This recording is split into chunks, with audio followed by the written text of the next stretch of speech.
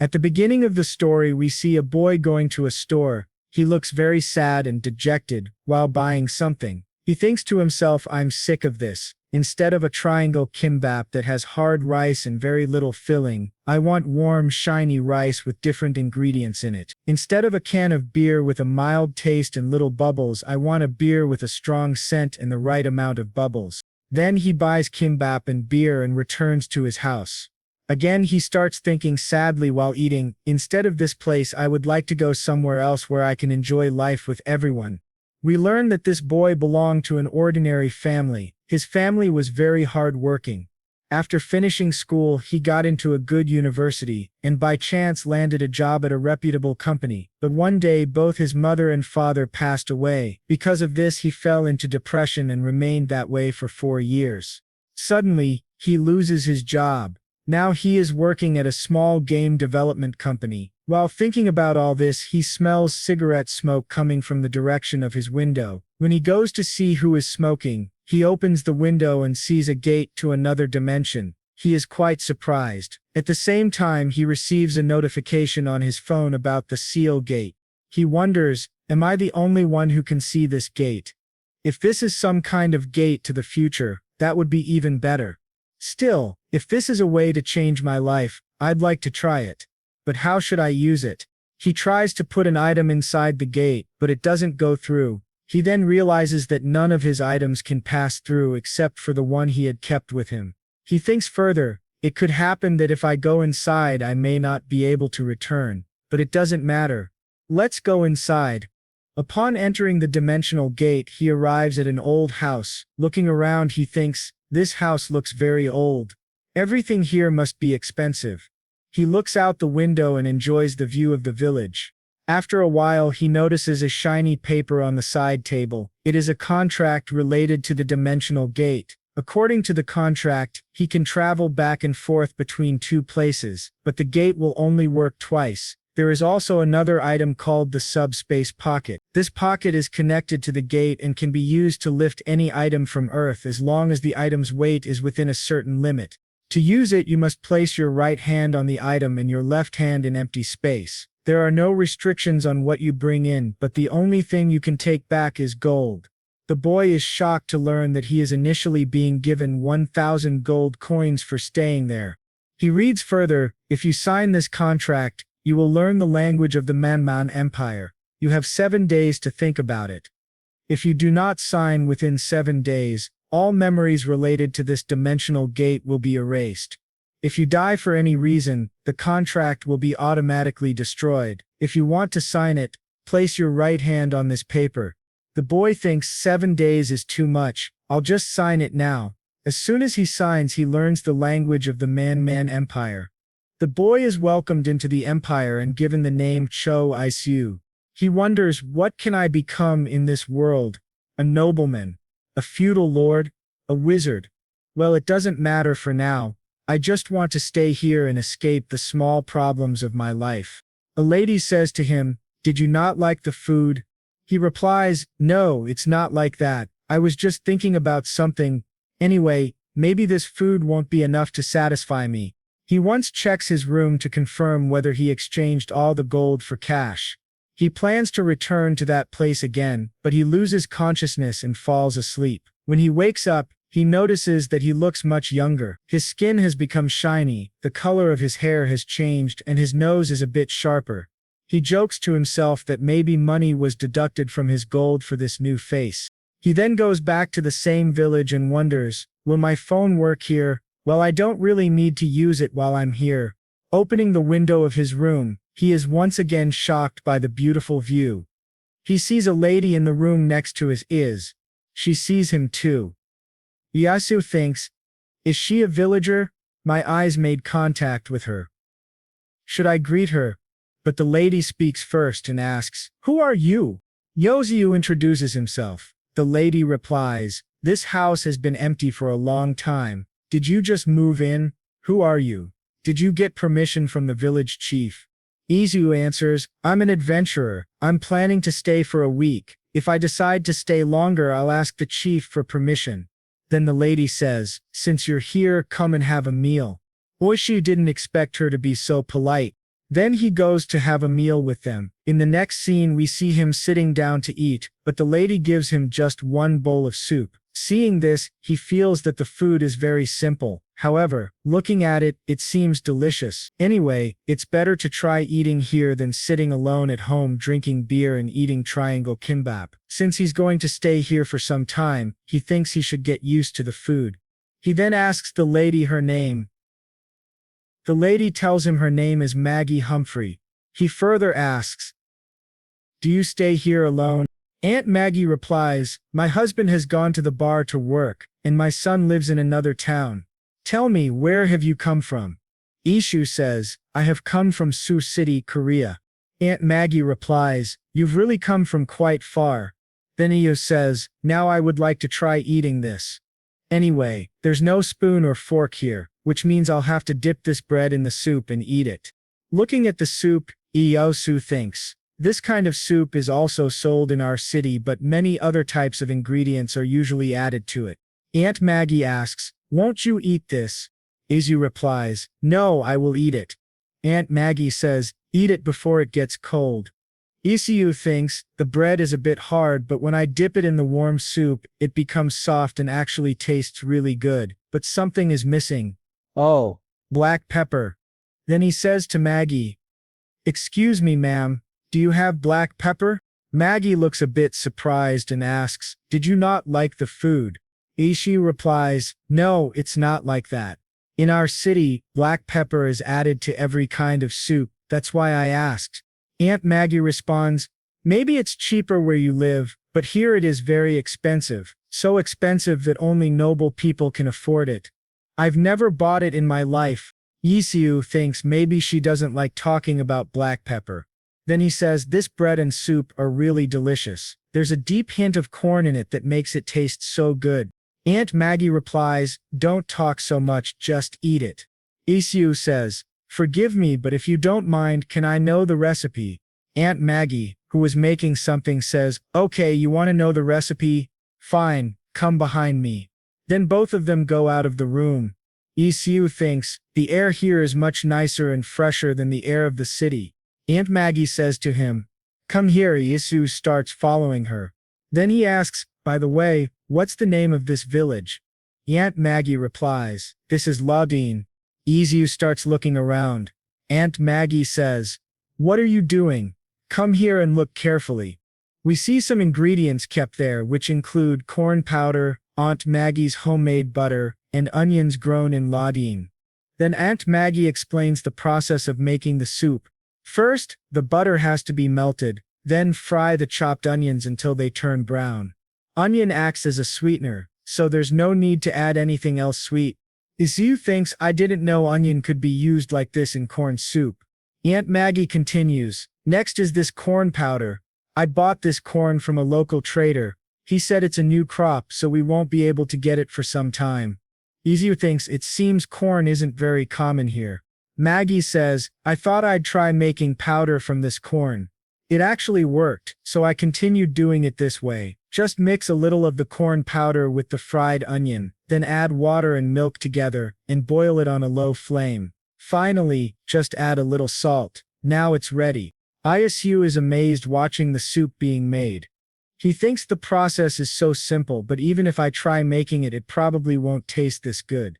Aunt Maggie starts going inside the house with the soup. Isu takes something out of his pocket and gives it to her as a gift. Aunt Maggie looks at it and is very surprised. It is a mirror that looks quite expensive. Isu says, "You invited me to your house for food, so this is a small gift from me." Aunt Maggie thanks him, but then rudely hands the mirror back to Isu. Isu thinks, why is she acting so cold now? Then he asks her for directions to the library. Aunt Maggie gives him the directions, and Isu puts the rest of his thoughts aside and heads toward the library. As he walks, we see him looking through a window where he notices a girl. When she sees Isu, she runs away. Isu thinks maybe she's shy. He continues walking and eventually reaches the library. Upon entering, he sees a boy with a name tag that reads Shara, who is eating something. The boy welcomes Isu. Isu greets him, "Good morning," and thinks, this man must be at least 30 years old. By the way, what is he eating? The boy says, maybe we haven't met before. Isu replies, I'm an adventurer who has come to this village for a short time. My name is Isu. I'm from Seoul City, Korea. Isu looks around the library and thinks, this is a library, but it's better than the bookshelf at my home. There are only around 50 books here. Maybe these are all rare books. Still, I don't understand one thing. Why is such a good man taking care of this library? The boy asks Is, have you come here to look for something? Isu replies, yes, can you give me a map of the IR Empire? The boy brings him a map. Isu asks, can I borrow it?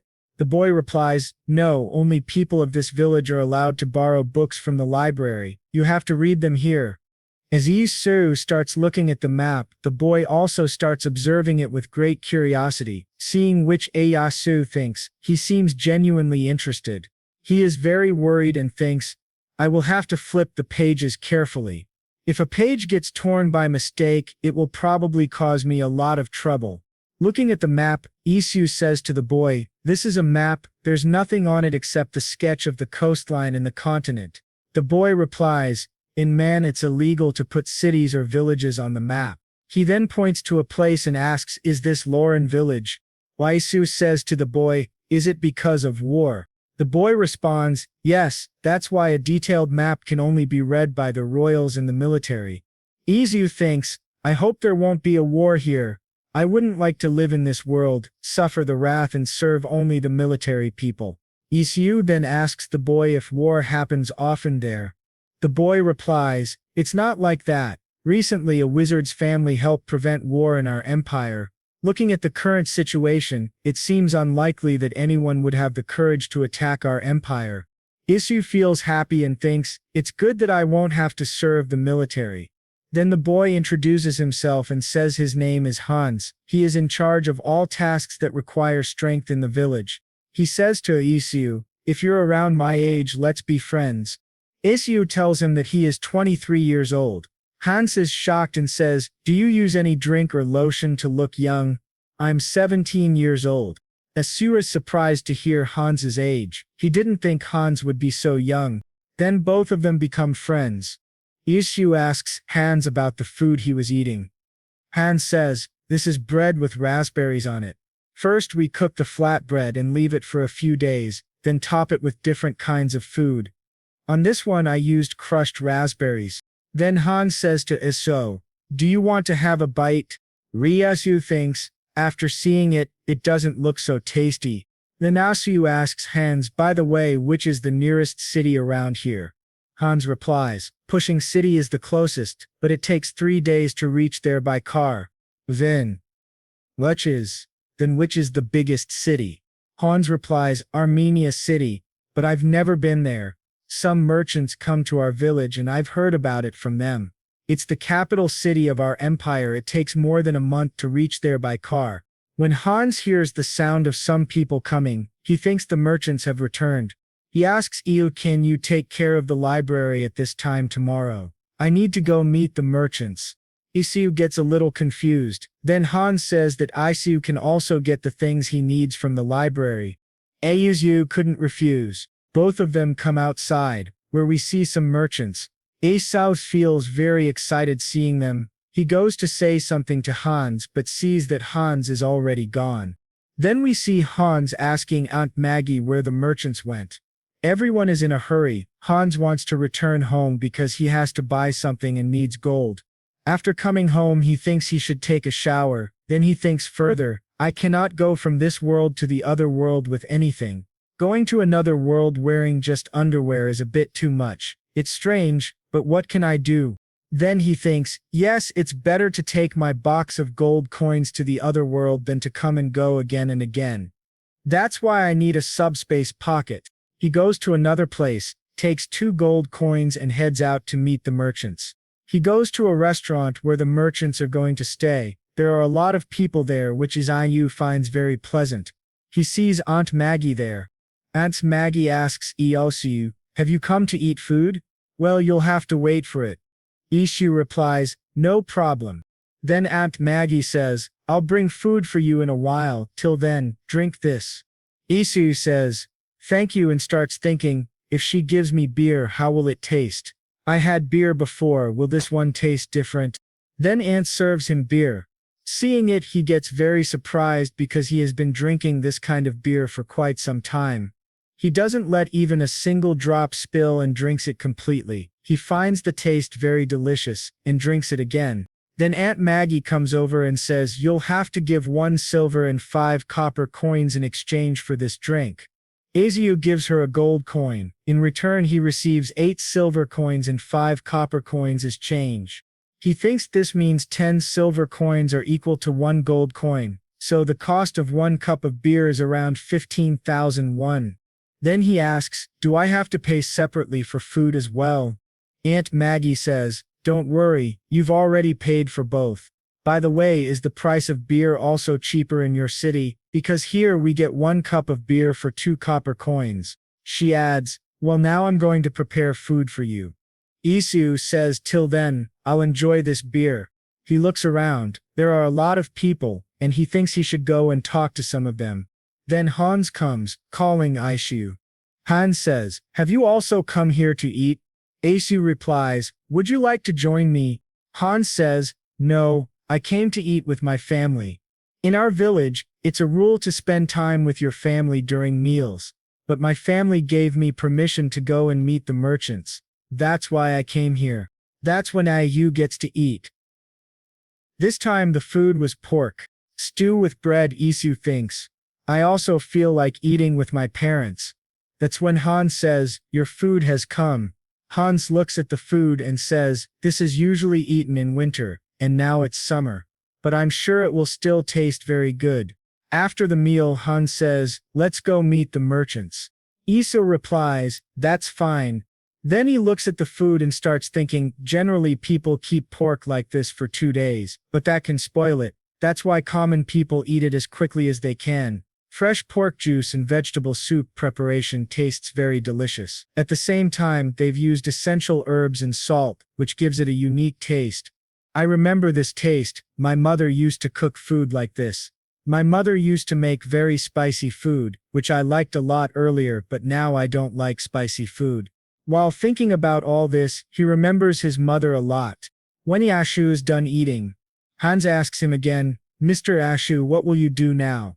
Isu says, "I'll go see the merchants."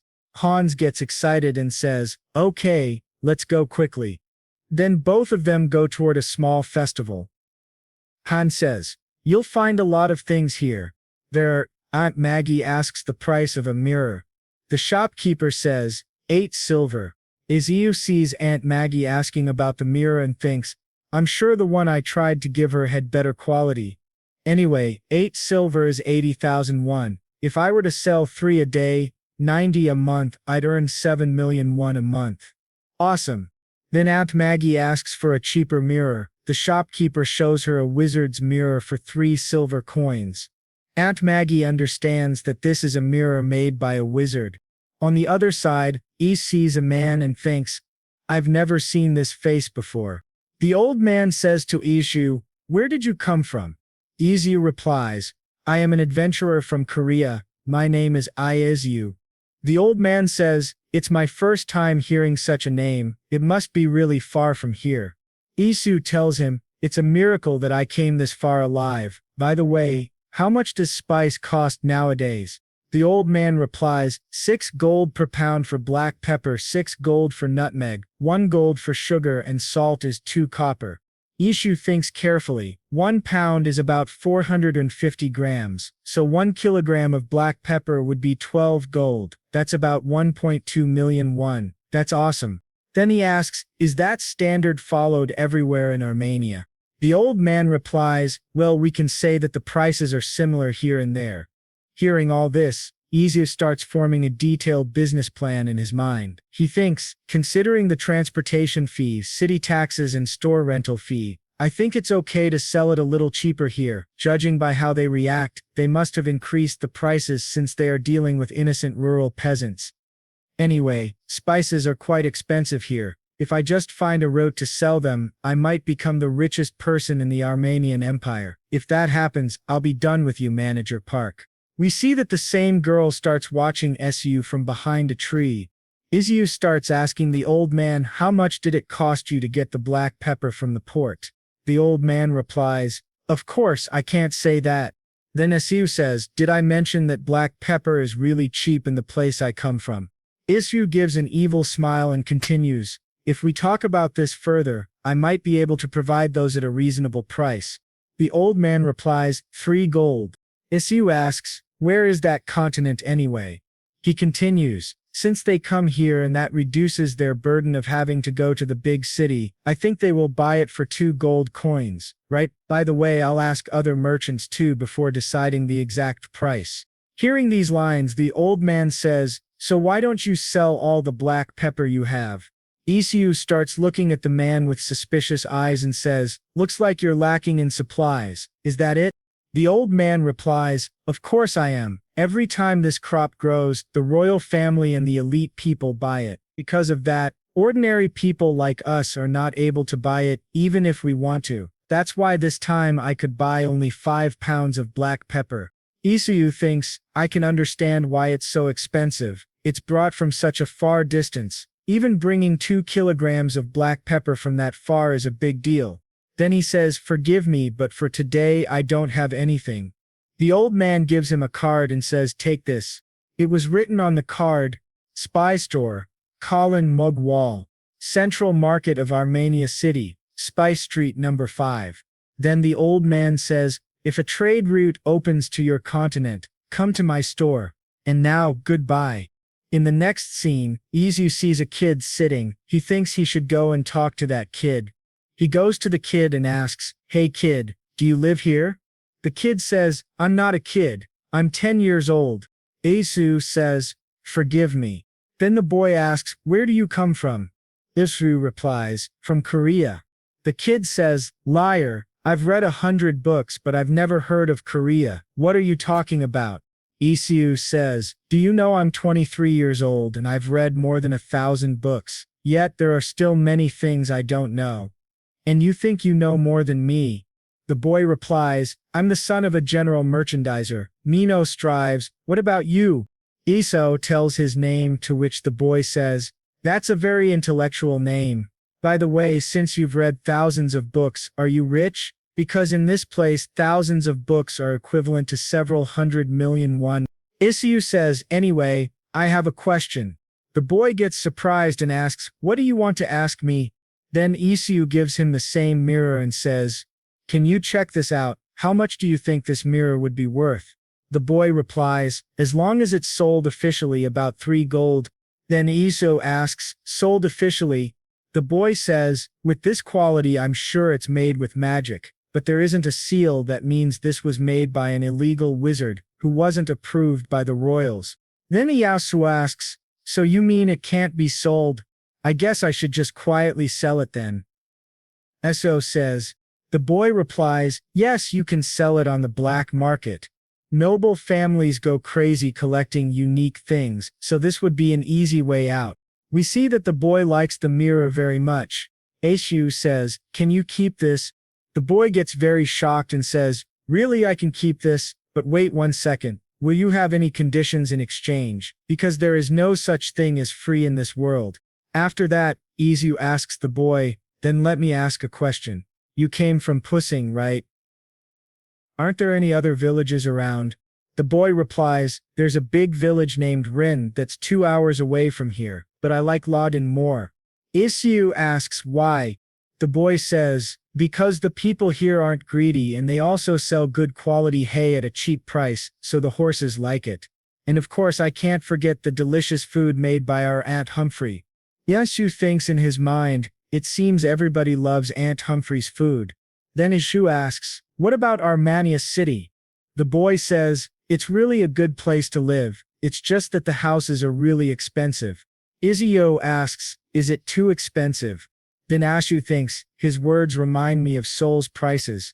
Then the boy tells him, "A hut in this village is 20 gold, that's about the price of a horse." "By the way, Mr. Isu, wait for a while. I want to give you something." The boy gives something to Isu and says, "This is our house. The first floor is a store. If you have any thoughts of working, you're always welcome." Isu asks, "So suddenly?" The boy says, looking at you, I can tell that you belong to a rich family, that's why I'm suggesting it, and it looks like you will be popular with women here, but of course you aren't my type. Then Isu replies, that's too bad, but you're not my type either. The boy laughs and says, I'll go back to my father now. While leaving, the boy tells him, if you get us another mirror I will sell it for you. Isu asks, you will? The boy says, yes, with this quality, if we put it in an auction it will be worth a lot. If you promise to supply us the most, we will give you the best rate. In the next scene, Su is back at his home and thinks, I want to go back again. He is feeling very hot, so he turns on the AC and thinks, when will this hot season end? I just want to live in Ladine, selling black pepper. Then he opens the fridge and takes out ice cream. He enjoys eating it and says, that soft ice cream inside this fluffy bread and the sweetness of the cookies and cream and the little cookie pieces embedded, it's giving a nice chewing texture. He becomes happy and finally decides that he will leave his job. Then he starts searching for the price of black pepper on the computer. He sees 1 kg of black pepper 101, which is very cheap. Then he thinks, if I were to sell it for 2 gold per pound, that means 4 gold per kilogram. I can get 4 million won for 10 kg. Thinking about all this, he becomes very happy and says, tomorrow I will go to the office and submit my resignation. In the next scene we see Iso going to his manager, Park. Manager Park tells him, I've told you a couple of times already, why are you changing the source code? You don't like it. Isu replies, distressed, but Manager Park shouts, shouldn't you be trying to find a more efficient way instead of just using open source? Isu hesitates and says, but that efficient source is where the error came from before. Then Isu starts thinking in his mind about all those things which require a lot of hard work as a programmer. Manager Park shouts again, hey, are you even listening to me? He drops some of the papers that Isu had worked on, then scolds him saying, are you thinking of using your dead parents as an excuse to zone out like that? Isu gets surprised and thinks to himself, is he really crazy? Then his manager continues, this is the problem with brats with weak mental health. They affect other innocent people too. Isu makes a decision, he will have to resign. In the next scene, he goes to someone's room. That guy asks him to sit politely. Isu says, I think I have to resign for some personal reasons. The guy asks, is this because of Manager Park? Isu tells him, till now, I've done everything they told me to do. I've heard every taunt and insult, but now they are saying terrible things about my parents. That's something I can't tolerate anymore. The boy replies, all of us are thinking of complaining against Manager Park. He continues, but the CEO is only listening to our complaints. He isn't able to do anything against Park, because very few people support us. That's the reality, and when it comes to Park's ability, he doesn't do a bad job. It's only because of that we haven't been able to fire him. Isu thinks, I could not even concentrate on my work while remembering. After what Manager Park had said, the man tells Ayo, I can understand. I kept you on the job because I knew your situation, but now things have worsened. I still understand where you're coming from. That's why I won't stop you from leaving. Even I don't know how long this company will survive, but I'm hopeful we'll get projects again. He adds, you are really a very good person. You should take care of yourself. Isu thinks to himself, if this dimension gate wasn't there, I would have had to give more years to Manager Park. Then he says to the man, thank you for understanding. I'd like to ask your permission to leave now. The man replies, okay. Coming out of the office, Isu thinks, I hope this company runs well even without me. Even if I go away, I believe the people who remain will take care of it. As for Manager Park, well, now I have nothing to do with him.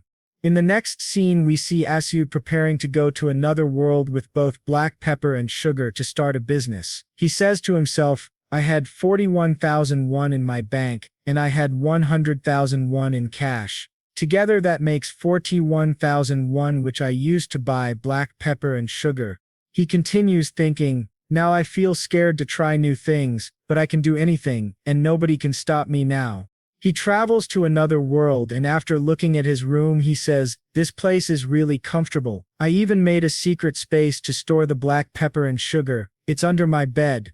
Then we see him visiting Aunt Humphrey's house. Aunt Humphrey thinks he has come to eat food, but he says he has something to show her, and also something to give her. Aunt asks, "What is this?" Isu replies, "These are barley flour, apricot seed flour, and honey. I'm going to make something called a mask pack. We'll mix the ingredients and apply them to our faces." Aunt asks, "All that on our face?" Isu says, "Yes, it will lighten blemishes and give our skin elasticity." The aunt feels a bit weird and says, "But I don't feel like putting food on my face." Isu happily replies, "This is how women in our continent take care of their skin. Try it once." Aunt agrees and wears the face mask, which looks very strange. Aunt Maggie didn't leave any gaps while applying the mask. Seeing this, Isu starts laughing and says, "Aunt, you should have left space around your eyes and nose." Aunt thanks him, and Isu says, "It's nothing." In the next scene, he returns to his room and says happily, "I like this freedom very much." This is how he starts to heal and how he spends his days in Seal City. Then there is a knock on his door. Isu opens it and sees Hans. Hans says, "I haven't seen you in a while, so I thought maybe you had left." Isu replies, No. Hans says, "Can you spare some time? Would you like to join me in picking hops?" Isu asks, "Hops, what's that?" Hans replies, "It's used in making beer. I make it myself. Anyway, how long are you planning to stay here?" Isu says, "I'm not sure. I'm going to talk to the village chief first." Hans says, "He'll be happy if you decide to stay for a long time. We always need manpower." He continues, "There's a lot to do: harvesting hay, feeding animals, fetching water, making beer, grinding grains, and I also have to protect the library." Then as Siu asks Hans, "Recently I saw a blonde-haired girl. Who is she?" Hans looks surprised and says, "Blonde hair? There's no such girl in our village. There's only one girl here, but she's a little weird." Isu asks, "Weird? How?" Hans explains, "It's been 10 years since she came here. She lives with her mother, but they don't interact much with the neighbors." Isu says, "Really?" Hans continues, "But they do everything they're asked to do. People have to work if they want to stay in the village after all." Isu asks, "Is that why you want me to go with you to pick hops?" Hans laughs and says, "That's not the only reason. If we think about it carefully, we realize that after taxes, most of our earnings are spent quickly. That's why when merchants come, they manage everything: rent, collection, supplies, and more." Isu comments, "So do you consider them your wallet?" Hans starts laughing. Then Isu thinks, the kid was right. Villagers here only make enough to get by. They'll take whatever you offer without bargaining. It's hard to imagine that in our modern society. I guess this is what it means to live like flowing water. It's good. Both of them arrive at the place they were heading to. Hyen shows Isu a sample fruit and says, "You have to collect fruits that look like this." Isu takes one, smells it, and thinks, "It smells good, like a mixture of grass and fruit." Then he says, "I heard that beer in a world without hops tastes awful. It's fortunate there's hops here." Lost in thought, Hans calls him Mr. Isu. "What are you doing?" Isu says, "Nothing. I was just thinking about something. I just need to put this in the basket, right?" Hans says, "Yes." Then we see them collecting the hops together. A lot of fruit was filling the baskets. Hans said, "This is enough." Isu replied, "It finished earlier than I imagined." Then Hans said, "Let's go now." On the way home, Hans told Isu, "The firewood is running out. Can you come tomorrow as well? We have to shave the sheep before it gets hotter." "Do you know how?" Isu didn't say anything. Then Hans said, "I'll take this to the inn. By the way, you must be tired. Take some rest for a while." Isu said, "Okay, thanks," and then started running towards his home. He went home and took a bath, which made him feel really good. Then he thought to himself, a beer would be perfect after a nice shower. If I'm going to drink beer in another world, I should take some food there. He started thinking about a lot of food and said to himself, "I feel like eating all this." He began browsing food on his phone and planned to take some of it to the other world. After much thought, he picked a food item and ordered it online. After some time, the delivery arrived. He decided to take the food to the other world using his subspace pocket. He thought it'll be great to enjoy the taste of Korea in another world. After reaching the other world, he thought, but how can I eat this food? There's not even a plastic bowl here. If I think about it, I haven't brought any of my essential things here. So he went back and brought some bowls from Korea. At this moment, Hans arrived. Hans said, after coming inside, I was knocking at the door for a long time, but I couldn't hear anyone's voice. Isu, who was without clothes, was stunned to see Hans. Hans said, sorry, I came in without permission. Next time, I'll wait outside. Isu said, okay. Then both of them went to the garden and started talking. Hans said, I've been working hard to cover your quota while you weren't here. Isu asked, work? Hans replied, the hops we picked earlier. We had to clean the dust off the fruits to make beer. Since you weren't here, I did all of that myself. Isu was very surprised and said, thanks. He thought to himself, this place is nothing like Seal, but it's much better. Then he thanked Hans again and said, I'll help next time. By the way, why are you here again? And said, do you want to have dinner with me? Isu remembered the food he had planned to eat, the one he ordered and brought into this world. He wasn't sure what would happen to it, but still said yes to Hans. Seeing Isu's expression, Hans said, if you're saying yes, then why are you making that face? Isu said, no, it's not that I don't like it, it's just sudden. I actually cooked something. Hans was surprised and said, you know how to cook? Isu said, yes, but why do you sound so surprised? Hans said, nothing. You just seem like someone who only eats food cooked by others. Isu said, I was planning to share it with Aunt Humphrey. Then Hans said, let's eat at Aunt Humphrey's then. Isu asked, can we do that?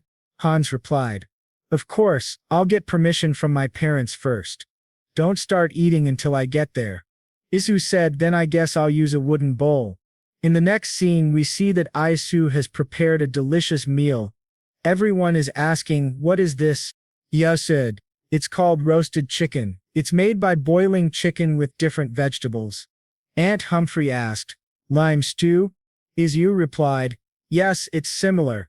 Eat it before it gets cold. After everyone had eaten their share, they started reacting so strangely that Isu became extremely nervous. Isu asked Hans, you don't like it, is it not to your taste? Hans said, this food, it just flipped my whole world. Isu said, what? Aunt Humphrey turned to her husband and asked, are you all right? Her husband replied, I lost consciousness because it was so delicious. Then Aunt Humphrey asked Isu, did you use spices in this food? Isu thought to himself, Aunt Humphrey is really experienced in cooking. That's why she noticed so quickly that I spiced up the food. Then he said aloud, yes, it's a common spice used in my hometown. Aunt Humphrey asked, is it not your type, Hans? Hans shouted, it's completely my type. Aunt Humphrey's husband said, it's my type too. Then Aunt Humphrey said to everyone, start eating now. Everyone enjoyed the meal very much. The next morning Isu said, all right, let's go sell some black pepper. While he was searching for a merchant, he saw a girl riding a horse. Isu thought to himself, she is very beautiful. He noticed people around her and wondered, is she a noble? Seeing a man standing next to her, Isu thought, how cool does this guy look?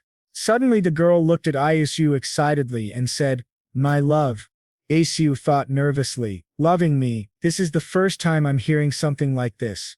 The girl got down from the horse and started walking toward him. But then we see she walks right past Isu and goes to Aunt Maggie, who is standing behind him. We find out the girl's name is Rose. Rose said to Aunt Maggie, how long have you been working here? You're the reason I keep sneaking out of the house. Aunt Maggie replied, then I'll have to leave this place now. Rose said, what? I might die if I don't eat the food you cook for me every day. Rose rudely says, I'll tell you this again. I like to live my life freely, and if I had made up my mind, I would have been the best chef in the royal family in no time. Then Rose adds in horror, if you refuse to make my food, I'll cut off that hand and take it with me. Isu thinks to himself, how scary she is. Aunt Humphrey says, then you can't eat the food I make anymore. Rose says to her, that means hurry up and give me the most delicious food. I brought the ingredients, so use them as much as you want. Aunt Humphrey replies, okay. Now go and wash up first. The girl runs off to freshen up. Before leaving, she says, if you add black pepper, I'm not going to let you go. Aunt Humphrey says, that's not possible. Isu thinks to himself, so she hates black pepper. Han says to Seo, Miss JJ is so beautiful, right? Isu replies, yeah. Hans adds, of course she's a bit bad-tempered. Hans is about to say more when Rose suddenly arrives and says, bad-tempered, but who? Seeing Rose up close makes Hans's heart skip a beat. Rose says, don't be scared. It's all good. I was furious when that rumor about my bad temper started spreading, but now it's too late to take it back. I bet my driver played a huge role in spreading that rumor. It's a really cunning one. Then pointing at Isu, she says, by the way, who's this person? Isu replies, let me introduce myself. I'm an adventurer, Isu from Korea. Hans adds, he'll be staying in the village for a while. Rose starts asking a lot of questions all at once. What is this Korea? It's my first time hearing of it. It must be far away from here. Which family are you from? How much wealth do you have? Hearing so many questions at once, Eozi's head starts spinning. Just then the same man from before arrives and takes Miss Rose away. Rose shouts, hey, let go of me, let me go. Isu looks at the girl and thinks, what a crazy young girl. Then Isu asks Hans, her name is Jace Rose. Hans replies, yes, you can call her Miss JJ for short. Isu says, I see, Miss JJ must be very interested in me. Isu pokes Hans and asks, do you like Miss JJ? Hans replies, what are you saying? It's not like that. He continues, Mrs. Humphrey's food is really good. Even if I use the same recipe and ingredients, it doesn't taste as good as hers. Just then, a swan becomes very happy after seeing a man and says, Mr. Joseph, I am here. The man named Joseph replies, all right, Hans, get me a beer. Hans brings the beer. Isu asks the beer's price and Hans says, we don't charge money today, it's Miss JJ's day, after all. Uncle Joseph says to Isu, since we're here, let's have a drink together. Isu replies, yeah, of course. By the way, I heard him call you Mr. Joseph, and I'm Isu, sir. If you don't mind, may I ask what kind of business you do? Uncle Joseph replies, I sell spices in Hermania City. Isu asks, by any chance, do you know Mr. Mugo? Uncle Joseph says, you mean Colin Mugo? Of course I know him. We are very close. Isu asks, how do you know him? He came here last week. Uncle Joseph asks, did he perhaps sell some black pepper here? Isu replies, yes, but he said he only got a little of it. Uncle Joseph exclaims, come on. Isu, confused, asks, any problem? Then Uncle Joseph says, I'm the owner of the biggest spice shop in Hermania. I couldn't even get a grain of black pepper because the Medits family swept it all up. No wonder the Medits bathe in pepper water. There's even a rumor they use pepper as perfume. Isu thinks, that sounds like the other way around. Uncle Joseph then asks, that man Mugo, how did he even get a little bit of black pepper? Isu thinks, come to think of it, wasn't that what Hans ate before? It wasn't that good back then, would it be any better with beer? While thinking, he starts eating something very hard and doesn't like it at all. Isu says to Uncle Joseph, I don't think Miss JJ actually likes black pepper though. Uncle Joseph says, don't even say that. There's big trouble in piecing because of that. Isu asks Uncle Joseph, were you planning to set fire to the carriage carrying black pepper? Uncle Joseph replies, it was pretty hard to distract the knights. Isu says, wow. Just then Rose returns and says to both of them, don't you both think you shouldn't talk about me behind my back? Isu suddenly gets scared. Uncle Joseph says to Rose, of course not. Come, have a seat. Have a drink too. Rose tells Uncle Joseph, how about we steal that carriage? We'll earn a lot if we succeed. Then she picks up Iosi's beer and drinks it. Rose asks Isu, do you want this beer back? Isu replies, I don't want it. Rose asks Isu to answer the question she had asked earlier.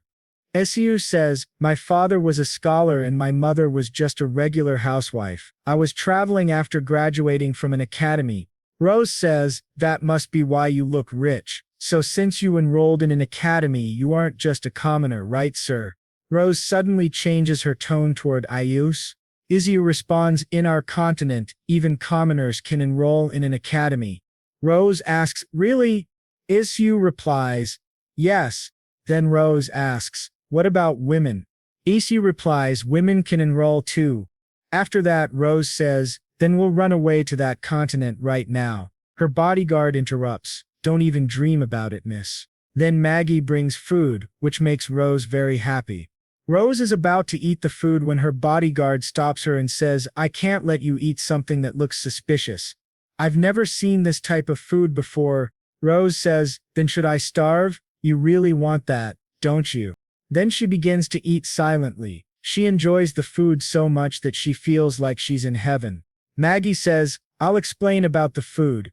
Rose suddenly interrupts. Wait, I'll explain. The soup has the taste of soft cream, a mix of veggies, butter, and milk all together. The texture of the barley popping in my mouth feels so refreshing. The scent of truffle mushroom is added, making it luxurious. In this it's a food called potato. It's my first time trying it. It's somehow crumbly yet soft and tasty. Isu is very surprised to see Rose's refined sense of taste. Rose says, of course it was magic. I spent some money on some wizard bastards. I did well, right? Uncle Joseph says, yes, you did really well. Isu thinks to himself, it looks like she isn't really fond of wizards. I wonder how the soup tastes. It's like clam chowder, delicious. But it wouldn't have been easy to harmonize the taste of potatoes and clams. She made this with ingredients she had never even seen before. She's great. Rose snaps, don't overreact and sit down. I only said that because it was so delicious. Then she looks at something and asks, what is that? Humphrey answers, cabbage. It's pickled in boiling water with lemon juice, raspberry juice, and bay leaves. I also added sugar to give you when you arrived. Rose gets very excited and says, I love you, Maggie. Everyone will suspect me if I kidnap Maggie, right? Her bodyguard says, if you want, I can kidnap her for you. Rose says, hey, don't say that out loud. In the next scene, Isu says, now that we're full, let's go sell some black pepper.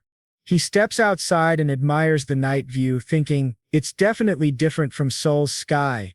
He goes to Uncle Joseph's house to sell the black pepper. Uncle Joseph is very surprised to see so much of it. Uncle Joseph asks, how did you get that? Isu replies, I bought it from my hometown. Uncle Joseph says, I'll buy them all. Isu says, I have about 20 malems. Uncle Joseph offers, I'll give you 3 gold coins per pound. Isu thinks to himself, that's a total of 60 golds.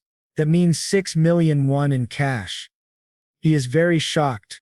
Uncle Joseph gives him the money. Isu says, isn't it uncomfortable to carry such a huge amount of cash? Uncle Joseph replies, that's why we hire merchants. We were just lucky this time that we met Miss JJ and her people along the way. No bandits are stupid enough to attack people accompanying the Midit's family. The next morning, Isu wakes up feeling much better. He says, so this is what rich people wake up to, but it feels kind of awkward having this much money. He thinks people here normally use just 3 gold a month to live. How much should I spend? Thinking about it, he starts looking at his wallet. Then he decides, shall I go have a look at the market first? He heads to the market and goes to the candle shop. He asks the price of candles.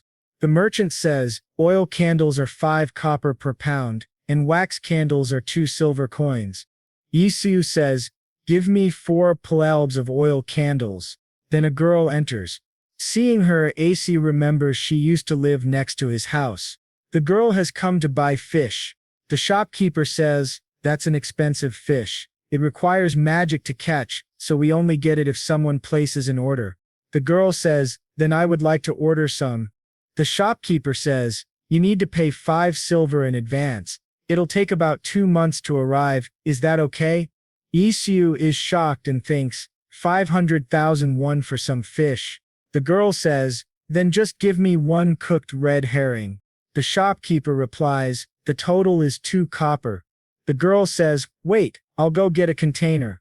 Isu thinks to himself, I guess I was wrong about her being a spoiled blonde. In the next scene, Rose comes to the market and starts calling for Isu. Isu says, Miss JJ, did you come here to buy something? Rose replies, I was looking for you. Yaja seems surprised. Then Rose asks nervously, would you go on a walk with me?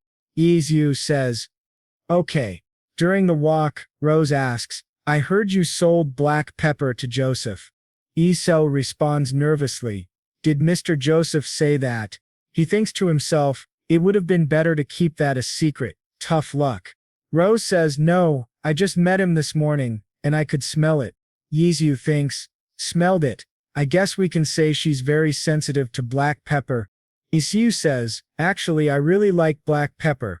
I bought some from my hometown and sold it here to get some money for transportation. Rose replies, I don't understand why people are crazy for such a thing.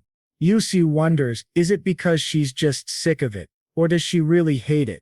Then Asuru says, but I like it. It's really delicious when used on ramen, when black pepper is sprinkled as a topping on spicy and sweet ramen soup. Rose asks, are you eating something? Isu replies, no, it's nothing. Maybe the reason you hate it is because some guy just uses it excessively.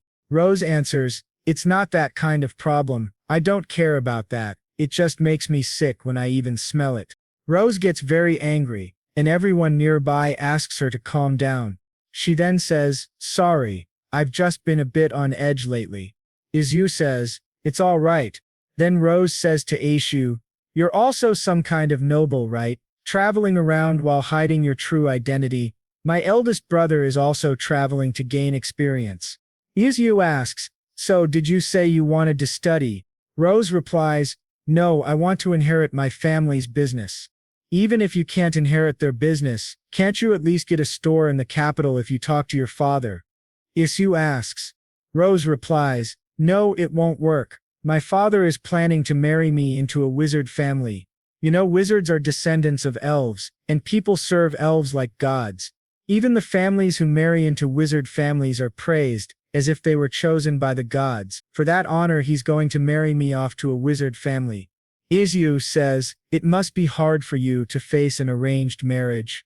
Then Rose says, so take me to your continent. I can offer you 5,000 golds.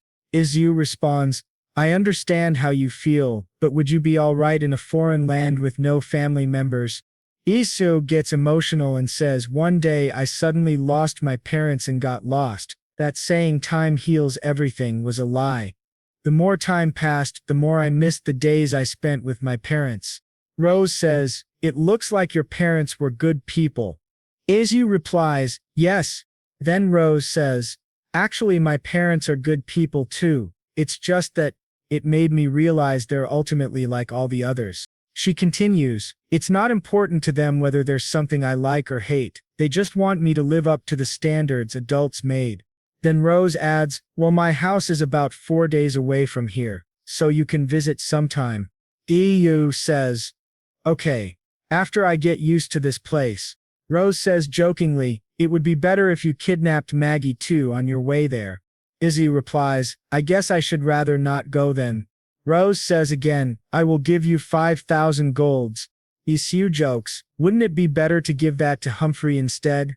After the conversation ends, Rose leaves. Then Iyasu sees an old man and goes to talk to him. The man already knows Iyasu's name. He asks, are you going to stay in this village? Isu replies, so you knew me, I should have visited you first. Sorry I'm late. The man is actually the head of the village. The old man says, it's okay, go ahead with your plans. We're already like neighbors now. Isu says, okay. That's it. So can I just live here? Isu is very surprised by how easily the village accepts him. In the next scene we see a car arriving in the village. Maggie shouts, old men. She gets angry and says, where the hell have you been? Oh my god, you got a kid now? We then see some people arriving bringing a baby with them. Maggie asks the lady, is the baby healthy? The lady replies, yes, he's a perfectly healthy boy. Maggie gets emotional seeing the baby. We come to know that the woman is Maggie's daughter-in-law and the baby is her grandson. Isu feels very happy witnessing the moment. In the next scene, Hans comes to Isu's house. Isu says, "What is it? Do you need more firewood?" Hans says, "No, let's go see the baby." Both of them go to see the baby and think that he's very cute. Then Hans says, "Mr. Isu, I need to tell you something." Isu asks, "What is it?" Hans says, "A noble is trying to buy our village." Isu asks, "Seriously, what do you mean by that?" Hans says, "I mean our village could be sold at any moment now." Isu says, "What? Isn't that a serious problem?" Just then, the baby starts laughing. Seeing this, Isu says, "Well, maybe it's not as important as this moment." Hans says, "I guess so." In the next scene, Isu brings Hans to a different place and asks him, "By the way, that thing you mentioned earlier, isn't that a serious problem?" Hans asks, "What? Which one?" Isu says, "The thing you told me about the noble." Hans says, That, actually it doesn't have much to do with you. You're a traveler. You can leave at any time." Isu thinking to himself, that kind of hurt. Hans continues, "Anyway, there's something I wanted to give you." He hands over some books and says, "This one is about one of the nobles I like. It can help you better understand this place." Isu replies, "Thank you." In the next scene, Isu returns to Korea using the gate. Looking at his budget, he begins thinking about what he can sell this time. He remembers the girl in the market who was buying fish. Later that night, he goes to the market to buy something. He sees a lot of food and ends up eating to his heart's content. Then he thinks, let's take a walk to digest all this food.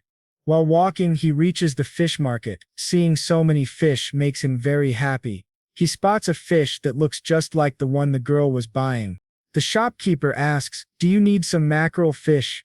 Isu replies, "Yes, but please remove the organs." The shopkeeper says, "Okay." Isu buys a lot of that fish, takes them home and thinks, "It's been a while since I had proper mackerel." He also finds a sauce called samjang. Isu says, "They don't have samjang sauce there, so let's make something tasty using samjang." He continues thinking, "I learned this when I was studying abroad, and lastly, if I mix in some nuts, then it's done." He collects all the ingredients to eat the fish and says, "I took some barley just in case, because porridge is more common than rice in that place." Then Eo remembers what his mother once said. Controlling fire is essential when cooking rice in a pot. You should fry the outer layer when frying fish so that the oil comes out, which prevents the fish from sticking to the pan. Bong-soo gets a little emotional remembering his mother's words. In the next scene, he goes to the house of his neighbor. The girl's mother opens the door and asks, "Who is it?" Isu says, "I'm Iyasu living next door." The girl's mom replies, "Hi, I am Mesa, but what brought you here then?"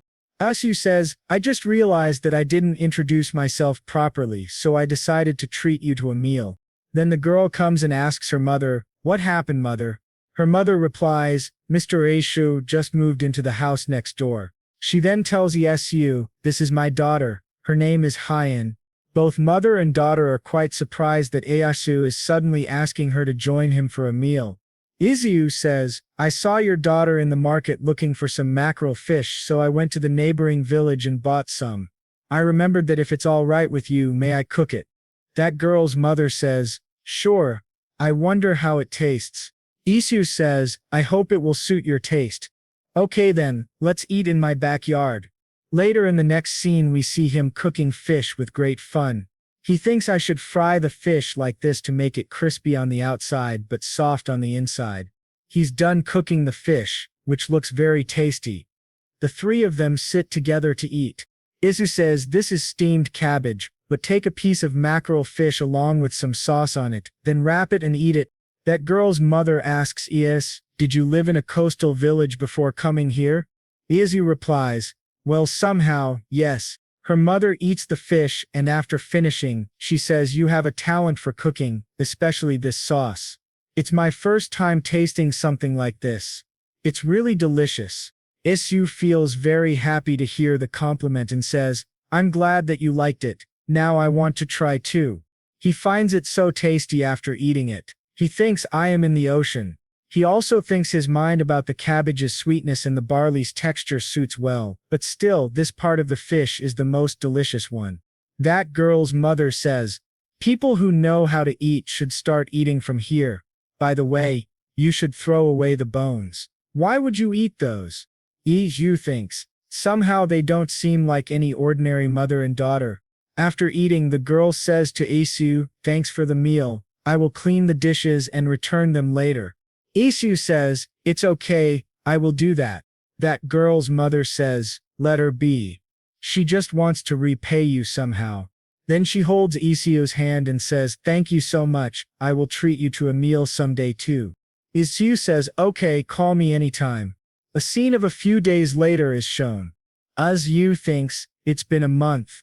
He further thinks, I get very tired doing all that work with Hans. Just then, Hans arrives. Isu thinks that Hans has come to call him to do that work again. Isu asks in a very weary tone, what are we going to do today? Hans says, it isn't for work. Would you like to go to Lucian village with me? He is surprised to hear the name of the new village, but then he says, yes. Hans becomes very happy. In the next scene, Isu starts vomiting profusely due to traveling on such a dangerous road. He thinks, I should have taken meds for motion sickness. That was one murderous road. Then Hans says, there is someone I have to meet, so I will go that way. Isu says, okay, let's meet at this spot after about an hour. I will be at the pub if it gets too late. Hans replies, okay. Then he goes to meet someone. Isu thinks that he can take advantage of this opportunity to do some shopping in this village.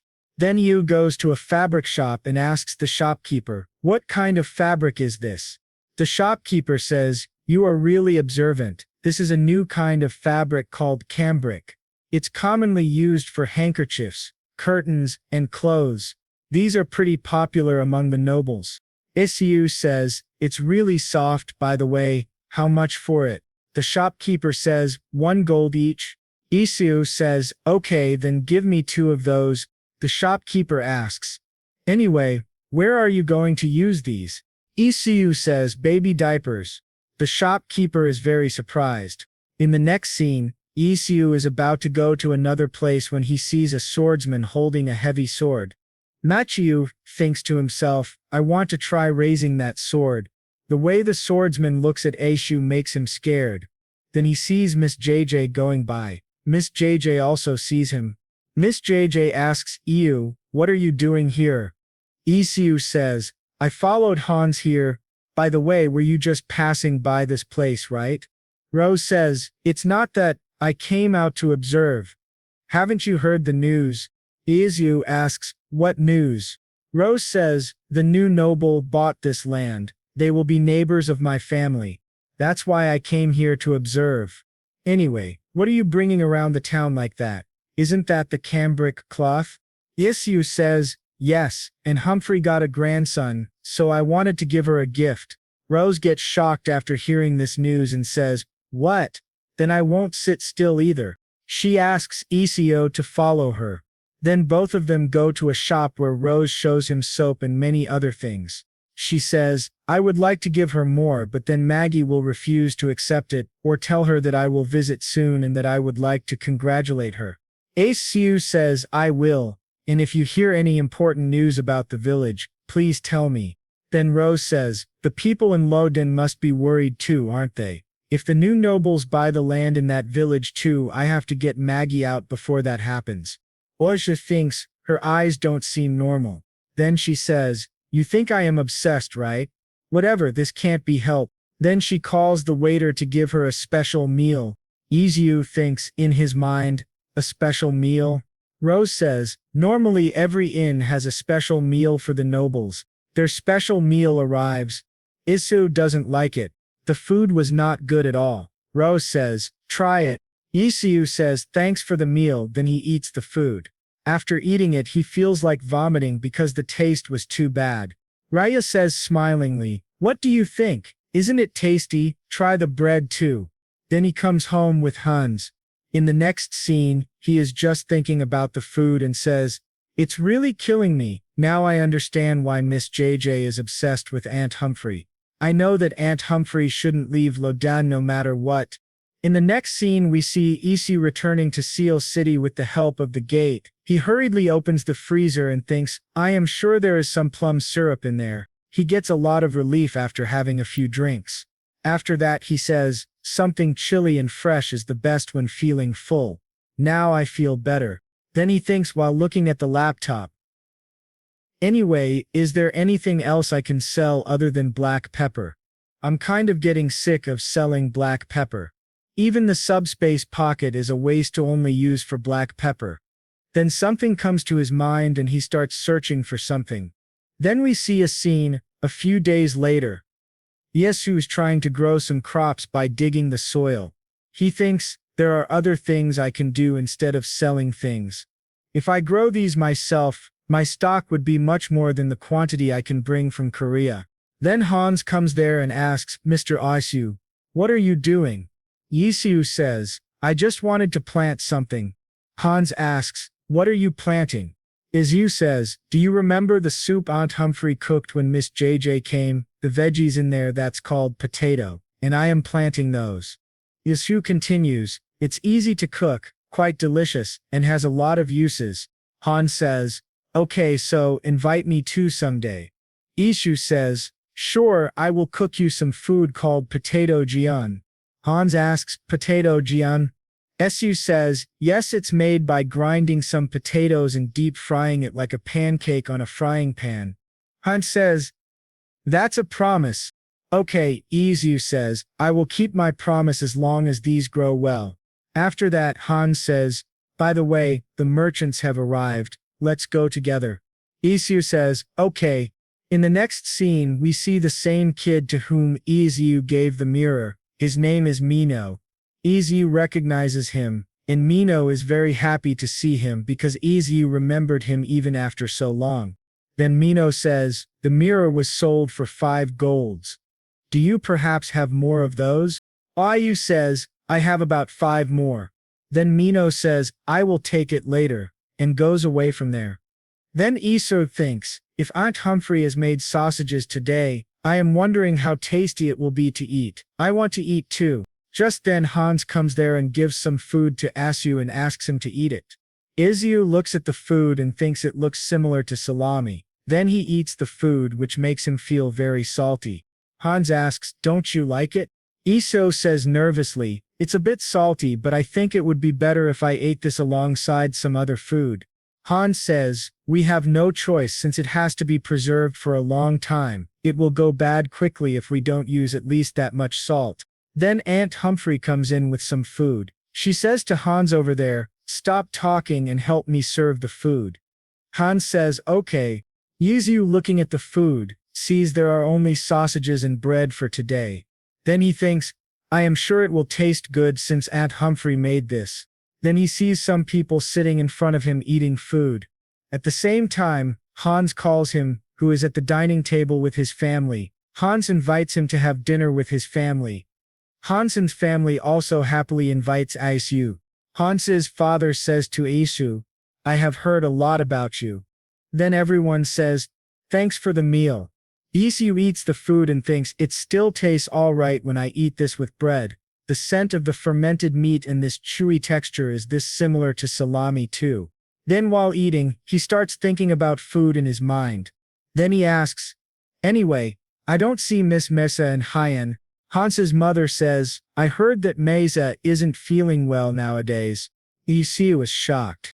Then Hans's mother gives some food to Isu, and says, can you take the leftover food to your place? Isu says, of course. Then when he starts leaving from there, he hears a lot of shouting and fighting. When Isu hears the voice, he understands that it is the voice of Hyen and her mother fighting. Then Hyen comes out of the room in anger. She and Isu come face to face, but Hyen doesn't say anything and goes away in anger. It is then that the mother comes out to call her, and then they start coughing up a lot of blood. In the next scene, we see Isu and the girl's mother at the dining table. Isu says, please eat before the food gets cold. The girl's mom replies, I will eat together with Hyen when she comes back. We see that she is very worried about her daughter. Then she says that Hyen isn't her real daughter, she is her nanny, who's been looking after her ever since she was young. Isu thinks to himself, so that's why I felt weird that time. I think there is a problem with her attitude too. The girl's nanny says, well, young miss doesn't have a warm attitude, but she isn't a bad child either. There's a valid reason why she shouted at me like that. Isu asks, is it somehow related to why you told the whole village that she's your daughter? The nanny replies, because we've kept this a secret. Our miss has a lot of talents. She wants to use those talents to earn money in a big city and get me treated, but I'm not allowing her. She's crazy. Isu thinks to himself, I also understand Hyen. Even I would have felt frustrated if someone important to me didn't want to get treated for an illness. Then the nanny says to Isu that she has a favor to ask. Isu asks, what is it? The nanny says, when I die, please help our Miss Hyen to settle down in this place. The next day we see Isu going to his parents' graves. After getting there, he repeats in his mind what the girl's nanny told him. After that he says aloud, it won't be easy, but I'll try. Then he remembers something his own nanny once said. That's a lot more convincing to hear than you confidently telling me that you would definitely do it just to keep me happy. In the next scene, Iyasu thinks to himself, I am not someone who is good enough to be responsible for a girl that I barely even know. And it doesn't feel like Hyen is someone with whom I can get along well. But the reason why I said that was because I know the feeling of being left alone. In the following scene, we see Mino and Iyasu. Iyasu gives him the remaining 5 mirrors, which makes Mino very happy. Mino says, okay, I'll give you 3 golds per mirror. And I'll give you more if these get sold at a higher price. Isu says, you work with your conscience, huh? Then Iyasu asks, what about soap instead of mirrors? Mino replies, soaps aren't in as much demand as mirrors. Mino continues, anyway, Mr. Isu, what are you? Isu, surprised, says, I said I'm an adventurer. Mino says, what I mean is, are you a noble or a commoner? You have a scent that I can only smell from nobles. Commoners can't take a shower as frequently because water is rare. Isu asks, then how do the people in Armenia take a bath? Mino replies, there are several public baths that the wizard's family runs. Even the commoners use them because the price is affordable. Isu asks, the wizard's family?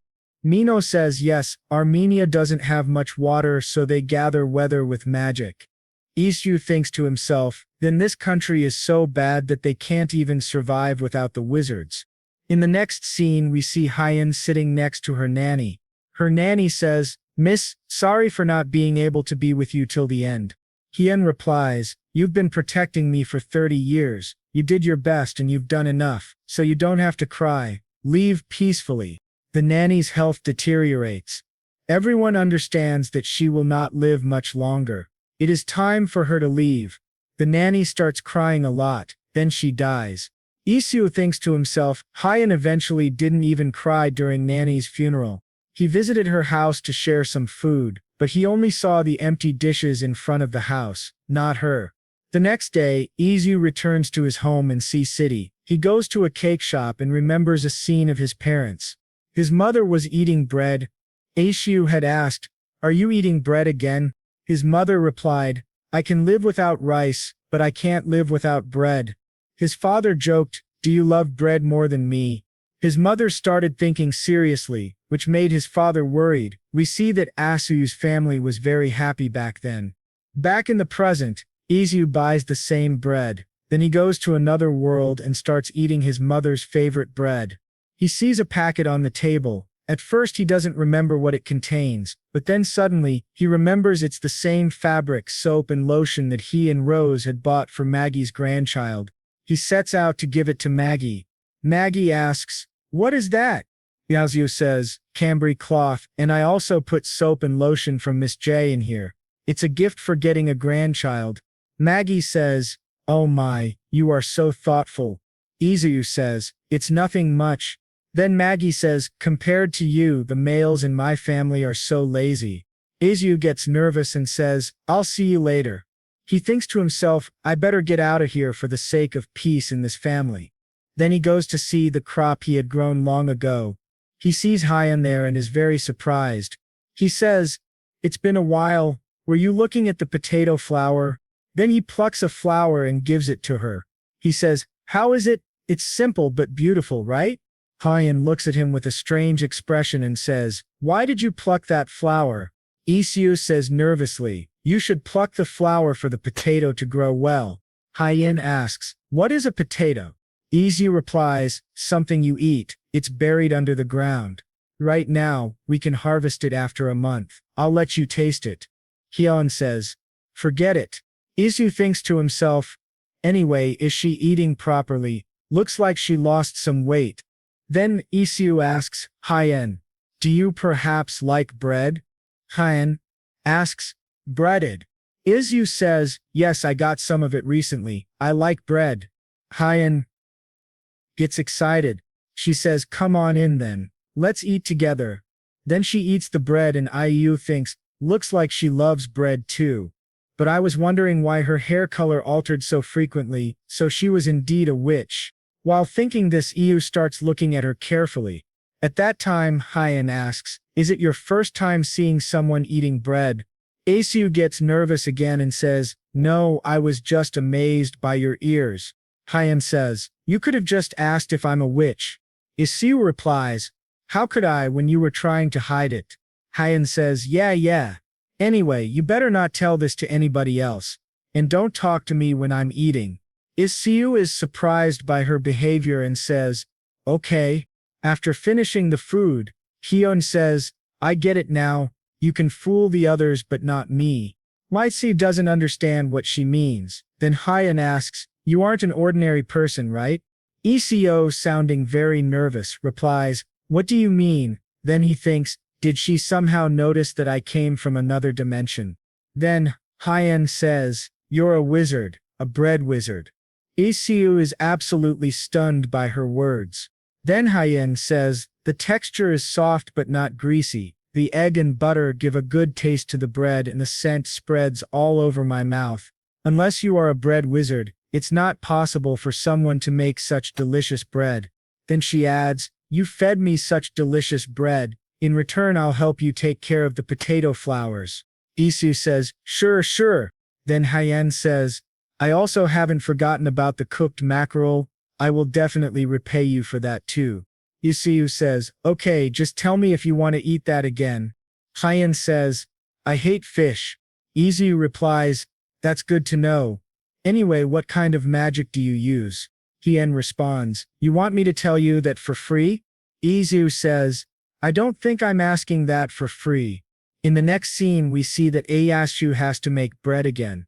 He collects all the ingredients and thinks pound cake has simple ingredients and is easy to make. Traditionally, flour, egg, sugar, and butter are mixed. It's also delicious if we add veggies and bacon. Chocolate and green tea are good too. Also lemon.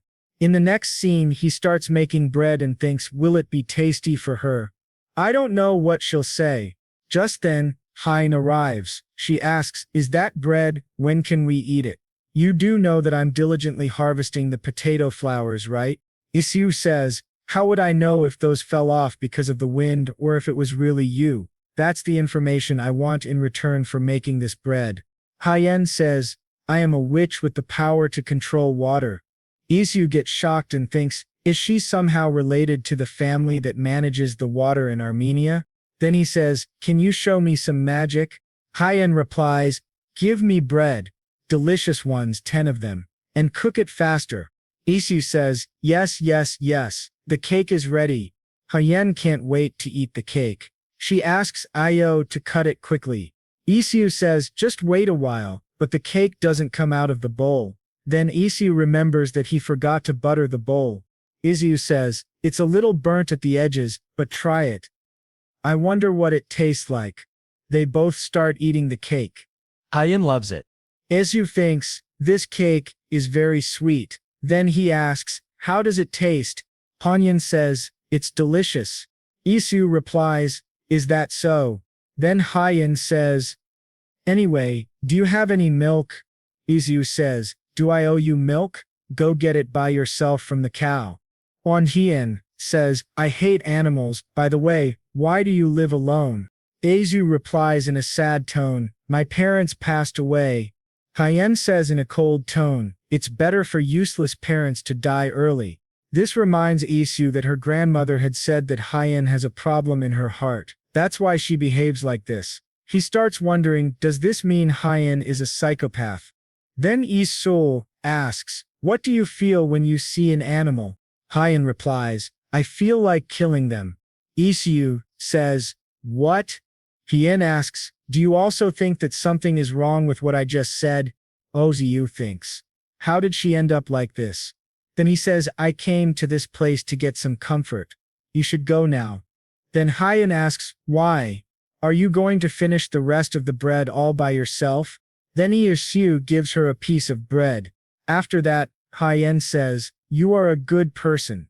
In the next scene, we see Isu lying on his bed, thinking to himself, I understand what it feels like to lose someone important to you.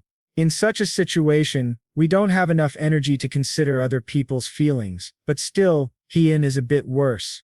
In the next scene, we see some people brutally killing the residents of a nearby village. During the fight, one man escapes with great difficulty.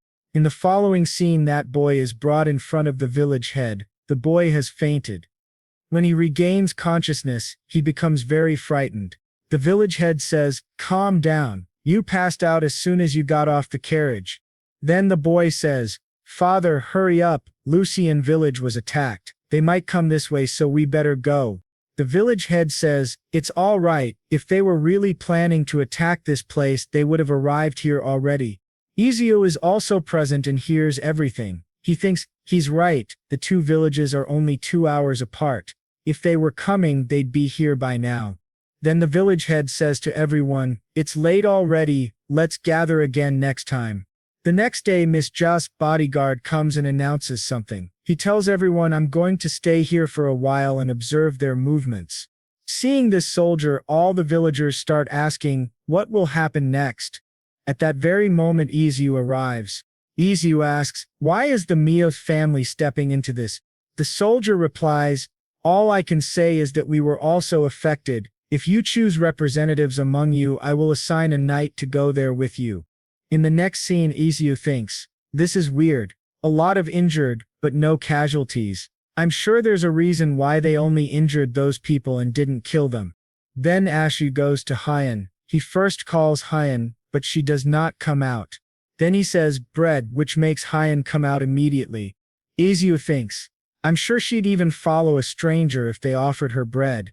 Then Hyen says, I'll make you some bread. Isu asks, instead, can I ask you something? What's with the poker face? Hyen replies, what do you want? Isu asks, what are the positions of the nobles in the Man Nation? You know, something like count and marquis. Hyen says, we have counts but no marquises. Isu says, oh, elaborate then. Hyen replies angrily, one question is enough. Then she continues, from now on asking questions isn't free. 1 bread loaf per question. Isu says, you are a savage robber. Desio is then forced to go and make a cake. Hyen asks, are you going to make bread with these this time? She gets very happy. Then Isu starts telling the recipe while making it. He says, first I'm going to put this mingle and mix it several times, then put some oil on the pan and place the batter on it. Hyen says, cook it already, I'm hungry. Isu says, we have to cook this slowly on a slim fire. Hyen says, you must not be good yet with your magic. Isu says, this isn't magic. We see that he makes a pancake. When it's ready, Hyen is just staring at the food. Isu says, stop staring and eat it. Then she eats it and likes it very much. She asks, what is this? How can a piece of bread be this soft? Isu says, that's called a pancake. Then Hyen eats the whole pancake. Isu says, if you're eating, can you answer my question now? Hyen says, don't be so impatient. Isu says, oh, sorry. Then she says, first, the highest position is the emperor. That bastard rules this entire kingdom. Isu asks, are you really allowed to say it that way? Hyen says, I am going to kill him with my own hands anyway. Isu thinks, what a troublesome kid she is. Then he says, okay, continue. Hyen says, Next is the Duke. It's a position given to the wizard family and the indirect royal descendants. Next are the counts and the rest of the nobles. Isu asks, "That's all?" Hyen says, "Next are the people who buy the certificate of nobility." Isu asks, "How much is that certificate?" Hyen replies, 5,000 gold coins. Then Isu asks, "By the way, why do you want to kill the king?" Hyen replies, "He is the enemy of my kind."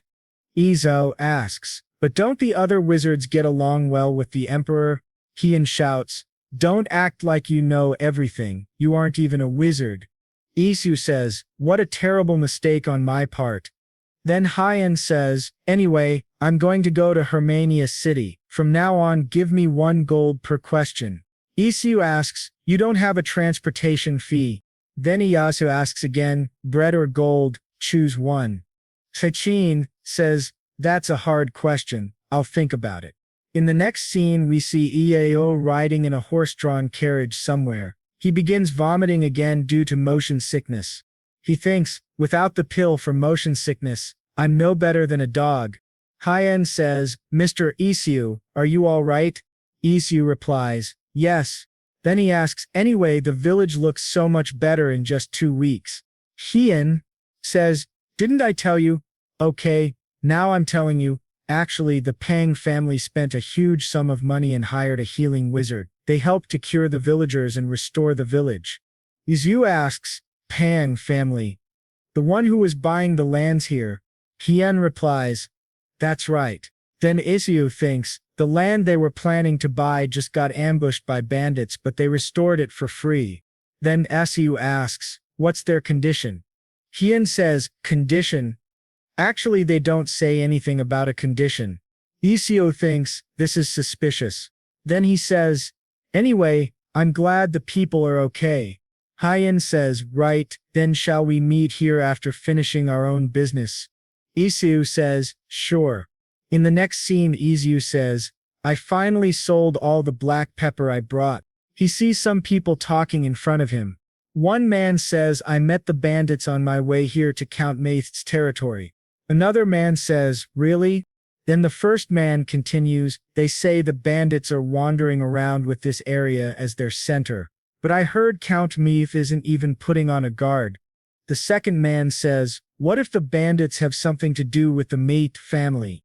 Ladine thinks lies. The knights of the Meath family have been guarding the streets for the last 2 weeks. Then a third man says, "I'll kick their asses if they try to come here again. You know, when I met them a few days ago, I glared at them without getting scared. One of them had an awful-looking scar on his jaw, but I still acted bravely, started to beg after I stabbed him." Isu listens and realizes this man is talking about someone he had met before. In the next scene we see Hyen coming to Isu and shouting, "Bread! Where is my bread?" Isu replies, "Today I will harvest potatoes." Hyen says, "Bread first." Then a small fight starts between the two. One says she wants bread, the other says he wants potatoes. Then Isu says, "I will show you how to do this. So watch carefully and learn." Isu begins to explain to Hyen how to get the potatoes out from under the dust. He says, "Dig the dirt under these roots as carefully as possible, then some big round roots will show up, like this." Hyen says, "It's ugly." Isu says, "Doesn't this look like you?" Then he adds, "Have you ever seen a mirror in your life? You said you were 23 years old, right? Now I understand why you couldn't get married until now. Today, I'm going to cook with this one." Hyen asks, "Not bread?" Isu says, "If you don't want it, don't eat this." Hyen says, "Let's see what you've got first." Then Isu washes the potatoes thoroughly and refreshes them. Hyen asks, "So what are you going to make using these things?" Isu replies, "Potato pancake. It's a simple food you can cook with just potatoes and oil." Hyen says, "It doesn't sound tasty." Isu says, "Just help me, I'll make you some bread later." Then Hyen says, "Give me the knife." Isu gets scared and says, "Have you ever even used this before?" Then he says, "Just grind the potatoes that I give you using this." Hyen says, "Okay, sure, I can do something as simple as this." Then we see that she starts grinding the potatoes very fast. Isu is afraid and says, "Hey, let me do it." Then we watch as they grind the potatoes. Isu says, "I didn't expect that you couldn't even peel a potato properly." Hyen says, "It took a long time even for you." Isu says, "Didn't know that you had no idea how to grind potatoes." Hyen says, "Shut up." Then Isu says, "Now we will place this ground potato on the sieve. Throw away the water floating above and mix the residue of potato starch with the grated potato. Then spread a layer of oil on the frying pan and fry it." Hyen says, "That's delicious to you." Isu says, "If you want to add texture to this food, you just need to use some potato slices in it. You can also put in some veggies if you want. It all depends on your personal taste. Now it's done. Go ahead and try this." Hyen starts looking at her food carefully. Isu says, "Eat it before it gets cold." Hyen says, "Don't rush me." Iwaju watches her. It seems she liked the food very much. While eating, Hyen says, "These edge parts are especially tasty." Isu thinks she knows how to enjoy this even though she doesn't know how to enjoy expensive ribs. Then he says to Hyen, "Next time I'll make you some potato bread with the potatoes you harvest." Hyen says, "I like the pound cake more." Isu says, "But you seem like you're really enjoying that potato pancake right now." We see that Rose has come to Maggie's house after a long time. Maggie says, "You're here." Rose says, "Yes, by the way, you've been doing fine, haven't you? This time I'll be staying here for about 3 days. Cook me lots of delicious food, okay?" Then Isu comes in and tells Rose, "Miss, can I have some of your time?" Rose gets shocked. In the next scene, Rose says, "So what is this all about?" Isu replies, "I have a favor to ask of you." Rose says, "A favor?" Isu says, "There is something I heard from the villagers in Lucian." Rose asks, "Then?" Isu says, "First I would like to tell you that I am not suspecting the Miao family, so don't be offended by me. I also know that your family has assigned the guards too." Rose asks, "What is it that you want to say?" Isu says, "Someone has already started spreading fake rumors about the Miao family, so before the rumor spreads further, a scar on the chin. Could you check if someone has a knife scar on the chin in your land?" Hyen says, "Are you saying that you think the culprit is in our land? Let's say it's him. What are we going to do when we find him?" Isu says, "I already have a plan for that." Rose says, "If you are planning to harm the reputation of a noble, try to think again, if this goes wrong as punishment." In the next scene we see Rose eating something and saying, "No punishment for that. The food has been cooked by Isu." Rose says, "What is this? It's so soft. Did you make a taste like this with butter? If you knew how to do this since long ago, why didn't you make me one before?" Isu says, "I'm glad you like it. So about my favor." Rose says, "Don't worry, all you want is a letter when I find him, right?" Isu says, "Yes, then I will go there." Rose says, "Okay, I can do that, it's nothing hard. Anyway, how did you make this?" Isu says, "Do you remember the potato you brought me first? I washed it clean and then sliced it." Rose says, "Seriously, these country people are so easy to fool." Isu says, "What?" Rose says, "Why are you revealing the information that only you know to others? You should sell that information in exchange for money. Why do you think craft masters earn more than farmers? It's because they have a special trick only they know. They only teach those tricks to their children. When they get wealthy, they'll buy the certificate of nobility and become nobles." Isu says, "Then I guess I can't tell you the recipe." Rose says, "Then instead of that, along with Miss Gay." Isu says, "Okay, enjoy your meal." After a few days we see Rose, who has come to someone's house. Rose says, "Guard, step aside." The guard says, "I was told not to let anyone in." Rose says, "Is that so?" Then someone from inside says, "I heard that someone was spouting. Let's see who that is." Rose says, "It's us who hired the bandits to attack the Lucian village. What kind of child dares to use their long tongue in that way?" Someone from inside tells Rose to come in. One man says, "Hello, Miss Jane Rose. Have you been well?" Rose tells the person, "Lift your face." That person does not give any answer. Rose, while pulling his hair, says, Didn't you hear me? Lift your head up before I smash it. The person sitting in front tells the man to lift his face. We see that it is the same man we encountered once before. The man in front is Rose's father. Rose says, "Father," she continues, "there is something I would like to tell you, just the two of us." Rose tells everything to her father. Then she asks, "What are you going to do now?" Her father says, "That man who just confessed is the territory manager of our family. I knew that the other nobles were planning something, but I didn't expect them to try pulling our honor down by buying our manager." Rose says, "We should tie him upside down and beat him until his insides fall out of his mouth. He still hasn't said anything about the one who paid him to do that, right?" Her father says, "Yes. He claims that everything was planned by himself." Rose says, "Then let's just torture him by drowning him for a week straight." The next day we see Isu going to a place in a beautiful-looking carriage. He reaches the place and we see Rose waiting for him. Isu is quite surprised to see Rose's new getup.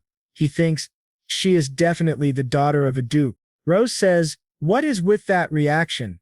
Anyway, this isn't right to test a guest who has just arrived like this, but let's take care of that first." Isu says, "Okay." Then Rose asks, "So what is your plan?"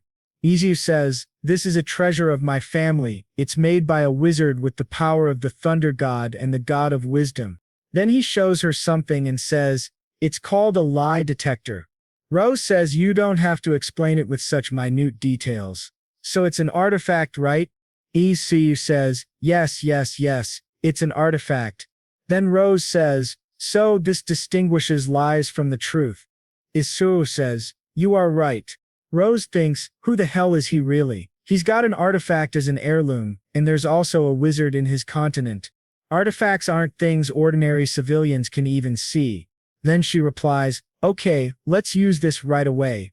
Isu asks, "Don't you want to check what would happen if someone lies?"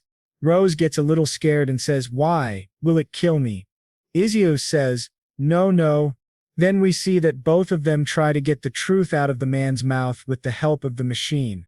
Isu says, "From now on, if you tell the truth, God will be on your side, but if you lie, he will punish you by tearing your blood vessels apart." The man says, "Why should I believe that?" Isu says, "I will prove it in a simple way. Just say no to all my questions." Then Siu asks him the first question. "Miss JJ likes Aunt Humphrey's food, right?" Because of this question, everyone starts looking at Rose. The man says, "No." Then the machine detects the lie and gives an electric shock to the man. Yes says, "See, now we are done with the practice." Then Asu says with a horror-struck face, "If you lie once again, your family, children and even grandchildren will be punished for your sin. You will be punished by God who will tear your limbs apart." The man gets scared and says, "Please leave my family out of this. I just did what I was told to do." Isu becomes happy. Rose's father says to Isu, "I will continue from here. You can wait outside. Please take your artifact with you." Then we see Isu and Rose coming out of the room. Rose says, "That was quick." Isu says, "What should we do now?" Rose says, "There was something I prepared for you." Isu asks, "What?" Rose says, "I'm sure you'll like it a lot." We see a basket of cakes being brought to Isu as thanks. Isu gets shocked. Rose says, "Looks tasty, right? Try this. It's a flour dessert and is very popular among nobles and royals." Isu thinks this will be a very tasty dessert. But after eating it, he smells a lot of perfume, which he doesn't like very much. Rose says, "What do you think?" Isu says, "No comment." Then Rose says, "Try the others too." He says, "Okay," and thinks, "I hope that one tastes better." Rose says, "You can try each one of them." Then he eats another one and thinks, "I don't understand these tastes. It tastes like cosmetics, so terrible." After the lie-detecting incident, Isu has earned the trust of the Medi family. Now we see him relaxing after the incident. Rose and Isu are seen having a fun banter. After a while she asks, "By the way," Isu replies, "Yes." Rose continues, "Can I borrow this?" Isu is confused and asks, "What are you going to use it for, if I may ask?" Rose, with determination says, "I was thinking of disciplining some of the guards." Isu gets scared for the guards and denies her request. Later in the evening, Isu arrives before Count Medi and properly introduces himself.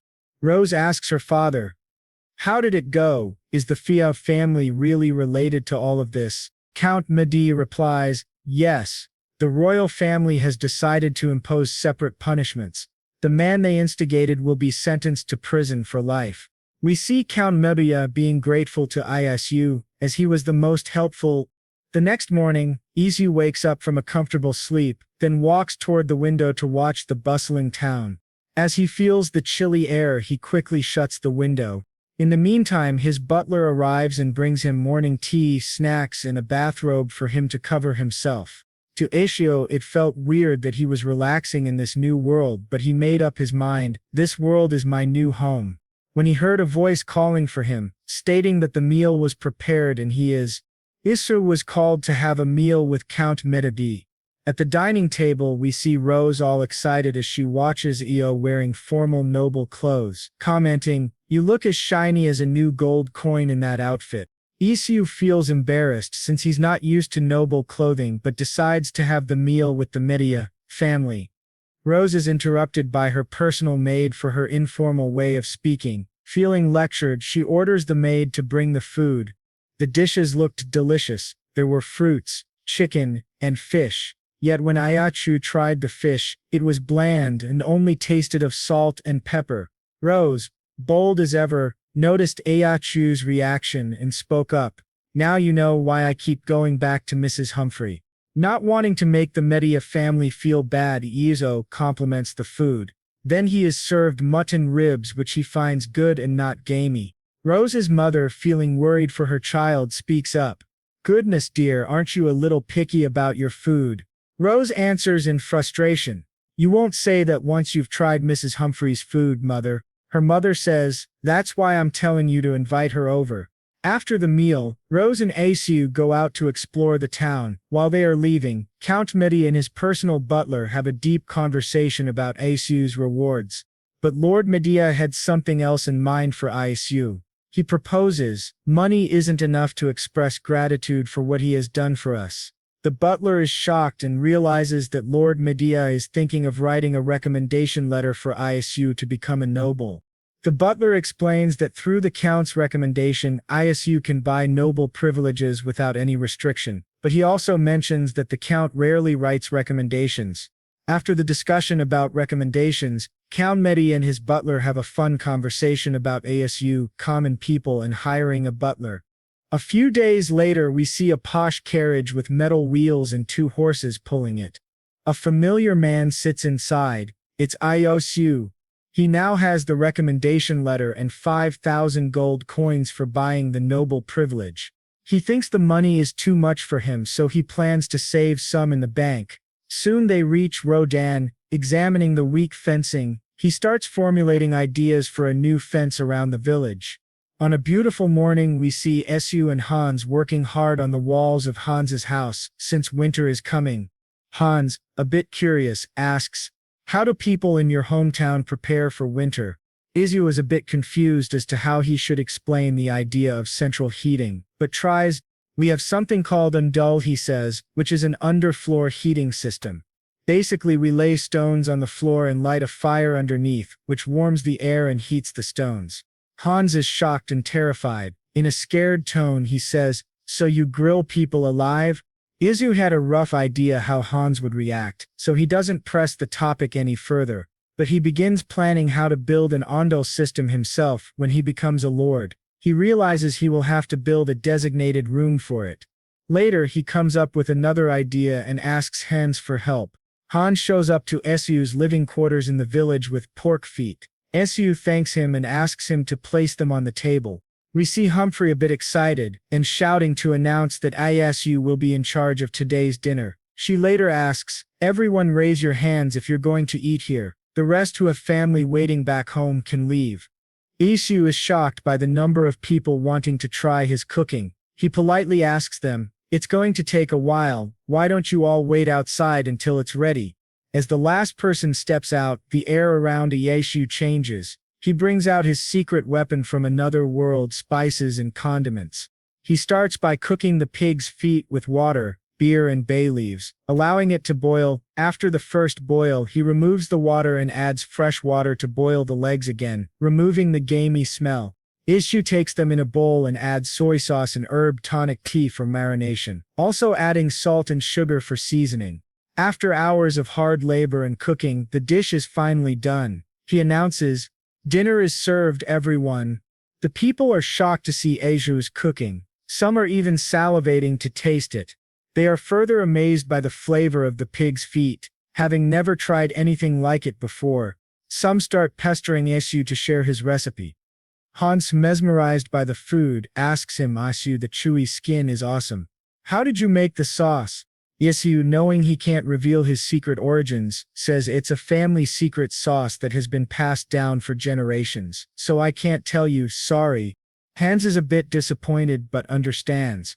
Later, Isu wants to enjoy the meal and finds an empty spot near a man. He asks for permission to sit next to him. The man agrees and says, "Sure, I'm Joker." Isu finds the man interesting, as he's a new face, and wants to know more about him. "I haven't seen you before. Are you a merchant? How did you come all the way here?" "Here in such cold weather," the man replied with an excited and playful laugh. "Yes, I run a fish shop. Fish sells well in weather like this." Isu replied thoughtfully, "I guess it's because the costs for preservation magic are lower in this cold weather." The man was impressed by Isu's answer and responded, "That's right, preservation magic is pretty expensive. Besides, climbing Mount Knots in this freezing weather is like wanting to get closer to the Lord, so this is a great opportunity to make a lot of money by selling fresh fish." The man, speaking in a tired tone, took a bite of Isu's cooking. He was instantly delighted, and a new source of energy seemed to awaken in him as he screamed in joy and kept showering Isu with compliments for the wonderful treat. Isu was a bit taken aback by the man's tenacity and riskier way of earning money, so he asked the man for his business card for future needs. A few days later, the terrifying and harsh cold hit the village. Isu, who didn't have any proper heating system, was shown sitting near the fireplace to warm himself. He saw this as a personal trial and believed it wouldn't last long. While he was deep in thought, he was interrupted by villagers screaming, "There's a fire!" Rushing out of his cottage, he saw the rising flames. He stood there devastated and confused as to why there was a fire. Soon Hans woke him up from his trance, asking him to help bring water to stop the fire from spreading. The village was in terror. Everyone ran, bringing water to fight the flames. A lady cried out, "Oh no, my house! Please save my house!" Just as the panic was rising, Hyen entered the scene. With her water magic, she began chanting, "Meljum kuto no ana rudian," asking the water spirits for help. She summoned a large amount of water to save the village from burning down. The villagers were shocked to witness magic in action. Seeing a royal descendant of elves arriving to help them and their town was something they had never expected. As Hyen cast her spell and formed a huge water ball that burst into rain, the fire was finally stopped from spreading further. With the fire calmed, the villagers stood in awe. Whispers filled the air. "Wasn't that magic just now? What is a mage doing in our village?" Though feeling weak from using her mana, Hyen stood her ground. An old man spoke up in a soft voice and bowed down in gratitude. Seeing him, the rest of the villagers followed and expressed their heartfelt thanks. Isu was proud of her and tried calling her, but she ignored him and walked back to her living quarters. The villagers began discussing plans to renovate the burned houses, and some even came up with good ideas. Still, Isu remained worried about Hyen. The next morning, Isu rushed to Hyen's quarters and knocked gently on her door. "Hey Hyen, it's me," he said, holding a brown bag. She slowly opened the door, looking gloomy and tired from using her mana the day before. Seeing him, she asked in a frustrated voice, "What do you want?" Isu tried to convince her to talk, but she shut the door on his face and snapped, "You're wasting my precious time." Knowing she was in a bad mood, Isu tried a different approach. "Guess what the bread mage brought you," he teased. Feeling both hungry and curious, Hyen slowly opened the door again and spoke in a disgusted yet warm tone. "You're becoming more and more cunning by the day." Isu laughed softly and replied, And you still wear your heart on your sleeve. As his laughter faded, he noticed the bags under her eyes and became concerned. He gently asked, "What happened?" She replied nonchalantly, "Magical powers don't pop out of nowhere, you know." Isu realized how much mana she had used and sincerely thanked her for saving the village. Feeling embarrassed by his gratitude, she spoke in a pouty and half-angry tone. "I didn't do it for the village, I did it to protect the bread mage." Liu, knowing she was moody, didn't press further. Instead, he asked in a serious tone, "By the way, are you okay with the villagers knowing your identity?" She understood her secret was out, and that it might lead to people disturbing her. Still in a foul mood, she replied irritably, "That's none of your business, I'll take care of it. I need to rest, so hand over what you have and beat it." Izu, understanding her exhaustion, did as she asked. As he handed over the bag, he explained, "Those are called egg cookies." Just as he was about to say more, she shut the door firmly, leaving him standing there alone. He thought to himself, she really needs to work on her temper. As he walked away, he shrugged and mused, "Well, I'm sure they have egg cookies here as well, so I can skip the explanation." Meanwhile, Hyen watched him leave. Her eyes followed his figure for a little while before turning her attention to the egg cookies. She was quite mesmerized by their appearance and muttered, "Cookies baked with eggs, but they don't smell like the ones I know." She picked one up. It looked extremely delicious and crispy. The moment she took a bite, it melted on her tongue. Only one sentence escaped her lips: "They're delicious."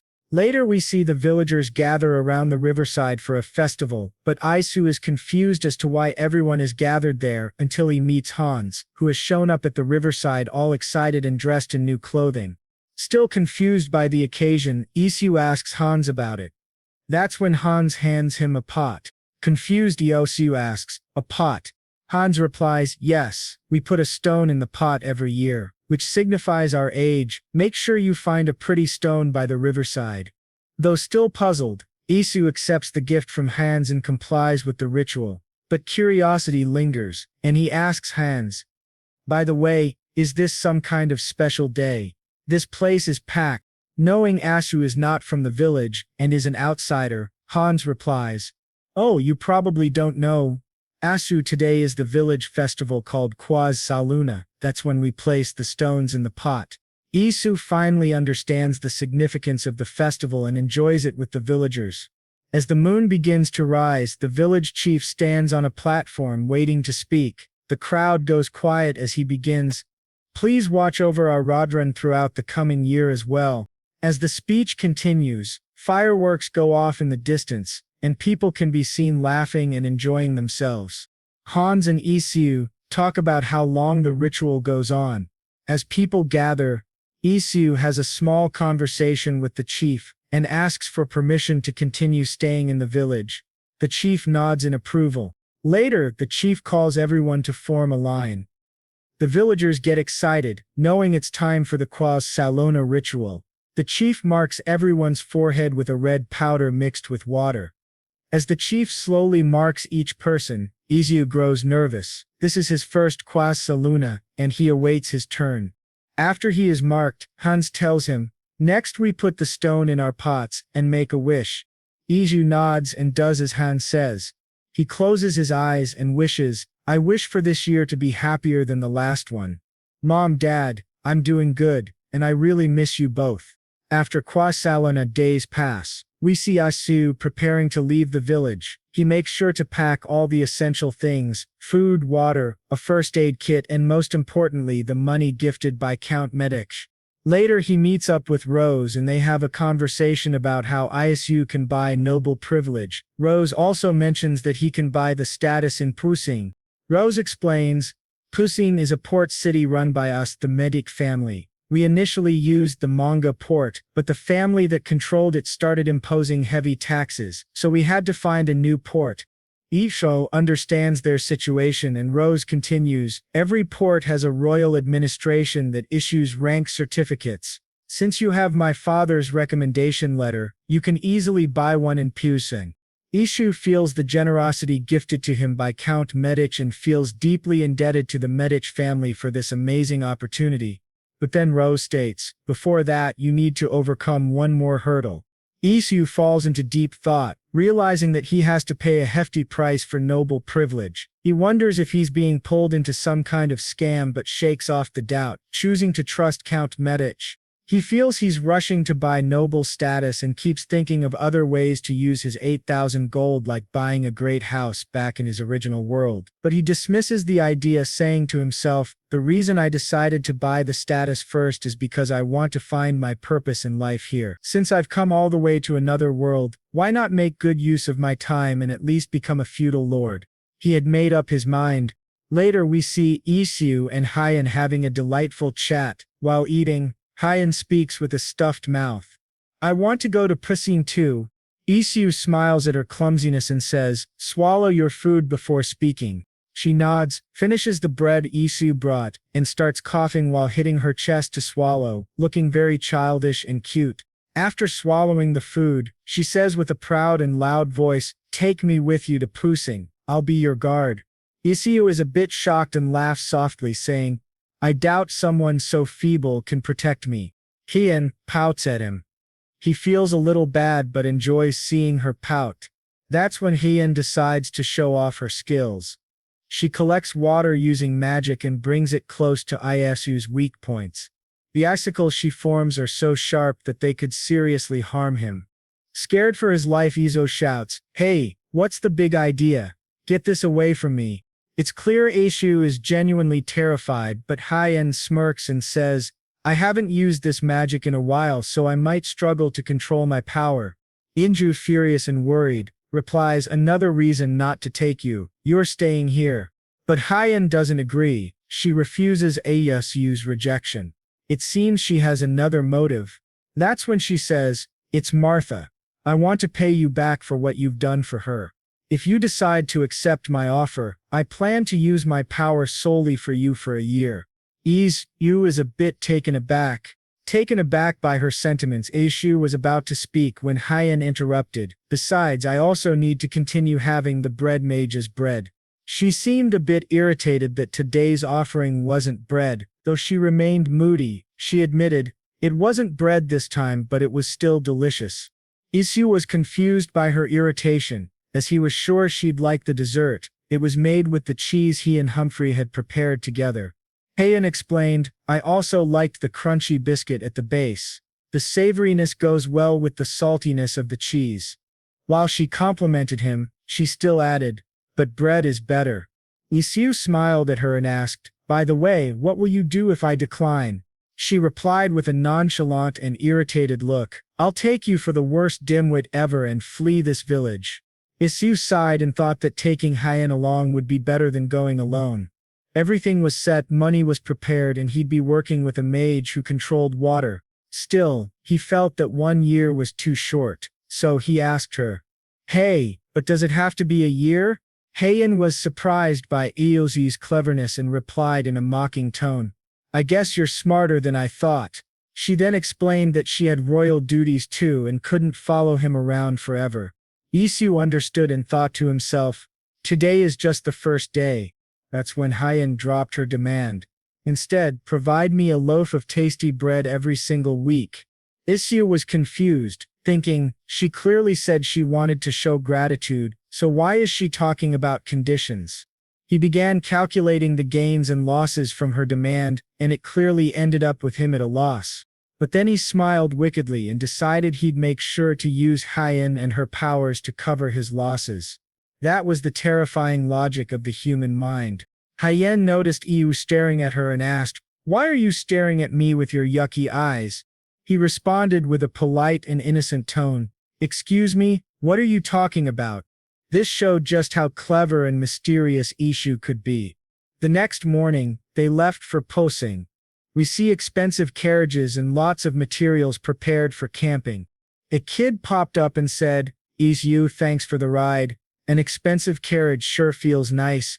Isu smiled and welcomed him. The kid and Isu chatted about how he got the carriage, and Isu explained that Rose had gifted it to him. That's when the kid whispered into Isu's ear, anyway, when did you and Hyen become, a thing? Isu was confused and immediately rejected the idea. Kyriden, overhearing it, laughed loudly and appreciated the joke. Yasu was a bit hurt, and said she wasn't his type. It was obvious Hyen wasn't interested in him romantically, except for his bread. We then get a glimpse into Hyen's past life. She explained that she is the only known descendant of half-elves, as the pure elves have long gone extinct. Those were difficult times, but they managed to survive. Hyen believed that hiding her appearance would prevent misunderstandings. Still, after going out, she realized the outside world could feel refreshing. The fresh air on her skin made her feel alive, yet she also carried deep sadness related to her family and couldn't afford to goof around like Isu. Curious about Asu, she asked, "Yasu, you said you're a voyager, right?" Isu nodded. Understanding his answer, she asked further, "That means you're not going to stay in Furun. Where are you planning to go next?"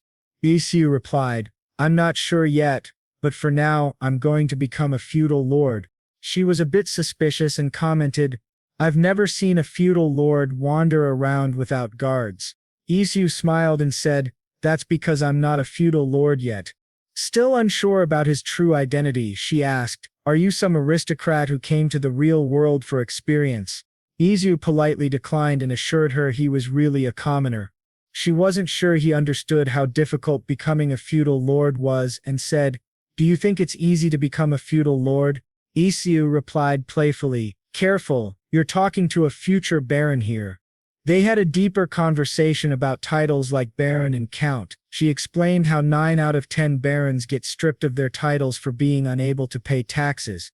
But Iyasu remained calm and said, "No worries, I'm going to get filthy rich anyway."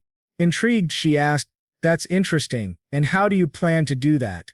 He smirked and reminded her, "I'm the bread mage. I can always open a bakery shop in a large city." She was on board with his plan and agreed it was a fantastic idea. As they traveled, it started to get dark. They set up camp near a safe spot and rested. At dawn, everyone began gathering their belongings and cleaning up, preparing to continue their journey. Isu was looking for Hyen when she suddenly appeared from the forest. Isu was happy to see her and went to speak, but Hyen ignored him. He didn't feel bad. He was used to her cold demeanor.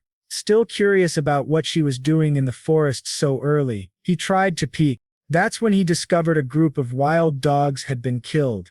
As they continued traveling in the carriage, Isu turned and asked, "The one who killed those wild dogs, right?" Isu asked. She replied nonchalantly, "Why do you ask?"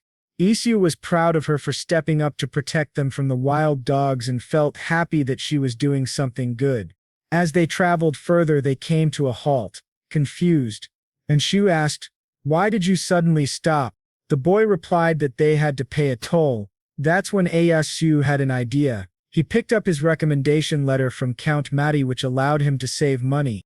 The boy and Isu shared some light banter about the recommendation letter. The boy was shocked, as Count Medi rarely gave out recommendations. When Iosu reached the registration office, he submitted the letter and 5,000 gold coins to buy his title. The clerk, pleased with the recommendation, asked, "So your name is Isu, may I have your surname?" Iosu was momentarily dazed. He didn't have a surname, which was fairly common. The clerk suggested he pick one from the book. Risu rampaged through the pages, not finding anything suitable, until he came across a beautiful name, Bloom. He picked it as his surname. After his selection, the clerk asked him to sign the papers and then announced, "Sir Ius Bloom," granting him the title of Baron. After the signature, Isu asked the clerk if he could leave. The clerk then explained, "From here on, to earn the title of Count, you must undergo training at a Count's estate for 3 years and pay an annual tax of at least 1,000 gold each year until you have satisfied the 50,000 gold requirement."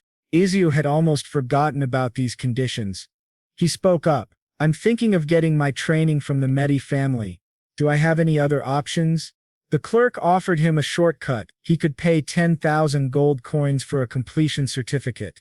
Isu felt a bit uneasy and asked if he could have some time to think about it. The clerk agreed. As he stepped out, Hyen approached him with a disgusted look on her face, saying, "Did you seriously buy that certificate?" Isu replied, "Careful. From now on, address me as Baron Bloom."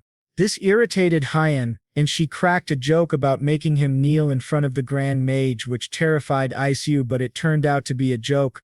Later she said she was hungry, and the two of them visited a fancy restaurant and ordered food. When the food arrived, Hyen looked at it with suspicion. Isu, a bit skeptical of her not liking seafood, still tried to feed her the shrimp by placing it on her plate. As she tasted the shrimp, she felt the waves and saltiness of the ocean. It mesmerized her with delight. Isu felt proud and happy that she enjoyed it. However, she felt something was missing and ordered the server to bring lemon water, as it goes well with seafood. Her tone was a bit rude. Seeing this, Isu felt bad for the server and said gently to Hyen, "Be a little more polite." Hyen was irritated and replied in an annoyed tone, "This is how I talk. I can't help it." Isu responded after thinking deliberately, "But that's not how you talk when you ask for bread." Hyen answered, "That's because I'm getting free, delicious bread, better than what I can find at an upscale bakery. Obviously I'll be kind." Isu silently agreed with her in the back of his mind. She then explained, "Lobster isn't cheap, and not bringing lemon water shows unprofessionalism." Isu developed newfound respect for her after hearing her explanation. She was right. Hyen then ordered Isu to peel shrimps for her. He complied without any resistance, which made her smile a little. The next morning, both Isu and Hyen were wandering around the city when Hyen said, "This place reeks of fish. It's stinging my nose." Isu, a bit worried, replied, "That's the smell of the ocean. Hang in there. Have you ever seen an ocean before?" Realizing it was her first time seeing the ocean, he smiled. Despite being grumpy, she was actually excited. After walking some distance, they arrived at the port. The beautiful scenery left Hyen lost in awe. The fresh waves, the cold sea air, and the bustling town, it was all a new experience for her. The first words that came out of her mouth after seeing the breathtaking scene were, "Ah, it's so big." Meanwhile, Isu found a perfectly flat stone and called out, "Hyen, wanna see something cool?" Confused by what he meant, she stayed silent. Isu grinned, stretched his body, pulled his arm back, and threw the stone from the side. It skipped across the ocean water 7 times. Hyen, still silent, was curious to try. She picked up a stone and threw it, but it sank immediately. Isu said politely, "That's not how you throw it." Unbeknownst to him, Hyen used magic to make the stone skip more than 7 times. Isu protested, "That's cheating." Hyen smirked and replied nonchalantly, "Too bad you're not a mage." This irritated Isu, and he wanted revenge. That's when Hyen called out, "Let's go, Baron Bloom." Isu felt a shock run down his spine as he was not used to being called Baron. Isu said, "Don't call me that in public. I need some time to get used to it." Hyen agreed, and they both walked around the city for a while before stumbling across the architecture guild which Isu had been searching for. He entered the guild and was greeted by a middle-aged man in his 40s, who asked, "What help can I provide?" Isu spoke his mind. "I would like to build an underground store." The clerk understood his request and asked him to be seated while he formulated the plans. After some time, the clerk asked, "What size do you have in mind?" Isu replied right away, "It'll be a shared storage space for the entire village." Understanding Isu's needs, the clerk nodded and started designing the structure. Meanwhile, Isu explained, "It's a village called Rerun, with 70 residents. It's about 3 days' distance from here if you take the East Provincial Road."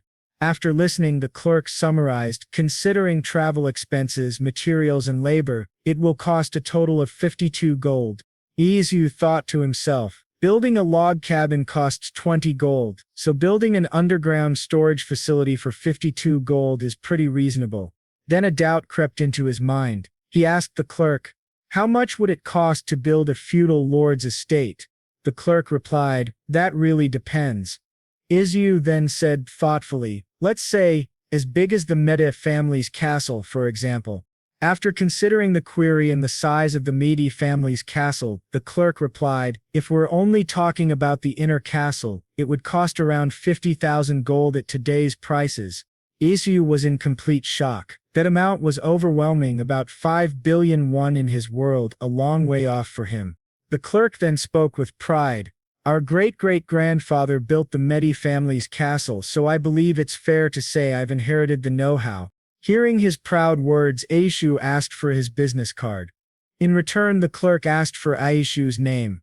Isu replied with pride, "It's Isu Bloom, Baron Bloom." Hearing his name and title, the clerk became nervous and loudly asked for forgiveness. He promised to personally go and build the storage facility in Isu's village. Isu felt a bit strange being called Lord by someone older than him, but shook off the thought. He then requested the clerk to meet him at the shop by dusk, which the clerk accepted with a nervous nod. This demeanor made Isu feel a bit weird, almost like he was the boss. This kind of authority wasn't something he was used to back in Korea, and it made him uncomfortable. As he walked out of the guild, he thought to himself, I hope this is enough of a farewell gift.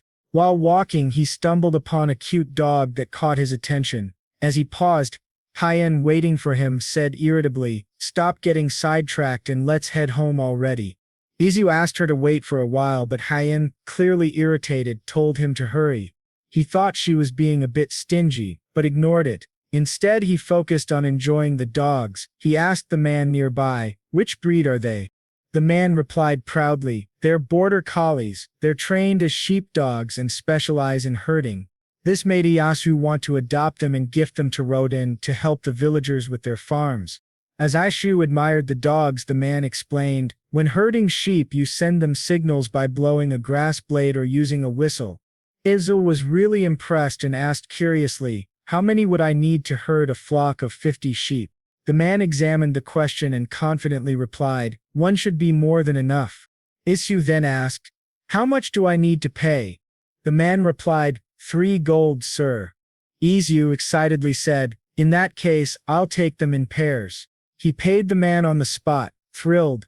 He thought about the villagers and how helpful the dogs would be, but if they didn't need them, he would raise the dogs himself. He adored them too much. Then a realization struck him hard. Hyen hates animals. What he had just done was a big mistake. He glanced at Hyen's face, and it was clear she disliked animals. He wondered what kind of trauma or experience she had gone through. As time passed and a new day arrived, the clerk from the architecture guild waited for Isu on time. The dogs were energetic and excited to see Isu, licking all over his face, which disgusted Hyen. She sarcastically gave the dogs an affectionate nickname with an irritated tone, saying, "You call them babies? Since when were you a dog?" She was irritated because the dogs got the best seats, which made her feel even more annoyed with Isu. After settling the dogs in the carriage, Isu called for the clerk and politely said, "By the way, I have a request." The man smiled and asked, "What would that be, sir?" Isu replied, "The villagers don't know I've become a baron yet, so I would like you to address me as Isu for today." The clerk agreed with a smile and took his leave. After conversing with the clerk, Isu returned to the carriage and started riding with Hyen. Curious about her thoughts, he asked, "So how did you like Pising City?" Hyen was irritated and replied to him in a loud, annoyed voice, "Why did you even bother becoming a noble instead of just traveling?" Isu understood that she was a bit shy and responded in a light-hearted tone, "Sounds like you had fun." Later he smiled softly at her and said, "Let's travel together here and there for the next year." Hyen had an understanding look on her face and spoke in a gentle voice, "You said you're going to get trained at the Medi household, correct?" Isu agreed, and Hyen continued, "When are you planning to leave?" Isu replied, "About a week from now. Why do you ask?" After hearing his answer, Hyen spoke again, "Because I need to get prepared before we leave." Iyasu was a bit taken aback by her response, and asked with a curious tone, "Are you sure? You might draw people's attention." Hyen replied confidently, "I have a plan. All you need to do is follow my lead." As the days passed and Hyen reached Rira, the villagers were excited to see them back. A few of them started announcing his return, which made everyone happy. One of the villagers, shocked by the gifts Iyasu brought, exclaimed in surprise, "Goodness, look at all this. He brought us expensive seafood, is planning to build us underground storage, and even brought us these sheepdogs." The dogs were especially fond of the village chief and began licking and showing affection to him. The chief, speaking in a delighted tone, said, "This is your home from now on." As he enjoyed watching the dogs and the chief play together, he was interrupted by a crying Hans. "Are you really leaving?" Hans asked. Isu replied warmly, "Yeah, I'm thinking of exploring other places." Hans responded, still softly crying but not showing much sadness. "I see, so it was true, that makes me a bit sad." Isu was a little shocked that Hans didn't seem very sad about his departure, which made him feel slightly down, but he kept a smile on his face to hide it. After living in Rodan for a few more days, the time for Iosu's departure arrived. He began packing his essentials, his toothbrush, soap and towel for the journey. While packing, he thought to himself, "I need to complete an 800-hour training course to be officially titled a baron." He kept thinking and planning, if I were to take 8 hours of lessons per day, it's a waste to open a new portal if I'm only gone for 3 to 4 months. So let's leave it here. As he packed, his mind wandered to Hyen because he was worried about her. He remembered his talk with Martha, where she explained that Hyen refused to go to the city due to fear of her identity being exposed. He kept wondering whether he should take her or not. Meanwhile, Hyen was alone at Martha's grave, mourning. She spoke quietly, "Martha, I feel uneasy thinking about leaving you here and going away. You were a great mother and a good friend." We see a glimpse of Hyen's past, where she's bratty and screaming. "Are you saying she wasn't my mother? Then where is my real mother? Get rid of that woman and bring me my real mother." In her memories, we see Martha sweet and kind. Even after being harshly told to leave, she returned to Hyen with a bright smile, though Hyen was still angry and screamed at her. When she saw Martha smiling and bringing her something, she calmed down and began to trust her again. In another memory, Martha was wrongly accused of stealing. She cried out in front of the Duke, "I really didn't steal that necklace. I'm innocent, madam." The Duke, furious and believing the accusation, shouted, "You aren't even showing a hint of remorse. Have you no shame?" As she was being scolded, Hyen jumped in and defended her, shouting Martha would never do such a thing. "It's that witch, she set her up." Martha was surprised and deeply touched by Hyen standing up for her, but the Duke didn't trust his own daughter's words. He ordered the guards to lock Hyen in her room and have Martha executed. Worried for Martha, Hyen took her hand and fled the castle to the village. Remembering those moments, Hyen added softly, "Thank you, Martha, and I love you." She felt regret, especially when she remembered that Martha had once wanted to eat grilled mackerel with Iosu's special sauce. She regretted not asking Iosu to cook it for her again. Speaking to Martha's grave, she said, "A while ago he peeled some shrimp for me, and it was hard to hold back tears. It reminded me of you." She smiled faintly. "I had my doubts about him at first, but maybe he's not that bad of a guy like you said. Actually, he's more like interesting, I should say. That's why I decided to go with him." Just as she stood to leave, Isu came running toward her, calling her name. Before leaving Martha's grave, she spoke one last time. "Want to see if he really becomes a duke." With that, she left, hoping Martha's soul was in heaven, watching over her. Meanwhile, Isu was finishing his packing. He grinned and smiled to himself while holding a golden packet. Looking at it closely, it was ramen, a dish from his homeworld. Isu thought he had done a good job preparing for the trip. Before departing from the village, he cried tears of joy while nuzzling his cheek against the ramen packet, full of nostalgic happiness. We then see him prepare the noodles in a very unique way. Let's hear the recipe from the cook himself. It doesn't need many ingredients, so let's get it made quickly. First, we see Isu break the noodles very aggressively. The style he uses to break them makes him look both cute and funny. After breaking the noodles into pieces, he cooks them in a pan. Once they turn golden, he sprinkles some sugar over them. Finally comes the good stuff, the spice flavorings from the ramen packets. These are sprinkled on top of the golden fried or roasted noodles for a tangy experience. After mixing all the spices with the noodles, they are ready to be eaten. He names this dish ram tang, which he packs into individual brown packets for the villagers, as he was preparing to leave the village. After packing everything and stretching to ease his tired body, Isu feels a wave of sadness overcome him. This village had been his home for a while, and leaving it made his heart sink with guilt, sadness, and loneliness. As Ashu was handing out the ramtang, he was suddenly called by a crying Hans, who hugged him tightly and asked through sobs, "Promise me you'll visit us again." Feeling overwhelmed by Hans's strength, Ashu winced slightly from the tight hug but smiled and agreed. As he relaxed from Hans's embrace, the village chief called out to him with a bright smile and a warm, thankful tone. "Thank you from the sheepdogs to the basement storage, we're all truly grateful." Isu returned the smile warmly and welcomed the chief's kind words. However, he had a request. He asked the chief to leave his cottage untouched. The chief understood and promised that no one would disturb it. Feeling relieved by the chief's sincere tone, Isu finally walked to his carriage, which would take him to the Medi family. The people cried and shouted, saying how much they would miss Isu. It was a deeply touching farewell. As the carriage rolled out of the village and onto the path toward his noble training with the Meishi family, Isu called out, "Hyen, you can come out now, there's no one around to see you." However, there was something on Aishu's mind. He turned to her and asked, "Why did you decide to hide?" Hyen replied in an irritated tone, "I didn't want them to think we're intimately close. That would be unacceptable." Hearing her answer, Yu smiled brightly and replied, "You're wise and smart, I admire that."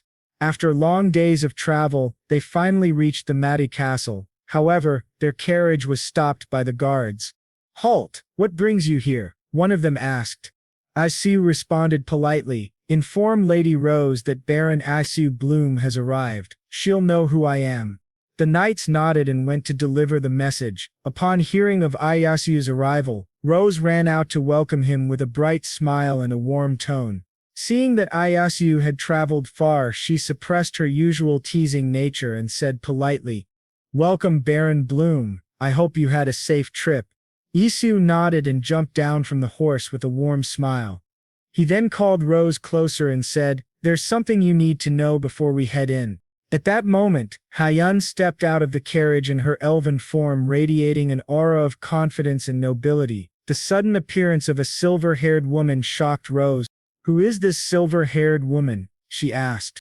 That's when Isu announced in an authoritative tone, "Please inform everyone that Hyen of the Silverwood family has arrived."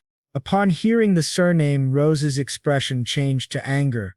She asked in an irritated tone, "Did you say Silverwood? You mean that petty?"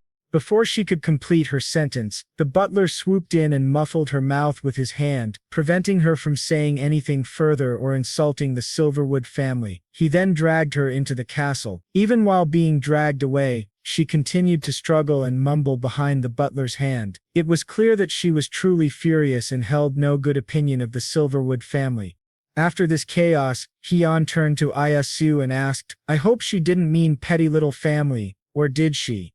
Isu felt a sharp gaze on his back, turned around quickly, and denied it with a nervous laugh, saying, "Of course not, and don't call her a shrew." He laughed awkwardly, trying to calm her down. This first meeting between the two young women was extremely tense, and Isu silently prayed to the gods that nothing worse would happen. Once inside the castle, Isu went straight to Count Medich and formally introduced himself. "Greetings, my lord. Allow me to reintroduce myself, Baron Isu Bloom." The count responded kindly. "I've heard all about you, Baron Bloom. If you don't mind, I'd like to greet the person you're traveling with first." Isu had no objections. With his approval, the count bent in front of Hyen and formally welcomed her. "Duchess Silverwood, welcome. It's an honor to meet you."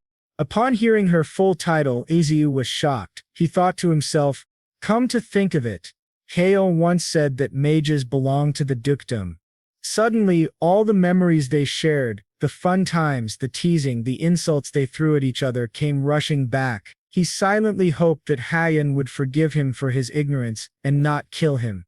After all, dukes were second only to the king, and they have the power to send forces into battle and aid the king himself. Realizing this, Eo is truly terrified of his past mistakes and wonders what Hyen will do to him after this.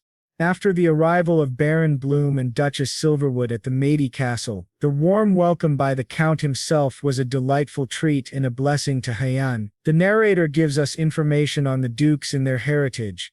A mage can only have one child by fate. Once one of the elven parents passes away, the title is inherited by their child. Wealth, estate, and fortress are not of importance to a mage. Nothing matters more than their bloodline. Hyen had a gloomy look and spoke in a soft voice to the Count. "Did father pass away?" The Count replied with a sad and polite tone. "Yes, he passed away due to old age a while ago, my lady. I also attended his funeral." From the Count's expression, Hyen could sense the truth. Deep anger brewed inside her and she spoke through gritted teeth. "What about those people?" The Count understood her fury and pain. "They purchased a mansion with the inheritance in a Romanian city," he said calmly. Her anger didn't subside, and her blood kept boiling because of what the witch had done to her family. She thanked the Count for informing her. He bowed graciously and welcomed the Duchess, but a doubt crept into his mind, and he humbly asked, "No problem, my lady, but may I ask, how are you acquainted with Baron Bloom?" Hyen replied coldly while masking her anger. "Let's just say we had a connection." She then calmed down a bit and asked politely, "Speaking of which, may I ask you a favor?" The Count agreed. "Sure, what is it?" Hyen replied, "I would like to stay here with Baron Bloom while he's here. Also, I would appreciate it if you could keep my identity a secret." The Count agreed and swore to keep her identity a secret. She then asked whether he knew about her abilities, to which the Count responded affirmatively. "Of course, I'm very well aware, my lady." She nodded. "I'll be glad to assist you in time." After saying this, she excused herself and left the Count's room. After her departure, the Count got excited and screamed in joy. "This is my chance." He then called out for his butler, who arrived quickly. The Count immediately ordered him, "Call all of my sons, it's an emergency." Meanwhile, Rose was very angry and irritated by Hyen. We see her throwing tantrums like a small, silly child, letting out her anger on the pillows. She screamed in frustration, "I can't believe it. I can't believe it. I can't believe that girl stubborn as wood is a mage, let alone a duchess." While grinding her teeth on the bedsheets, she muttered angrily, "A duchess."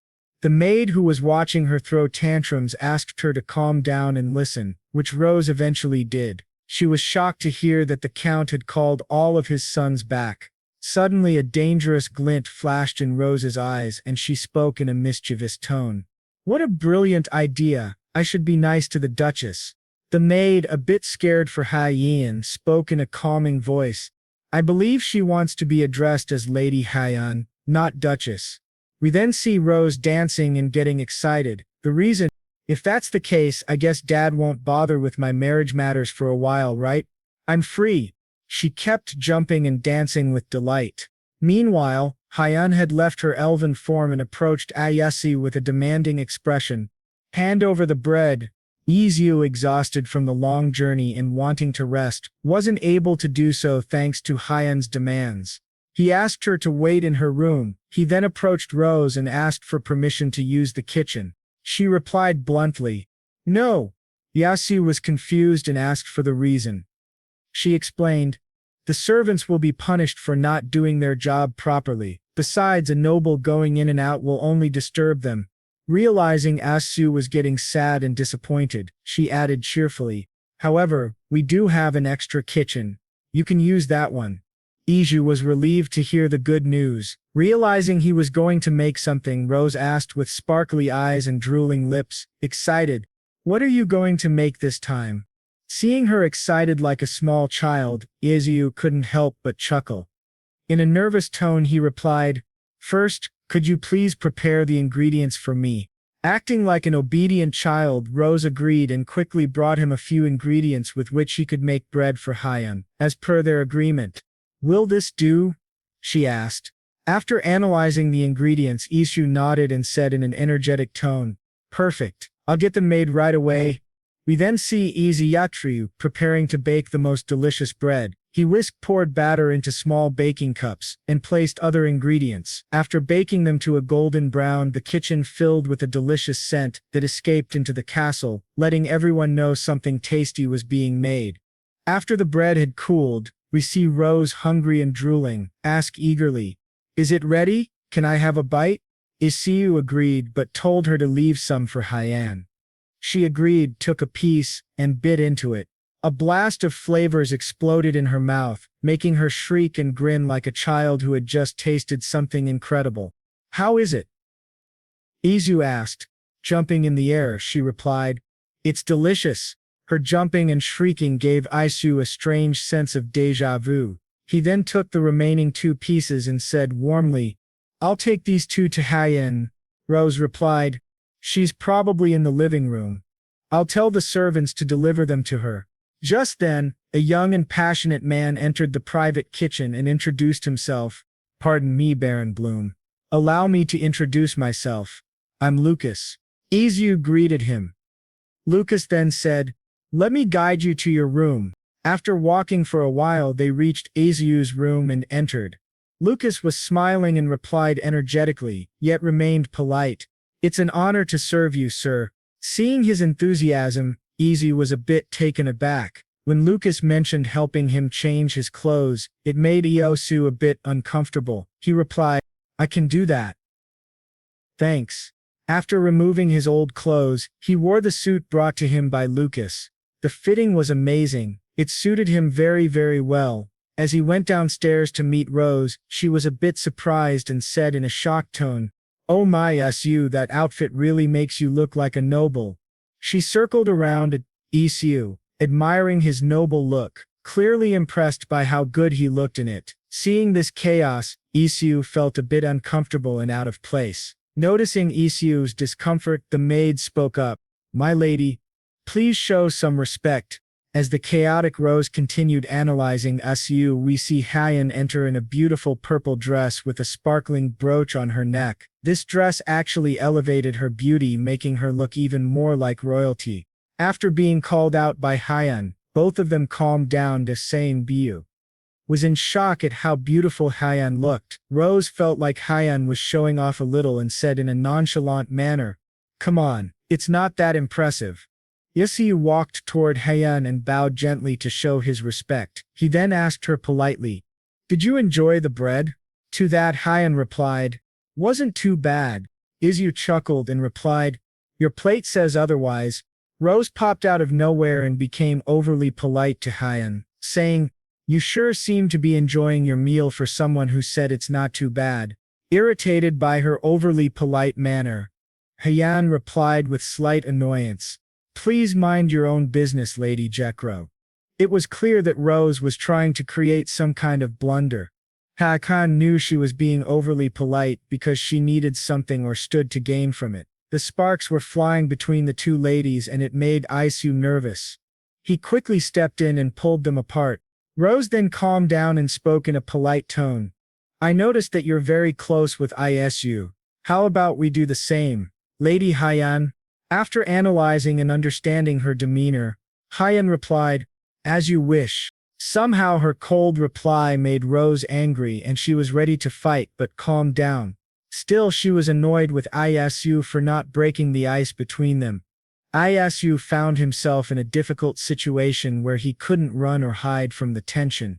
After this banter, Rose thought for a moment and then said, "Come to think of it, you need to take your etiquette training, right?" Isu nodded and agreed with her. He was excited and nervous about these lessons. After Rose mentioned Isu's training, Lucas took Isu to a room and asked him to wait for the instructor to arrive. Feeling giddy and excited, Isu thought, "Am I finally becoming a noble?" A sense of relief washed over him as he recalled his past memories. "It's already been a year since I came to this world, but I still can't believe it. Whether it's due to greed or just a challenge, I can always return if it doesn't work out." We see him overthinking his choices and creating a plan in case things go wrong, but still he didn't give up. He promised himself to fulfill his goals and work harder for a better life in this new world. He also felt a different kind of relief, thinking, if everything works out fine, I'll be a noble, and if I fall in love with someone and marry her, then maybe I'll have kids. I could settle here. That realization hit him. After all, this world could be my home, my new family, not Seoul. As Iesu was deep in thought, he was interrupted by Lucas. "Sir, your instructor is here," Izu called out. "Let him in." After his approval, a handsome man in his mid-50s entered and introduced himself. "Allow me to introduce myself, Baron Bloom. I'm Bassett, and I'll be in charge of your etiquette training." As he made his announcement, his formal appearance, stance, and even manner of speaking clearly showed how well-trained he was. Some might even mistake him for royalty. Flabbergasted by the instructor's demeanor, Izu smiled and replied warmly, "Pleased to meet you." Once the greetings were over, Bassett began preparing a few things for Izu to learn proper manners.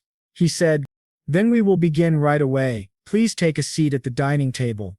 After giving clear instructions, he turned to the maids and asked them to place the utensils and glasses on the table for Iosu's training. Noticing the maids placing different and uniquely designed cutlery, Isu was shocked by how fancy these utensils were, ones used by the aristocrats. As he curiously played with a fork, Bassett spoke up in a stern yet polite tone. "Just now you have committed 3 critical mistakes, sir." The sudden appearance and voice of the instructor made Izu jump a little. He looked confused, unsure of what he had done wrong. Bassett then began lecturing Izu on tableware etiquette. First, touching the tableware without washing your hands goes against etiquette. Second, nobles do not exclaim. Izu was feeling a bit overwhelmed by all the instructions and rules. He absent-mindedly picked up the fork again and started playing with it. Bassett noticed and said, "Third, leaning down to look at your fork is considered disgraceful for a noble." "You've got to be kidding me," Isu muttered. Bassett noticed the tone in Izu's dazed look. He then spoke up, "Even the words you just uttered are not standard language, so please refrain from using them." After making his point, Bassett then lectured Isu on table manners. Before taking food from the central plate, you must always wash your hands. After wiping the moisture on the tablecloth, proceed to place the food on the plate in front of you. Also, placing your elbows on the table is against proper etiquette. All these rules and etiquette overwhelmed Isu. His mind went blank and pulled him into darkness, as his brain couldn't memorize all the rules. Feeling way too overwhelmed, he finally spoke up in a frustrated tone. "Hold on. How do you expect me to memorize all of that at once?" Bassett remained calm, completely opposite to Isu's flustered state, and responded in a gentle tone, "Don't worry, sir. We're going to repeat it 10 times until you learn it by heart." After the training classes, Isu's mind felt heavy with information. He looked completely drained, like the life had been sucked out of him. He silently wished for some sugar or sweets to recharge his brain energy. Noticing that it was time for the end of Isu's training, Rose came to visit him. She was completely shocked and confused to find Isu tired and spent. Noticing Rose rubbing her eyes, Isu quickly sat up, straightened his clothes and sat magnificently on the couch. He then spoke with such elegance that it made Rose unsure if it was really him. Seeing her confused look and then realizing she hadn't recognized him, he said his name and spoke in a formal tone, masking his tiredness. "Did you take a good look around with Hyen?" Rose replied warmly. "Hyen needed some rest halfway, so it took us a while."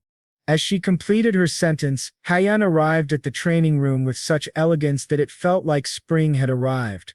She replied to Rose in a cold yet polite manner. "How inconsiderate. I traveled a long way, so it's obvious I needed a good rest."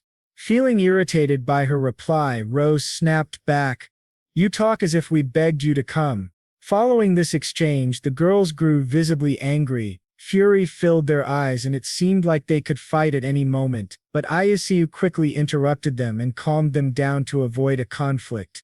Noticing the uneasy tension between the girls, Isu got a brilliant idea. "All right. Have you girls tried creme brulee?"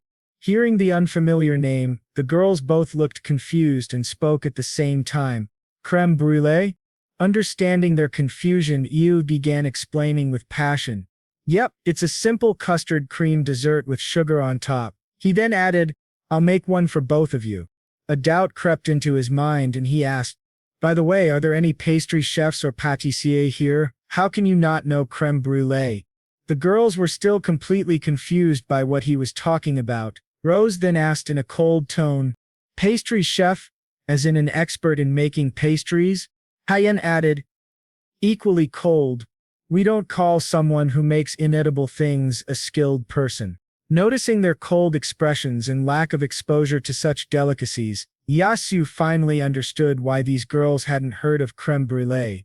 The ingredients were prepared by the humble maids and butlers of the Medi family.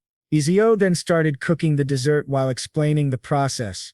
First, we're going to make the base cream with egg yolks, then scrape the vanilla bean seeds off the pod and add them to the milk.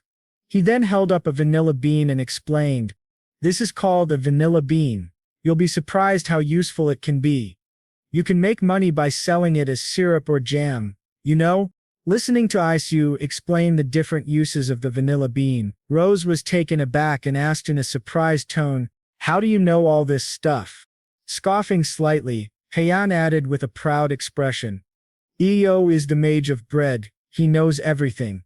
Rose looked confused and said in a suspicious tone, "Rage." She then turned to Hyen with a scary look and asked in a deep, intimidating voice, "Don't tell me Isu made bread for you." Isu was caught now and he feared for his life. Rose then spoke up with a proud smile and tone full of pride, "I bet you didn't know he made me potato pancakes last time." Hyen coldly replied, "I didn't like that." This small argument was enough to reignite their anger. The girls glared at each other while Io stayed frozen, scared to intervene, fearing they might take their anger out on him. Suddenly Rose shouted, "Isu, don't just stand there. Start making something, will you?" Seeing the anger in her clenched fists turning white, Isu agreed quickly and focused on his custard cream. After the custard cream was done, he showed it to the ladies. It was thick, yellow, and smelled absolutely delicious. Both of them were drooling, curious to taste it. Eventually, curiosity got the better of them and they started poking the custard. It was springy and wobbly. Their fingers got a little covered in custard, and they licked it off. Rose exclaimed, "This is super tasty." The maid sighed helplessly as Rose showed her childish side. Isu then told them he needed to cool it. Knowing he might need ice, Rose ordered her maid, "Lucy, could you bring us some ice?" The maid nodded and prepared to go fetch the ice. Isu was shocked to find that the Medi family had ice and asked about it. Rose nodded and explained, "Yes, we do. We have a separate ice storage. It should last till May. We shave it to make ice desserts." Isu wondered whether their way of using ice was similar to the shaved ice, with toppings found in his home world. As the maid arrived with a bowl full of ice, Isu thanked her and placed the custard bowl over the ice bowl to cool it. There were some egg whites left, and Isu thought of using them. An idea struck him and he said, "With leftover egg whites we can make meringue cookies." He then had a superb idea that would make the task easier and let the girls vent their frustration. He announced, "How about Hyen and Rose do a meringue whisking race? All you have to do is whisk the egg whites with all your might. I'll pour in the sugar from time to time." The girls agreed. Each received a bowl filled with egg whites. Rose had a determined to win look on her face. As Isu counted down to start the race, Rose was pumped up, whisking with immense energy. Meanwhile, Hyen, being clever, used her magic to assist herself. Isu was happy to see both girls giving their best. He said softly, "Let me know once the mix gets foamy. I'll add the sugar then." After whisking for a while, Rose peeked at Hyen and noticed her using magic. Furious, she shouted in an irritated tone, "Hey, no magic, that's cheating." Hyen replied coldly, "I'm just using my abilities." This angered Rose even more and raised her competitive spirit. Meanwhile, Isu was glad that his workload was reduced. After a long effort from the girls, the meringue was finally done. It was fluffy and white like a cloud and held its peaks perfectly. Setting her whisk down, Rose said with a proud grin and a fake tired look, "No matter how you look at it, I'm the winner." Hyen, shocked by Rose's stamina, replied in a sarcastic tone, "You could whisk a few more bowls with that energy of yours." The comment reignited Rose's competitive spirit, and she glared at Hyen. Sparks flew between them and it looked like a fight could break out at any moment. Isu quickly stepped in. "Please, calm down, both of you." Once they were calm, Isu began the next step. Now I'm going to squeeze this meringue into a piping bag. He gracefully filled the bag and piped out the meringue in a beautiful rosebud shape. Both girls were intrigued and rushed over to ask if they could try. They each took a turn placing meringue onto the baking sheet. There was excitement and a sense of pride on their faces for what they had accomplished. Isu picked up the baking tray and smiled brightly. Now we need to bake it in the oven at low heat. An old man in a white uniform, the head chef, stood near the oven. Isu gently asked, "Can I put you in charge of this?" The chef replied with a polite smile, "Yes, you can count on me, sir." As the tray baked under the chef's care, Rose pulled Isu and said in a warm, childish tone, "Come on, let's quickly check on the creme brulee we made earlier." Noticing her excitement, Isu calmed her down, then took the chilled custard out and placed it into a classy container. It looked like an expensive, restaurant-quality dish. Rose and Hyen were excited, and Rose asked Isu for permission to eat it. Isu smiled and replied, "No." He thought to himself that when it came to tasty food, these girls acted like twins. Then he explained the main part of the dessert. "We need to sprinkle sugar on top and use fire." Speaking of fire, he muttered to himself, "In this world I don't have a blowtorch." He scurried around the kitchen, searching for something useful, and finally found a matchbox. Using it, he carefully melted the sugar. As it caramelized, it formed a beautiful brown coating over the custard, giving it a delicious aromatic appearance. Looking at the finished product they had all worked on, Rose stared at Isu with hungry eyes and a drooling mouth. "Now can we dig in already?" she asked. Seeing her cute reaction made Io chuckle a little. Just then, a maid called out to Rose with a sigh, "How about we eat this properly in the drawing room, my lady?" Rose nodded and agreed. They all headed to the drawing room to enjoy the delicious dessert. Once seated, each took a cup filled with custard and caramelized sugar. Isu guided them. "Crack the caramelized sugar with your spoon, then scoop it up with the cream." Watching this marvelous sight, everyone was shocked and delighted. They eagerly followed Isu's instructions. When Rose took the first bite, her mouth tingled with the sweet sensation. The custard and sugar overwhelmed her taste buds in the best way. Her eyes sparkled, and a red hue appeared on her cheeks as she savored the taste. She suddenly sprang up from the couch and exclaimed, "I should have hired you as our chef before you became a baron." Seeing her so excited and close to him, Isu laughed nervously, but then Rose turned a little angry and began shaking Isu violently while yelling in frustration, "What's wrong with our family's pâtissier? What's wrong with our family's pâtissier? Why can't they come up with something like this?" Meanwhile, Hyen silently enjoyed her dessert with a calm smile. She enjoyed her share of dessert and was delighted by the delicious taste of creme brulee. As Rose calmed down and settled in, Hyen spoke up nervously, "There's plenty of leftover custard. Should we share it around?" Rose found Isu's idea good and responded with a determined look, "Sounds good. Everyone must have a taste of this, including that pâtissier of ours." The pâtissier, who was still in the kitchen, suddenly felt a cold shiver, making him scared and nervous. Isu then turned to Hyen and asked nervously, "How was it, Hyen? Did you like it?" Hyen replied with a calm demeanor, "It wasn't bad." Even though she said it in a nonchalant manner, Isu noticed her empty cup and gave her a warm smile. Rose then called out to her maid, "Lucy, tell the pâtissier to bring the cookies Isu asked him to bake earlier." Lucy agreed and carried out the order. After a while, the cookies were brought out. They were light golden in color and looked extremely fluffy like clouds, giving them a delicious and delightful appearance. Isu then explained, "You can consider these simple sugar cookies. They go particularly well with herb tea." Hearing his explanation and recommendation, the girls were eager to try them. They each took one cookie and ate it in one bite. As they bit into the cookies, it felt like an electric current ran down their spines. Suddenly they both seemed genuinely happy. It appeared that their animosity toward each other had softened, and they began to get along. Rose smiled brightly and said, "From now on this kitchen belongs to Isu. Give him all the ingredients he asks for." The maid agreed, though she felt a bit weirded out by Rose's unusually bright smile and cheerful tone. Rose then turned sharply to the pâtissier and said in a cold tone, "And you, did you write down the recipe?" The pâtissier nervously shook his head. Rose repeated coldly, "What are you waiting for? Jot it down already." He nodded eagerly and began writing. He felt that if he didn't, he might be at risk of being fired. Isu, feeling a bit awkward, laughed softly to hide his self-embarrassment. He also felt genuinely bad for the pâtissier.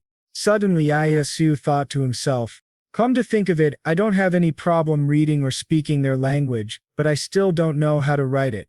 He turned to the pâtissier and reassured him, "Tell me the recipe again later." The pâtissier cried tears of relief and thanked Isu repeatedly. Meanwhile, the maid had taken a few servings of the crème brûlée to the count and countess. We see them seated together at a table admiring the beautiful dessert made by Isu. The countess spoke with curiosity. "This dessert called crème brûlée is really delicious, isn't it?" The count replied thoughtfully after taking a bite, "It's my first time trying it, and it tastes absolutely delightful." The countess then took a spoonful and analyzed the flavor. She noticed a mild yet sweet taste that was distinct from milk, sugar, or eggs. She commented, "It has a peculiar aroma. I wonder what it is." The count replied gently, "I heard he used the vanilla beans we brought in a while ago." The countess responded, "We should make a note to keep some in the pantry." The count laughed softly and agreed. They both continued enjoying the dessert and shared a few laughs together. As they were in the middle of their conversation, their butler knocked at the door. The count allowed him to enter. The butler bowed gently and said, "I came with news of the young masters, my lord. Currently, the oldest master is traveling the southern region. He has recently become captivated by wine and is studying the art of winemaking. As for the youngest master, who has entered the royal palace—" Before the butler could finish, the count interrupted with a sigh, "Enough of that for now. Just tell me how Jaja is doing." The butler laughed nervously and then spoke, "Well, my lord, you see." He began explaining the incidents involving Rose and Hyen and the banter between them. This was enough to worry both the count and countess. The countess sighed and said, "I hope she hasn't torn out the duchess's hair." The butler reassured her, "Rest assured, madame. Thankfully, it's nothing to that extent. Lady Jasha has decided to become friends with the Duchess and Baron Bloom, disregarding all formalities." The Count and Countess laughed and agreed that this was for the best, for both Rose and the family. She had always been the most notorious troublemaker and mischievous individual in the family. "It is a bit suspicious that she became friends with Hyen," the Countess added. "But in the end, this might help us learn more about her and make our family stand out stronger." Days passed, and Isu's training for nobility continued. His exhausting and hellish routine never ended. One day, Isu was late for an important meeting. Rose and Hyen were dressed elegantly, and both appeared irritated by his delay. Rose spoke up in an annoyed tone, "What took you so long?" Hyen followed with a cold, flat tone, "Which country considers being late for an appointment to be good manners?" Isu laughed nervously and replied, "Sorry, I had some business to take care of." The real reason for his delay, however, was his upset stomach. He regretted not bringing his daily probiotics. As Isu caught his breath, he noticed Hyen wearing the dress he had bought for her during their visit to Pussing City. Hyen flicked her hair and said, back over her shoulders, she said, "I like this outfit, it's comfortable." She then added in an irritated tone, "Dresses here are so tight around the waist, it feels suffocating, I can't stand it." Listening to Hyen say this, Rose was shocked and then said, "You can easily untie the waistband when the maids are away." She then showed her in an elegant manner how she untied the waistband around her waist. Rah! Hyen agreed and decided to do that in the future. Meanwhile, Rose's maid was in shock and flinched in terror at this sight. As they traveled out of Medi City, the scenery that was seen by Isu was magnificent and beautiful. The air that he felt on his face, the leaves fluttering in the air, and the river flowing around the city were all too bewitching to him. Isu then asked Rose in a surprised tone, "Wow, is that a river?" Rose smiled and said in a gentle voice, "Yep, it's the Medi River." This flowing water and the air were all too stunning for Isu, and he thought it must be awesome to be rich enough to name a river and a city after your family name. Then Isu got a wild idea that if Hyen helped him and cleared a path for his future estate, then the river that would flow there would be named Bloom River. Isu then mesmerized the scenery and admired the beauty of nature. After a while he asked Rose in a happy tone, "Then there must be a lot of fish over there, right?" Rose was a bit confused by his happy demeanor and said in a flat tone, "I heard there are hardly any." This sentence was enough to burst the dreamy bubble of Isu. He thought if the river had fish, then he would go fishing and try making amazing dishes. He then asked the reason for the decline in fish. Rose then said with a hint of sadness, "Yeah, these days even if you farm it's a poor harvest, so we're just expanding the farm." Iso was overwhelmed by this information and had a doubt, but before saying anything he thought, raising livestock in the farm up there and cultivating bee crops in the farm down there, this is an amazing idea. He then spoke his mind. "Then do you also make cheese?" Rose nodded and said, "Of course. If there's a place you'd like to explore on your own, feel free to look around. We'll go back and wait for you." Iso was confused by Rose's words and asked her in a confused tone, "Oh, can I do that?" Both Hyen and Rose had a mischievous glint in their eyes and agreed, letting him go out and explore the city. Then they both opened the door of the carriage, looked around to stall time, and as they found the horses, they got up on them and started running away. The servants of the Medic family were in shock and terror when the girls started running away. They followed after them, really worried. Rose waved at Iso and said, "Then enjoy." Lucian then guided the chauffeur to take him into the town, and he observed people making cheese. He thought, looks like a lot of people are making cheese, since it's spring. He was mesmerized by the method they used to make cheese, and later he found a boy sitting on the footpath. He ordered the chauffeur to halt, and then called out to the boy, "Hey kid, come here for a sec." The boy felt he was called and walked nervously to the carriage, speaking in a shaky voice. "Do you need anything, sir?" Noticing the boy's nervousness and scared look, Isu rummaged in his bag and took out the manga cookies, handing them to him. The boy nervously took the cookies and admired their shape before eating them. His eyes shone with a bright sparkle and he spoke in a grateful tone, "This is delicious, sir." "Thank you." Isu smiled and spoke with a warm tone. "I'm glad you like it. Now can I ask you a question?" He then asked the boy, pointing his finger over to the other wagons present there. "Where are those wagons over there going?" The boy understood what Isu was talking about and then spoke up. "They're transporting cheese to the less fermentation chamber." Isu then glanced at the wagons with an intense look, making the boy feel scared. After thinking for some time, Isu spoke in an intense tone, which the boy mistook for anger. "You know the way that comes out after making cheese, right? Do you guys make ricotta cheese with that?" Isu waited for the boy to understand his question, and the boy finally spoke. "Yes, sir, the Lord has approved it too." The boy was so scared that his voice was shaky and his face was turning white due to fear. This made Isu realize that he was being a bit harsh on the kid, so he immediately softened up and smiled at him while saying, "It's okay, I'm not trying to scold you. When you make ricotta cheese, do you add lemon juice and heat it?" The boy relaxed a bit and answered, "Yes, we do." Isu nodded and gave the boy a warm smile. Then he told the chauffeur to take him back to Medi Castle, as there was now an amazing idea running in his mind and he wanted to try it out later. Isu rushed to the kitchen and made an amazing cooling drink, serving it to the Count and his family. They were confused by the white drink in front of them, and the Count spoke up in a suspicious tone. "Are you suggesting that this is the solution to the harvest issues?" Isu smiled and laughed nervously before saying, "It might not be perfect, but it seems like it could provide some help. From what I heard from Jaja, there are no fish in the lake and the harvest is poor for crops as well." The Count understood what he was trying to say, but still a doubt crossed his mind and he said, "Yes, she's right, but how does this help with that?" Isu nodded and said in a polite and formal tone, "I'll explain later, sir." He then said with a bright smile, "But please try it." First the Count and his family nodded and understood his intentions. Without giving it much thought, they tried the drink in front of them. Rose finished her glass of the drink and said with an exaggerated happy sigh, "This is my first time tasting it. It's tangy and sweet." The Countess agreed with her daughter's thoughts and said, "Yes, I enjoyed it too. What is this made of?"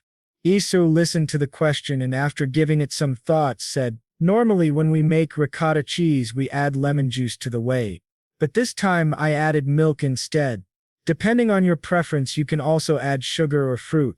After recollecting his experience while roaming around the village, he continued, "While exploring the village I saw people making ricotta cheese.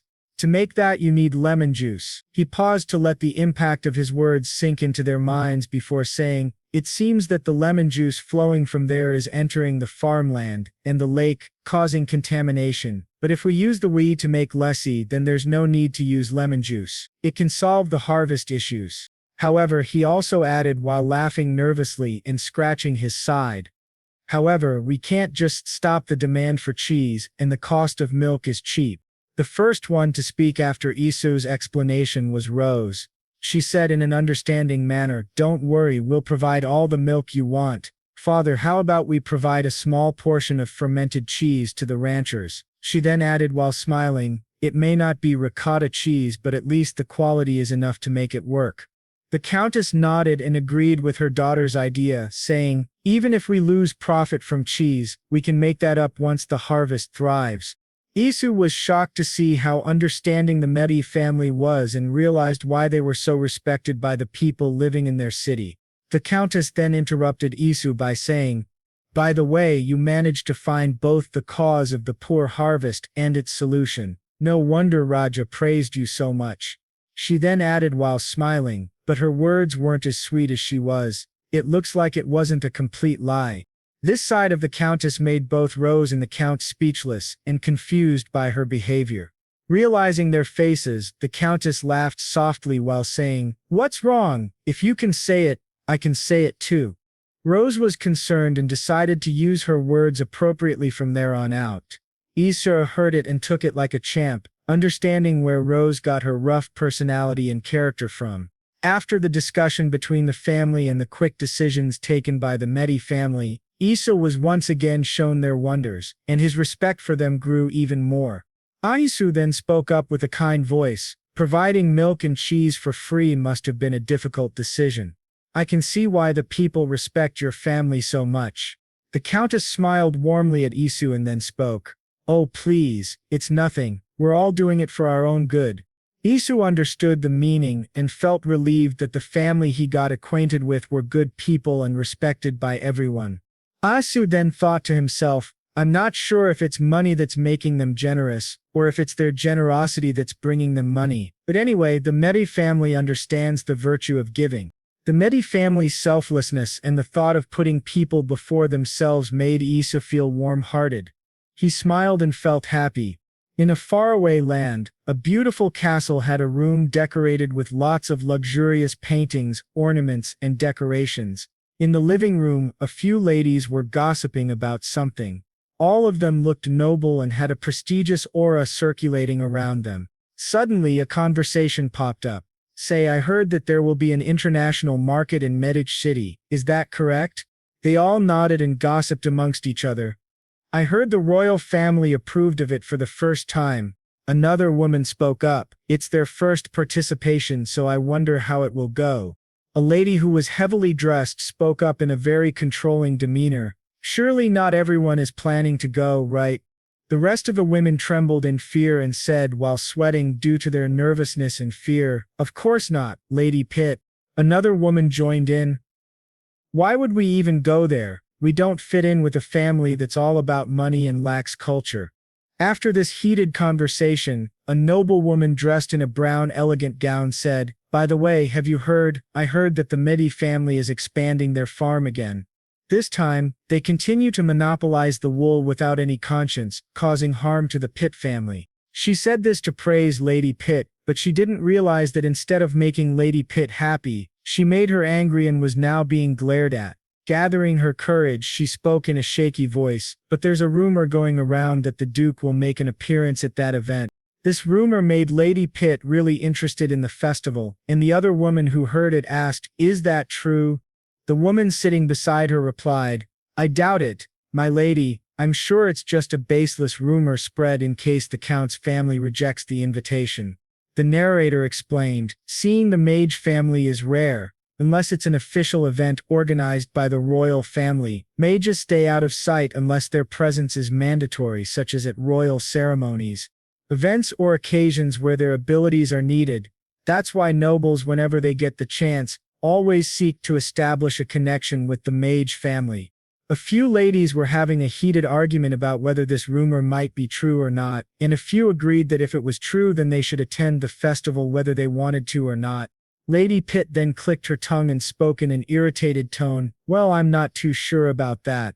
Is it not a bit too much to travel all the way there based solely on rumors? After this, the room went silent and everyone had their doubts about whether to go or not. One lady spoke up with a trembling voice. Well, we're not going there because we like that family, you know. If the rumors are true, it's a great opportunity to form a connection with the Count's family. And if not, we can throw cold water on the Miyashi family. Couldn't we?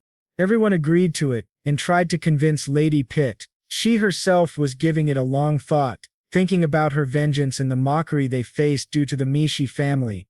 She then smirked after giving it some thought, thinking, those Mishi bastards, how dare they claim to support the commoners and buy wool at exorbitant prices, making a mockery of our family.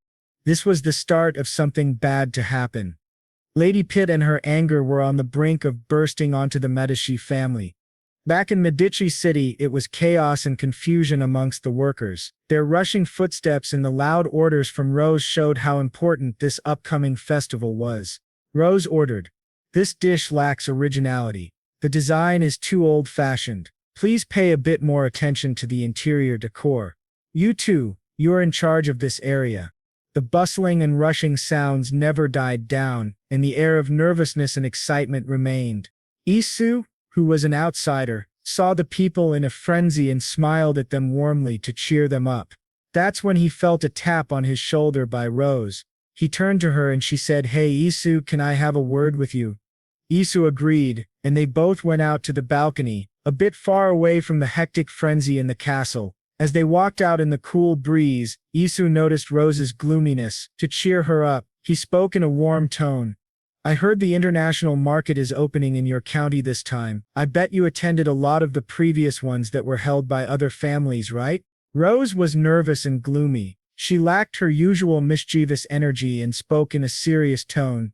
"A few times when I was a kid." Isu asked her why she doesn't go now. She then replied, "I always left feeling bad every time I went."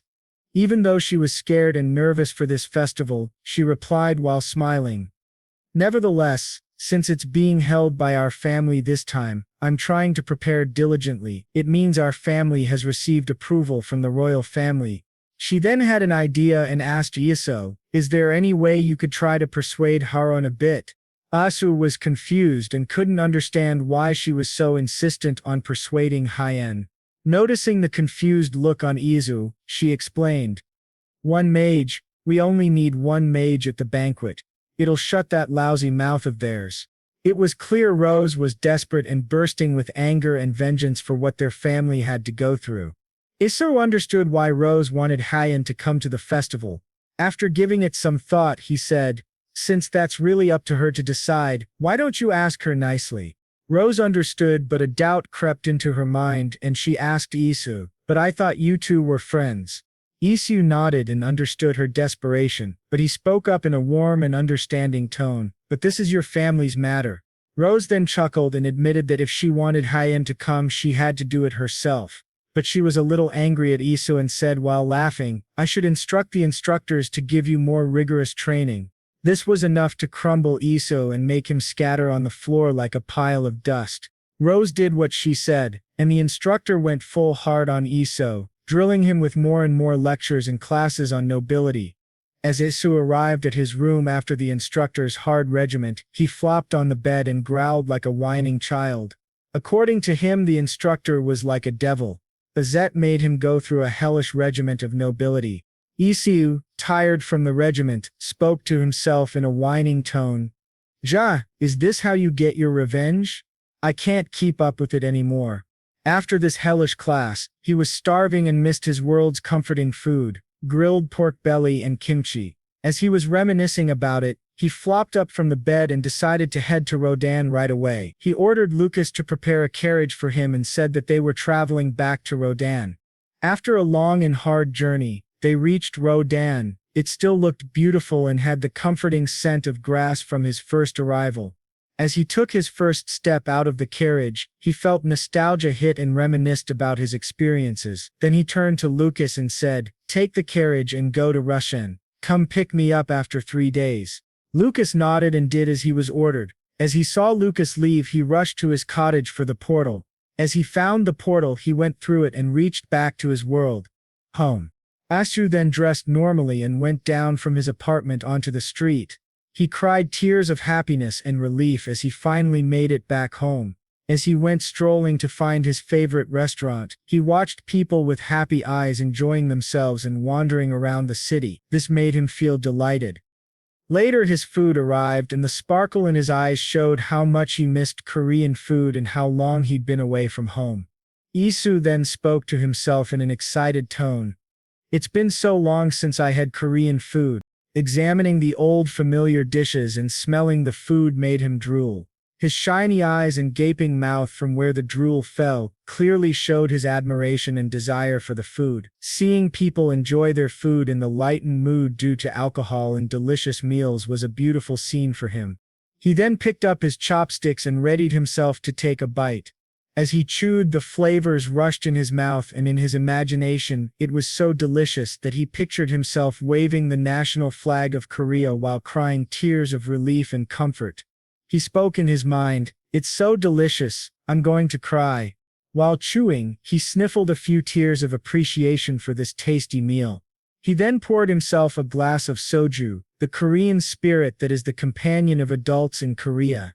Taking the shot filled with alcohol, he was mesmerized by the usual and comforting taste. He let out a satisfying sound as he enjoyed the flavor and nostalgia. He was interrupted by the staff, who served him his pork belly. Isu thanked them and then appreciated the food in front of him. He picked up the belly slices and started grilling them on the hot grill in front of him, enjoying the sizzling sounds and the delicious smell. He then thought, "I'm definitely taking kimchi with me this time." His wide grin and smile showed how happy he was. After grilling the pork belly, it turned golden brown, showing it was cooked perfectly. Isu then carefully placed it on his plate. After admiring this beauty, he blew on it softly and took a bite. There was a wide grin on his face as he then drank a shot of soju. As Isu enjoyed his food and time in the restaurant, he was called out by someone he was acquainted with. "Yo, Isu." Isu then waved back at the man and said, "Hey, what's up?" The man spoke in a happy tone. "How have you been?" Isu thought in his mind, "My former colleague, who I was close to at work." He then gestured for his colleague to sit down and asked with a smile, "Did you just get off work?" The man replied with a tired groan. "Yeah." He felt a bit awkward speaking in his native language, Korean. The man then added, "By the way, why haven't you been responding to my texts lately?"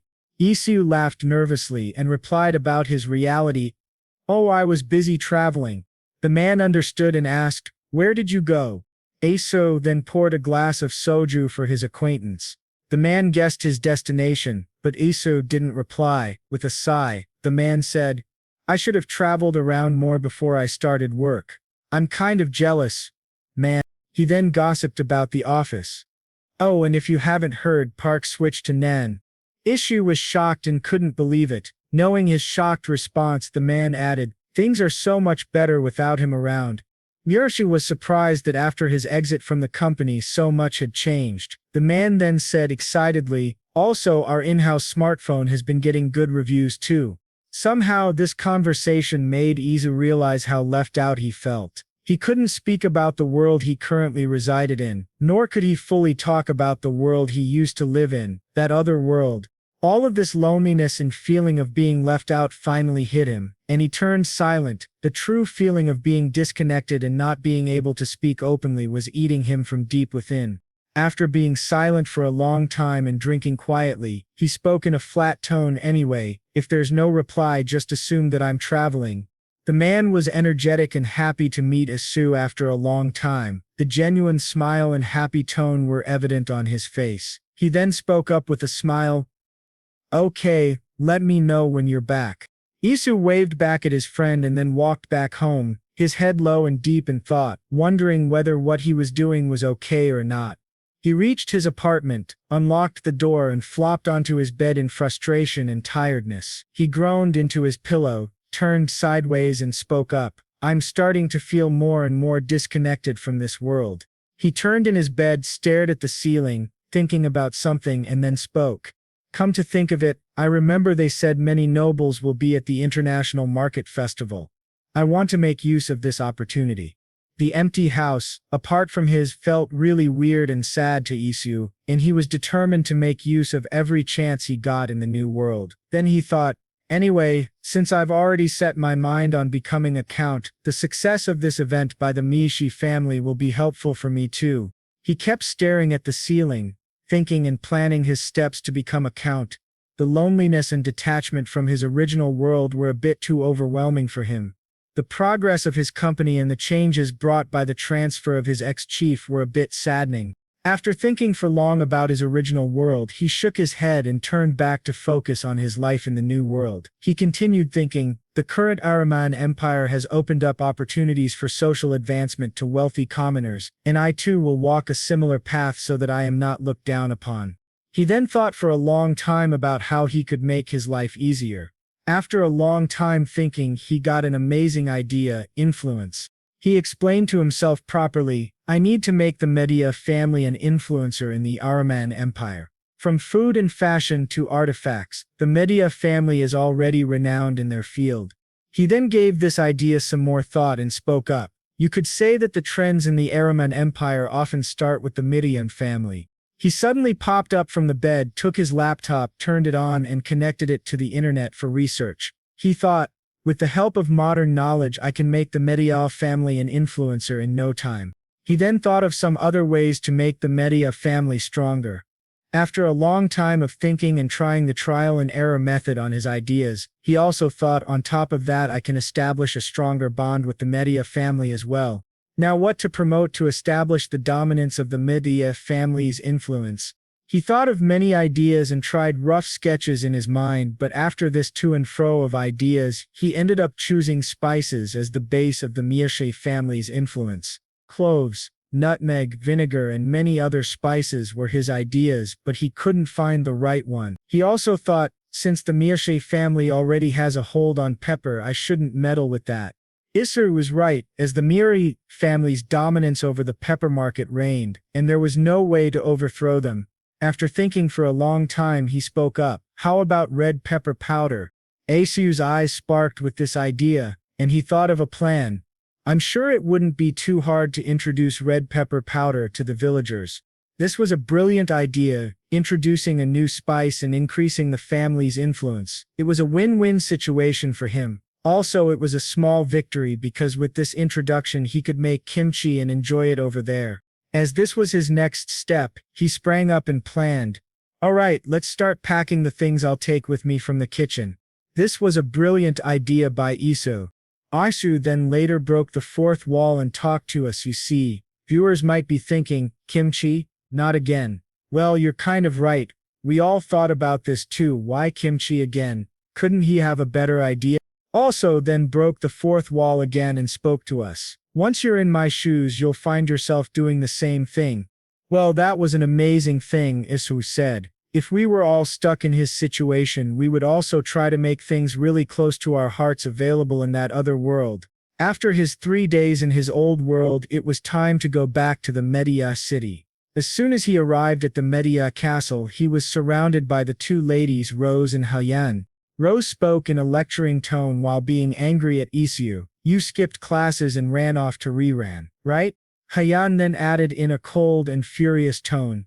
How do you think you'll become a count by being so lazy like that? Guilty as charged, Isu was in a pinch of trouble. Now being surrounded by these furious and beautiful girls, he was in for deep trouble. He laughed nervously and said, wait. Calm down, you guys. Instead of calming down, the girls got more furious. Rose spoke up with an intimidating tone. Did you eat Maggie's food all by yourself? Hyen added in her nonchalant yet furious tone. Don't tell me you baked bread and ate it all by yourself. This series of questions and glares was too much for Isu, and he knew the trouble he was in. He slowly accepted his fate and gave up on survival. He then noticed the dresses both Hyen and Rose wore. It was a bit odd and a doubt popped up in his mind. To clear it, he asked in a doubtful tone. By the way, I see you two are wearing similar outfits. Have you finally decided to become friends? The girls were a bit confused at first, and then realizing his question, they both gave a disgusted look to him. Rose said in an irritated tone, You nonsense. Hyen was irritated and furious at this comment and said, Watch your mouth. As there was a heated discussion among them, Isu thought this was a great time to run away to his room. Noticing this, Rose and Hyen also ran after him, but they lost sight of him after a while. Isu, who reached his room, was panting and catching his breath. As he caught his breath, he said in a confused tone, When did those two become so close? The sudden closeness of the girls was really confusing to Isu. According to him, they both made a dangerous pair that could make his life hell. After settling down in his room and taking some rest, he activated his storage and said, Anyway, I'll just unpack the stuff I brought. After taking out all of the things he brought from his original world, he started formulating plans on how to make it seem like they were all grown in this world. After a long time of processing and thinking, he came up with various ideas. Let's store the kimchi in the jar I brought over last time, and let's store the red pepper powder and baking powder deep inside a box. After packing the kimchi in the jar and packing the red chili powder in the wooden box, he called out for Lucas. After a short while, Lucas arrived and said in a formal tone, You called for me, sir. After nodding and smiling at Lucas, Iso spoke up in a questioning yet kind tone. Is the Count in his study? Lucas nodded and replied, Yes, he is, sir. Lucas then talked over to the Count's personal butler. The butler understood and knocked before saying, My lord, Baron Bloom is here to see you. The Count lifted his head from the books, and after listening to the butler's announcement, he agreed to let Iso come in. As soon as Isu came in, he gently bowed in front of the Count and spoke up in a formal tone. Good evening, sir. The Count nodded and smiled at him before speaking up in a serious tone. What brings you here, Baron? Isu nodded and smiled at him. After a brief pause, he spoke up with a smile and a confident tone. I'm here to further discuss the solutions for soil acidification caused by the lemon juice. Iso waited for some time to let the Count understand his words. After giving it some thought, the Count spoke up. I see. Please, have a seat. Isu smiled and thanked the Count for his offer. After thinking for a little while, Isu spoke up in a confident tone. The family farmland is currently contaminated with acidic compounds that have seeped in over a long period. Of course, it will gradually improve once the lemon juice stops seeping in, but it will take a long time to recover. Understanding what Isu wanted to say, and imagining the time needed for the soil to recover, made the Count a bit uncomfortable. A doubt crept into his mind. So, do you have a solution to this problem? Isu then took his time before formulating his words. After some time he spoke up. Yes, sir. Pouring lime powder over the land should do the trick. He then added in a questioning tone. Does Ania have lime powder? The Count understood the question and replied with a warm smile. Of course we have plenty, but are you sure it will work? Isu took his time to understand the question and then formed his answer. Yes, it will certainly help. He also added in a warning tone, making sure he had the Count's attention. However, it can be dangerous if it comes into contact with humans or animals, so it needs to be handled with care. The Count smiled at him and reassured him by saying, Rest assured, Baron, my people have used lime powder before. I'll leave the task to those who are familiar with the material. After analyzing his answer, Isu nodded and appreciated the Count for his brilliant thinking. The Count was happy with Isu and his solutions. He was genuinely happy and felt indebted to him. After spending some time thinking about this brilliant idea introduced by Isu, he smirked and then asked Isu in a warm and gentle tone, Have you found a suitable land for your estate yet, Baron Bloom? Isu laughed nervously and said in an embarrassed tone, Not yet, sir. Besides, it's only been a month since I received my title. The Count chuckled and felt a bit struck by this cute behavior from Isu. After relaxing, he spoke up with a light chuckle. Excellent. Would it be all right if I find a suitable land for you then? Iso was a bit taken aback by this kind gesture and then spoke in a shaky voice. I would really appreciate that, sir. This was kind of weird for him, and he thought to himself, he's being very nice to me for some reason. This was very kind of the Count, and Iso was really happy that the Count wished to help him. The Count smiled and spoke in a warm and gentle tone. Splendid. Let's talk again soon then. Isu nodded and replied, Of course. Thank you, sir. He then got up from the couch, bowed gently in front of the Count and excused himself out. Later, he was called out by Rose and Hyen for a conversation. He gave them a visit in the living room, only to find Rose in a very intimidating posture. A bit intimidated by Rose, Iso spoke up in a bubbly tone. What's with that look? Do you have something to tell me?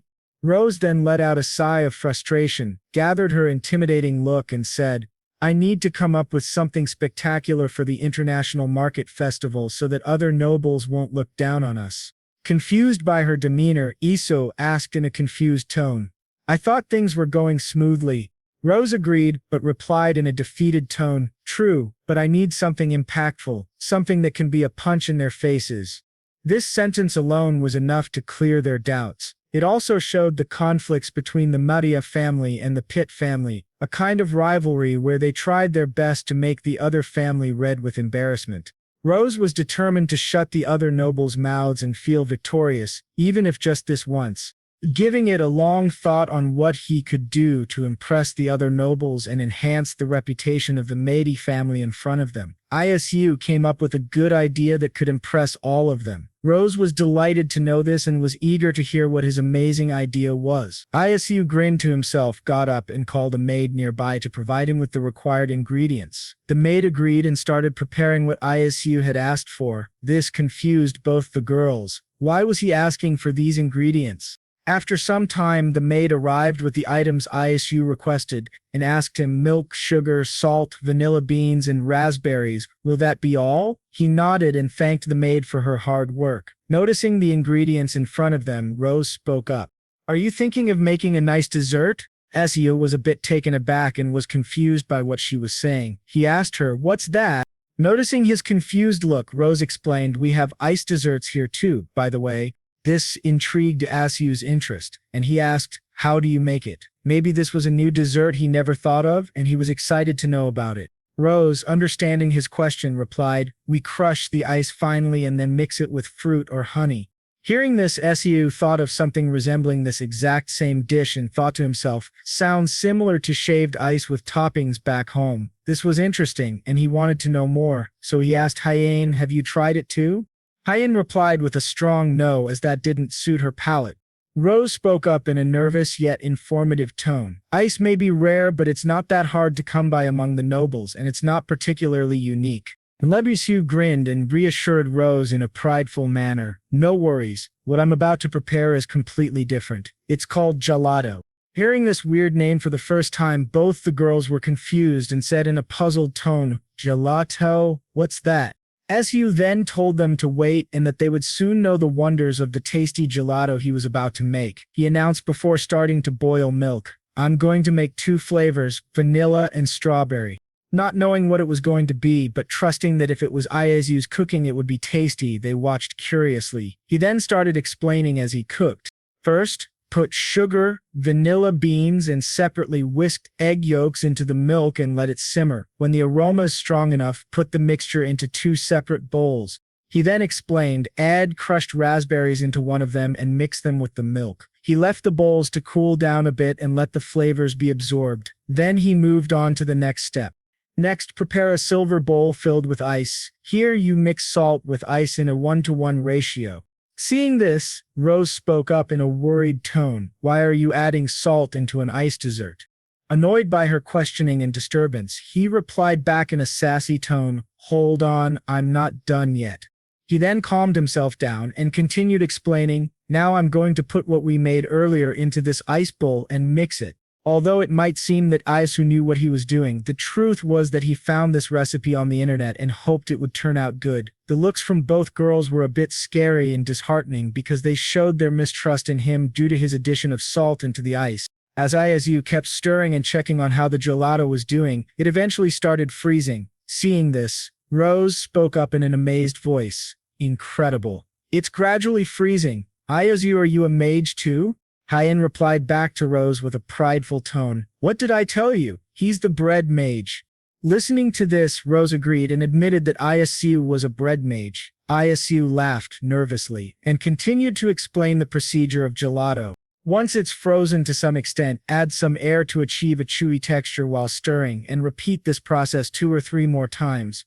After this continuous procedure of scooping and making it fluffier, it was finally ready. He scooped some and served it in a crystal-clear bowl, garnishing it with mint leaves. As it was ready, he asked both of them to try.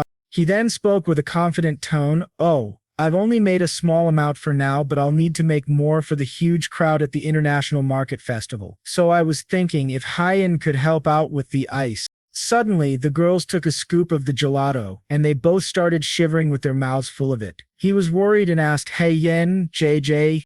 This was a bit confusing for him as to why the girls were trembling and lifting their spoons in the air like they were in some kind of battle or had completed some race. Both Hyen and Rose had tasted a bite of this amazing dessert, and as soon as they did, they were frozen and their bodies trembled. Confused by this action, Isu called out to them, but they didn't answer. After some time passed, both of them stopped trembling. Rose was the first one to speak up with an excited and childish tone.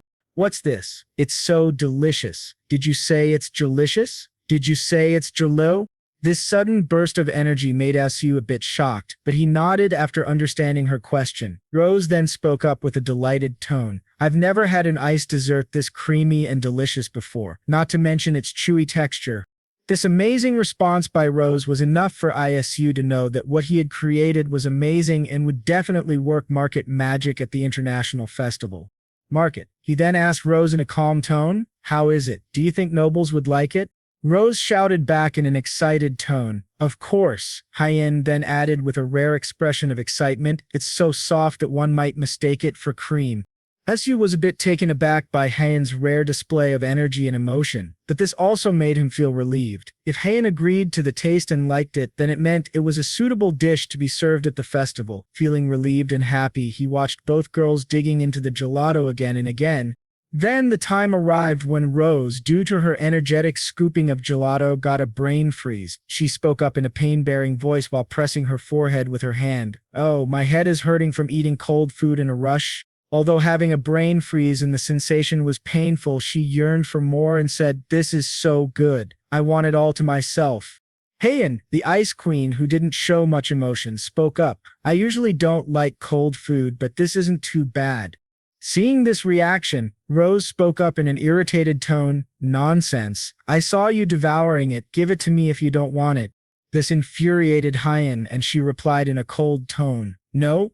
This was enough to spark the inner wild beast within them. The fight over the last cup of gelato was going to be intense when Isu stepped up and calmed them down. He thought to himself, "I'm glad that at least they both enjoyed it." After calming them down completely, he turned to Rose and asked her, "Then why don't you go and get the final permission from your parents?" Even after being taken far from Hyen, Rose was gritting her teeth, but after listening to Isu, she grinned and replied in her usual energetic tone, "Fine, make me 2 more. I'll bring them to let them taste it." She then turned to Hyen, and after giving some thought, she spoke up. "By the way, Hyen?"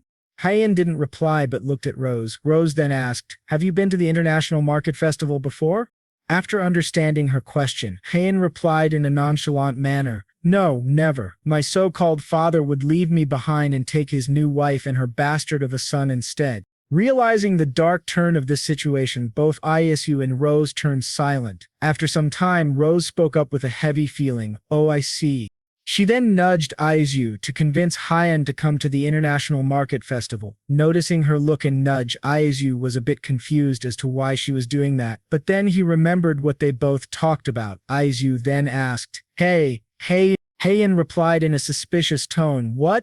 Noticing her questioning glare and suspicious tone, he laughed nervously and asked, "Want some bread?"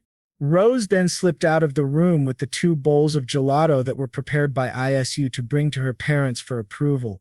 After a few days and with the approval of the count for the gelato, Isu called for the head chef to come to his personal headquarters. The head chef was a bit scared and confused as to why he was called, but he abided by the request and headed to Isu's room, knocking softly on his door. Isu then allowed him to enter. The head chef entered the room and with a confused and nervous tone asked, "You called for me, sir?" Isu nodded and gave him a warm smile. He then said in a gentle tone, "Please have a seat. I have something to discuss with you." The chef understood and headed towards the couch. He was a bit hesitant before sitting down on it. Noticing the nervous and tired look on his face, Isu offered, "Here, have some herb tea and please just relax." Noticing Ie's gentle demeanor and kindness, the chef was a bit confused and dumbfounded. He asked again in a confused tone, "Thank you, sir. If I may ask, why have you called for me, sir?" Isu then spoke with a warm and gentle tone, his expression showing empathy towards the chef. "I'm sure you're stressed over coming up with new menu items. Am I right?" The chef spoke up in denial, disagreeing with Isu. "Of course not, sir. I'm just doing my job, that's all." He then continued with a tired tone, "With many important guests expected to attend the festival, I have to think day and night about how to enhance the experience. Nevertheless, my ideas are nowhere near yours, sir." He ended his talk with a light nervous chuckle. Isu nodded in understanding. After some time he spoke up. "Back from where I come from, baking is a big part of our culture. My mother was also passionate about baking as well." The chef nodded in understanding. Isu then continued to explain his idea. "Spices like ginger and cinnamon are particularly inexpensive and readily available. So my point is, if it's all right with you, I would like to pass on my mother's recipe to you." After hearing Isu was willing to share his family's secret recipe, there was shock written all over the head chef's face. Isu was a bit taken aback and said in a warm tone, "I'm not necessarily insisting that you use my recipe, but by referring to it you might come up with even better ideas." The head chef was in tears due to Isu's kindness and selflessness. He spoke in a grateful tone, "I don't know how to thank you, sir. In fact, I was quite stressed about developing new menu items, so I truly appreciate your understanding." Feeling overwhelmed by the tears and grateful tone of the head chef, Isu spoke up in a comforting tone, "It's okay, let's set aside the emotions for now and start writing down the recipe." The chef nodded and started jotting down the recipes that Isu gave. Isu then explained to us, "I gave him a total of 3 recipes: churros, butter cookies, and lemon ginger tea." The head chef, after jotting down the recipes, said in an astonished tone, "Sir, your ideas are simply extraordinary." Isu then said in a gentle demeanor, "I already asked to have the ingredients ready, so go ahead and make them now." The chef then added in a curious tone, "Oh, can I also bring the creme brulee by any chance?" Isu replied in a gentle tone, "Of course. How about making your own version by adding toppings of your choice?" This kind gesture was enough to make the head chef cry again, and he replied with gratitude, "Of course, sir. Please share more recipes in the future. I'm always open to learning new recipes." The head chef then got up, bowed in gratitude, and left the room with new profound ideas. Isu was grateful to see this and was excited to see what new recipes would be formed and given for tasting before the International Market Festival by the head chef.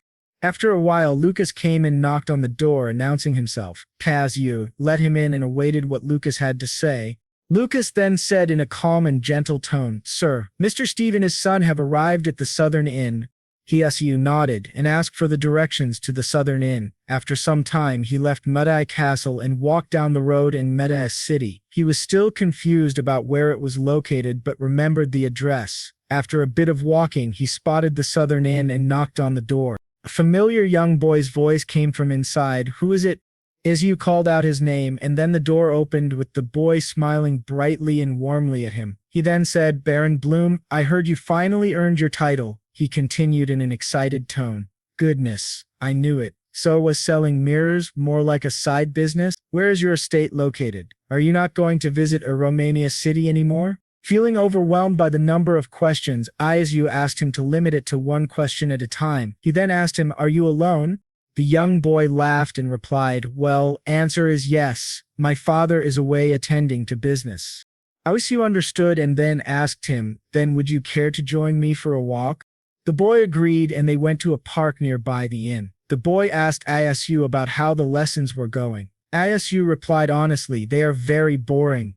The boy was happy about Isu's honesty. Isu then asked the boy, by the way, you know the International Market Festival is being held here, right? The boy nodded eagerly and spoke, of course. We're planning to stay for about a week during the festival period since it's on our way back and forth.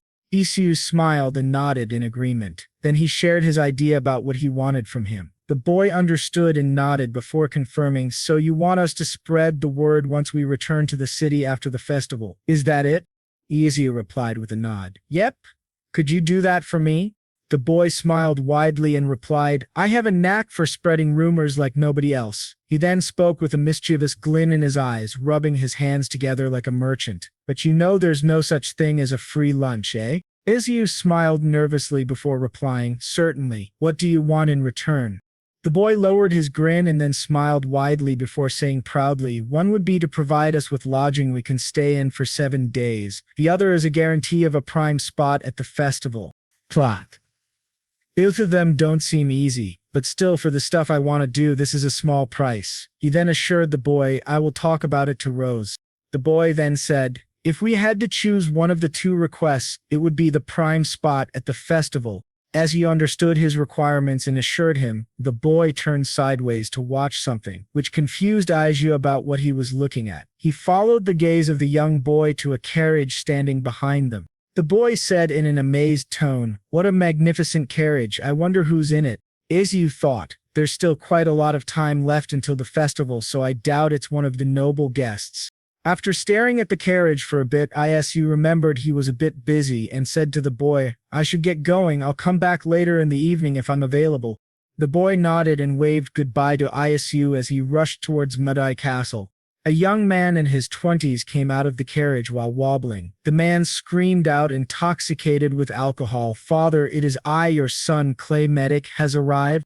Isu was shocked to see the young man all tipsy and causing a ruckus in the Medi Castle's front yard. He then went closer to the head chef, who seemed a bit worried, and asked, who is that? At the sudden voice of Isu, the chef jumped a little and spoke up in a surprised tone, oh, Sir Bloom. He's Sir Clay, the Count's eldest son.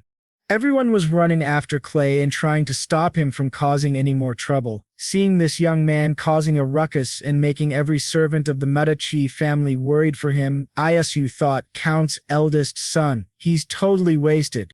After calming down Clay and taking him back to his room, there was peace at last. After some time, he met up with Rose and asked, so Sir Clay is your older brother? Rose nodded and answered back. Yes, he's been learning how to make wine recently, she said before scrunching her face in irritation and speaking up, and he seems completely obsessed with it. Sometimes he forgets that he's the heir of the Meici family.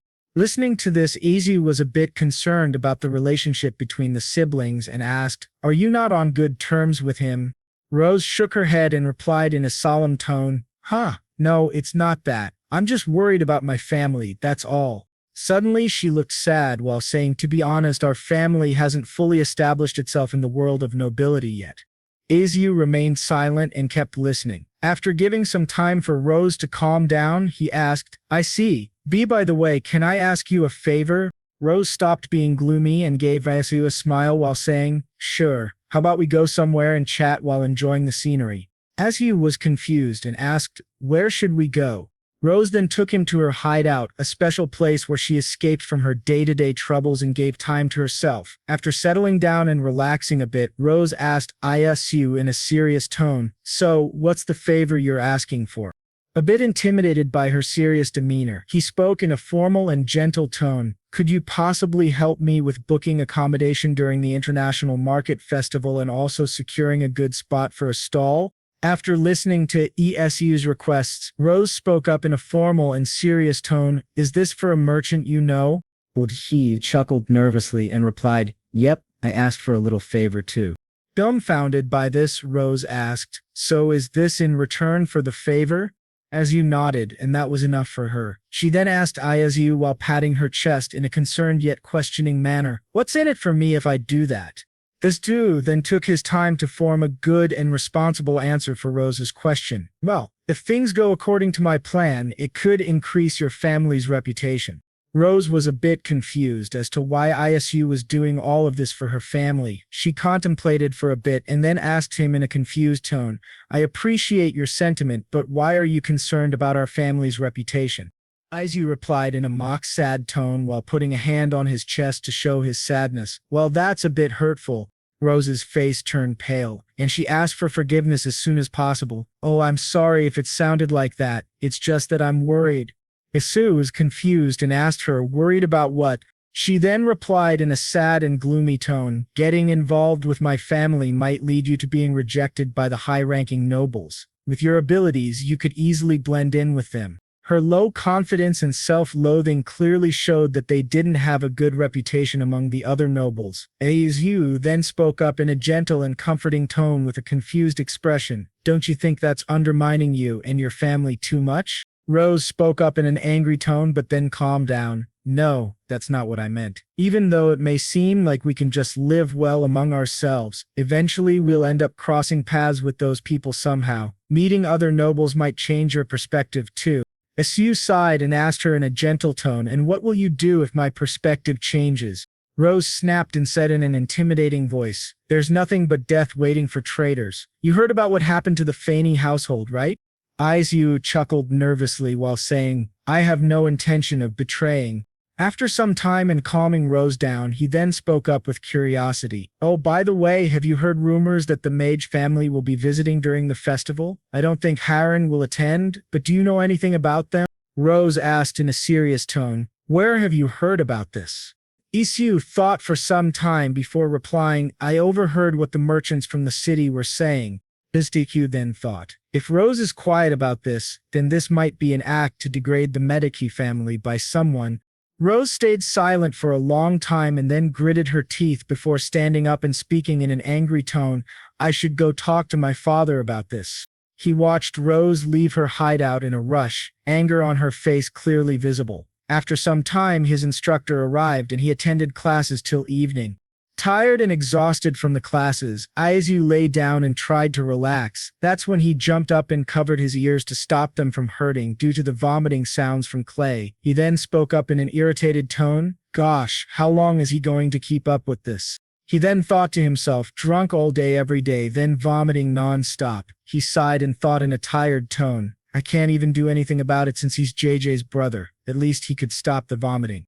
Suddenly, an idea sparked up in his brain, and he called for Lucas, ordering him to go with him to the prep kitchen. After spending some time in the prep kitchen and making a drink that's good for a hangover, he explained, nothing like nice honey water for hangovers. He then asked Lucas to bring it to Sir Clay, which Lucas followed as quickly as possible. He then thought to himself, I hope that does the trick. I'm already exhausted. Of all those lessons, I don't need more stress in my life. He then spoke to himself while stretching. Anyway, I should get ready for the swordsmanship training tomorrow. The next morning arrived and Isu was busy with his sword training master, practicing his sword skills while participating in a mock duel. Sir Kay, who was free from the hangover, called out to Isu. Isu turned around to see who was calling him. That's when he got struck by his instructor, and he yelled in pain. Kay then asked for forgiveness for his bad timing. The swordmaster greeted Kay and then turned to Isu with a serious expression. Baron Bloom, you have been stabbed 89 died 4 times so far. Please focus. Su yelled in protest while clarifying himself. Hey, Sir Kay was calling me. How can I ignore him? Noticing this misbehavior, the instructor said, we need to go over your manners again too. After seeing how tired Su was, the swordmaster declared enough for today and took his leave. Su then realized something. I should have just bought that certificate for 1,000 gold. The training to be a count is extremely hard. Isu sighed and turned to Kay with a gentle smile. Kay smiled back and reached for his hand before saying in a gentle tone, pleasure to meet you, Baron Bloom. Isu was happy to see that Kay wasn't hung over and now seemed sober. He then replied with gratitude, yes, nice to meet you too. Then in a questioning tone he asked, but may I ask what brings you here? Kay replied with gratitude in a happy tone, that honey water last night, I heard it was your idea. Su replied, oh that, yes it was. Are you feeling better now? Kay replied in a jolly mood, it was the perfect remedy for my hangover. Isu smiled and felt relieved that it helped him, then said in a worried tone, I advise you to cut down on the drinking. It's not good for your health. Kay replied with a mock disappointed tone. It seems like nobody is on my side. Yes, you replied with a worried tone and a mild smile. Everyone is worried about you, sir? Kay then responded by sighing in disappointment. Oh, please. Their distress is nowhere near that of this incompetent heir of the family. Kay then replied in a nervous tone while chuckling. Please don't look at me that way, sir. It was just a joke. The CEO laughed awkwardly, and then with a sigh of sadness he replied, in fact, I also once lived a life fueled by alcohol. Noticing the sadness of Isu, Kay felt that he had gone through something heavy. Sensing the heavy air around them, Kay replied with an awkward laugh, I drank honey water not to ease my hangover but to prevent my throat from hurting when I'm vomiting. Kay smiled and replied with a soft smile, I would love to hear more about your story, Baron Bloom. Come join me for a meal. Isu agreed with him. Meanwhile, in the Count's personal library, his personal butler arrived and said in a panicked tone, Sir, rumors are spreading that the Mage family will visit the International Market Festival this time. The Count replied in a stone-cold voice, Yes, I've heard about it from Gigi. The butler replied in a worried tone, So it seems like there will be more customers than expected. The Count nodded and agreed while saying, From what I've heard, a total of 20 families have opened portals and passed through Mount Knots. This was a bit too much for the Medi family, and the rumors that had been spreading could cause more downfall for them. As the royal families from all over the Aromonian Empire were arriving in Medici City, the nervousness and upcoming challenge were becoming heavier. To impress these families, a huge workload had been put on the Medi family's servants, and a huge misunderstanding was the reason for all of this. The Count explained, the reason for these families' arrival is that there is only one mage who can open portals in the Aromonian Empire. However, portals can only be opened in 2 locations simultaneously, so the cost of opening portals is very expensive. Therefore, portals are usually opened only when the imperial family needs to travel. This was a huge headache for the Count, and he let out a sigh in discomfort. He then clenched his head while saying, This is absurd. Because of rumors about the mage household visiting, they're coming in large numbers through the portal. The Count then thought for a while before saying, They must be planning to use this opportunity to humiliate us. The butler understood his heaviness and replied in a worried tone, A large crowd like that must have cost around 10,000 to open the portal. The butler then replied in a comforting yet concerned tone, We're doing our best to take measures, but things aren't looking too bright, right, sir? The Count reassured him, and the butler nodded in agreement and took his leave, worried about what was to come in the future. Meanwhile, Isu, Rose, and Hyen were in the living room enjoying themselves. Isu then introduced them to something. Techa, this is the game I mentioned before, called D-Jenga. I asked the carpenters to make it for me. Confused by this game and not understanding the significance of this pulling blocks game, Hyen asked in an uncertain tone, What's so fun about pulling out wooden blocks? Rose agreed and said, That's what I'm saying. She then continued with a complicated look, strategic thinking and dice throwing. Understanding their misunderstandings, Isu then clapped before smiling. Now, you don't know until you try it for yourself. Besides, anyone can play this game. People will love it at the festival, he said with a spark in his eyes and a dangerous glint, speaking in a mischievous tone, and the one who makes the tower fall will get a finger flick on the forehead.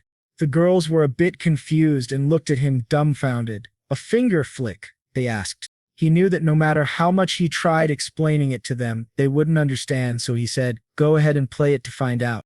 Rose exclaimed in happiness. Alrighty, this should be easy. But she couldn't do it, and her bratty personality and pride wouldn't accept defeat. So all of them played again and again, and every single time Rose was the loser, getting the most finger flicks on her forehead. She then screamed out in anger and frustration, No fair, this doesn't make sense. How can I lose every single round? She then pointed towards Hyen and spoke in an irritated tone, Especially you. Hyen spoke in a nonchalant tone, What about me? Rose's anger sparked up and her fighting spirit rose as she said, Your finger flick hurts the most, you know that. Let me give you a taste of my flick too. Seeing this turning into a dispute, as you interjected, How about we wrap it up and go eat? Noticing how Rose's knuckles were turning white, he knew she wouldn't settle for a finger flick. Rose then spoke up in an irritated tone while throwing a tantrum. I'm pretty good at playing chess. Let's play that after our meal. As you then replied to her, I don't know how to play it and chess is boring, as he wasn't interested in playing it.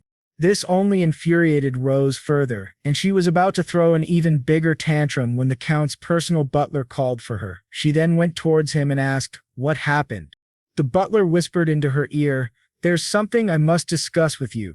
This caught Izu's attention and he tried to have a conversation but was requested to leave as this was a personal matter of the Medicae Count. Understanding the privacy of the matter, he smiled and took his leave.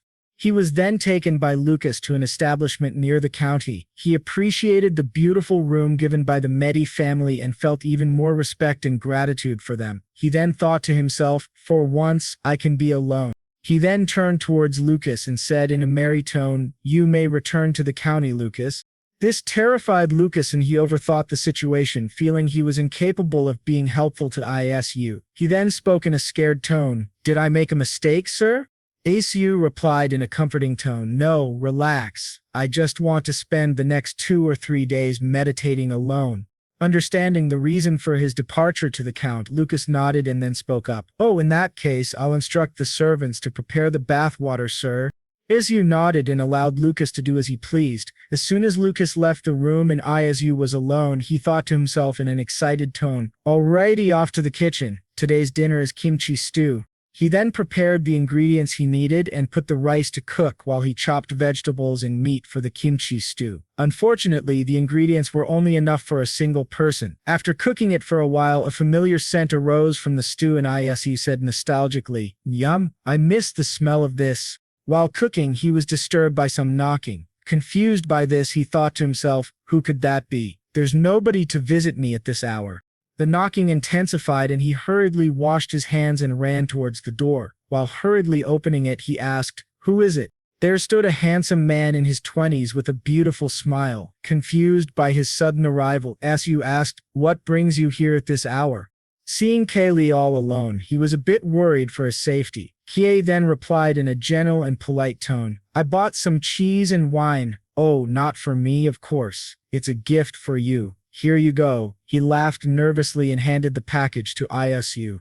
Isu smiled, and then a tasty scent reached Kay's nose. He then turned to Isu and asked in a curious tone, "Say, are you cooking, Baron Bloom?" Isu turned to Ki and invited him to join him for dinner. Ki nodded and entered Izu's establishment. Noticing the kimchi stew, he asked with interest, "Smells quite peculiar. What is this dish called?" Izu laughed nervously and then replied after thinking for some time, "It's pork stew with kimchi, a specialty from my hometown." He then thought to himself, "Gotta act natural in situations like this." He then said, "Looks like the rice is ready as well. Please have a seat and I'll bring them to you." He nodded and then spoke, "That's all right. I'll help you carry the bowls downstairs." After settling down with the utensils and bowls, Izu brought the rice and stew to the dining table. Watching the stew and rice served into his bowl, Kay spoke in an intrigued tone, "This looks appetizing, Baron Bloom." After taking a spoonful bite of the stew and rice, Izu was hoping that Kay liked it. After chewing and analyzing the flavors for a while, Kay then spoke up in a very refined manner. "Indeed, it has a very unique taste, the harmony of cabbage, pork belly, and shallots." And he said, "I can see you've seasoned it with garlic, ginger, and pepper as well. I can taste the flavor of fish sauce as well." Isu thinks, "Wow, he must be one of those super tasters." Clegg said, "Isu." "Isu, yes, sir." And thinking, "What's this? Did he notice something?" Clegg say in funny way, "How about we have wine with this?" He said, "Oh, of course." After some glasses of wine, Isu enjoyingly yelled, "Woohoo, what happened, dude? You started just now," and yelling and blushing. Isu, thinking, "Oops, I let my guard down and acted the same as I did back home." Clegg said, "I'm glad you like the wine." Isu, "Yes, it's delicious, but how did you know all the ingredients?" And the drunk people talking and yelling nonsense, we just ignore. On the first day of the International Market Festival, families from various places exchange welcoming greetings. On the second day, there is a banquet for the nobles, and on the third day, the castle is open to the public, and the entire village enjoys the festival. CV, I am currently preparing to attend the welcome ceremony. Wow, this feels way too tight. He dressed like acrobatic player? Ha ha ha. Someone said, "Sir, that was made by the tailor who satched with love and care of his body." Plain body, what love and care he mixed. Isu said, "All right, I get it." And he said, "It looking good on you, sir?" Isu, all I have to do today is just greet them and leave, right? He said, "Yes, sir. The banquet is tomorrow. Now a short welcome ceremony. Lady Jeje and Lady Hyen are waiting, so let us proceed there." Azashu, of course. Let's hurry. In ceremony, a beautiful women playing music, everything looking rich and awesome. Ashu, it's not as extravagant as I expected. That butler-type person calling our mage. Hey, what are you? Inside two beautiful girls waiting for Ishu. She is Baron Bloom. Welcome. Boys, thank you, Lady Jeje. It awkward to treat so formally. She, yes indeed. Asking to the other girl, how about you, Duchess Silverwood? What made you change your mind to participate in the welcoming ceremony? Chio, the Count and I had a discussion. Red Hair Grill asking with shock, "You did? But father didn't tell me anything." Speaking himself, is she sure about this? Or does she feel comfortable revealing that she's an elf? The mage family is inevitably entwined with the royal family. I wonder if Hyen is mentally prepared right now. Once she reveals her identity, not only will she be expected to make public appearances, but she will also face pressure due to the marriage issue. There's no need for you to know the details. That time Butler come in and said, "Lady Judge, everyone is waiting for your greeting. Baron Bloom and Lady Hyen, please wait just a little while." Hyen and Isu thinking. Isu, he run towards window and watching outside the carriage, he said, "Wow. Hyen, what's so impressive about that? It looks petty compared to my carriage." Us, says the person who doesn't have a carriage anymore, no house or money either. Isu think it's your end there. There's no chance if she hit with this power P. Isu. She prepared an attack, Mon Perino. No one sick wait. Isu said, "Stop it. This threatening thing is going too far, got it?" In next scene, Asiu, by the way, what are you planning to do after revealing yourself to the public? They's talking with each other. Some knocked someone and said, "Sir, it's time." Isu said, "Okay, let's go." Hyen be like protagonist, makes the last appearance. Isu, "Okay, I'm going then," she said. "Okay." Jaje called Baron Isu. Isu asked, "Why are you alone?" She said, "The family I'm close to Hashimi arrived yet." Isu, "Okay, I'll wait with you." In bright light, everyone sweating and complaining. That time strawberry and vanilla gelato. A dessert with a rich and smooth texture that brings out the bursting flavor of fresh ingredients. Another simple name, ice cream served to everyone. The person he suggests everyone to please try it. People are talking. I've never seen this before. What can this possibly be? What the hell, man? It's ice cream, man. Just eat it. Sorry for my intervene. In that ceremony, one auntie had brand, so she decided to try it first, and she did it. She was mesmerized and very impressed. She's satisfaction level was high. She think it's a 10 out of 10. She suddenly changed her emotions and said, "Well, it doesn't seem incredibly impressive." What, man, I thought she have so-called brain, but it's freezed with that ice cream.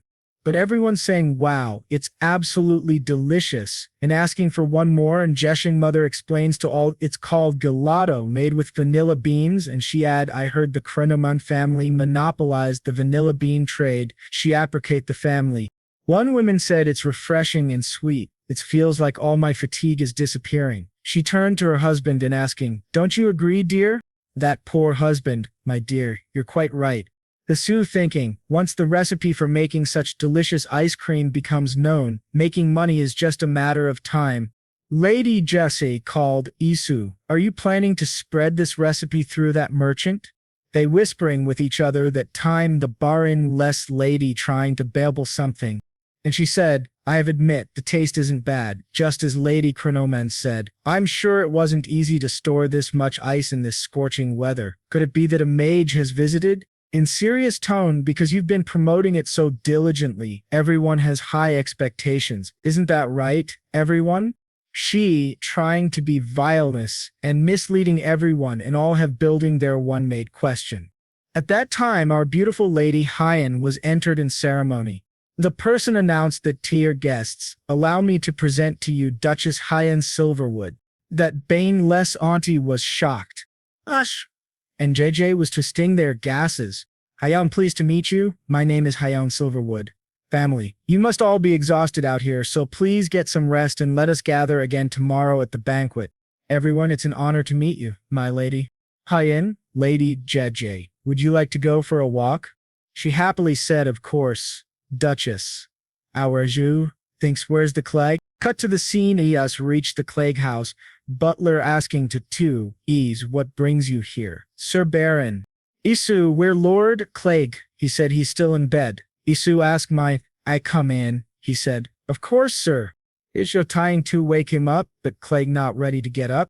Finally, they out to the street. Isu and Clegg try buy something to eat, searching for food stalls. They just enjoyed the day. The next day, Isu and Jeje decided to joining the reception. At reception, one dumb-looking guy sitting with his friends and try to approve his superiority. Behind him, one red-haired guy appeared and asking Medi if I join your conversation. He straightly threatened him join the debate after dinner, and he went. Jeje everything from distance.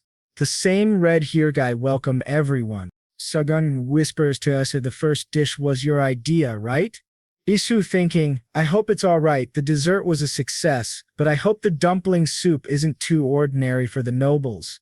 Everyone enjoying the dish, but one lady that Brima and less lady appear again and insulting the reception and food. Towards the Medi family, Is thinks to himself in a disgusted manner, wow, what trashy people. Lady Pit then continues in her sarcastic and taunting manner, saying he put a baron of questionable background in charge of this important banquet. Lady Croman then interjects Lady Pit by saying, does that mean the food didn't suit your taste? Lady Pit then replies in a nonchalant manner, no, I didn't mean that. It wasn't as horrible as its presentation. I assume the food was to your taste perfectly, Lady Croman. Lady Croman replies in a gentle and cheerful manner, of course, it was amazing. So amazing that right now it seems as if you're refusing to yield. Listening to these words from Lady Croman, Lady Pit jumps back and shouts in a flustered and angry tone, not refusing. How dare you? That doesn't change the fact that the food wasn't made by the heir of the Medi family, does it?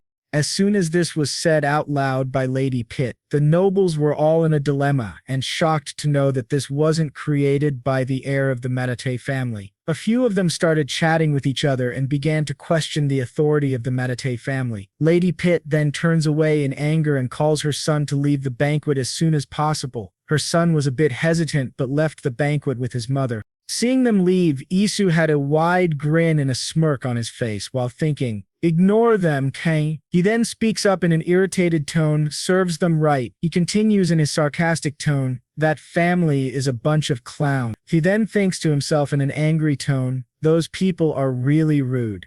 While Isu was speaking in a comforting tone, Kaylee was sulking deeper and deeper. He then spoke up in a depressed tone, no, they're right. Just as they said I'm not good at anything.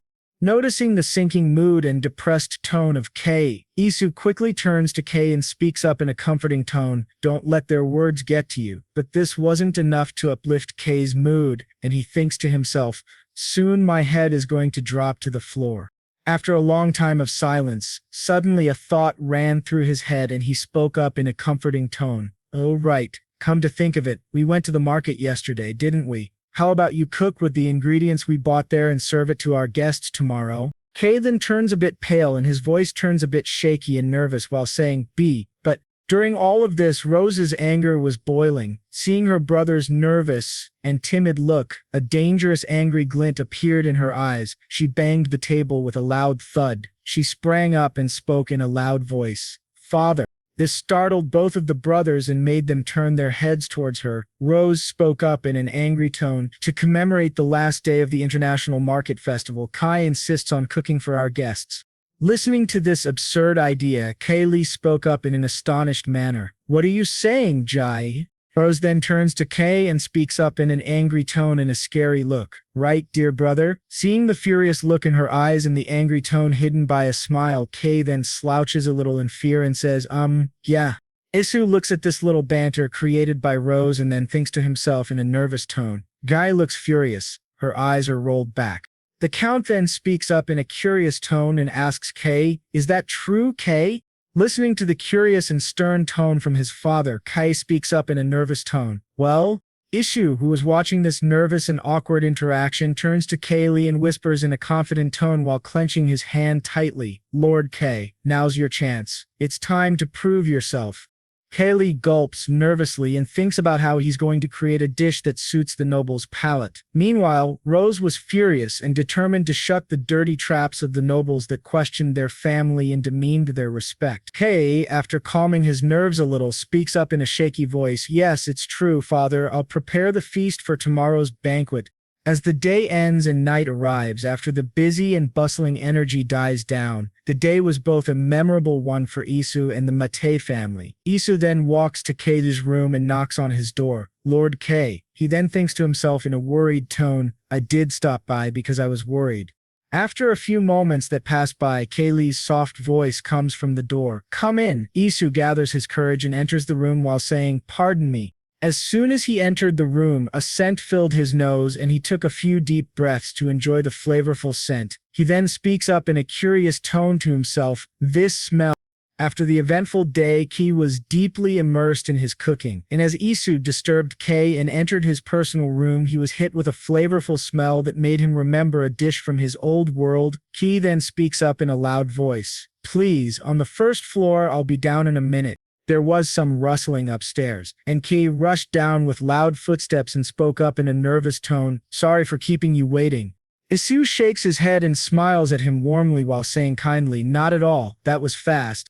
Kaylee laughs softly and places the pot gently on the table. He then says in a gentle tone, "Try this. This dish is called the chicken soup of the East." Isu then admires the dish in front of him and takes a whiff of it. His mouth starts drooling, and he speaks in an excited tone. "Looks delicious. Are you going to serve this to the guests tomorrow?" Isu asked. Kay replied in a bit of a nervous tone, "Yes, that's my plan. But since you're the culinary expert, I wanted you to be the first to try it." Listening to this dramatic stretching of Kaylee's words made Isu feel a bit weird and awkward. He laughed in an awkward way and replied hesitantly, "Calling me an expert would be a stretch, but..." He then scooped up the chicken soup and politely continued, "Don't mind if I do."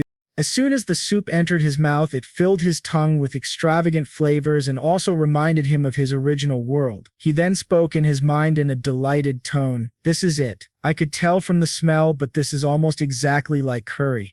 Isu then spoke up in a very delighted and happy tone to Kay, "I've had something similar before, but this is even more delicious than that."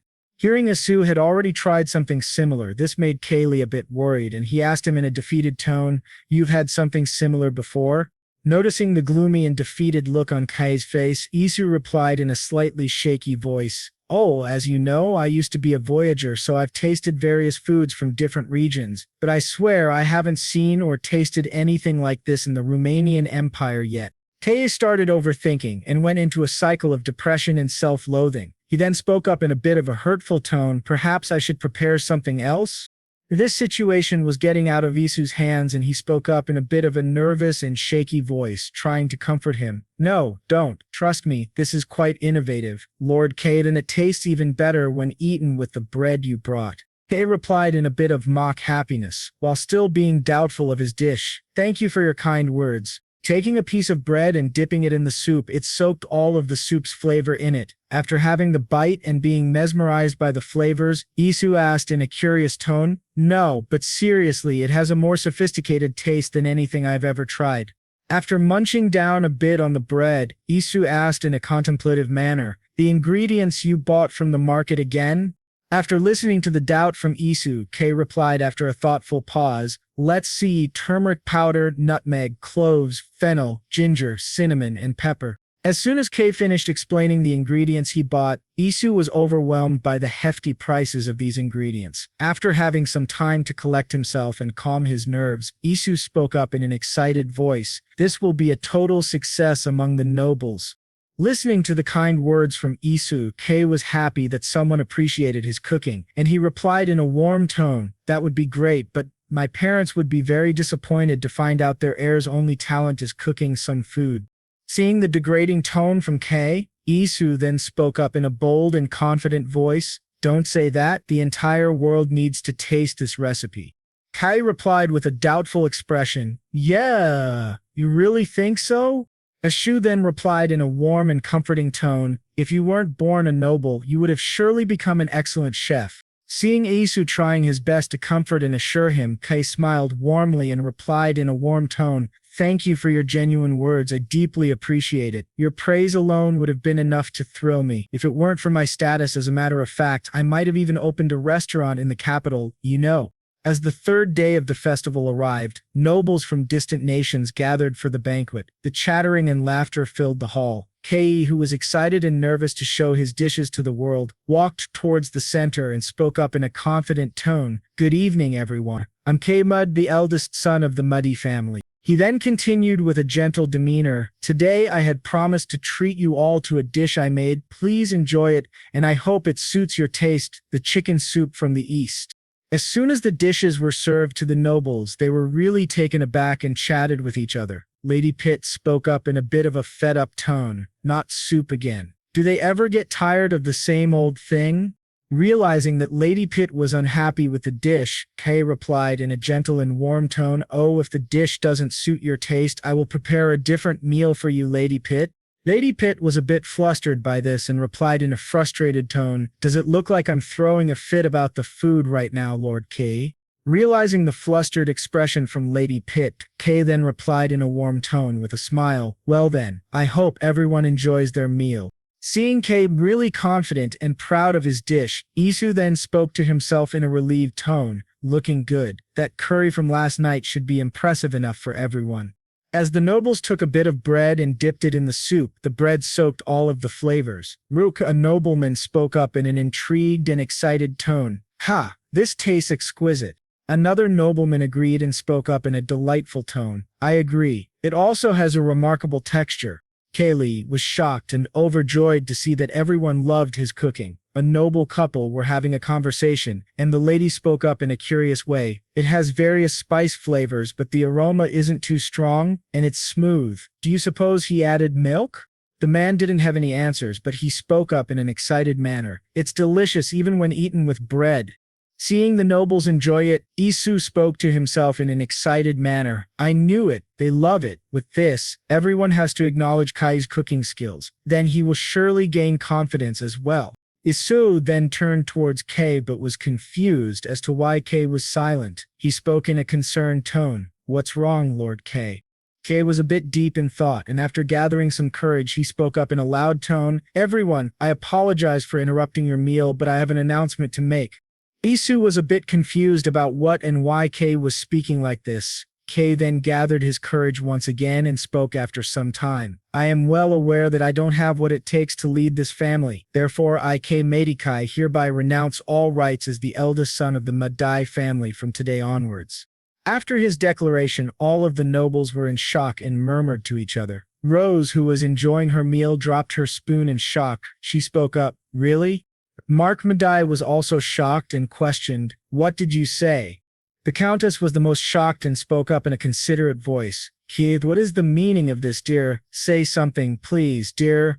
The Count took some time to process what his son said and what he wished for. The Count then spoke up after giving it some thought. He acknowledged his shortcomings in front of many people. He even gave up the wealth and glory that lay before him. He stepped forward and supported Kay's decision. After speaking his mind, the Count spoke up in a prideful and warm tone. "As his father, I admire his courage and support his decision." Seeing his father supporting his decision and not scolding him for this choice, although the Medikai family was in support of Keida's choice, the adults from the noble families were disappointed and angry at this foolish decision. One of the old men spoke up. "He's giving up his position as the eldest son so easily." Another nobleman spoke up in an irritated tone. "Unbelievable. It's a shame that the Count gave in to such a cowardly statement." Another nobleman joined in the conversation and spoke in a sarcastic tone. "It's obvious how he'll live from now on." Seeing the disappointed looks and frustration of the nobles, Kay grit his teeth and made his resolve even stronger. Among this chaos, a sound was heard. It seemed someone was clapping. A handsome and kindly-looking young man spoke up in a supportive tone with a bright smile. "Such a brave decision, don't you think?" Seeing the support warmed Kay's heart and made him smile warmly. Listening to the young man and his support for the Medikai family, the rest of the nobles joined him and started clapping with him, cheering for Kay. One of the supporting noblemen spoke up in a cheerful tone. "He's right. It must have been a tough choice to make." Another nobleman agreed and cheerfully spoke out loud. "We support you, Lord Kay." Seeing all of the nobles support him made Kaylee really happy and overwhelmed with gratitude and warmth in his heart. Kay then spoke up in a kind and soft tone while wiping his tears. Thank you, everyone.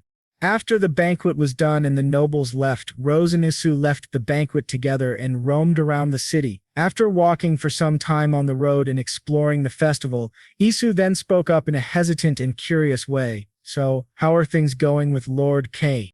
Rose then spoke up in a tired and shocked tone. Woo, don't mention it. Father offered him the position of a baron in a small estate, but he decided to opt for a small house and a shop in the capital instead. Listening to this, Isu was a bit shocked, and then his chest filled with guilt. He then thought to himself, now that makes me feel guilty for encouraging him. Rose then shook her head and spoke up in a leisurely tone. Well, it's all for the better, I guess. Plus, with Mark as the heir, things will be much easier.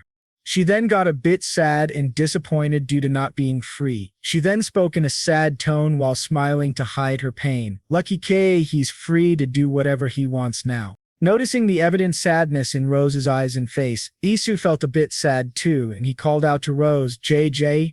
Noticing the heavy environment around them, Rose then jumped up and turned to him with a bright smile and spoke in her cheerful tone. With that aside, I have a surprise gift for you.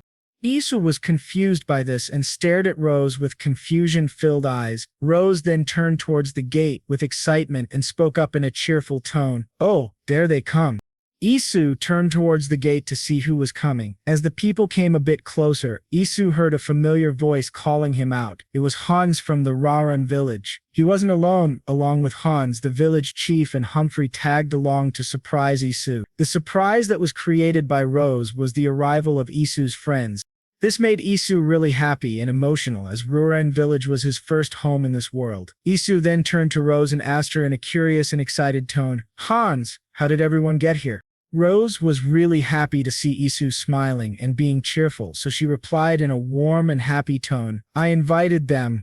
Hans, who was close to Isu, was a bit taken aback by what Isu was wearing, so he asked in a questioning and slightly curious tone, By the way, Isu, you're... Realizing what Hans meant, Isu smiled politely and replied, Oh, I've become a baron. Rose confirmed it and spoke up in a cheerful manner, He's Baron Bloom from now on.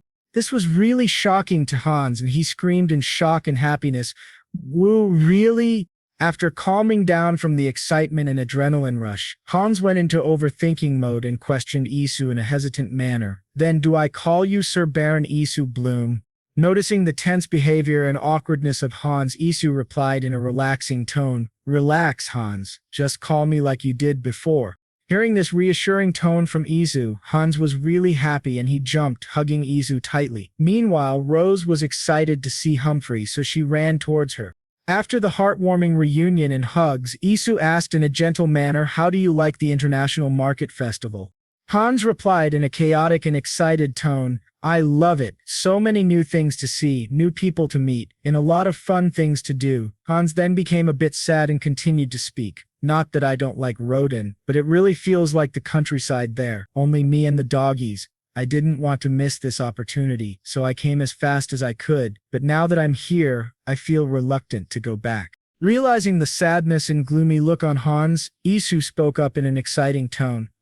If you're done exploring the market, want to take a look at where I'm staying? Hans was a bit confused and asked him in a questioning tone, Really? Isu then spoke in a polite and proud tone. Sure, you came all the way here, so I should serve you well. Isu then took Hans to his living quarters. They both roamed around the city, enjoying the people having fun and getting lost in the excitement. As they reached Isu's temporary living quarters, Isu opened the door for Hans. Seeing the magnificent and beautifully decorated house, Hans spoke up in an excited tone, Wow, do you really live here, you? Great. Isu laughed nervously and replied, It's temporary. But Hans was really interested in this house and was amazed by it. He spoke up in a shocked and amazed tone, This temporary place feels like a palace compared to my house. Hans then started looking around the house, exploring new artifacts and paintings in the room. Meanwhile, Isu had a bright smile and enjoyed Hans being excited like a small child. He then turned around and called, Lucas. Lucas appeared within a few seconds and spoke in a formal tone, Yes. Lucian asked him politely, We still have that gelato from last time, right? Could you bring me a bowl of that? Lucas nodded and rushed back to the kitchen. After some time, Lucas arrived with a bowl of 2 flavors of gelato, vanilla and strawberry. He served it to Hans, gently bowed, and took his leave.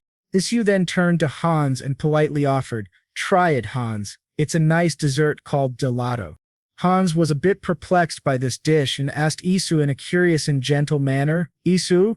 Isu then replied after giving it some thought, "Yep, I was able to get ice." Listening to Isu say that ice was available to him, Hans was shocked. Hans then replied in a shocked manner, "They have ice here? That's unimaginable in Rodin." Hans then took a scoop of the gelato and spoke in a grateful tone. "Then mind if I do." As soon as the gelato settled in his mouth and he chewed on it for a little while, he went silent and didn't speak for some time. Seeing Hans not replying or speaking, Isu got a bit worried and asked in a worried tone, Hans?" Isu then got a bit more worried and spoke in his mind. What's wrong? Did he get a brain freeze from trying cold food for the first time? He couldn't bear seeing this anymore and yelled in a worried tone, "Are you okay, Hans?" Suddenly tears were dropping from Hans' face. Isu was a bit tense and thought to himself, "Is he crying?" Hans then wiped his tears away and spoke in a grateful tone, "Oh, sorry to startle you. It's just that I've never eaten anything like this before. Boy, I was surprised." He laughed a little at this embarrassing thing and then spoke up in a grateful tone. "The taste is so fascinating. It's so squishy and chewy, and yet it's also smooth like the clouds and sweeter than honey." He couldn't control his tears and kept crying while appreciating this dish. "It's simply so scrumptious." Isu then relaxed a bit and thought to himself in a relieved tone, he nearly scared me there. Of course, he would be shocked if it's his first time eating ice cream. After enjoying the gelato, Hans spoke up in a slightly nervous tone, "You?" Isu was a bit confused as to why Hans was a bit serious. After collecting his thoughts and relaxing his nerves, Hans spoke up, "Could I travel with you, Isu?" Isu was a bit taken aback by Hans' request. After giving some time to this thought, he asked in a worried tone, "Why do you ask all of a sudden? Did something happen?" Hans then calmed his nerves a bit and spoke up, "No, everything's fine. It's just that if I stayed in Rodin, I wouldn't have experienced something like this in my lifetime, nor would I have had a chance to enjoy this festival with so many people. I also want to explore a bigger world, experience different things. I simply can't do it alone, but I have a feeling I can do all that if I'm with you." After listening to Hans' explanation and needs, Isu smiled softly and looked at him. Isu then spoke in a comforting tone, "Hans." Hans then got a bit scared and quickly spoke up in a nervous and shaky voice. "Of course, I'm not saying just take me along without any consideration. I can do pretty much anything with my strength and muscles. And I'm pretty smart from working at the library." He then stood up from his seat and spoke in an almost begging tone. "So please, take me with you." Isha then took his time and thought for a long while, but a doubt crept into his mind, and he asked Hans, "That's fine with me, but did you ask your parents?" Seeing Isu agreeing with Hans, Lucas spoke up in a scared and shaky voice. But sir," he then continued to speak in a gloomy and depressed tone. You have me serving you right now. I can also do pretty much anything you ask for. Are you planning to get rid of me?" Lucas fell down and started crying, regretting and punishing himself for not being a better butler for Isu. Lucas was slowly sinking into depression. He was getting scared of being replaced by Hans.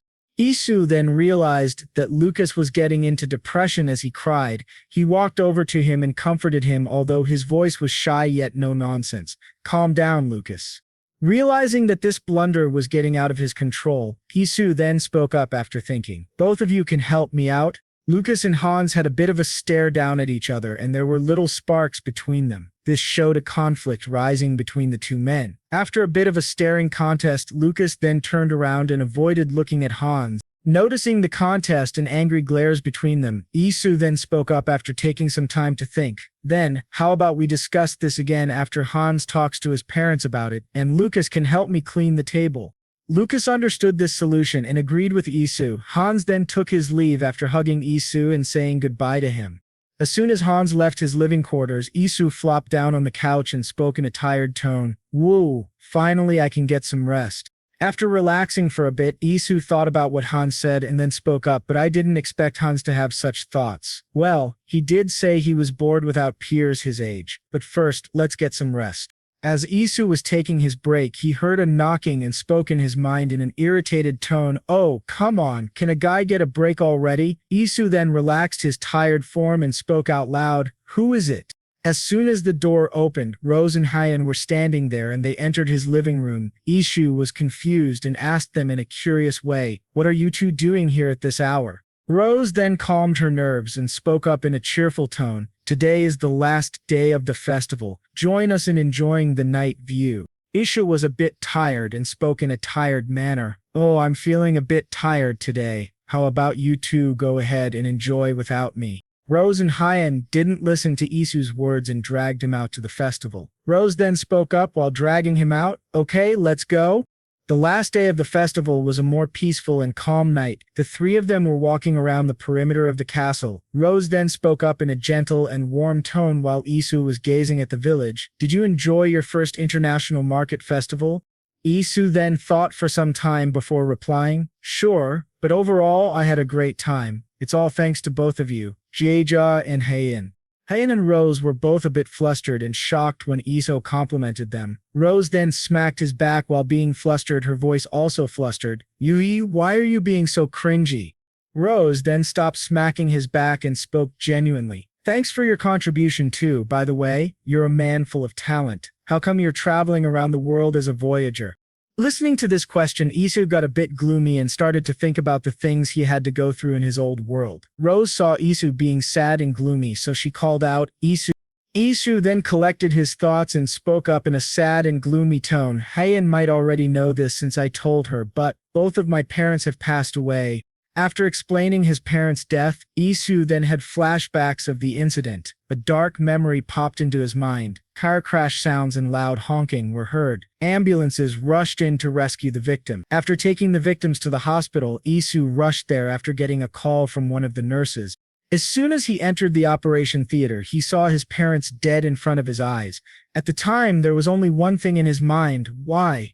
He opened the door to the mortuary and saw his dead parents lying there with a cloth covering their faces. After a few days of staying in the hospital and the cremation of his parents, Isu filed a case against the driver who caused the accident. After days and nights of hard work and fighting, the judge heard both sides, the prosecution and the defendant. After a long duration of this to and fro from both sides, the judge gave his final judgment.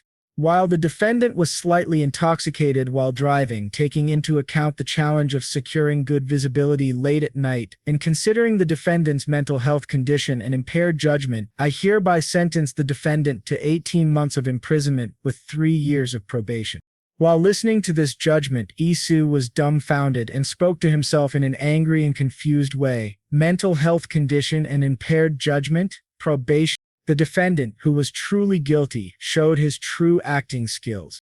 He showed the judge that he was grateful for the chance he had been given, and that he would reflect on himself forever. Meanwhile, Isu had doubts about this decision and asked the question, "How is this possible? It's not fair." After the final decision of the court, Yu was sitting outside the courtroom, feeling gloomy and sad. Meanwhile, the defendant, who was actually guilty, came out of the room and saw Isu being all sad and gloomy. He smirked while watching this behavior. Isu was shocked. Later, anger boiled inside of him, and he lunged at him. He shouted at him in frustration and anger, "You, I'm going to kill you." He grabbed his shirt and shook him really hard, but the guilty man wasn't fazed at all and kept his smirk on his face. Later, a few people removed Isu from his neck and pulled him back, but Isu kept being in pure rage and shouted at him with all his energy, "You're going to pay for this." As the guilty man was leaving, Isu screamed in pain and anger. He was left broken and destroyed due to the corruption of this world. After feeling destroyed and depressed, he said about his experience, "To overcome this pain, I needed to distract myself from everything, and so I found refuge in the online world." After that, he could not get back on his feet for a long time. He was still gloomy and sad and thought to himself, "Thanks to that, I read a ton of fantasy web novels. Is it a coincidence that the portal opened up in front of me?" He then remembered the time when the portal arrived at his apartment for the first time and how he entered and lived the life he has. He had a last thought. Or could it be that my late parents opened one up for me? As he thought this way because of his parents' early death, they might have felt bad and maybe they might have wished or begged God to open a portal or bless him with happiness. Seeing Isu all sad and gloomy made Rose really uncomfortable. She slowly called out, realizing he had blanked out and was deep in thought. She continued, "Oh, you suddenly blanked out without finishing your sentence." You forgot to continue his story as he was lost in flashbacks of his old life. He then replied in a sad tone while staring at the road. Anyway, as I was saying, they were both struck by a carriage driven by an intoxicated coachman.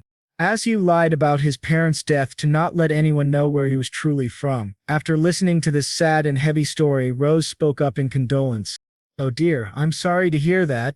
Hyen, who knew the past of Isu, didn't speak, but it was evident that she couldn't speak up due to the heaviness and sadness lingering inside her, and it reciprocated with Isu's. After listening to Rose's sad tone, Isu replied back in a gloomy manner, "No, it's okay, so I started traveling to let go of stray thoughts, and I feel like I've gotten somewhat better while adapting here."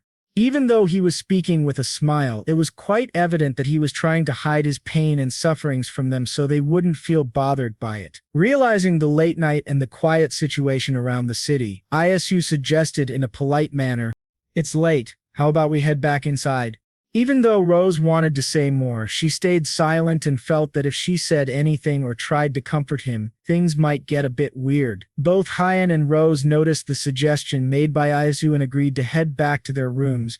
Meanwhile, the Count, in his personal room, was disturbed by his personal butler saying, "A message from the Croman family, sir."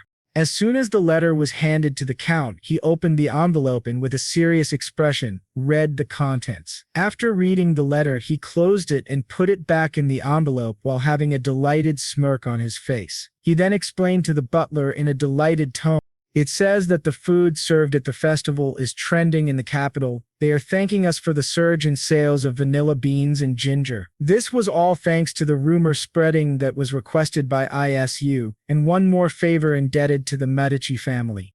The butler understood the explanation and then asked in a curious tone, "Aren't the Pit and Croman families at the heart of central power, sir? We should take this opportunity to increase our trade volume of vanilla beans and ginger." This indeed was a great idea and a fabulous suggestion by the butler. The Count then spoke up in a happy tone. "JJ told me this was all Baron Bloom's idea." The butler nodded and agreed with the Count. "He is indeed a man of great knowledge, sir." However, the butler was not sure about something and a doubt crept into his mind. After pondering about it for a long time, he asked in a polite manner, "But sir, are you truly considering handing over that land to Baron Bloom?" Confused by this question, the Count spoke up in a formal and stern voice. "You mean the land I'm considering presenting to him? Well, what do you think?" The butler was a bit taken aback by this question and pondered on it. After a long time of thinking, he spoke up in a cautious tone. "Be cautious, sir. He's a foreigner about whom we know very little." The Count thought for a while on this question before answering in a chuckling manner. "Ha, I heard that the Baron is terrible at swordsmanship." The butler replied while holding back his laughter. "Yes, sir, I heard his joints ache whenever he wields a sword." The Count laughs hard and replies while laughing, "Even better for us, don't you think?" The butler was confused by this and asked, "Excuse me, sir?" Realizing the confused tone and the dumbfounded look on his face, the Count replies after controlling his laughter and speaking in a confident tone, "At least he won't threaten me with a sword to my neck." After explaining his reasons, the Count then orders his personal butler, "I have made up my mind, go and fetch the Baron." Meanwhile, Isu was training really hard on this hot summer day, swinging swords one by one with his joints cracking every time he struck with his wooden sword. On the other hand, we see Hyen and Rose chilling in the shade, enjoying watching Isu all battered up and hard-working in his training. After enjoying the cookies made by Isu before his training, Rose speaks up with her mouth full of cookies. You know what they say, nobody is perfect. Hyen, who was in her elven form, agreed with Rose and spoke up in her usual cold tone while munching the cookies. "Good thing he's at least a good cook." Rose then replies in a sarcastic and teasing tone while munching on the cookies, "He's worse than Clay, in my opinion." Hyen felt this was a bit over the top and replied back, "That's a huge insult." Hyen then turned her attention to the plate filled with cookies and noticed that a lot of them were missing. Hyen then spoke in her cold and sharp tone, "By the way, I only ate 4 cookies, yet there are barely any left. Just how much did you stuff yourself?" Rose was in huge trouble because of her binge eating the cookies that were made especially for Hyen. When Hyen questioned her about the fewer cookies, Rose felt a sharp gaze and an intimidating aura from Hyen that made her feel like prey against a strong predator. After some time, the Count's personal butler called out to Rose while bowing gently, "Lady JJ." Rose turned quickly towards the butler and spoke in a shaky voice. "Oh, Peter, what brings you here?" Peter, the Count's personal butler, then replied in a gentle and formal tone, "The master is calling for Baron Bloom." Rose nodded and called out to Isu in a very casual demeanor while waving her hand. "Oh, you, Baron Bloom, father wants to see you." Isu was a bit dumbfounded by this request, but complied. He then turned towards the swordsmanship instructor and spoke up in a polite manner. "I should get going." The swordsmanship instructor understood this urgent meeting and replied, "Very well, sir. Please don't be discouraged. You will get a hold of it soon." Isu shook his head and replied in a warm and gentle, comforting voice, "I'm not worried. If I keep practicing, I'll be able to face a petty thief at most. What do you think? I should at least know how to defend myself when I'm alone." The instructor nodded and replied in a stern voice, "We shall practice with a real sword tomorrow." Izu was shocked and replied in a gentle tone, "Really?"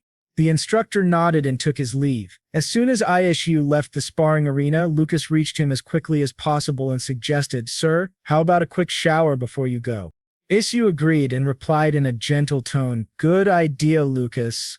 After having a proper bath and changing into fresh clothes, he then walked towards the Count's personal room and knocked on his door. The Count agreed and let him in. Isu then spoke up in a cheerful tone while having a polite smile. "Did you call for me, sir?"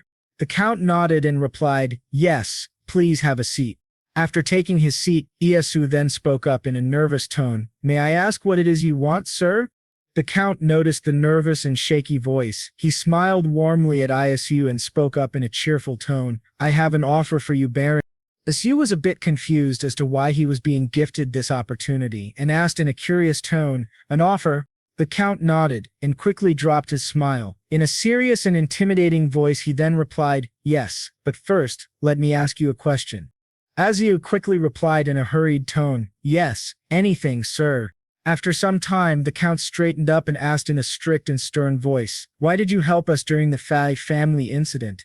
Noticing the serious look on the Count's face, Isu then thought to himself while remembering the incident, "He must be talking about the last time we used the lie detector." Isu calmed his nerves and spoke up in a soft voice, "To be honest, I did it all for the sake of Ladine rather than the Medici family. In a way, Ladine is like my hometown. I couldn't bear the thought of it losing its freedom by falling into the hands of the Feni family." Understanding the logic behind why he was helping them, the Count replied in a thoughtful tone, "So that's how you helped us in the process?" Isu nodded and answered in complete honesty, "Yes, sir." The Count then dropped his strict and scary demeanor and smiled brightly at him. "Splendid. Let us leave this discussion for later. Did you say you're still in search of land?" Isu nodded and replied in a confused tone, "Yes, sir." The Count then continued with a gentle tone, "I happen to know a place and I was thinking of giving it to you as a gesture of gratitude." Isu felt a bit uncomfortable by this gesture and spoke up in a worried tone, "Excuse me, sir, but I don't believe I deserve such a grand gift." Noticing Isu's nervous expression and gentleness, the Count replied, "Please, I insist, not only because of the Fane incident, but we are indebted to you for so many things."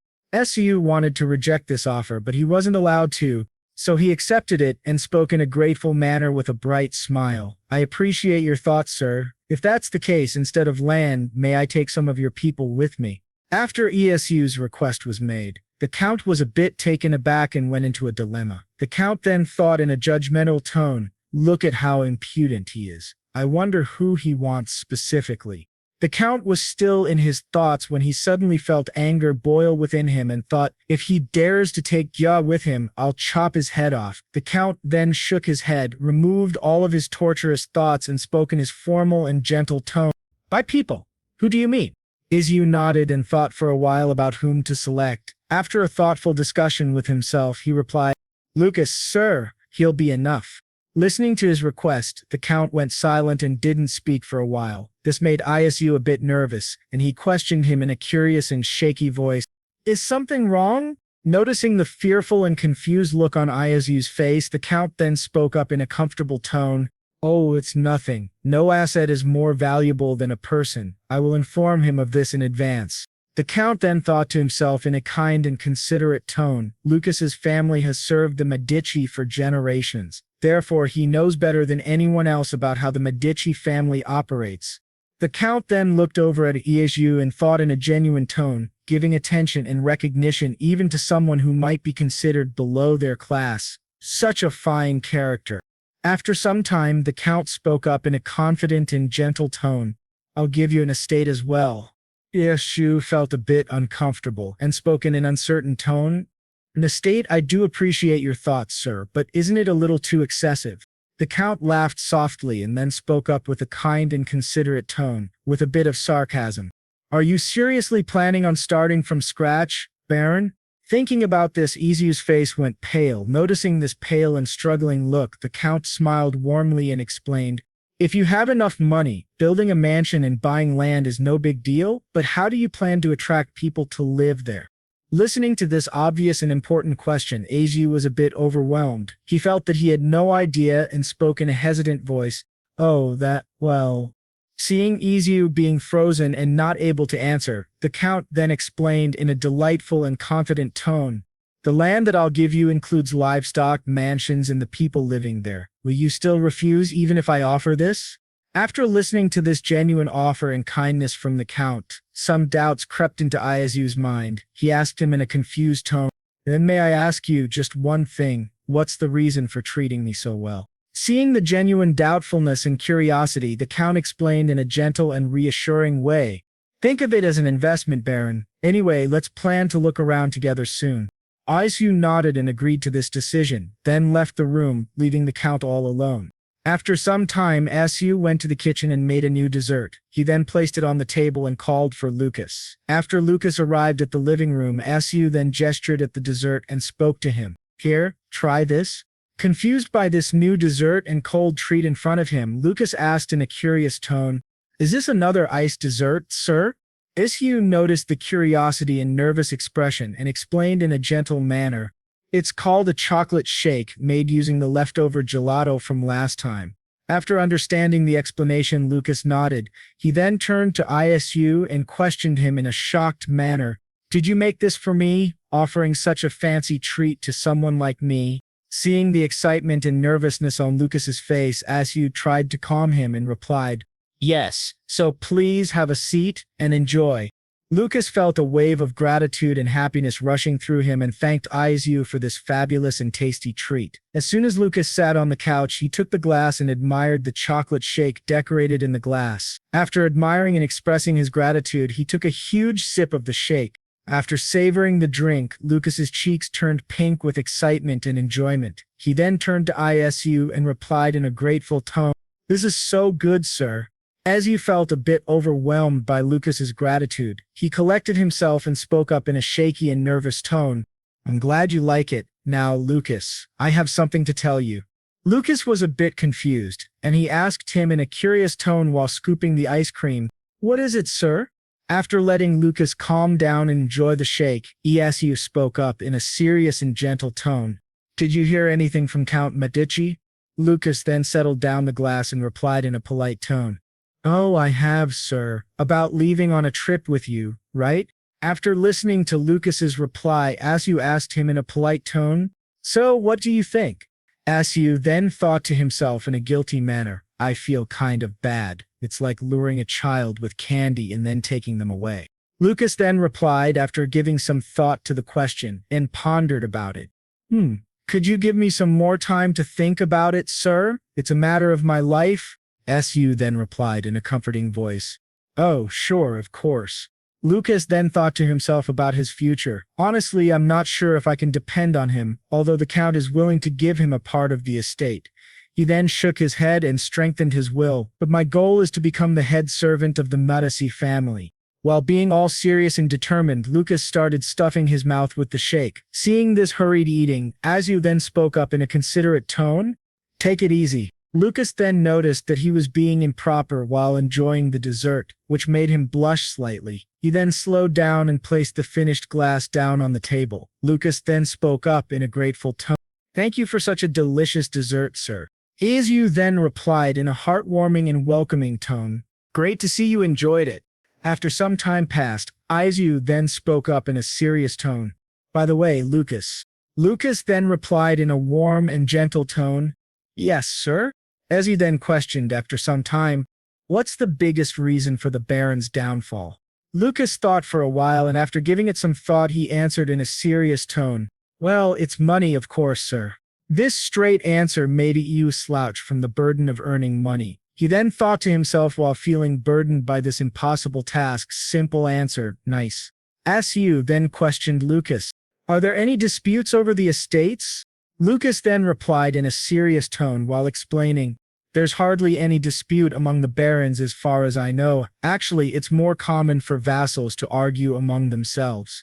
Isu then replied in a shocked manner, while feeling scared for himself, "Then there's a possibility that it could lead to one's downfall." Lucas shook his head and explained in a gentle and polite tone, "No, sir, the lords can always gather armies with their wealth, so it's impossible." Listening to these harsh words of reality, Asu once again felt the burden. Asu then thought to himself, "I have about 3,000 gold in my hands at the moment. The tax for retaining my baron title is 1,000 gold. This thought process alone was enough to make Isu feel down. After some time, Isu continued thinking, "If I hire 20 soldiers, it seems like I'll go bankrupt within a year." Ezio then shook his head and with a determined look thought, "No matter how I look at it, being a merchant in the capital comes first before farming." While staying in a clenched and determined position, he then thought, "But it wouldn't hurt to take a look at the estate." The very next morning, Onoju and the gang were ready for their journey to the estate. As soon as Iezu stepped out of his living quarters, both Rose and Hyen were waiting for him at his doorstep. Seeing them standing there for him, he asked them in a curious tone, "You two are going to come along?" Rose showed her cute side and replied in a sweet tone, "Yes." Hyen nodded and replied in a cold tone, "Yeah." Listening to their obvious answers, Asu then spoke up in a curious tone, "I mean, tag along all you want, but what for?" Rose then answered in a serious tone, "Well, first and foremost, we're bored, and there's an enchanted valley on that land, so we can take a look while we're at it. That place is said to have been inhabited by elves once." This intrigued Hyen the most, and she turned to Rose while asking her in a curious tone, "Are there any traces of elves there?" Rose listened carefully to Hyen and then replied in an uncertain tone, "Not sure. The only time I've been there was when I was young. All I remember is the gorgeous color of the water." The Count then disturbed the long discussion between the three of them with loud claps and spoke up in a stern voice, "Now that everyone has gathered, let's start our journey." All of them nodded and entered the carriage that was supposed to take them to the estate. As they crossed many fields and villages, Isu was stuck in this long and torturous trip as he was getting motion sickness from the movement of the carriage. He then thought to himself, "The atmosphere feels awkward, and it's been a while since I rode in a carriage. I feel so nauseous." He then questioned himself, "How come Jads doesn't feel anything? She treats it like some amusement park ride." Noticing Azu being sick and staring at her, Rose quickly turned to him and replied in a boastful voice, "Do you know how good my stamina is?" Asu was a bit confused. Noticing his confused and sick look, she continued explaining in a prideful and boasting tone, "This is a piece of cake. At this rate, I can jump over Mount Knots to the capital." Isu was a bit annoyed by her cheerful and bubbly tone, so he replied in an annoyed tone, "Okay, good for you." Rose then turned to her father, the Count, and spoke in a very cute and docile manner. "With that being said, father, can I come along the next time you go to the capital?" The Count wasn't fazed by this cute act and with a stern voice said, "No." Realizing Rose was in a foul mood, the Count tried his best to console her. There, cheer up." Realizing she wasn't getting any better and remained in a foul mood, he sighed and replied in a comforting voice, "But you can take Mark with you. The road is too rough for a child like you." Rose replied in an annoyed tone, "This is unfair. I'm much more capable and trustworthy than that useless Clay." Meanwhile, Clay, who was minding his own business, felt goosebumps running down his spine. His spine tingled, but the Count didn't listen to her rambling on about how she could handle everything alone and spoke in a firm tone. A no is a no. End of discussion. Rose tried to interfere and change her father's decision, but he remained strong and said strictly, "No buts, young lady." Rose then tried her best to convince him in a cute voice, "But you are the best father in the entire world."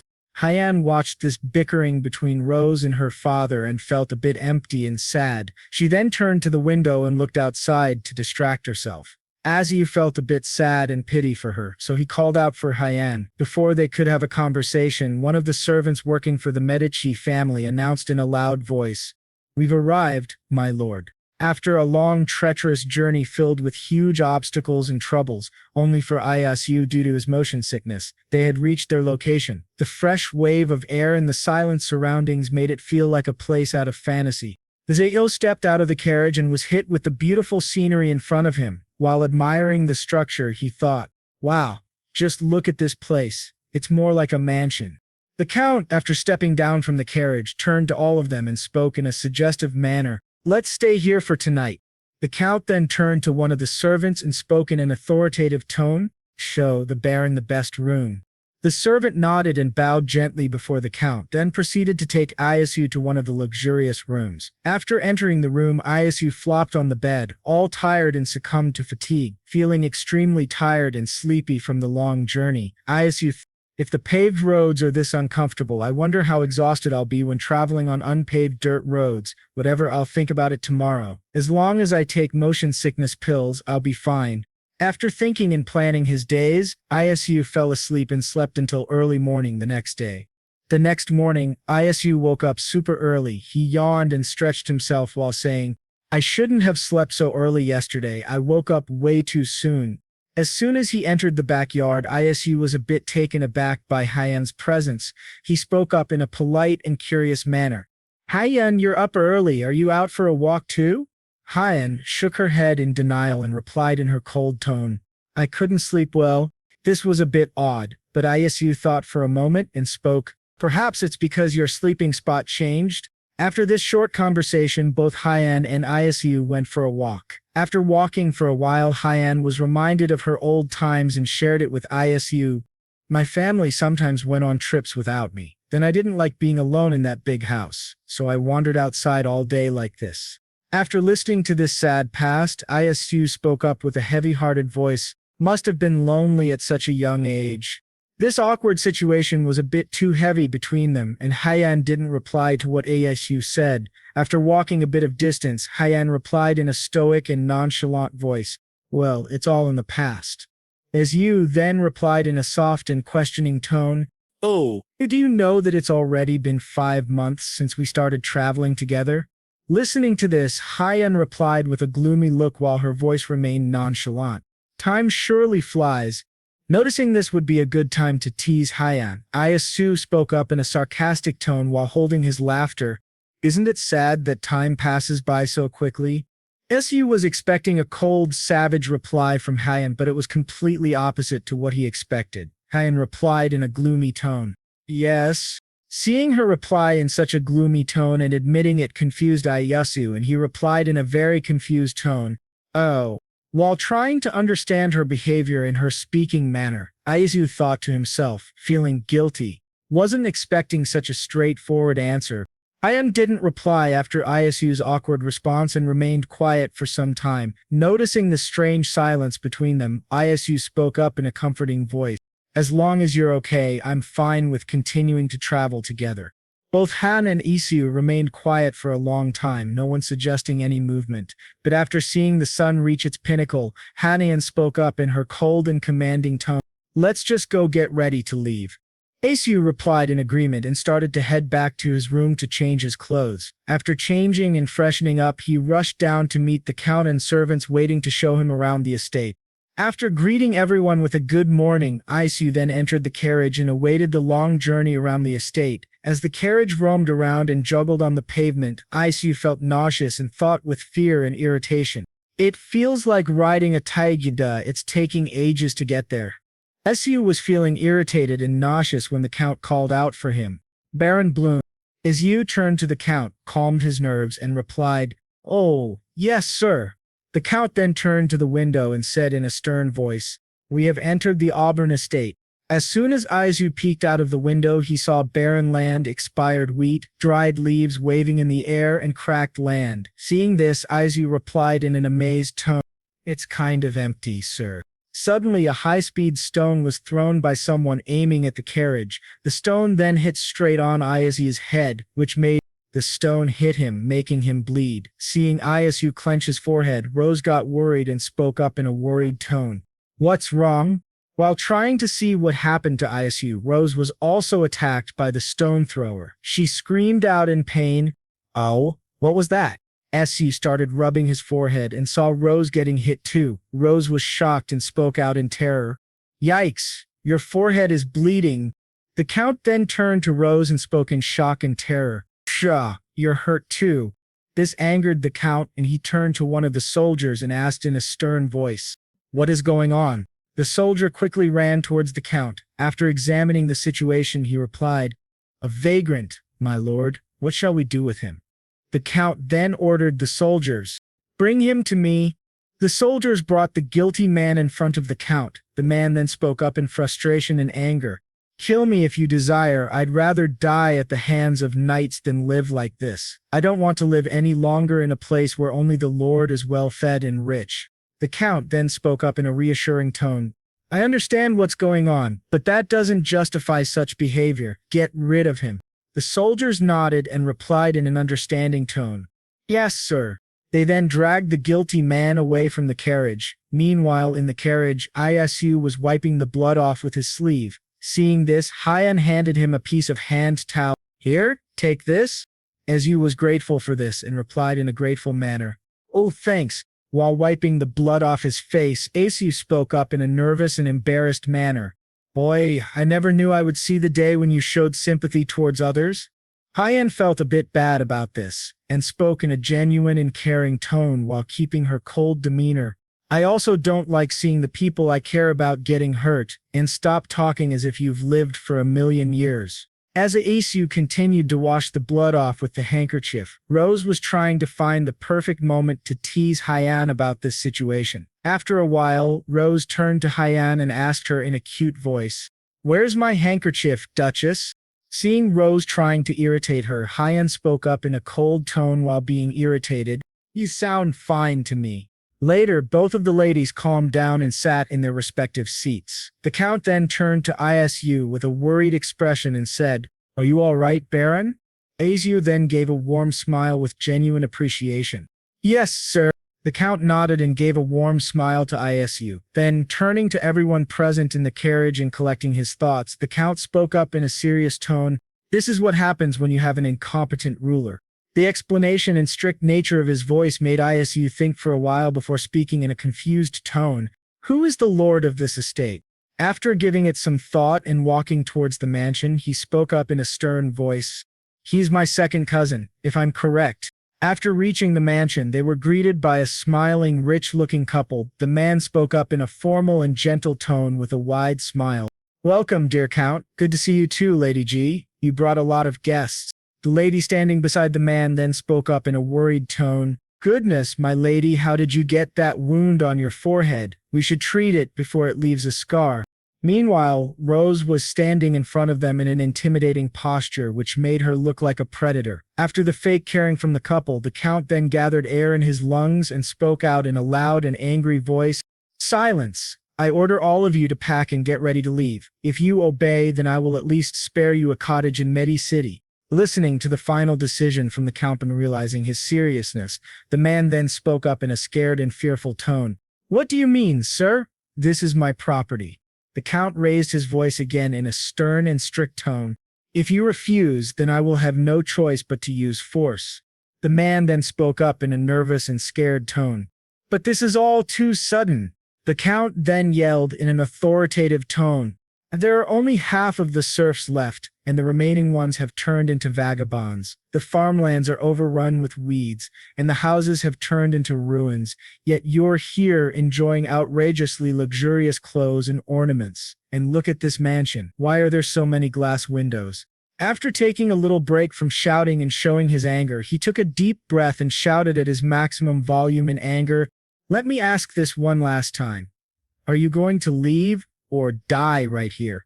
Isu was a bit taken aback and felt shivers run down his spine. He thought, I suppose he's not here just to look around the estate. After listening to the Count's warning and last chance, the man replied, "Very well, we will leave as you wish." The lady then spoke up in a horrifying tone, "Honey." The Count then ordered the man, "Take 2 servants and nothing else." He then announced to the estate, "From today onwards, Alan Medier is banished from the Auburn estate. I'll personally oversee the management of this place until the new owner arrives, so be it."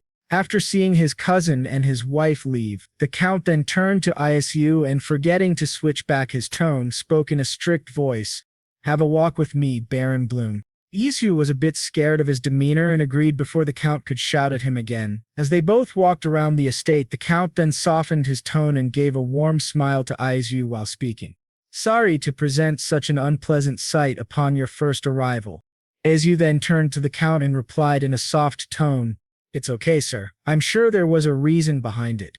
The Count gave a warm reply and asked him in a curious manner, "Anyway, how do you like this place?" Isu replied with a warm smile, "I like it very much, sir." The Count nodded and gave a warm smile to Isu. Both of them walked around the estate for a while. After walking around for a bit, the Count spoke up in an informative tone, "If you travel west for 3 days, you'll come across a small port called Inch." Isu was a bit confused as to why he was sharing this and then spoke up in a formal tone while understanding, "I see, so from here I guess Inch is closer than Fusing." The Count was impressed by Isu's understanding. He then replied in a gentle tone, "Correct. You know that all of Aaron's fisheries belong to the royal family, right?" Isu nodded and replied, "Yes, I heard." The Count gave a knowing nod to Isu and then continued explaining, "The fishermen who work at those fisheries live here in Inch." While the Count explained it carefully, doubts crept into Isu's mind. He then thought to himself, "But why is he telling me all of this? Come to think of it, the road was divided into 2. However, Medi City already has active interaction with Fusing. Perhaps calling it saturated wouldn't be an overstatement. Then that means..." Isu then thought for a while before speaking, "Do you need me to take charge of the ENT region?" The Count smirked widely after knowing that Isu understood what he wanted and the future developments that the Medi family would have due to Isu's help. After the discussion of Isu's need to take over Auburn estate, the Count was pleased to know that Isu guessed his reason for bringing him to this estate. The Count then explained in a gentle tone, "As you can see, Medi City is at full capacity. There aren't enough lodgings for merchants to stay." After understanding the reasons and ideas for the redevelopment of this estate, Isu spoke up after careful thinking, "So you're hoping to revitalize the route from Auburn to Inch, which is close to Medi City but hasn't developed yet." The Count nodded and explained in a genuinely interesting tone, "If this place is developed and the roads are well maintained, it will only take half a day to travel back and forth from Medi City." The Count then turned to Isu with a genuine smile, "What do you say, Baron? Does it intrigue you?" Seeing the genuine trust and anticipation on his face, Isu was speechless and thought in a nervous manner, "Count Medi is a tycoon beyond imagination. He is acquainted with many other nobilities too." He then doubts himself, "But am I qualified to take part in this endeavor? I am not sure." He continued to doubt himself and kept questioning his worth. After gathering his thoughts and thinking about it, Isu spoke in a nervous, self-doubt-filled voice, "Sir, thank you for your generous offer, but I'm afraid I lack the experience and would prefer to gain that before proceeding." The Count laughed nervously and spoke in an understanding tone, "Oh dear, I didn't mean to rush you. As I get older, my mind keeps feeling more impatient. Take all the time you need, Baron. I'll give you 3 years." Listening to the reasons behind the Count's excitement, Isu had a doubt in his mind and asked, "May I ask you a question, sir?" The Count was a bit confused about what he wanted to know. After collecting his thoughts and calming his nerves, Isu asked in an uncertain tone, "What potential did you see in me?" The Count then turned silent and took his sweet time to think on this. After thinking for a while, the Count spoke up, "It's hard to put into words, but there's something about you that feels different from others." Isu then thought about this and said to himself, "He's not completely wrong. I am from another dimension after all." The Count then asked him in a curious and clarifying tone, "Besides, you're not from Arman either, correct?" As Iyo sighed in relief and spoke up in a nervous tone. "That's right, sir." The Count then asked in a clarifying tone, "And you mentioned that both your parents have passed away, is that correct?" Isu replied in an understanding tone. "Correct, sir." As Yu then thought to himself, Jade must have told him. The Count gave an understanding nod and continued with his explanation for his question. "And the fact that you have no association with the nobility makes you the perfect candidate. When you're involved with many people, it's easy to get swayed." After understanding his reasoning and the Count's need for him to take over this estate, Isu felt a bit sad and thought, "He likes me for being a commoner, now that hurts." He shook his head, clearing his sadness and depressive thoughts. He then thought to himself in a positive and uplifting mood, "But I'm not going to rush things from here. I'm going to slowly settle down and establish myself. After all of the terrible experiences and having a depressive and horrifying reality, I am ready to move on. For this life that I am granted by the heavens, I am going to do my best to live the life I want." After a long walk around the palace and discussion, all of them settled down in their rooms in the palace. After a while, Hyen and Rose took Isu with them to the stream Rose used to visit when she was a child. After some time, while riding the carriage on the way to the valley, Rose spoke up in a relieved and childish manner. "Oh, I'm glad I could make it, because of that vagrant incident. I thought I could never go out. Did you see how my dad stopped me from going out earlier?" Rose then spoke up in a prideful and grateful manner. "Never in a million years would he have let me go out alone," and that's when the Duchess stepped in just in time. He said yes as soon as Hyen agreed to accompany me. After listening to Rose thanking and explaining her gratitude to Hyen, Isu then spoke up in a mindful manner. "But it's not like you're completely alone. The knights will follow to guard you. It's not as if we're traveling a long distance." Listening to Isu speaking in a very mindful way and switching sides to the Count, Rose spoke in a sarcastic tone. "Was getting hit by a stone earlier not enough of a warning?" Isu nodded and replied in an uncertain tone while his voice remained soft. "Well, I understand that, but..." Realizing the awkward silence in the caring tone in his voice, Hyen spoke up in her usual aloofness. "It's fine, I wanted to visit anyway too." She then asked Rose in an irritated tone, "Did you say it takes around 30 minutes? Rose nodded and gave orders to the carriage driver to speed up. After some time of traveling through the forest and thick grass, they finally reached their destination. Rose then spoke up in a loud and announcing tone. "Behold, the enchanted valley." Both Hyen and Iyu were uncertain and confused by the thick grass and weeds covering the valley. Hyen spoke up in her usual coldness while questioning, "JJ, are you sure we've come to the right place?" Seeing Hyen being unsure and questioning her, Rose replied in an uncertain tone, "I think so." Rose then turned to one of the guards and ordered them, "Quick, cut the grass, and make a path." The soldier nodded and turned towards the grass and weeds to cut, but that's when Hyen interfered and said in an authoritative tone, "Hold on." This confused all of the people that were present at the valley. As soon as the commotion died down, Hyen started gathering mana from her body and circled it throughout her being. The mana then started forming around her finger, taking the shape of a blade. She then fired the blade-shaped mana at the grasses and weeds, obliterating them and making a path towards the valley. After Hyen's help, the valley was seen, and a beautiful waterfall was also present. While Isu walked towards the valley admiring its beauty, he spoke up in an astonished tone. "Wow, this is amazing!" After clearing the path, Hyen sensed something in the river flowing nearby. She continued to walk towards it. Seeing her walk towards the river without any warning, Isu called out to her in a worried tone, "Hyen, wait!"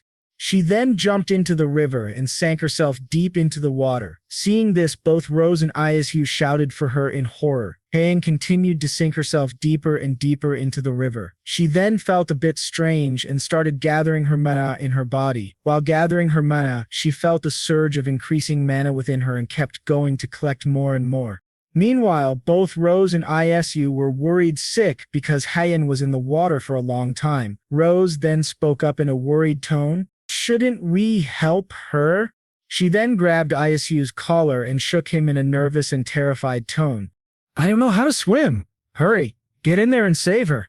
While being shaken really hard, Isu spoke up in a calming voice.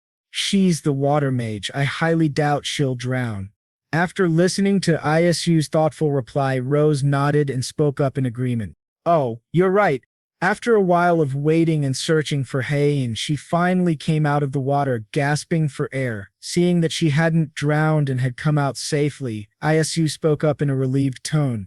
There she is. Hyen then walked through the water and got out of it, walking towards Rose and Isu. Rose then asked in a worried and curious tone, "What was that all about, Duchess?" There was something odd about Hyen. Rose spoke in a curious tone. You've grown taller. There's more vitality in your cheeks too. Listening to Rose's description of Hyen, Isu spoke in a dumbfounded manner. Do you think so? He then quickly brought out a towel and offered it to her. Here's a towel, Hyen. Hyen felt grateful and gracefully took the towel from him. She then started patting herself dry. Isu asked her in a curious tone while she was patting herself, "But why did you suddenly jump into the water?" Hyen spoke in a happy tone. The water, Isu went quiet, had a doubtful expression on his face and spoke in a curious way. Huh? Hyen then continued with a smile and a happy tone. The water here feels very refreshing. Seeing Hyen smile for the first time, both Rose and Isu were left with their mouths open in amazement. Rose then turned to Isu and whispered to him, "I never knew she could smile like that." Isu nodded and agreed with her. Seeing them shocked and whispering among themselves, Hyen then spoke up in an irritated tone. What? Do you two have a problem? Seeing the visible frustration and anger on her face, Isu just spoke up in a nervous and shaky voice. No, we're just talking about how glad we are that you love it. Rose was also a bit taken aback by Hyen's irritation. Hearing Isu's reasoning, she agreed with him. Rose then changed the topic to avoid making herself feel guilty and to prevent Hyen from getting angry. She spoke up in a nervous tone while laughing awkwardly. How silly, let's call it a day and head back. It's getting late. Hyen agreed. While watching the sun set down, all of them walked towards the carriage and settled down. As soon as everyone was settled, the guards and the carriage driver remained on their guard and took them back to the mansion safe and sound. After reaching the mansion, Isu walked to his room and flopped on his bed, tired and exhausted from all the traveling. As he felt the softness and comfort of the bed, he thought to himself in a relieved manner, "The bed feels so nice. I can feel all my fatigue melting away." But the moment he tried to fall asleep, suddenly a knock was heard on his door and a familiar cold and aloof voice spoke up. "Isu, it's me." Isu continued to speak in his mind in an irritated tone. "She'll come over." Not wanting to get up from the comfort of the bed, he reluctantly got up and opened the door. He then let her in and spoke in a curious manner. "What brings you here at this hour?" Noticing his curiosity and tiredness, Hyen spoke in her usual cold tone. "I have something to tell you." Isu was a bit taken aback, wondering what she had to tell him. He then noticed something different about her and thought in approval. She has definitely gotten taller. Hyen then walked towards the bed and flopped on it, sitting with nobility and grace. She then asked Isu in a curious tone, "Is the Count planning to hand over this estate to you?" It seemed as if Hyen was interested in something and wished for it dearly. Seeing this awkwardness and desire in her eyes, Iya spoke up in an understanding tone. "Oh, is that why you're here?" He paused for a while to see Hyen's reaction. As she didn't react and waited for his answer, Isu spoke up in his gentle voice, "But I plan to go to the city and earn some money first." After listening to Isu's reasoning and his plan, Hyen spoke up in her cold tone with something else in her voice that seemed like a request. "No matter how long it takes, you must take possession of this land." Realizing the way Hyen was speaking, Isu spoke up in an amazed and sarcastic tone. "This is quite sudden. You must have really liked that puddle earlier." Hyen was irritated and spoke up in frustration. "That's not an ordinary puddle, it's elfon." Confused by this new term and irritated look on Hyen's face, he spoke in a dumbfounded manner. "What's elfon?" Hyen then calmed her nerves and explained properly to Usie.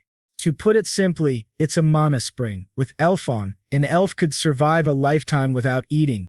Listening to this, Isu was surprised and felt amazed by the shocking revelation. Hyen waited for a bit of time to let Isu calm down and then continued. After calming his nerves, he waited for Hyen to speak. Hyen then continued to explain her experience. "It was a feeling I had never experienced before, a feeling of energy coursing through my body and a calming of my mind. Isu took his time to understand this experience, and he had a question in his mind. He spoke up in a doubtful tone. Hyen. Hyen didn't listen to him calling her name and continued to explain. There are a total of 5 elfen in Omen. Since you can obtain limitless mana from them, they are a rare find. She then spoke up with a determined and requesting tone. I need that elfon, so I want you to claim this land at all costs. She then spoke up with fury and bloodshot eyes. If someone else takes it, I'll crush them and snatch it away. Seeing the seriousness and the fury in her eyes, Isu spoke up in a scared tone while laughing awkwardly to hide his fear. That's quite a threat. He then replied to her in a calm and collected manner. The Count said he'll wait at least 3 years for me to settle down. After listening to this, Hyen's anger calmed down and she relaxed. Seeing her seriousness and need for it and hearing her reasoning, Isu spoke up in an uncertain and doubtful tone. But is it okay for you to tell me something that important? If you look at it without knowing, it's just a beautiful lake. But if people discover that it's a mana spring, couldn't it potentially harm the mages? Hyen understood what he meant by saying all of this and replied to him with full confidence and trust. I'm saying it only because it's you. You're someone I can trust. Listening to Hyen say this confused Isu, and he spoke in a curious manner. Huh? Trust me? Hyen continued explaining why she had immense trust in him. Being with you has brought about a lot of good things. After hearing this, Isu remained silent and did some thinking before speaking in a gentle demeanor. Maybe it's because you're the goddess of luck. Hyen was a bit taken aback by what Isu said, and she repeated his words. I'm the goddess of luck. She had her doubts and was really confused because of her past and the losses she had experienced. The sad past and the things she had to go through all made her feel confused, but she also understood that after going through all this, she might actually be lucky. She then smiled warmly at Isu before speaking in a grateful manner. You really are different from me? She then also explained, oh, and you can use as much mana as you want while swimming in the Elfon. I'm sure you know what that means, right? Isu understood what she meant and nodded at her. Seeing that Isu understood what she wanted to say, she got up from the couch she was seated at and spoke in a tired yet aloof manner. Then I'll be off to my room. She then turned towards the door and took her leave to go to her room to rest. After having this conversation with Hyen, Isu thought to himself and decided perhaps it would be best to keep it a secret from others. He then turned towards the bathroom and changed his clothes into something comfortable for the night. After changing, he flopped down on the bed and slept soundly throughout the night. The next morning arrived with birds chirping in the estate. A beautiful visual was blessed upon them. After some time, the trio were laughing and giggling, having fun talking with each other. Rose then spoke in her cute and clumsy manner. Are you sure you're okay being here alone? Hyen then replied in her usual cold manner but with a confident voice. Yes, I'll stay here a bit longer. Rose then offered. How about just living here with me then? Let's send Isu alone to the city. Hyen replied in a cold and harsh tone. No thanks. Seeing the girls bickering and irritating each other, Isu laughed nervously. After Rose calmed down, he got a funny idea. Isu then spoke up in a sarcastic manner to tease her. Okay then, off to Riren I go. I'll be back shortly. Don't cry because you miss me. This really irritated Hyen, and it seemed that she was going to use her magic to teach Isu some lessons. Seeing the anger in her eyes, Isu replied back with a nervous laugh. I'm just kidding. He then smiled warmly at her and spoke in a concerned tone. Stay safe while I'm gone. Both Rose and Isu then settled in the carriage and headed out on their journey back to Riren. On the way back, Rose was a bit gloomy and spoke in a sad tone. Once you're back, I suppose you'll head straight to Adrenia City. That's a bit sad. Seeing this as the best opportunity to make her laugh, Isu spoke in an irritating, sarcastic tone. You're quite sad? I'm extremely sad. Listening to this, Rose was a bit irritated and wanted to get back at him for it. She then spoke in mock seriousness while hiding her menace behind a smile. Maybe I should tell the instructors to not issue your certificate. Noticing the seriousness in her eyes, Isu spoke in a nervous and submissive tone. I wouldn't want that. After laughing and giggling with each other, their laughter died down and they both stayed silent for a while. Rose then spoke up in a questioning tone. Did you say it'll take 3 years to return to Alberta State? After listening to her question, Isu replied, Yes, I believe it should take about that long. Rose nodded and understood his duration. She then spoke up in a polite and happy tone. I see. He asked father to write a property title under his name. Listening to this response, Asu felt that this was a bit too much of a favor. He then replied in a polite manner, "Ha, you didn't have to." Rose then laughed menacingly and replied with a coy and cunning voice, "With those documents in place, I'll know for sure that you'll return." Listening to this master plan of Rose, Ayazu felt a bit intimidated by her. He then spoke up while laughing nervously. Haha, trust me, I'll be back. It seemed that Rose had some trust issues regarding ISU. ISU then spoke up in a calm and polite manner. It would be nice if you could come to the city with me. A question crept into his mind and doubts arose about whether to ask or not. However, curiosity got the better of him, and he asked, by the way, why are you and Hyen always not on good terms? Rose was a bit confused by this question. She then understood his viewpoint and explained in a jolly mood, what do you mean, we're best friends? Listening to Rose being in her own world and daydreaming, Azu then spoke up in a sarcastic tone. Yeah, right? Seeing the sarcastic smile on Ayazu's face made Rose really infuriated. She then spoke up in an irritated tone trying to prove her point. It's true, both the Duchess and I tend to be blunt in our speech. Nonetheless, we've had numerous deep conversations. There's more to things than meets the eye. Su gave up and agreed with her while being sarcastic. All right, you win. Rose wasn't sure and understood the sarcasm in Isu's voice. She got even more furious and kept pressuring Isu to make him believe that she and Hyen were friends. All along the way to Roran, both Rose and Isu kept teasing and making fun of each other. The laughter never died down and they both felt great.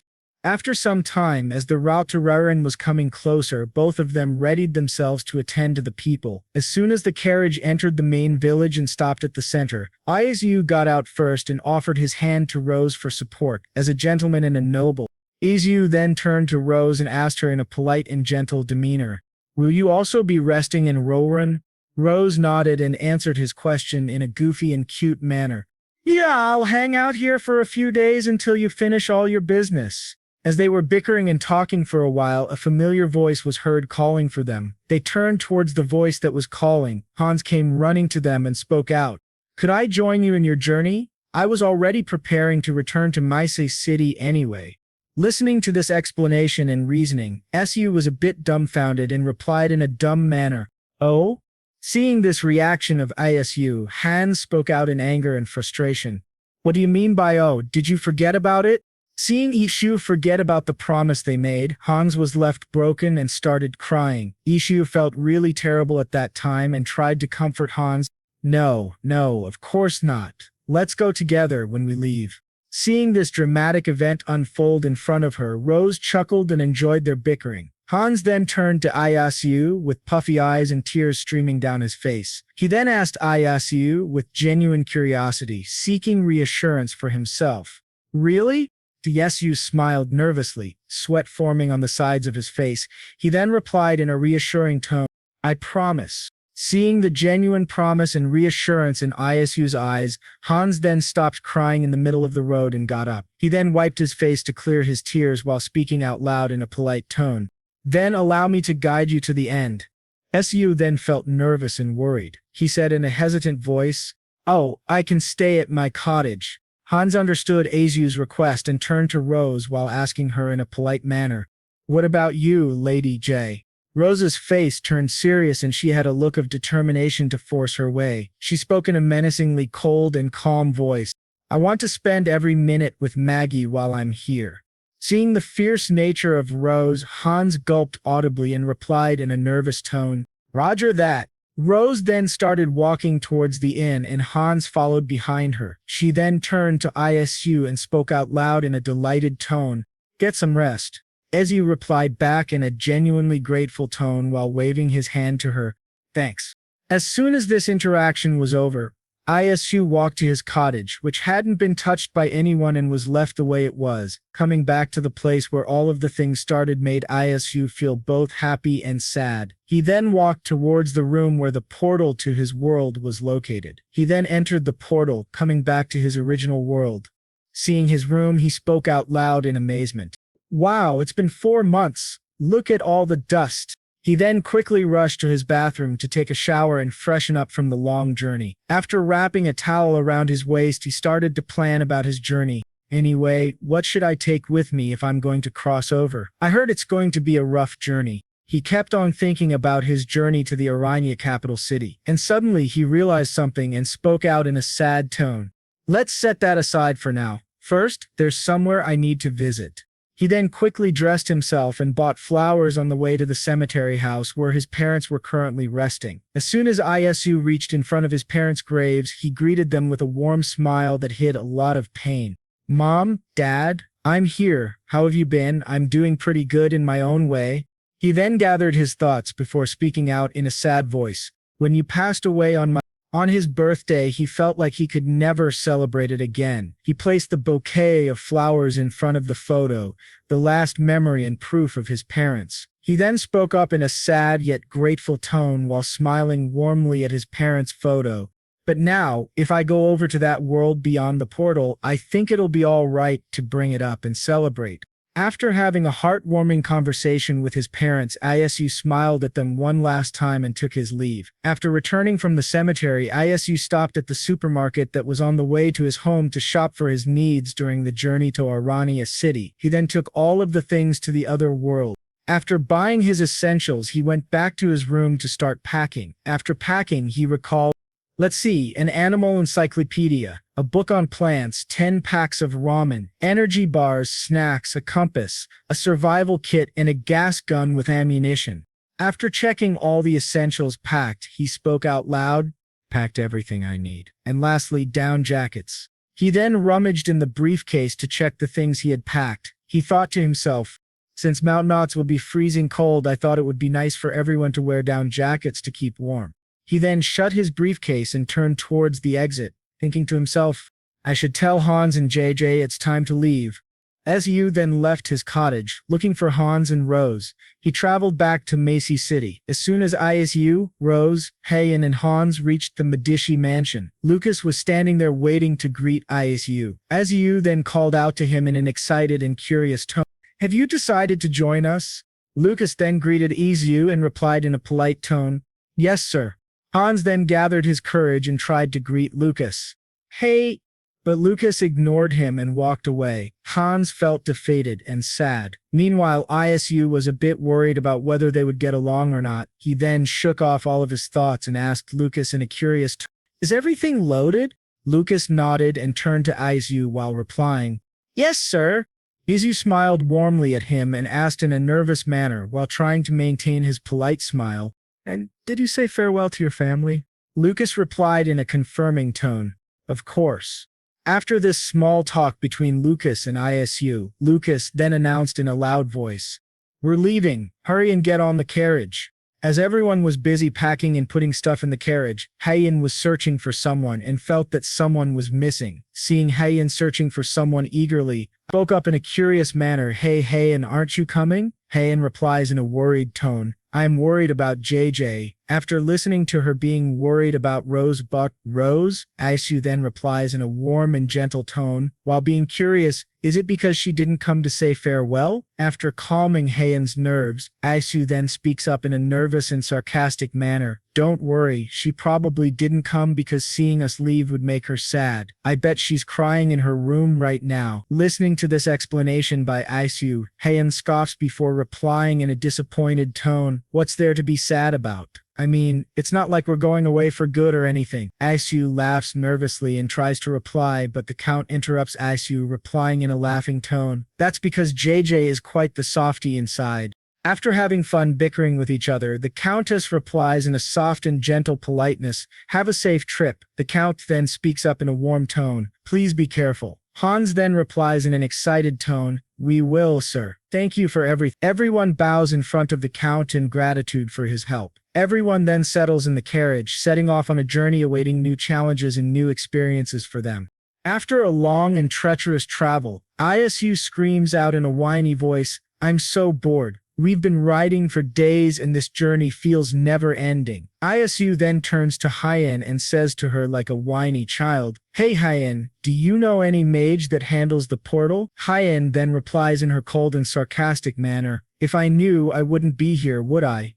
This fun and teasing conversation ended soon when a soldier shouts out, "Halt!" Seeing the sudden halting of all the carriages, Isu was a bit confused and also had some guesses. Then he calls one of the soldiers' captains and asks him in a curious manner, "Are we staying here for today?" The captain gently bows before Isu and speaks in a serious and gentle tone. "Yes, sir, we usually stay at designated bivouac sites. We've already cleared the trees and prepared the ground. If you will excuse me, sir, I need to go and build the barracks." Noticing the urgency and the need for the captain's supervision, Isu spoke in a polite tone. "Oh, go ahead." Hans then pokes his head out of the carriage and speaks in an excited tone while admiring the nature around. "Are we camping out here?" Isu then laughs in a polite and nervous manner while speaking. "Looks like it." The soldiers had finished building the barracks and resting station for all of them and also built a special resting station for Isu and Hyen. After spending early morning to their noons and most of their evening, everything was built properly and ready.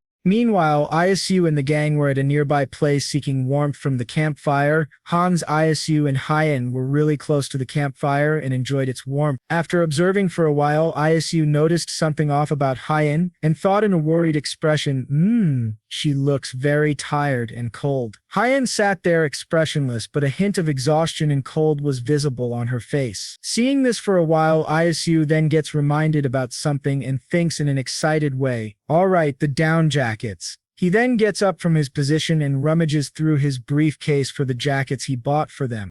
After finding the jackets, he turns around and calls out, "Hyen." Hyen then lifts her head up and says in an exhausted and timid voice, "What?" Isu then shows her the jacket he bought and speaks out loud with a bright smile, "Try this on." A beautiful purple-colored jacket was shown to Hyen. Seeing the weird-shaped coat given to her by Isu, she feels the fabric of the jacket and speaks up in a questioning manner, "What's this?" Isu then answers Hyen's question with excitement, "That's called a down jacket. It's a quilted coat filled with duck feathers. It should keep you warm." He then brings out 2 more down jackets for Hans and Lucas, showing them. Seeing the generosity and the surprise gift for them, both of them spoke out in a dumbfounded manner, "For us?" Isu then speaks up in a gentle and warm manner, "Yeah, go ahead and try them on." Both of them screamed out in gratitude, "Thank you." Both of them took the jackets from Isu and tried them on. Hans fidgets and moves his arms around excitedly. He then spoke out loud, "Wow, this coat blocks out all the cold wind." Lucas felt really warm and comfy. He then spoke out in gratitude and astonishment, "It's the first time I've worn something like this." Seeing this, Isu chuckles softly and smiles at them. Meanwhile, Hyen pondered about something and kept silent for some time. Hyen then spoke out loud in a curious manner, "By the way, why do you keep buying me clothes in the same color?" Isu then turns to Hyen and speaks out without thinking, in a derpy manner, "Because that color suits you well." Listening to this explanation by Isu, there was a hint of kindness and happiness in her eyes. She then wears the jacket and enjoys the comfort provided by it. She then speaks out in a genuinely grateful tone while smiling, "The down jacket is really warm and lightweight. Thanks, Baron." Isu smiles back at Hyen with warmth. Hans then interrupts both of them and stands in a pose while asking Isu in a curious manner, "How about us? How about us?" Meanwhile, Lucas stood there in awe and embarrassment. Called out by Hans, Isu turns to them and says out loud.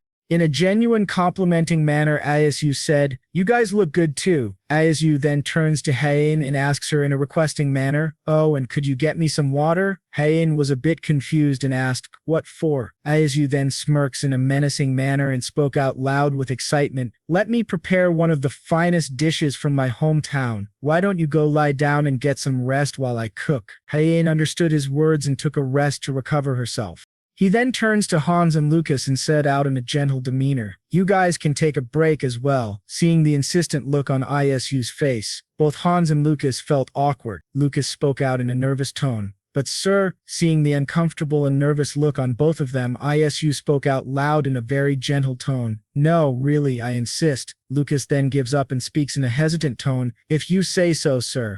As soon as Hans and Lucas left the place, Isu thought to himself in a nervous tone, The thing is, I don't want them to see me cooking this instant food. He then rummages through his briefcase and took out the instant noodles. After taking out the instant noodle packet, he thought to himself in a serious tone, I wonder if there will ever come a day when I'll tell them I'm from another world through the portal. Hyen is a mage, so she might easily understand the concept of portals. He then shakes his head, removing all of his overthinking thoughts. He thinks to himself while adding the noodles into the boiling water, which had been boiling with spices and oils. Whatever, let's just focus on making this ramen for now. He then simmers the noodles in the broth for a long time. Seeing the noodles were cooked, he then thinks to himself, it looks almost ready. This is when I add the egg I brought from the previous village. As he was cooking the noodles and eggs together, Hyen peeked into the tent and sniffed the air that was filled with the yummy scent. As the noodles were ready, he served them in bowls with soup, noodles, and an egg on top as a topping. He then calls out loudly, come gather around, the meal is ready. Hyen approaches the bowl and after seeing the contents, her face distorts in anger as she speaks out in disgust. Aren't those strands of hair? The sudden appearance of Hyen and her comment startled Isu. Hans, who saw the contents, also spoke in a disgusted manner. Ew, they really do look like human hair. Lucas coughs a bit to silence the ongoing barrage of disgust and spoke, everyone, let's not rush to judgment.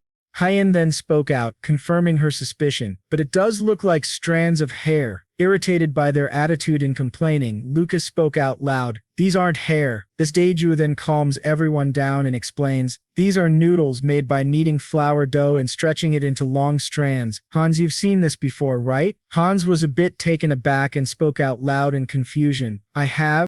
Daiju shakes his head and tries to figure out a way to explain it. He then remembers the time they had something similar and said in an excited and hopeful tone, yeah, don't you remember ramen tang? This is the boiled version of that. Remembering something he had like that when Isu was back in Rodan, it clicked to Hans and he spoke out in remembrance, aha, I see. Feeling relieved that Hans remembered, Isu then prepares 3 bowls of noodles and calls out, here, Hyen, this is yours. Hans, Lucas, come and take your bowls too. Hearing his name called out, Lucas felt a bit weird about it and spoke in a nervous manner. As a servant, how could I possibly dine with you at the same time? Isu waves his concern off and spoke out in a happy tone, come on, it's fine. After distributing everyone their bowls of ramen, he took his bowl and sat with all of them. Hyen continued to stare at her bowl in confusion and spoke out in an almost doubtful manner. I guess it shouldn't taste bad since it's made with the same ingredients as bread. Seeing the confused look on everyone's face, Yeju then took his fork and explains in a gentle manner, now use the fork to scoop it up and eat it like this. After scooping up some noodles, he slurps the noodles into his mouth, making lots of noise with a blissful expression on his face. Seeing this vulgar manner of eating, Hyen spoke up in a disgusted manner. Perhaps I should confiscate and burn your etiquette training certificate. He laughs nervously and then turns to Hans and Lucas, convincing them, you guys should try it too. You won't tell anyone that you made noises while eating. Hyen got a bit flustered by this method of enjoying and spoke out in her usual cold and commanding tone, Hans, Lucas, cover your ears. She then took her fork, scooped some of the noodles and slurped it into her mouth just like Isu.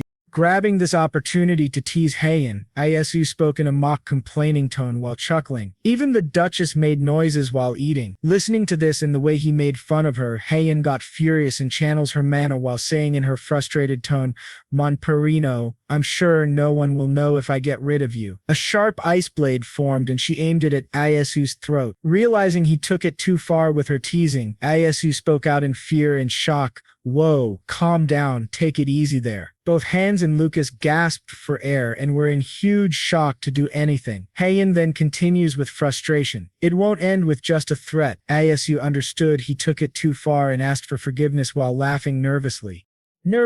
Alright, I'm sorry, I'll stop teasing you. Seeing the fear and genuine sincerity on Isu's face, she cancels her spell. It disintegrated into small particles of water and vanished completely. She then spoke in an irritated, imp-like pouting manner. I'm letting it slide this time. Isu felt a heavy burden fall off his shoulders and he spoke in a light-hearted manner. You really need to control that temper of yours. Both Hans and Lucas were glad that nothing happened to Isu and Hyen didn't do anything in anger. After a few days of traveling and resting in between, they were near their final destination. After traveling through rough roads for a long time, Isu spoke in a whining tone, woo, now that's much better. Finally, we reached the paved road. Irizu then gathers himself and asks Hyen in a polite, curious tone, "Oh, by the way, where are you planning to stay once we get there?" Hyen takes her time before replying to Isu. "I'll need to stay with you until I reclaim my mansion. Besides, there's still time left until Iramus's date." Cho Isu then remembers the promise in the contract they made and how she would use her powers for him for 1 year. After being reminded about the contract, he thought in a gloomy tone, "I have about 5 months left. That's not enough time to settle into my estate." He then replies in a gloomy manner, "Right, about that." Hyen then speaks up in a decided and serious tone, "Once you claim the Alber estate, I intend to live there for the rest of my life." After listening to Hyen's decision, Isu was a bit taken aback. He then thought in astonishment, "Rest of your life? Is she already going to the 4th base?" He then slaps himself mentally and thinks, "Snap out of it. Isu, she's doing this for the mana spring, of course." After traveling for a long time, they had finally reached the Aromania capital city. As soon as the carriage entered the city, people were bustling and roaming around. Seeing the crowd and people interacting with each other, Isu spoke in astonishment, "Wow, big cities sure feel different." Hyen was a bit irritated by this behavior of Isu. She then spoke in a teasing manner, "Stop acting like you're from the countryside. It's embarrassing." Hearing this from Hyen broke Isu's excitement and he spoke in a sarcastic tone, Yeah, I'll just keep acting like a country bumpkin, all right?" They continued to travel further and further towards the end. After a long journey, they finally arrived at the inn. Isis, Hans, Lucas, and Hyen got out of the carriage and entered the inn. Then they all went to their respective rooms. Meanwhile, Lucas followed Isis. Su flopped on the bed and spoke out in an exhausted manner, "Phew. Finally, that carriage ride is over." Lucas then gently offers Yesi, "Would you like to have lunch? Right now, sir?" Azu was a bit too tired from the long travel. Listening to the offer from Lucas, he agreed and then spoke out in a loud manner, "Yeah, go ahead and order a special meal for yourself and for Hans as well." While Chiu was relaxing on the bed and taking his sweet time, he got disturbed by a soft knocking on his door. Lucas then notifies Ju, "Sir, a guest is here to see you. Should I tell them you're not available now? You need to rest, sir." And Siu got up with a light groan and spoke in a gentle manner, "No, tell them to come in. I'm curious to see who's here to see me." The door opens and a young man arrives and greets, "Good afternoon, Baron Asu. I am the butler of the Kroman family." The butler then continues to explain his reason for the visit. "Excuse me for this sudden visit, but my master would like to see you." Azu was a bit taken aback and asked in curiosity, "For what?" The butler then replies back in a regretful tone, "I'm afraid I was not informed of the details. Could you spare a moment right now, sir?" After listening to this, Azu thought in a skeptical manner, The Kromans are not the most trustworthy people, but still, I want to know what business they want with me." The butler then adds in a polite manner, "If you accept, my master will come to the nearby annex." Azu then walks over to the butler and speaks in a serious yet polite tone, "I guess it would be rude to refuse when he's come all this way." The butler from the Kromans bows gently in front of Isu and replies in a grateful tone, "Thank you, sir. I shall get the carriage ready." The butler then takes his leave from Isu's cottage and takes care of the carriage needed to travel to the annex. Isu then turns back to Lucas and speaks in a serious and reassuring tone, "Lucas, I'll be right back. You, Hans, and Hyen can start lunch without me." Lucas then replies with a gentle bow, "Yes, sir." As soon as he stepped out of the inn, a carriage was ready for Isu to take him to the annex where Lord Kroman was waiting. After a short journey, they arrived at the annex, a beautiful old-style building with lots of windows and benches to enjoy the view. Isu then steps out of the carriage and walks towards the inn to find that Lord Kroman was waiting for him. Lord Kroman speaks up with a delighted and gentle smile. "Welcome, Baron. Thank you for accepting my invitation."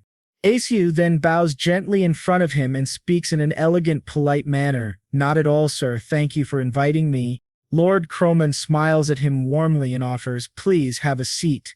May I ask why you wanted to see me?" The Kudaman Lord placed his cup of tea down and spoke in a serious yet gentle demeanor, "Let's not wait any longer and get to the point." He then mentioned something about the International Market Festival in an interesting tone. "About the gelato you served at the festival last time, my daughter has been craving it so badly that she fell ill." Hearing about the gelato, Isu spoke in a gentle voice. Oh, the gelato, they're good, aren't they? Even though he was masking his doubts, he thought to himself, is he asking for the recipe?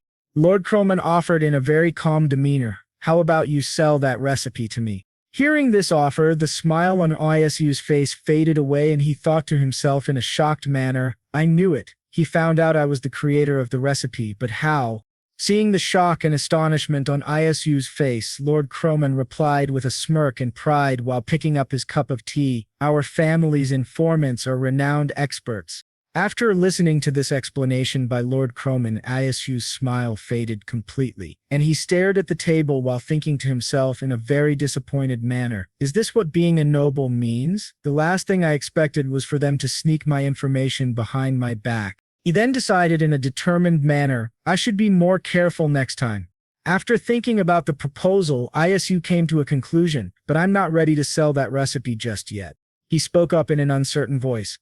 Frankly, sir, it's causing me concern. You see, I was thinking of doing business in the city. Seeing Isu being a bit hesitant about selling the recipe, Lord Croman thought for a bit before offering in a guaranteed manner, how about I give you 20,000 gold? Hearing the shocking amount of money offered, Isu thought to himself in a calculative manner, 20,000 gold, that's 2 billion won. After taking his sweet time to recover from the shock, he then thought to himself in an excited manner, this is definitely a go. He took a few breaths to calm his nerves and wiped away his sweat. He then spoke out in a serious tone, very well, sir, but let me remind you that you'll need ice. Listening to the obvious need and requirement, Lord Croman laughed a little before replying, the need for ice is obvious for ice desserts. Isu felt a bit shy and blushed at this conversation. Lord Croman then asked in a very polite and warm tone, so then, are you accepting my offer? Isu nodded and replied in an affirmative tone, yes, sir. Seeing the quick reply and the confirmed look on Isu's face impressed Lord Croman and he spoke in a delighted manner, I appreciate your quick decision. Here, sign this contract. He then pushed the contract papers towards Isu to sign. While taking the contract in his hands, Isu thought to himself in a very proud manner, all right, this is my chance to use what I've learned about the Aranon language. After thoroughly reading the contract and not noticing any major flaws or deception, Isu took the pen and signed the papers. After checking the papers again, he passed the signed papers to Lord Croman. While giving the papers, he thought to himself in a doubtful manner, I hope I'm making the right decision. Lord Croman checked and verified the paperwork. After seeing all the important areas signed, he then said in a polite manner, then, let each of us have a copy. Isu smiled and replied in a gentle demeanor, sure. While he was checking his part of the paper, Isu thought to himself in a cheerful tone, at this rate, I might as well make a living just by selling recipes. Lord Croman then explained to Isu, you can withdraw the 20,000 gold from the Medi bank in a Romania city. This seal is the key to our private safe. Please keep it safe. Understanding the grave importance of this seal, Isu nodded and replied in an affirmative tone, yes, thank you. After completing the transaction and the paperwork, Isu spoke out loud in an excited manner, then let me show you how it's made. After explaining and showing a step-by-step procedure of gelato making, Isu took his leave and went back to his inn. After some time, Isu was found in the dining hall of the inn. Hyen approached Isu while he was eating. Seeing her, he replied in a very nonchalant manner, I heard you met Count Croman. Listening to what Hyen said, Isu replied back in a bit of a shocked manner, oh, is that what it's about? He wanted to know my gelato recipe, he said without batting an eye and continued chomping on his food. Listening to this buffoonery, Hyen's anger shot up to the roof and she shouted, what? So did you just give it to him? Her rage and fury were enough to burn this inn down. Seeing the anger and rage on Hyen's face, Isu replied in a soft and excited tone, of course not. I sold it for a good price. Listening to this, she felt a bit relieved that Isu wasn't a complete fool, but curiosity got the better of her and she asked him in whispers, how much did you sell it for? Seeing the curiosity on her face, Isu spoke in a happy tone while whispering 20,000 gold. She suddenly took a step back and all of her anger dissipated. This confused Isu a little and he called out, Hyen. She then gathered all of her energy before speaking in a commanding tone, I thought we almost had to live in a shabby attic. This left Isu speechless as he awaited her next words. She then continued while crossing her hands. Speaking in a commanding tone, Hyen said, "Go and search for a mansion with 10 rooms." After listening to Hyen's command, Isu was a bit in shock. Then, after calming his nerves and collecting his thoughts, he spoke to Hyen in an angry tone while pointing his finger at her. "Since you're a water mage, you could at least open a public bath and chip in. As you can see, I've done all the work to make money." To Isu being a brat, Hyen replied in a disgusted and cold voice, "You're so cheap." She then relaxed herself and reminded Isu in her cold and distant tone, "Keep in mind our promised time is almost up. Shouldn't we at least try to remain amicable after that?" Hearing this, Isu was a bit startled and remembered that they had less time together. He then dropped his anger and started smiling at her while speaking in a gentle and polite tone. "Why don't we bake some bread together and get along?" Seeing his desperate attempts to calm her anger, Hyen spoke in a dismissive manner, "I'll think about it." After this mini-fighting situation, they both went to their respective rooms and slept for the night. The very next morning, Isu had left his room and gone to Medi Bank. After exiting his carriage, he entered the bank where he was greeted by a female employee with a polite smile. "Welcome to Mut Bank. How may I help you, sir?" Isu then replied back in a gentle and polite demeanor while handing over some papers. "I would like to withdraw some money." She gave a polite smile and replied, "Of course, sir. Wait a moment, please." After checking all of the papers and the seal, she then asked Isu to wait for some time. After ordering some of her subordinates, they brought the money outside. Seeing the heavy chest filled with gold, Isu thought to himself in awe, "That looks really heavy." He then politely asked the female employee, "Can I open my own vault here?" She replied in an affirmative tone while checking some papers. "Absolutely, sir." She then continued to explain in a calm and gentle voice, "When you open a vault, a personal seal will be issued. You will also receive a contract for making transactions with other people." After listening to this explanation, Isu nodded and requested, "Then please deposit the entire 20,000 gold into the vault and also issue me 10 contracts." The employee nodded and rifled through the papers, finding the contract. She then slipped it onto the table towards Isu while replying politely, "Please sign here and be careful not to lose the contract. It's difficult to forge the personal seal, but there are criminals who forge signatures." Understanding the importance and the threats of forging, Isu nodded and replied, "Got it." After the procedure of signing and getting his personal seal, Isu smiled and thought to himself in an excited manner, "Awesome, this money is more than enough." He then spoke to himself in an excited tone, "Finally, I get to purchase my house." After getting the money transferred to his personal vault, he took his leave from the bank and started searching for a good 10-room mansion. After finding the perfect one, he paid the money for it and did the paperwork that was required. As soon as the ownership was given to him, he took Lucas, Hans, and Hyen to the beautiful and magnificent 10-room mansion with their luggage. Looking at the beautiful mansion, Hyen spoke in a shocked and astonished manner, "You actually bought a 10-room mansion. At this rate, you won't need any of my help." Hans, who was looking at the mansion, spoke up in an excited tone, "Are we staying here from now on?" Seeing this naive and excited boy, Lucas replied in an irritated tone while sighing, "Of course not. We'll be staying in the annex next to it." Listening to this, Hans' face dropped down and he looked at Lucas with a sad and defeated look. Meanwhile, Lucas had an irritated look on his face. Seeing that both of them had sparks between them and were ready to go for each other's throats, Isu spoke out loud in a gentle voice, "No, Lucas, you and Hans will be staying in the small room on the first floor. That way you both can come as soon as I call for you." Lucas was a bit taken aback and spoke in a doubtful manner, "Really, sir?" Meanwhile, Hans' smile returned and he spoke up with gratitude, "You're the best, Isu." Isu then spoke up with a warm and polite tone, "Well then, unpack. Lucas, I need you to visit the labor office early tomorrow. I think I'll need about 7 staff for this huge mansion." Lucas understood the request and bowed politely before speaking in a curious tone to Hyen, "Yes, sir. Shall I ask for a maid for you, Duchess?" Hyen replied in her usual nonchalant manner, "Yes." Seeing Isu doing his best for the mansion and also providing a personal maid for her, Hyen spoke up in concern and mild guilt, "Now that I think about it, I do feel bad living off of you." She then suggested in a very courteous manner, "So in return, I'll let you use water as much as you want. How about that?" Noticing the courtesy from Hyen and also thinking how she would exhaust herself for it, Isu spoke up with a worried tone. No need to overwork yourself. We can wait until more people move in. Noticing the worries and genuine care in his voice, Hyen understood and replied in a nonchalant manner, never mind that, I'm craving bread. Getting reminded by the fact that it's almost the end of the week where he has to offer her bread, Isu bowed gently in front of her and replied, I'll serve them after. We're done unpacking, dear mage, Hyen said. Isu then turned to Lucas and Hans and spoke to them in a gentle tone. Lucas, you and Hans can take the day off. Lucas couldn't control the happiness in his voice and said out loud in an excited voice, thank you, sir.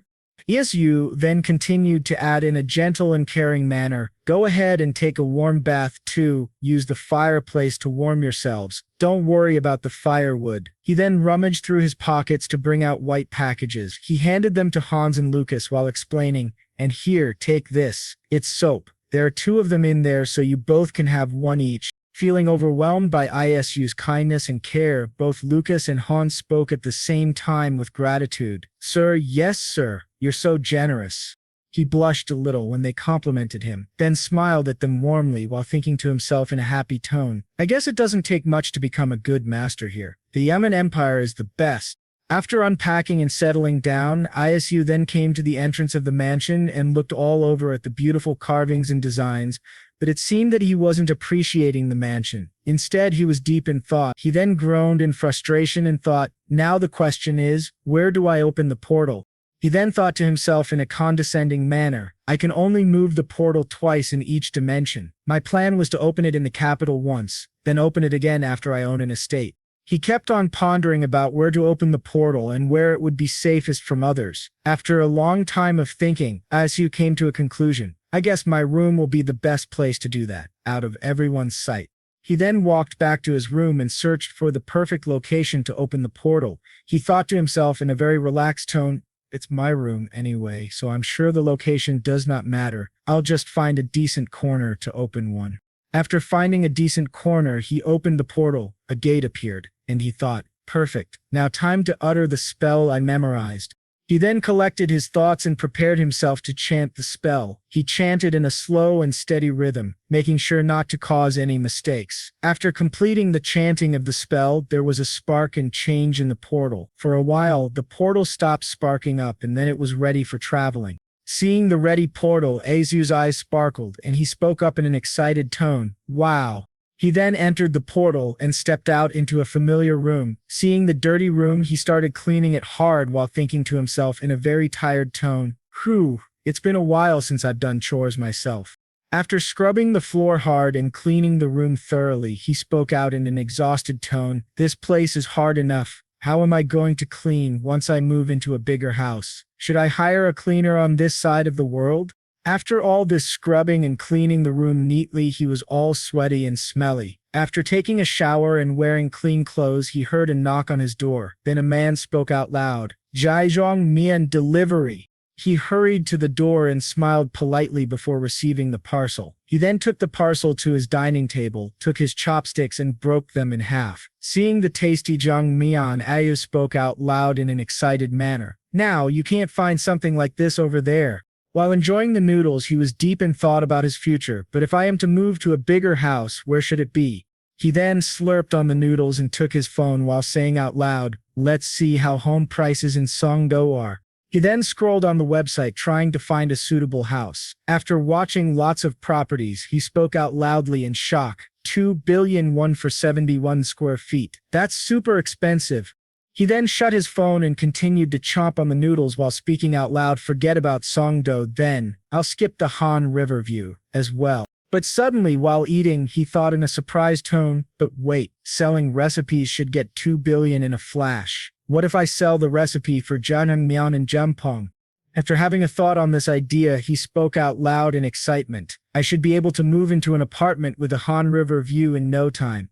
He then stopped daydreaming about buying a house and thought to himself while having the noodles, but no need to rush. I've got all the time in the world. For now, let's do some exploring like doing business and so forth. While he was enjoying his noodles, he was disturbed again by someone knocking on the door. He then quickly finished the noodles and cleaned his hands before heading out to his door. He opened the door to find a box placed in front of it. Realizing what it was, he spoke out in a shocked tone. "Oh, it's the delivery I ordered yesterday. The delivery times in Korea are so impressive." While thinking about the delivery speed, Asu then got an amazing idea and said out loud, "Perhaps I should start a delivery service in a Romania city. I think it'll be a smash hit." He then quickly opened the box and removed a pair of beautiful shoes which were lined with feathers to keep the feet warm. After having a tasty meal and experiencing the quick delivery format from his old world, he decided to head back with the shoes he bought. After hurrying back, he dressed himself properly and ran to Hyen's room. Reaching Hyen's room, he knocked on her door and called out in excitement, "Hyen, are you in there?" After a short while, Hyen peeked out of the door and asked in a curious tone, "What do you want?" You see, he couldn't control his excitement and spoke in a happy and excited tone. "Today, I got a present for you." Listening to Isu saying he had a gift for her sparked excitement and curiosity in her behavior. She quickly took the box from him and started tearing the cover like a child, asking him in an excited manner, "Is it bread?" Seeing her fast reaction and super speed in unwrapping his gift, Isu spoke in an apologetic tone, "Sorry, but no." After disposing of the wrapping paper and ribbon, a beautiful pair of shoes quilted with feathers were present in the box. Looking at the pair of shoes, Hyen spoke out loud in a curious and mildly disappointed tone. "A pair of shoes?" Seeing Hyen confused and sad made Isu feel a bit bad. He then calmed his excitement and explained, "It's to keep your feet warm in this chilly weather." He then gestured to Hyen to take a seat. After she took the seat, he took out the shoes from the box and slipped them on her foot gently. After doing the same with the other foot, he got up and took a few steps back. Seeing the shoes fit perfectly, he asked Hyen in a curious tone, "What do you think?" After clicking the heels of the shoes and taking them for a light walk, Hyen nodded appreciatively and replied to Isu with a wide and warm smile, "It's warm and pretty." Seeing Hyen smile at him in gratitude, with genuine happiness in her eyes, Igu's cheeks flushed pink lightly, and his heartbeat started beating faster. Meanwhile, he looked at her smile with a newfound expression. Seeing this look on Igu's face, she then spoke in a worried and teasing tone, "What's with that face?"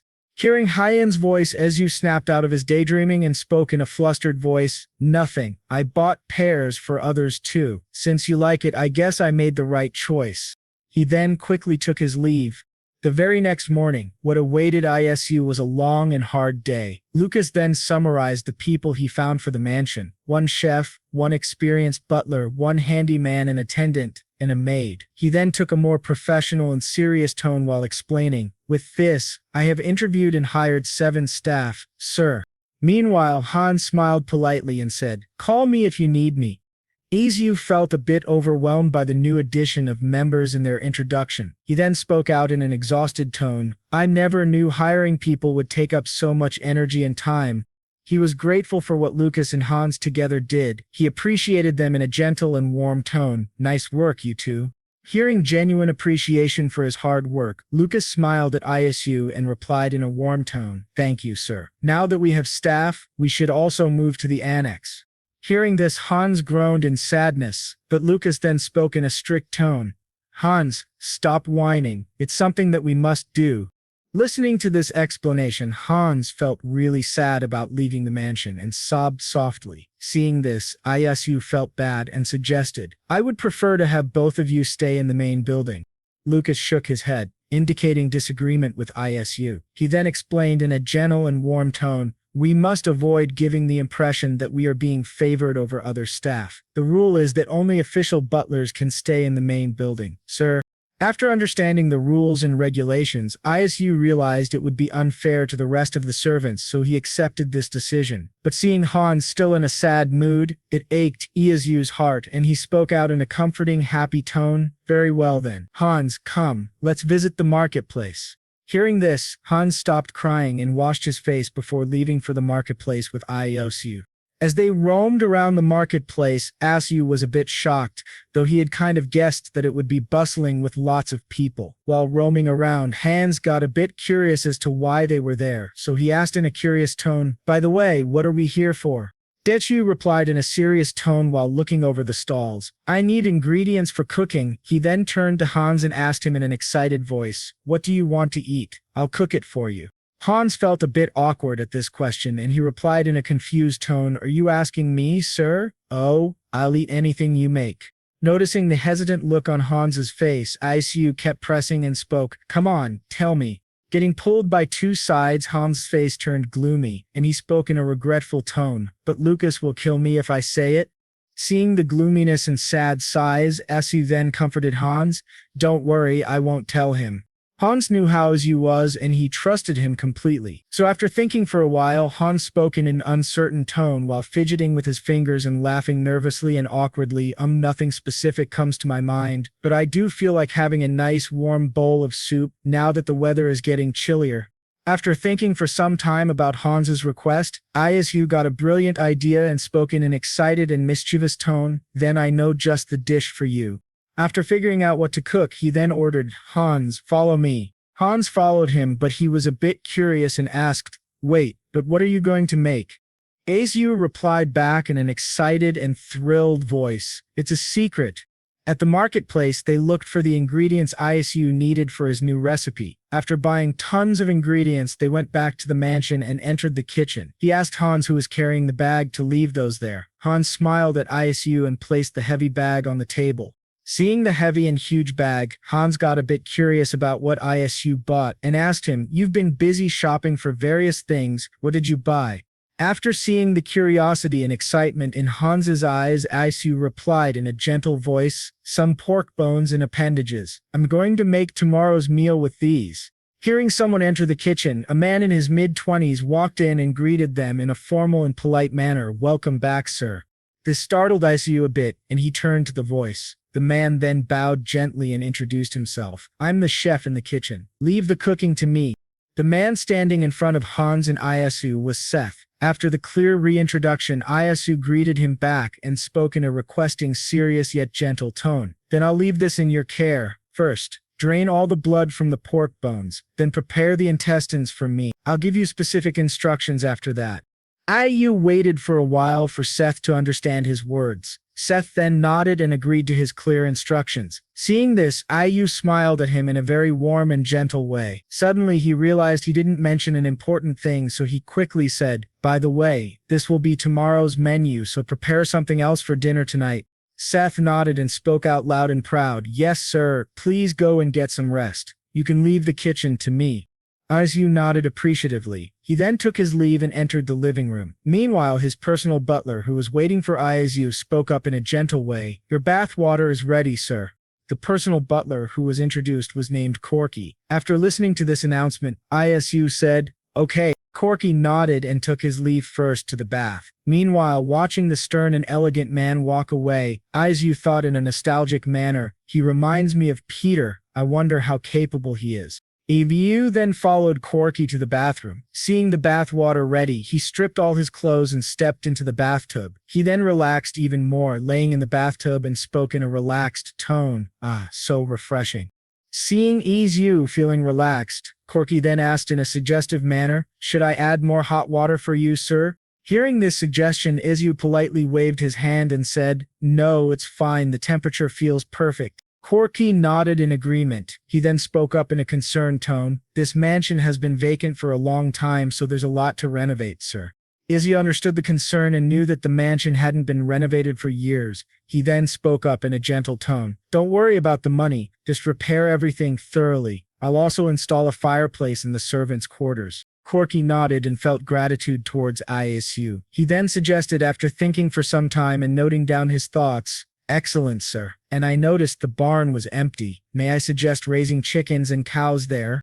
After hearing this idea, Isu was impressed by Corky's perception. He then spoke up in a happy tone. Good idea, let's do that once everything is repaired. After saying this, he took a bit of a break and thought about some things that needed to be done in the mansion. Isu then spoke up in an excited manner, and call in a skilled glass artisan, a construction worker, and a tailor. I want to build a swordsmanship training ground on one side of the courtyard. Corky nodded and kept jotting down the requests Isu made. Isu then stopped for a while to think about something he needed. After remembering his need for someone, Isu then requested Corky. Oh, and I need someone knowledgeable about the market prices of items in Romania. Find someone who is well versed in that area. Listening to this specific request made by Isu, Corky spoke up in a reassuring tone. In that case, there might not be a need to hire someone, sir. I have notes from my time working as a butler that include information about it. After listening to this, Isu felt a bit proud of Corky. He then thought to himself, I think we hired the right person. I can rest well today. Meanwhile, Corky was jotting down all the requests in great detail. After enjoying the bath for a while, Isu took his leave and changed into something comfortable for the night. The next morning arrived, the sun shone on the mansion, illuminating it with its warmth and might. Cold air moved in the environment that felt chilly, and the chirping of birds indicated a fresh start to a new day. As soon as Isu woke up, he rushed to the kitchen with excitement and eagerness. As soon as he reached the kitchen doors, he opened the door with a loud bang, making a flashy entry. Meanwhile, Seth, who was in the kitchen, got startled by this drama and felt a bit scared for himself. He then gathered courage and calmed his nerves before speaking in a formal and curious tone. Good morning, sir. What brings you here so early in the morning? After listening to the genuine worry and concern in Seth's voice, Isu spoke up in a reassuring tone. About the pork bones I asked you to drain the blood out of yesterday. Could you place them in a pot and boil them thoroughly? Seth understood his instructions and did as he was told.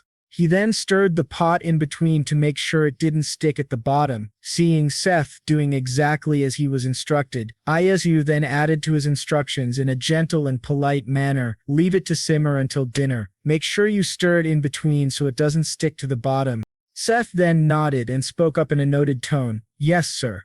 After hearing Seth's accepting manner, Isu then spoke up in a grateful tone. Keep up the good work.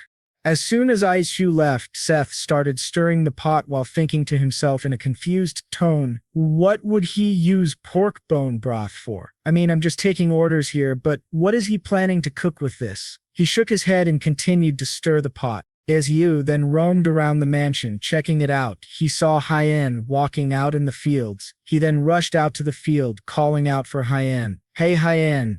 Hearing her name being called out, she turned toward the sound. Isu then caught his breath and spoke in a curious manner. Why are you out in this cold weather? As he was going to say something more, he noticed something about Hyen and spoke in an amused tone. Oh, you're wearing the shoes I got for you. Hyen wiggled her leg, enjoying the feeling of the shoes. She spoke in a comforted tone. Yes, they're keeping my feet warm. Both Isu and Hyen went for a small walk while talking with each other. Listening to her complimenting the shoes, Isu then spoke up in a delighted tone. Is that so? As they were talking and having a long walk, they were interrupted by a familiar voice. The voice called out in an excited and happy tone. Baron Bloom. Isu then turned to the sound of the person that was calling him. While he turned, he was a bit in shock to see the familiar man, the eldest son of the Medi family, Michi, waving at him. Hyen then ran towards Isu with a bright and wide smile. Hyen spoke up in an excited and polite manner. It's so good to see you again. I heard you bought a mansion a while ago. Sorry to visit you so late. After hearing this and sensing his apologetic manner, Isu waved it off and spoke up in a friendly tone. Nonsense. There's nothing to be sorry about. Kay felt a warmth running through his heart when he heard Isu's friendly tone. Kay then spoke up in a gentle and polite voice while gesturing to his carriage. I brought a belated housewarming gift as well. Chanrisku felt a wave of happiness course through his body when he heard that gifts were brought by him. Isu then spoke up in a friendly and warm tone. Then all the more reason, you're welcome here. It's been a while since we've met, and you're looking great. After listening to Isu's genuine happiness and concern for his well-being, Kaylee felt really happy. He spoke up in an excited and bubbly mood. Of course, I've never felt happier in my life. Kaylee was a bit curious to see Hyen there. He then turned to her to ask in a curious and polite manner, and may I ask why you're here, Duchess? Being questioned about her choice and her wish to live there, Hyen didn't reply but stared at him with a cold and nonchalant manner. After getting the cold shoulder from Hyen, he felt a bit awkward and he flinched while replying in an awkward and nervous manner. Well, I'm sure you have your own reasons. Noticing the awkward and cold interaction between both of them, then Isu then spoke up in a suggestive manner. "Oh, by the way, I'm going to cook my new recipe today. Would you like to join and watch Lord K?" He then thought for a bit about the situation he was in and realized that seeing Isu cook a new recipe would be more interesting, so he turned to Isu and replied in a grateful manner, "I would love to." Isu was delighted to hear this. He then turned to Hyen and asked her in a curious tone, "Want to join us, Hyen?" Hyen then spoke in a nonchalant manner, indicating her zero interest in cooking. "No thanks. I'd like to step on some fallen leaves a bit more." Respecting her choice, Isu then spoke up in a concerned tone, "Okay, be careful not to catch a cold." Both Isu and Kaylee made their way to the kitchen while conversing with each other. As soon as they reached the kitchen, they saw Seth stirring the broth. It had simmered down to a very thick and soupy base. Kay then took a whiff of the broth and spoke up in an excited tone, "This smells delicious. Is it dinner for tonight?" Isu nodded and requested in a gentle tone, "Yes. Please join us and have a bite." After noticing the broth was done, Isu then explained, "Now that the broth is ready, let's chop up some leeks. Now add that in with cooked barley rice and steamed pork." After placing it on the table and garnishing it with spring onions and leeks, Isu then spoke out loud in an excited tone, "And voila, it's ready." After sharing his recipe, he then showed how to serve it and prepared 3 bowls in the same manner. He then ordered one of the staff members, "Take these to the dining room."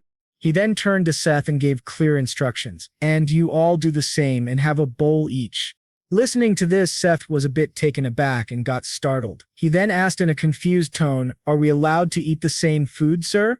Seeing the shocked look on Seth, Isu then smiled warmly at him before speaking in a comforting tone, "Of course. It's my favorite dish. It warms your body in cold weather. Consider this my hometown cuisine as a celebration of becoming a part of my staff."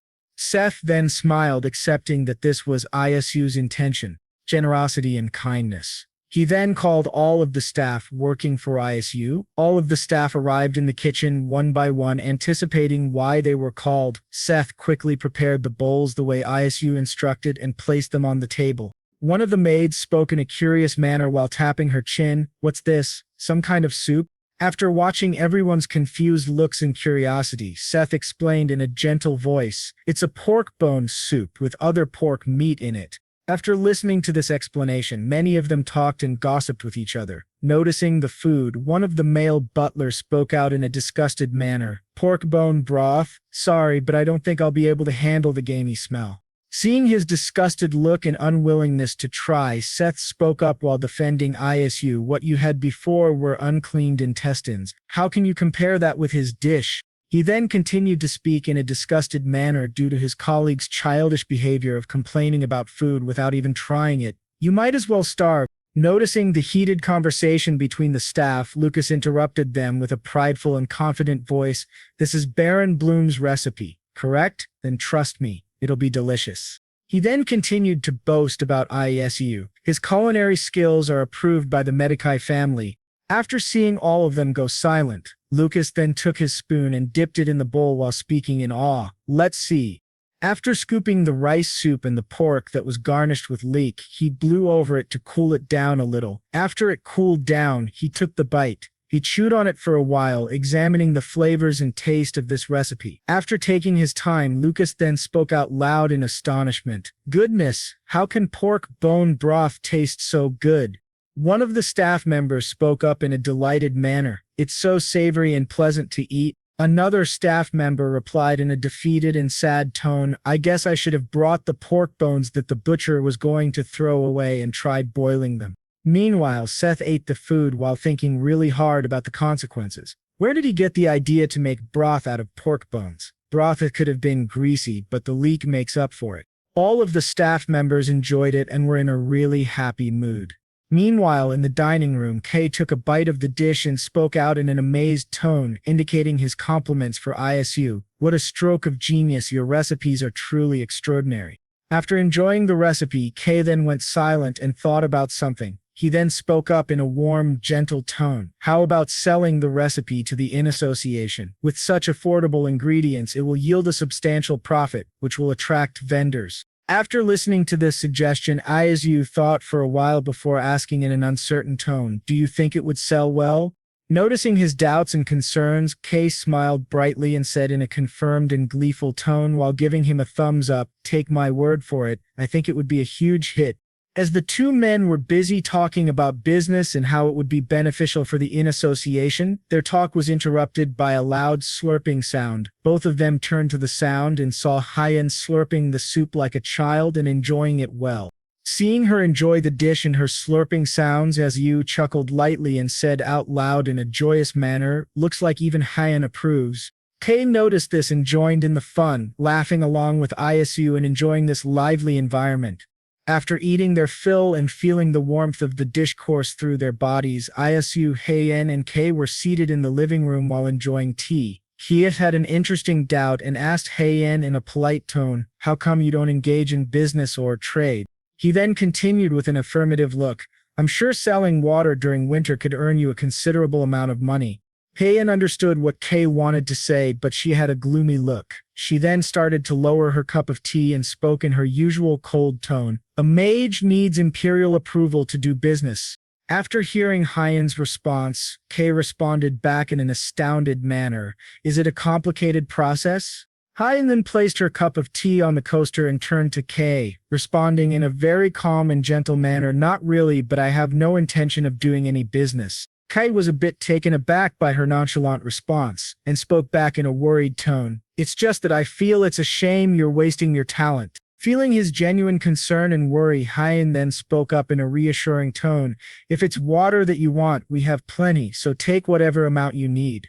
While both of them were in conversation, Isu had a pleasant smile and enjoyed his tea in the conversation. After hearing the genuine offer from Hyen, Kay stood up in a hurry and spoke in a stunned, worried manner, "Are you sure about that, Duchess?" Hyen nodded and replied in an encouraging and comforting tone, "I'm only doing this because you're an acquaintance." Listening to Hyen's words and her selfless attitude, Isu thought to himself in a proud manner, "One like a parent? Hyen has finally learned to give. I'm so proud of her." After this fun bickering, they all continued to enjoy their warm evening together and laughed. Kaylee noticed something interesting about Hyen's shoes. This really intrigued him, and he asked in a curious tone, "By the way, Duchess?" Hyen looked up and replied, "Yes?" After her response, Kay continued in his intrigued and curious tone, "May I ask where you got those shoes from?" Hyen was a bit confused as to what he was talking about. She then looked down and realized what Kay meant. She replied in a nonchalant manner, "Baron Bloom gave them to me." After hearing her say it was a gift from Isu, Kay smiled politely before requesting, "If you don't mind, may I take a look at them?" Hyen replied in understanding, "It won't be a problem," but then her facial expression turned into one of disgust and coldness. "Please don't bring your face too close."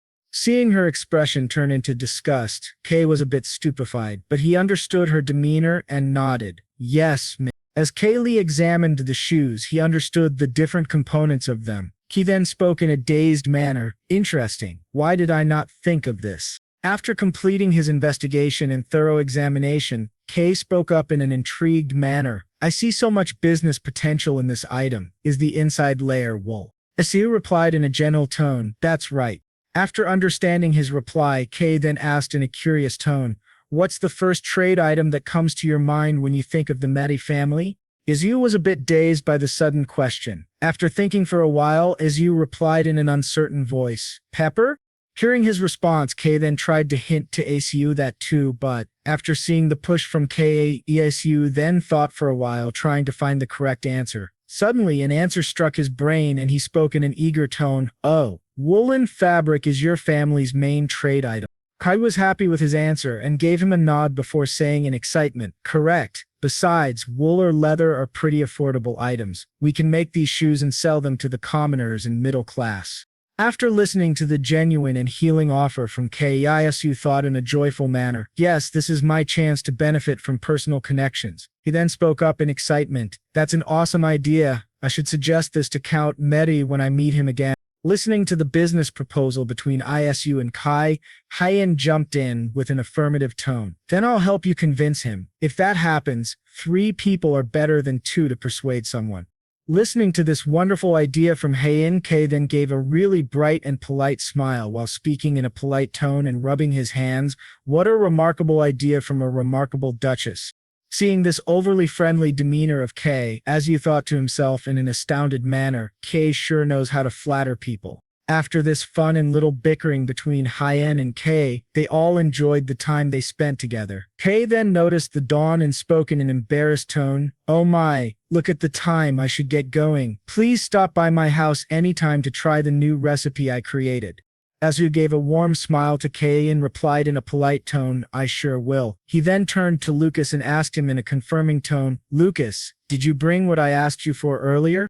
Lucas then entered the room and said out loud, "Yes, sir." As soon as Lucas put the jar on the table, Asu smiled at K and spoke in a gentle and warm tone, "A gift for you, Lord K. It's tea made with jujube."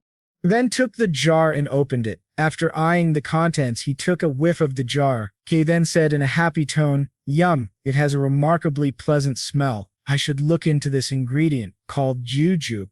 He then shut the jar and gave a polite smile to Isu, saying, "Thank you for the gift. I should get going now." Then smiled back and greeted him, "Have a safe trip back, Lord K." He then took his leave and went back to his home. After his departure, Isu turned to Hyen and offered her to go to the balcony to enjoy the night and the stars while drinking tea. While enjoying the stars and the song from the cicadas, Isu spoke in a delighted manner, "I love sipping warm tea while feeling the cool breeze." Meanwhile, Hyen stayed silent and sipped her tea. Isu had some concerns and doubts, so he turned to Hyen and asked her in a polite manner, "By the way, Hyen, do you really have no intention of making money?" Hyen put her cup down and spoke up, "I just don't want to get involved with the imperial family." After hearing this, Isu then asked in a confused tone, "Wasn't it just a matter of getting a simple approval?" Hyen responded with a sigh, "It's not as simple as you think. To get approval, I would have to go to the palace in person, which will expose me to more people." Isu was still confused and asked her in a dumbfounded manner, "But I thought you decided to be more confident from now on." Hyen then spoke out loud in anger and rage, "That's a different problem. Once they find out who I am, they'll bother me by trying to find me a groom, and I don't want that. If I want to do my own business, I must first marry someone I want. Otherwise, I'll end up marrying one of the imperial members." After hearing Hyen's anger towards the imperial family and her hatred towards them, Isu was confused. He then spoke up after understanding all the things Hyen said in a confused tone. "All this hatred toward the emperor and talk of killing him. Why are mages so uptight about the imperial family?" Hyen then spoke up in a sad and gloomy manner. Hyen said, "Because they know our weaknesses." After hearing this, it shocked Isu and he spoke in a frightened tone. "What do you mean by that?" Hyen remained sad and gloomy the whole time. He then replied in a dejected manner, "I'll tell you in due time."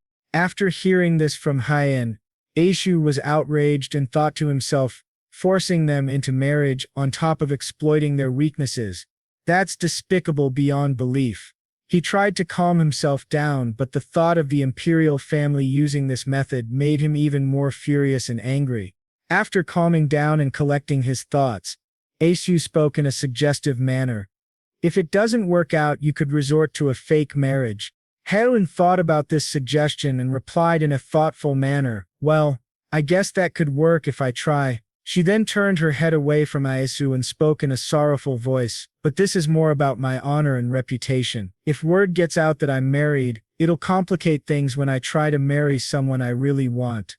After listening to Hyen carefully, Isu felt pity for her and thought in a careful manner, "She doesn't seem to have any interest in men at first glance." He then shook his head to dismiss the negative thoughts and asked Hyen in a very curious tone, "So what kind of person do you want to meet then?" After this question, Hyen remained quiet and thought for a while about her type of man, but got a bit flustered and dodged the question by saying, "It's late, let's call it a night." After a few days of bustling and running around, Isu finally gathered something important that he had always wished for. One fine day, he called out a few of his staff members and instructed, "Okay, today we're going to plant what's called bamboo along the walking path." Listening to Isu brag about planting the seeds for a tree, Hyen was a bit startled and said in a condescending tone, "If you want to plant trees, you might as well have brought saplings instead. With these you won't live to see them fully grow." Isu chuckled at Hyen's question. After giving a smirk, he then explained in a very gentle and proud manner. Don't worry, in 5 years, they'll all be grown. The staff members worked hard to dig holes and plant the seeds properly, while Isu instructed them softly, adding mulch around the hole, then covering it with dirt. Finally, they added a bit of water to hydrate the soil and increase the chances of growth. After the completion of this procedure, Isu turned to Hyen with a knowledgeable look, like a nerd, and explained, tall trees need deep roots, right? It might seem slow at first, but once it reaches its 5th year, it'll grow more than 20 inches per day. Isu was feeling great while sharing his thoughts and knowledge for the first time, but it was soon broken by Hyen. She spoke up in a nonchalant manner. Even 5 years is too long. She then asked in a curious tone, got any money left? Isu was still in a daze and shocked after listening to Hyen say 5 years is a long time. After calming his anxiety and disappointed demeanor, he spoke up in a confused and perplexed manner. What for? It's not like you can buy bamboo anywhere around here. Hyen shook her head before replying in a serious tone. That's not why I asked. She then explained in a very calm and gentle manner. With money you could visit the mage secretariat and hire a gardening mage. You can find out all the plant mages available for hire over there. After listening to this suggestion by Hyen, Isu was really excited about it, but realizing it might be very expensive to bring over a mage, Isu then looked at Hyen with puppy eyes and asked her in a very cute and childish charm. Are there any discounts for current mages? Listening to Isu being all cute and childish for the benefit, Hernine's face turned into one of disgust. She spoke in a very rude and cold tone. No, although they might offer you a cheaper price if you're friends with one. Listening to this explanation, Isu was a bit disappointed and spoke in a disheartened manner. Never mind then. Seeing this bratty side of Isu really infuriated Hyen. She then growled at him before speaking in an angry tone. You'd better leave unless you want another taste of the ice pick. Feeling threatened by her words, Isu laughed nervously while cowering in fear and reassuring her, no thanks, but thanks for the info. I'll get going right away. Hyen really looked like she was ready to use her mana to form an ice pick and threaten Isu. Before that happened, Isu called out for Lucas and asked him to prepare the carriage for his departure. Lucas nodded and ordered the carriage master to ready the carriage for the journey. Isu was seated in his carriage and ordered the master to head to the mage secretariat. After a short while of traveling, Isu entered the hall and was greeted by an employee. He was then given a book that registered many mages for different occupations. Isu flipped through many pages and was quite fascinated. He spoke his thoughts out loud in a stunned manner. Wow, looks like there are about 50 registered mages. Incredible. While he was scanning the pages of the registry, he was amazed and said out loud, so the healing mage charges the most. There even seem to be magic skills for protection. Any magic related to survival demands the highest price, just as I thought. While he was rummaging through the pages, he had some doubts and thought to himself. After giving it careful consideration, Isu thought, if one could use magic limitlessly, it would be immensely helpful to people. But at such high prices, only the privileged can enjoy magic. He pondered for a while, trying to come up with a solution. Suddenly an idea struck him, and he thought out loud in an exhilarated manner. The Alphon, what if I persuade wandering mages not affiliated with the imperial family to stay in the city and utilize their magic limitlessly? He then smiled widely, thinking excitedly, then the Albert estate would become immensely powerful beyond anyone's reach. But suddenly, his excitement and happiness died down quickly as he began thinking more carefully. But if the mages were to see the mana spring and incite a rebellion, things might get a bit complicated. He shook his head and refocused on the task of recruiting a mage for his bamboo garden. After selecting a mage, he turned to the employee and asked for an appointment. After finalizing the date and time, Isu signed the paper and headed back to his mansion, where he awaited the mage's arrival. A young and handsome man with pointy ears arrived at Isu's mansion. After looking for Isu, he found him and greeted him with passion burning in his eyes. Pleasure to meet you, sir. I'm Edro of the Goldson family, he said. Isu gave a warm smile to the upcoming mage and offered a firm handshake. He replied in a warm and gentle tone, "Welcome, dear mage. I'm Baron Isu Bloom." After this short introduction, and still smiling at the mage, Isu thought to himself, it seems he hasn't inherited the title yet, judging by his use of honorifics. After some casual chatting and exchanging of pleasantries, Adro got straight to business. "That'll be 200 gold for my travel expenses, sir. Where shall I use the magic?" Isu nodded and explained what he had done so far. "I've planted tree stems along the walking path here." Adro nodded, then stepped up to the garden and sensed some sort of energy. He spoke in a concentrated manner. "I sense a lot of unfamiliar life energy under the soil, not flowers, I presume." Adro continued to explain in a cautious and unhappy tone. "If flowers bloom in the middle of winter, everything will freeze. Without a weather mage, that would be tragic, sir."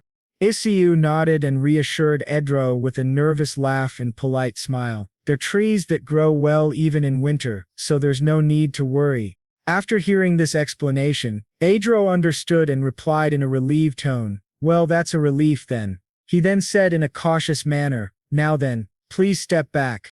Adro chanted a spell, forming a magic circle in his palms. He then aimed at the ground where the bamboo seeds were planted. Lots of buds sprouted, and after a while of continuous mana flow, beautiful and long bamboo trees emerged and stood strong. Seeing how powerful the magic was, Isu was amazed and spoke his thoughts aloud. "Wow!" Meanwhile, Adro, who also saw the trees, was fascinated and exclaimed in an amazed voice, "Wow!" Both of them enjoyed the view of the magnificent trees for a while. Adro then turned to Isu and complimented him in an amiable manner. "Some magnificent trees you've got here, sir. What are they called?" Isu, happy to explain, replied in a gentle tone. "They're bamboo trees. They're common where I come from." Adro nodded in acceptance and touched one of the bamboo trees while expressing the emotions rising in his heart. "They're as beautiful as the banyan trees, which are my favorite." He then turned to Isu and gave him the warmest and gentlest smile while asking for a favor. "Could you share some seeds with me as well?" "Of course, I'm not asking for them for free." His eyes conveyed genuine trust in Isu. After thinking for a moment, Isu spoke out loud in a determined tone. "I would like to sell you a gold's worth. I won't charge you a travel fee either." Hearing the shocking amount of money Adro was offering, Isu went wide-eyed and thought to himself in a flabbergasted manner, "That's 100 million won." Isu smiled warmly and offered in a genuine tone, "Sure, feel free to take as much as you need." Adro was surprised and spoke in an amazed tone. "Really? Thank you, sir." After finalizing the deal, Adro prepared to leave. As he headed out, he greeted Isu, "Take care." After Adro's departure, Isu kept staring at the bamboo forest, feeling relieved and happy. He spoke out loud, "Now that the bamboo forest is complete, I need someone to walk through it with me." He then got an idea, having a partner to walk through the forest. He called out for Lucas and ordered, "Lucas, could you call Hyen for me?" As soon as his name was called, Lucas appeared like a ghost. After hearing Isu's order, Lucas nodded and replied, "Yes, sir." Lucas hurried to Hyen's room and called her out, saying that Isu wished to see her and that she should hurry to the bamboo forest. As soon as Hyen entered the lawn area, she was stunned to see the beautiful and strong trees standing tall. She spoke in an amazed voice, "How marvelous." She then examined the trees more closely and said in a marveled tone, "They're as stunning as the banyan trees." Isu smiled warmly and then explained his idea. "I'm going to build a small annex on the opposite side of this forest." Hyen nodded, already understanding his vision. While enjoying the bamboo forest, Hyen spoke up with a cheerful smile, "It would be nice to have flowering trees around it." Isu nodded and agreed with her magnificent idea. He then walked beside Hyen, accompanying her while they admired the bamboo trees. After a few days of admiration and tree growth, Isu headed out to a renowned construction merchant to discuss his brilliant idea. After listening to Isu's plan, the main engineer spoke in a confused tone. "So you're saying to use KD basil as the flooring and connect it to the fireplace, sir?" Isu had a serious and determined look on his face, almost intimidating, while agreeing with the engineer. He continued to explain in his firm tone, "When you light the outdoor fireplace, warm air will flow through the floor and exit through the chimney." After understanding this explanation, the engineer responded with slight confusion but asked curiously, "So rather than heating the air, it's heating the floor?" Isu nodded and replied earnestly, "Yes, exactly. Do you think you can do that?"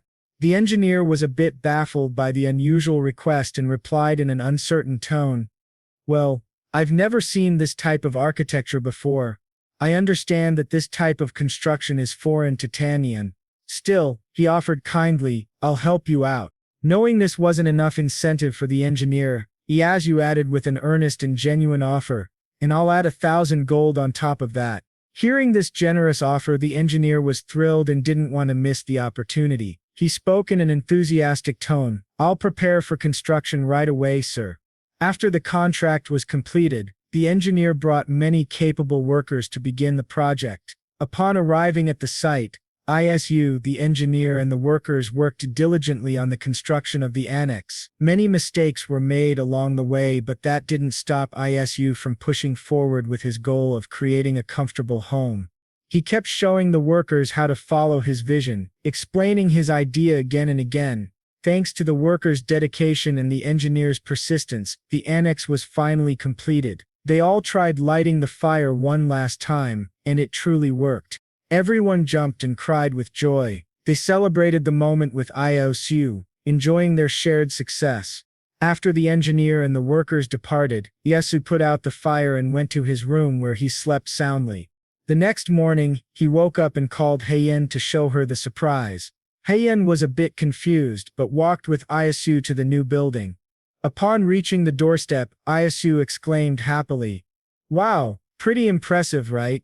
Hyen looked at the house puzzled and said in a perplexed tone, "It looks like an average house to me. What's so different about it?" Isu turned to her and responded proudly, "You'll see once you step inside." He then gestured for her to follow him into the house. As the door creaked open, a plain house was revealed. No furniture, no paintings, completely empty. Before entering, Isu politely instructed, "Take off your shoes and come up here." Hyen followed his instructions but remained doubtful. She asked in a frustrated tone, "I asked what's so different?" As soon as she stepped onto the floor, she felt something unusual. It was pleasant to walk on and surprisingly comfortable. While walking further, she was mesmerized by the strange sensation. She spoke in an astounded tone, "The floor feels warm." Isu laughed softly at her startled expression and explained, in a gentle and sweet voice, "It's called an underfloor heating system. Here, sit on the floor and cover yourself with this blanket." She did as he said, sitting on the floor and wrapping herself in the blanket. Isu nodded at Hyen, then walked over to the window. He opened it to let in the cool air from outside. Turning back to Hyen with a warm smile, he asked in a curious tone, "What do you think?" The cold air brushing her face caused a pink hue to appear on her cheeks, and she shivered with joy. She responded in a delighted and comfortable tone, "My body feels warm while my face stays cool. It feels really good." Isu smiled at her warmly, then sat beside her and asked out of curiosity, "By the way, I heard aristocrats don't prefer sitting on the floor around here, yet you don't seem to be bothered by it." Feeling a bit offended, Hyen snorted in disdain and spoke in a confident tone, "It's not new to me. I used to live locked up in a chamber without a bed." Isu quickly apologized, and they both laughed a little. After the laughter died down, Isu thought about their earlier conversation. After collecting his thoughts, Isu asked Hyen to confirm something. "You said your mother died giving birth to you, right?" Hyen replied in an affirmative tone, "Yes." Isu then said in a dejected voice, "Remember when I said I lost my parents to an accident? Well, that day was my birthday too." After hearing Isu's story, Hyen felt a sense of connection and comfort. A shared pain linked them together. Her expression turned sad, yet her beauty remained radiant. She then spoke in a sorrowful tone, "Is that so? You and I both have birthdays that aren't meant to be celebrated." After this deep and heavy conversation, they both remained silent for a long time, basking in the cold air and the warmth from the floor. Out of nowhere, Isu became curious about something. He waited for a while before asking in an anxious manner, "So when's your birthday?" Hyen understood his curiosity and replied in a straightforward manner, though her voice remained soft, "Around Kwasa Luna, it's the 14th day of February." After hearing this, Isu exclaimed internally in a shocked manner, "That's Valentine's Day." Hyen continued, her expression gloomy, "That day is a very special day for the elves. It's called Valentine's Day." Isu was still shocked and thought to himself in a curious tone, "Do they celebrate Valentine's Day here too?" Hyen went on, "It's the day commemorating the death of our progenitor, the Grand Mage Valvalin, who passed away at the age of 37. That's why, according to Martha, my mother was so happy despite the pain of childbirth. She believed I could be the reincarnation of him." After finishing her story, she turned to Isu and asked in a curious tone, "And you, when's your birthday?" Isu answered in a very nonchalant manner, "Oh, my birthday already passed." Hearing this, Hyen grew furious. She growled in anger before saying in an annoyed tone, "What? Why didn't you tell me?"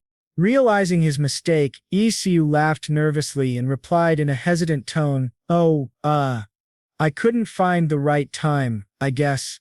Listening to this, Hyen's anger began to calm, but she still spoke in a stern tone, "Next time remember to tell me so that I can celebrate it with you." Seeing how upset she was over missing his birthday, Isu was confused at first, but as he continued looking at her, he realized it was because she cared. He smiled softly and warmly at her, and replied in a gentle voice, "I sure will. Let's celebrate each other's birthdays from now on." Hyen nodded, calming further. She then spoke up in a commanding tone, "But for now I want you to bake me some bread." Hearing this, it suddenly dawned on Isu that it was bread week, and he had to bake some goodies for her. He smiled and agreed to her request. Then he took his leave from the house and walked straight to the mansion's kitchen. He washed his hands thoroughly and prepared all the ingredients. While mixing a few of them together, Isu thought to himself in a remorseful manner, "It's been a while since I made her a proper dessert. I should treat her with something special." While whisking the ingredients, he continued thinking, "I can't believe I forgot my promise to bake her one loaf of bread per week." He then imagined Hyen stating her demands, "I expect a loaf of bread every week, man." Meanwhile, Seth, who was worried and anxious to see Isu cooking in the kitchen, spoke in a nervous tone, "Please, sir, leave the kitchen duties to me." Understanding his concern, Isu responded in a serious yet reassuring tone, "I enjoy cooking, so there will be times when I do things myself. Don't worry about it." Reassured by Isu's words, Seth finally calmed down. After whisking the ingredients, Isu called out, "I'm going to make a pie crust now." Seth, still somewhat in a daze, realized this might be his cue to help. He offered, "Allow me, sir, I can do it." Isu waved off the offer and explained in a gentle tone, "It might be a bit different from the pies you're familiar with. Just watch how I make it." Seth understood and stood back, observing every move Isu made. Seeing Seth's attentiveness, Isu continued to explain, "The essence of a pie lies in the rich, buttery flavor and crispy texture, so add butter at about half the amount of flour." He then added in a cautious tone, "And remember to use cold butter to preserve its crispiness. Then season the dough with salt once it's done and gradually pour in iced water to knead the dough." Hearing that, Seth was shocked and spoke in an appalled tone, "Did you say iced water, sir?" Isu nodded and replied in a gentle tone, "Yes. The colder the water, the crispier the pie crust becomes." After listening to these crystal clear instructions, Seth spoke in an amazed tone, "Wow, sir, you certainly know a lot, just like the rumors say." Isu shook his head and replied in a modest, gentle manner while kneading the dough, "Nah, it's all just from experience." He then remembered the times his mother used to bake sweets with him and teach him. Reminiscing, Isu spoke in a nostalgic voice, "My mother was good at making bread and cookies." After listening to Isu's story, Seth replied in an apologetic tone, "Oh." Ayo waved off his concern and took on a strict yet gentle demeanor as he continued kneading the dough. "You'll have to make them someday too, so pay attention." Seth stood at attention, observing carefully. He responded with sincerity, "Yes, sir." After a long time of kneading and folding the dough, Isu placed it in the baking tray and slid it into the oven. When it turned a beautiful crisp and golden color, he took it out and began forming the layers with the pie crust, cream and many other fillings. After preparing more, everything was finally ready. He exclaimed in excitement, "There it is, the mili fio." After watching the formed layers on the plate, Seth spoke up in a fascinated tone, "I see, so this is how you make a mili fio." Isu nodded and explained while smiling warmly, "That's right, and you can change the filling inside to create different flavors." "Makes sense," Seth nodded and spoke in an understanding tone. "Aha." Isu then examined the pastries he made. After observing them for a while, he found the prettiest one, placed it on a separate plate and said to Seth, "I'll take the prettiest one to Hyen." He placed the dish aside and instructed Seth in a gentle demeanor, "Pack a few of these and deliver them to Lord Clay. You can share the rest with the staff." Seth nodded and packed the pastries in one of the most beautiful boxes, ensuring they didn't get crushed. After setting aside a few for the staff, he spoke out loud in gratitude, "Thank you, sir." Isu then took the prettiest milafil to Hyen. After reaching her room, he knocked on the door and called out, "Hey Hyu!" As soon as he stopped knocking, he heard a lot of rumbling and heavy footsteps dashing toward the door. Hyen quickly opened the door in a hurry and spoke out loud in anticipation, "It's about time. What took you so long to bake a loaf of bread?" As Hyen calmed herself down, Isu noticed something different about her. He then spoke up in a polite manner, complimenting her. "You look good with your hair tied up like that." She didn't reply to his compliment and kept staring at the dish she was holding. She couldn't contain her curiosity and spoke out in an eager, childlike tone, "Hand me the bread." She complied with Asu and quickly took a seat.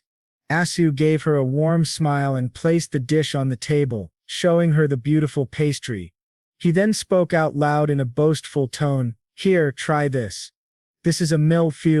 Just as he was about to continue his explanation, Hyen couldn't wait any longer. She took one of the pastries and bit into it as soon as possible. An incredibly loud and satisfying crunch was heard. The crispiness mixed with the cream filling created a perfect balance between salty and sweet. As she finished her share of the pastry, she spoke out loud in a delighted voice, "This isn't bread, this is pastry." Isu nodded, and then spoke in a polite and gentle demeanor, "Yeah, I thought I'd make you a dessert since we already had our meals."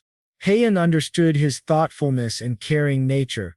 She kept staring at the remaining pastries with great intensity. This confused Isu and he asked her in a curious and intrigued tone, "Aren't you going to have some more?" Hearing the curiosity in his voice, she was tempted to eat more, but she steeled her nerves and pushed the plate toward Isu, shocking him. She then spoke up in a gentle and happy tone, "You can have the rest." Seeing her being so warm, Isu was baffled and spoke in a shocked manner. "Who? Hyen?" Hyen, now a bit irritated by Isu's reaction, spoke in an annoyed tone. "What?" She then turned away from him and tapped her stomach, speaking out loud, "I've never tasted such a beautiful dessert in my life. Say, how about you open a dessert shop nearby?" As Isu was taking the last piece, he spoke in a curious tone, "A dessert shop." All of a sudden, Hyen was a bit taken aback by the confused look on his face. She then asked him in a searching tone, "Haven't you heard the news?" Isu, still confused, responded, "What news?" Hyen face-palmed and then explained in a gentle manner, "The Medi family is sponsoring artists and planning to build an art hall here." Isu was dumbstruck by how well-informed Hyen was, despite staying locked in her room. He had never seen her go out. He then asked in a curious tone, "How come you're so quick to catch up on news when you're stuck in your room all day?" Hyen replied in a nonchalant manner, "I sneak around sometimes." She then shook her head and continued her explanation. "Anyway, that's why I suggested opening a dessert shop nearby." She then complimented Isu on his baking skills. "The bread you bake is a work of art. Guaranteed it'll be the perfect spot to pursue such a business." After the discussion with Hyen about opening a shop in the capital city, Isu thought about it for a while. Several days and nights passed after that conversation. On one auspicious day, Isu was getting ready for his duties when a doubt crept into his mind. Curious to know the answer, he called for Lucas. Lucas, who was present in the room, walked over to Isu's side and waited for further instructions. Isu gave him a warm smile and spoke in a gentle manner. "By the way, Lucas." Lucas answered, "Yes, sir."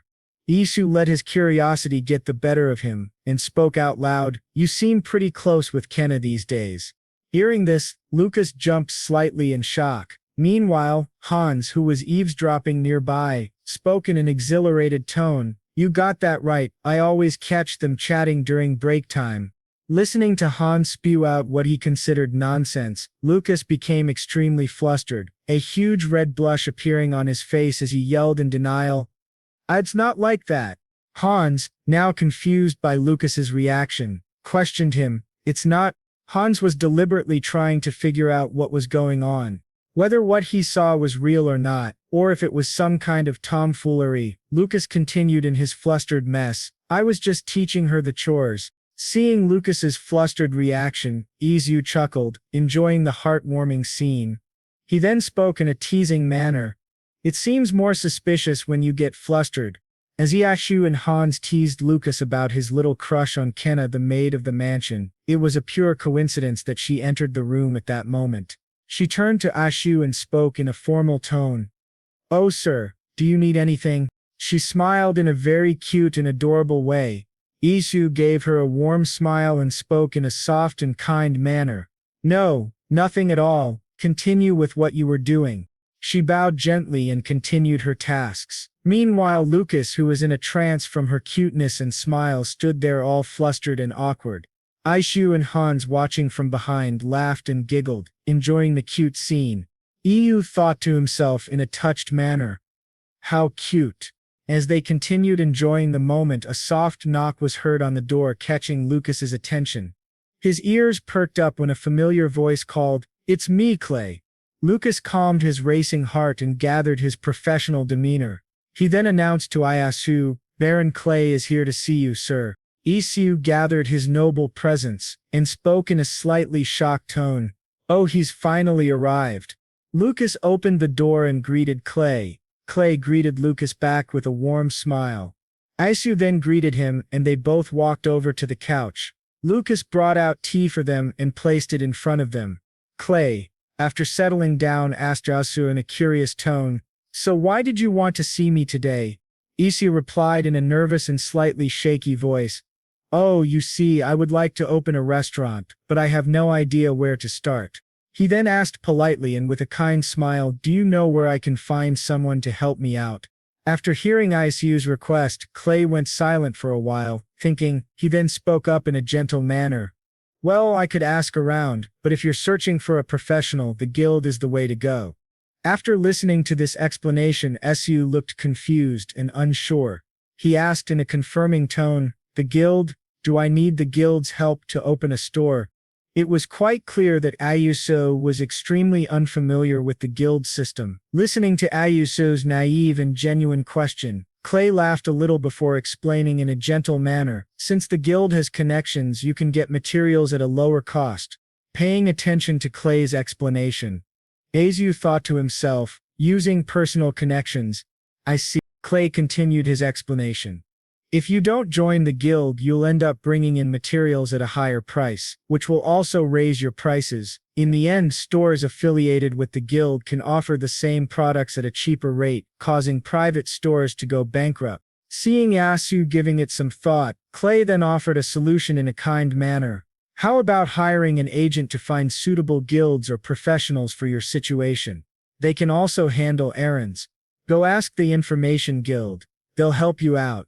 This was a huge help to Isu. He then asked in a curious tone, "Aha, will hiring agents solve the problem?" Clay understood his genuine concern and replied in a kind voice, "With you having so many great recipes, trying to scout everywhere on your own might lead to leaks and that could be risky." Clay waited a moment to let his words sink in, then continued, "So hiring an agent would be more useful in that sense." After this conversation, Isu and Clay went silent, enjoying the tea and engaging in small talk. After a brief pause, Isu spoke up in an intrigued and kind manner. Oh, by the way, managing the moccasin business has been on my mind. Following your suggestion, I should indeed explore hiring an apprentice through an agent. Thank you for informing me. They both exchanged pleasant laughs and warm smiles. Clay then thought for a while before speaking in a suggestive manner. Now that it's settled, I've been thinking, since we're of similar age and title. Isu was thinking the same and spoke in a similarly suggestive tone. Should we cut the formalities? Clay nodded and spoke in a kind manner. Yep. After this short meeting, they enjoyed a fun conversation, and then Clay took his leave. Isu then turned to Lucas and ordered him, call Corky. Corky arrived and waited for instructions. Isu then spoke to him about hiring someone from the Information Guild. Corky nodded and contacted them. After a few days of searching, a young and capable woman arrived at Isu's mansion. The staff led her to meet Isu. After knocking on the door, she entered the room and greeted him politely. Nice to meet you, sir. I was introduced to you by the Information Guild. Isu gave her a warm smile and spoke in a gentle tone. Thank you for coming all this way. The woman replied in a formal tone. The pleasure is mine. Please call me Lena. Isu then got straight to business. He spoke in a formal and serious tone. I've been looking for a guild to help me open a restaurant. But first, let's go over your contract. Isu then passed. Contract will be in effect until I request termination. After 3 years, I'm planning to move elsewhere. Would you be able to leave Renai and come with me? She then took her cup of tea and spoke in a formal and business-like tone. Did you mention your father is a knight banneret? Yes, sir. He's the one who taught me swordsmanship. Listening to her say this, Isu was a bit startled and spoke in a surprised tone. I had no idea. You're quite different from what I imagined. She then placed her cup down on the coaster and spoke with a tinge of sarcasm. Did you expect me to have sword scars all over my body? She then calmed herself, and her voice turned polite. Even during our training, we wear gloves to prevent calluses from forming on our hands. This is only possible because we're trained to predict the opponent's every single move. In the heat of the moment, Isu became more curious about her and asked, well then, I'd like to see your skills in action. After listening to this request, a dangerous glint flashed in Lena's eyes. She took her secret dagger out of her dress and in one swift motion aimed it at Isu's neck. She then spoke in a mischievous and villainous manner which made her resemble an assassin. Your guards were lenient with the body search because I'm a woman. That's why it's more advantageous to hire women to gather information or assassinate someone. She quickly retracted her knife from his neck and spoke in an apologetic tone. Forgive me if I startled you, sir. Meanwhile, Isu, who was still in shock from her performance, thought to himself in a frightened manner, I nearly jumped out of my skin. Lena then continued in a gentle and formal tone. And please don't punish the guards. No one has ever found this dagger in a body search. She then smiled warmly at Isu and spoke her thoughts clearly in a formal and kind manner. If you contract with me, you can assign me any task you want, but only on one condition. I request that you establish a guild with me as the leader and provide me with a building upon your return to the estate. Isu nodded and gave her a warm smile before speaking in a guilty tone. Sure. Agreed. However, be prepared for a busy schedule ahead, especially since I'm new to the city. After hearing this, Lena didn't seem to mind the busy schedule and spoke in a happy tone. Then I look forward to serving you, Baron Bloom. After their conversation, Isu gave her a warm smile showing kindness. Meanwhile, Lena stared at his good-looking face which was quite appealing to women. Seeing her stare at him, Isu was a bit confused but kept his smile. Lena, lost in a deep trance, started thinking about her past, a memory from a while ago. Her father yelled at her in anger. Lena, get to work. You can't keep turning down customers. Meanwhile, Lena, who was picking her ears, spoke in a disinterested tone, saying her thoughts out loud. I told you I won't work until you find me a handsome and wealthy customer. Listening to her being a complete brat, Lena's father then spoke in a less irritated tone. I don't know about wealthy, but I do know a good-looking baron. Hearing these words, Lena's attention perked up. She stood up so quickly that the chair fell back and yelled in an eager tone, Sign me up. In the present time, Lena turned her head to excuse herself and coughed slightly while thinking to herself in a delighted tone. Things are going well so far. Seeing her stare at him and then turn her head away, Isu was really confused and baffled by her reaction. After some time of silence between them, Isu then spoke in a gracious and gentle tone. For the time being, it's fine for you to come and work when I call for you. He said this, taking into account that she had taken good care of him as his employee. Lena gave Isu a warm smile and spoke in a really kind demeanor. Nonsense, sir, what are you talking about? As your agent under a long-term contract, I should stay close by. Isu nodded, understanding her vision. He then offered his hand for a handshake to show it was a deal, and spoke in a benign tone. Very well, you may use the small room on the first floor. As they were about to shake hands to close their deal, a familiar voice was heard calling out, Hey Asa. After a moment the door burst open to reveal Hyen. She entered the room with an elegant walk, her hair tied up and looking extremely beautiful. Lena and Hyen saw each other for the first time. Hyen then turned her attention to Isu and spoke out in her usual cold demeanor. I hear you hired an agent. Meanwhile Lena, who was confused by the sudden disruption from Hyen, thought to herself in a panicked manner.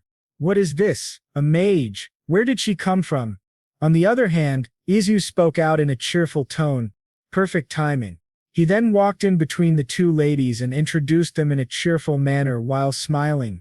This is Lena, my new agent. She'll be living here with us, so try to get along. During the introduction, Lena was a bit confused and thought to herself in a baffled manner. Who exactly is this baron to live under the same roof with a mage? When they revealed they were betrothed, Lena composed herself in front of Hyen and spoke in a polite and formal tone while bowing in respect. Pleased to meet you, my lady, I leave myself in your care. Hyen gave her a nod and spoke in a formal yet distant tone. Yes, you'd better assist the baron well. I'll be keeping my eyes on you. After this short exchange, the atmosphere among the three of them became quite awkward. Isu then turned to Lena and gave her a warm smile, issuing an order in a gentle manner. Great, then I'll give you a week to gather the information I requested and find me an apprentice or a master craftsman in leatherworking. Lena nodded and replied in a formal tone, Yes, at your command, sir. She then bowed to both of them and took her leave, leaving Isu and Hyen alone in the room. Isu turned to Hyen and, feeling her behavior was eccentric, asked in a curious tone, Why are you reacting like that? Do you not like her? Hyen replied in an uncertain tone. How would I know, we just met? However, seeing Isu hire an agent made Hyen feel his actions were unusual, and she asked him, But why hire an agent all of a sudden? Isu replied in a calm and gentle manner. You suggested I open a dessert shop, so I thought I'd look into a guild for it. While I'm at it, maybe I'll also hire an apprentice to craft moccasins. After hearing Isu's reasoning, Hyen was quite impressed and spoke in a mindful tone. Hiring a female agent was a good move, but you need to be cautious. This confused Isu and he asked in a curious manner. Cautious of what? Hyen shook her head at Isu's naivety, then explained in a warning tone. There's nothing more desirable than a handsome and wealthy man. They are often targets wherever they go. Isu was a bit taken aback by Hyen's warning and thought to himself in a confused manner. Is that a compliment or is she just warning me to watch my back? After hiring Lena and in issuing her his first order, several days and nights passed. Then on a regular day while Isu was busy with his work, he was disturbed by a knock. A familiar voice announced, Excuse me, sir, Lena is here. Isu then called out loudly, Tell her to come in. The door opened with a creaking sound, and an elegant woman appeared, striking her dress to remove the water that had soaked into it. It was Lena, the agent Isu had hired. She was a bit irritated by the climate outside, and complained in a stressed manner. It's been snowing all day. My dress is completely soaked. Seeing her waggle her dress, Isu quickly responded with a gentleman's kindness. You must be cold. Come sit near the fireplace and warm up a bit. Impressed by Isu's kind gesture, though she didn't show it on her face, Lena replied in a grateful tone, Thank you, sir. As she took a seat close to the fireplace, she began to feel better and took a moment of silence to calm her nerves. Isu then took a seat across from her and asked in a curious manner, "Did you gather all the information I asked for?" Still feeling a bit cold, Lena gave Isu a warm smile and replied in a gentle and serious tone. She then handed over a brown package and said with a prideful smile, "I organized them all in this document." Lena turned her head away while having a bit of fun, then spoke in a gleeful manner, "It's a secret. A true merchant never shares her secrets with anyone." As Isu flipped through the pages, he asked Lena about the apprentice. Lena nodded and said in a polite manner, "I already recruited one." She then spoke in a slightly gloomy tone, hoping that Isu would understand. "He's got the skills, but he's got a backstory." Pausing to let her words sink in, she continued in a serious tone, "People like him tend to be loyal with a bit of generosity." The very next day, a young man was called to Isu's mansion. He was brought by Liana and then shown to Isu's room. After entering, the young man started with a polite and respectful tone while bowing slightly. "Nice to meet you, sir. I'm Tor the shoemaker." Seeing his tension-filled body and signs of stress from work, Isu spoke in a gentle and kind voice. "You know my name, right? I'm Baron Isu Bloom." Tor nodded and smiled a bit warmly to reassure him. Isu continued in his gentle manner while maintaining his polite smile. "I'm thinking of starting a shoe business. That's why I need your help." After understanding Isu's idea and vision, Tor was a bit confused as to why the Baron would choose this particular niche. He then spoke up in a nervous and careful tone. "Well, surely handmade products like shoes are custom made by artisans, right?" Tor continued in a curious manner. "When you say business, are you planning to sell ready-made products?" Isu nodded and replied in an affirmative tone, still keeping his warm smile. "Yes, making shoes in various sizes and selling them in stores." He then waited for a moment to let Tor absorb and understand his business vision. After taking some time, Tori then spoke up in a surprised yet confirmation-seeking tone. "Then I guess those shoes would be targeting commoners." Isu nodded, and then added with excitement, "Perhaps the nobles might be interested too, if word spreads." Isu then passed a paper containing the contract to Tori and spoke in a polite and gentle tone. "So, with that said, how about you work for my family for 3 years? I'll start you at 5 gold per year, and if you perform well, I'll raise it to 7 gold. He waited for Tori to read the contract. While doing so, Tori thought to himself in an assuring tone, "I heard that once someone becomes a vassal to the household, they are obligated to maintain silence about whatever occurs within the house."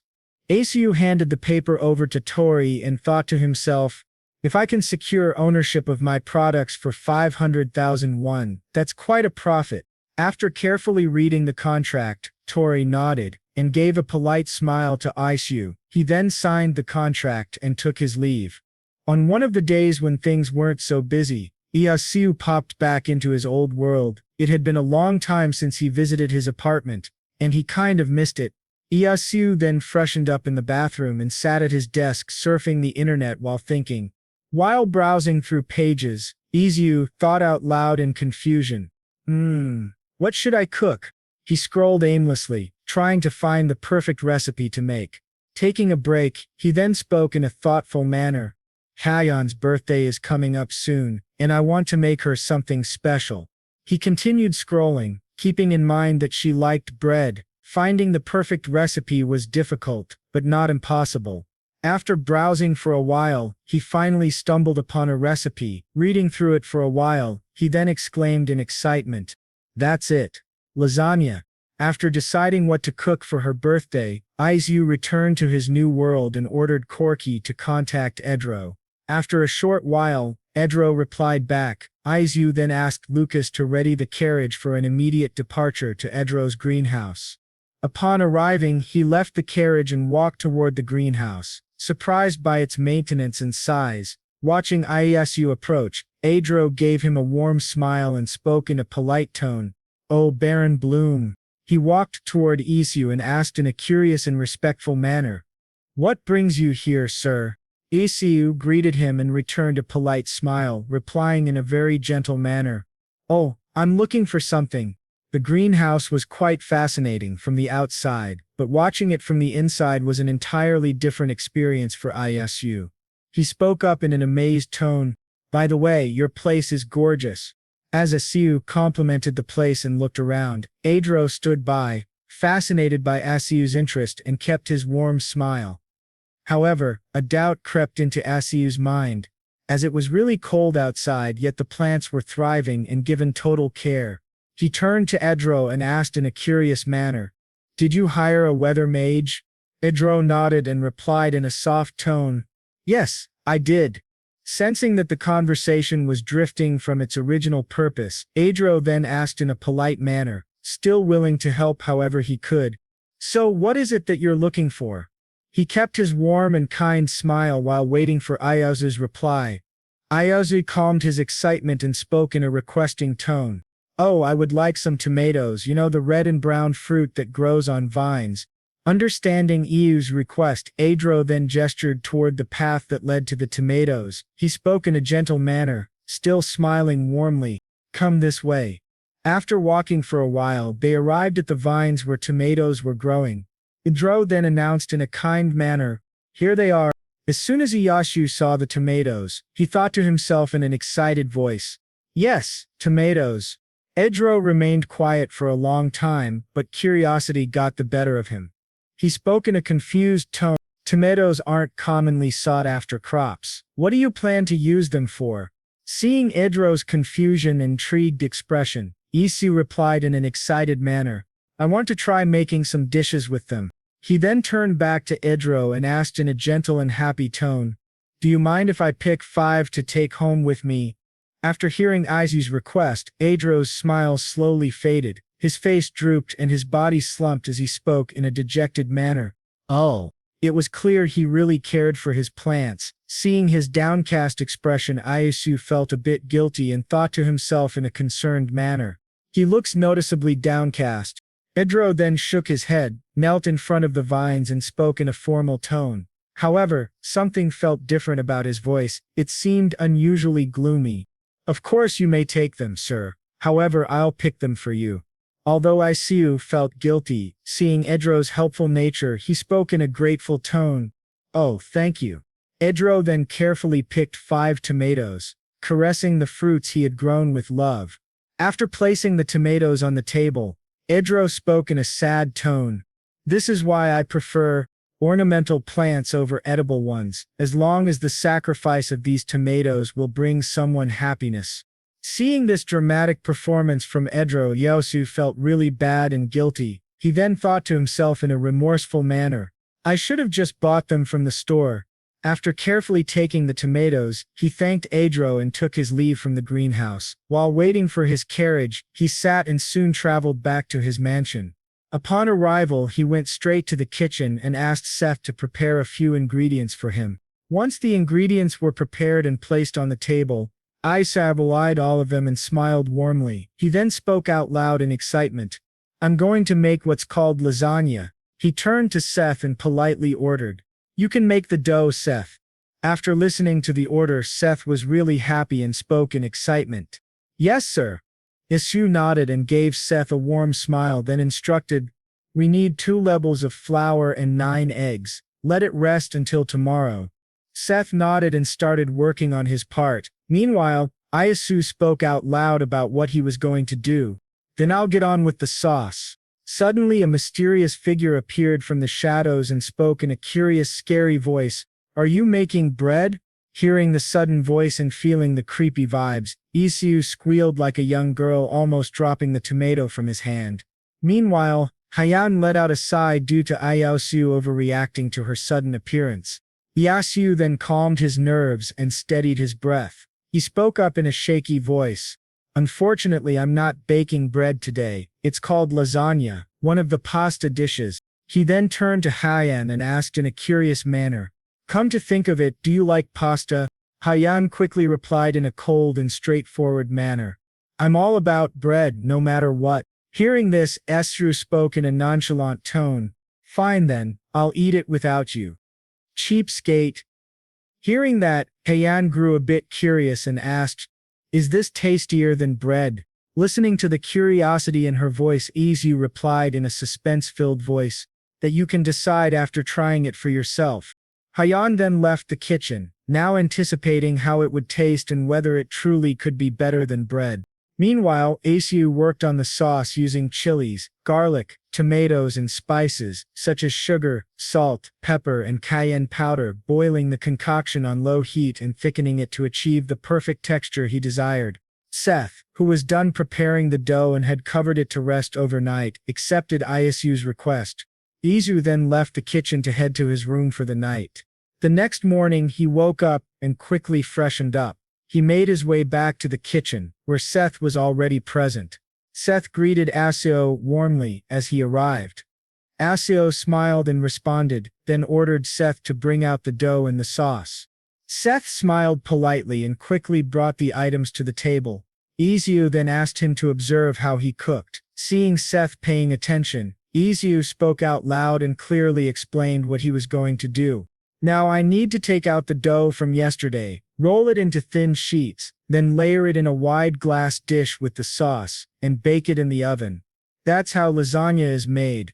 After preparing 2 glass dishes filled with uncooked lasagna, Isu spoke to Seth in a gentle and polite manner while advising him, I'm going to serve this on Hyen's birthday, so make sure you practice making it. As for what I just made now, you guys can share it among yourselves. Seth, feeling grateful for Isu's kindness, agreed and spoke in a thankful tone. Thank you, sir. After putting the uncooked lasagna in the oven to bake, Isu gave further instructions in a polite tone. Make sure you prepare other dishes as well. Rest assured, sir, I've got it covered. Isu gave one last warm smile to Seth, then took his leave from the kitchen, heading straight to his room. As he walked, he thought to himself, Valentine's Day is the day when all mages pay respect to the late Grand Mage, and it's also Hyen's birthday. Deeply immersed in this thought, he decided to travel to his original world. After arriving back in his room there, he dressed properly and searched online for a famous jewelry shop. After finding the name and location of one, he made his way to the store while trying to figure out what to gift Hyen. As soon as he reached the location, he entered the building. The glass doors opened automatically with a soft ding. Isu walked straight to one of the staff members. A male staff member greeted him with a polite smile and spoke in a warm, welcoming tone. Welcome. What items are you looking for today? Isu greeted him as well with a warm smile. Entering the jewelry shop in his old world, he looked around, browsing through all types of ornaments and different types of jewelry. He then made up his mind and asked the staff in a polite voice, I would like to see your necklaces. The staff member nodded and then asked in a curious manner, making sure not to offend the customer in front of him, Are you giving it as a gift to your girlfriend? Hearing this, Isu's face contorted into a disgruntled and disgusted expression as he replied in denial, Yay? Nope. Maybe. He then relaxed his face and asked the staff member in a curious yet polite tone, Do you happen to have birthstone necklaces? The staff member nodded and carefully selected the birthstone necklace that best matched Hye's birthday. After picking out a beautiful and elegant pink ruby-embedded necklace, the staff member asked in a polite voice, How do you like this design, sir?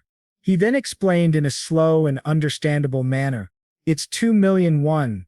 It's from our Prem line, so the price range is a bit high. Isu examined the design and the embedded birthstone carefully. After his evaluation, he nodded to himself and spoke in a polite tone. I'll take this one.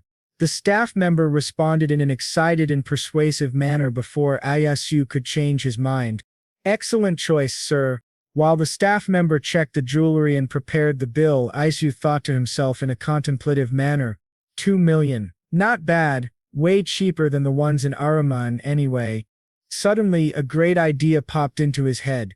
He thought in a fantasy-like manner. Hold on, what if I sell amethyst there? I'd be filthy rich. I wonder what the price of precious stones is in Araman. While Isu was lost in thought, the staff member finished inspecting and packaging the item. After placing it carefully in a beautiful bag with the store's logo, he handed it to Isu with a polite smile.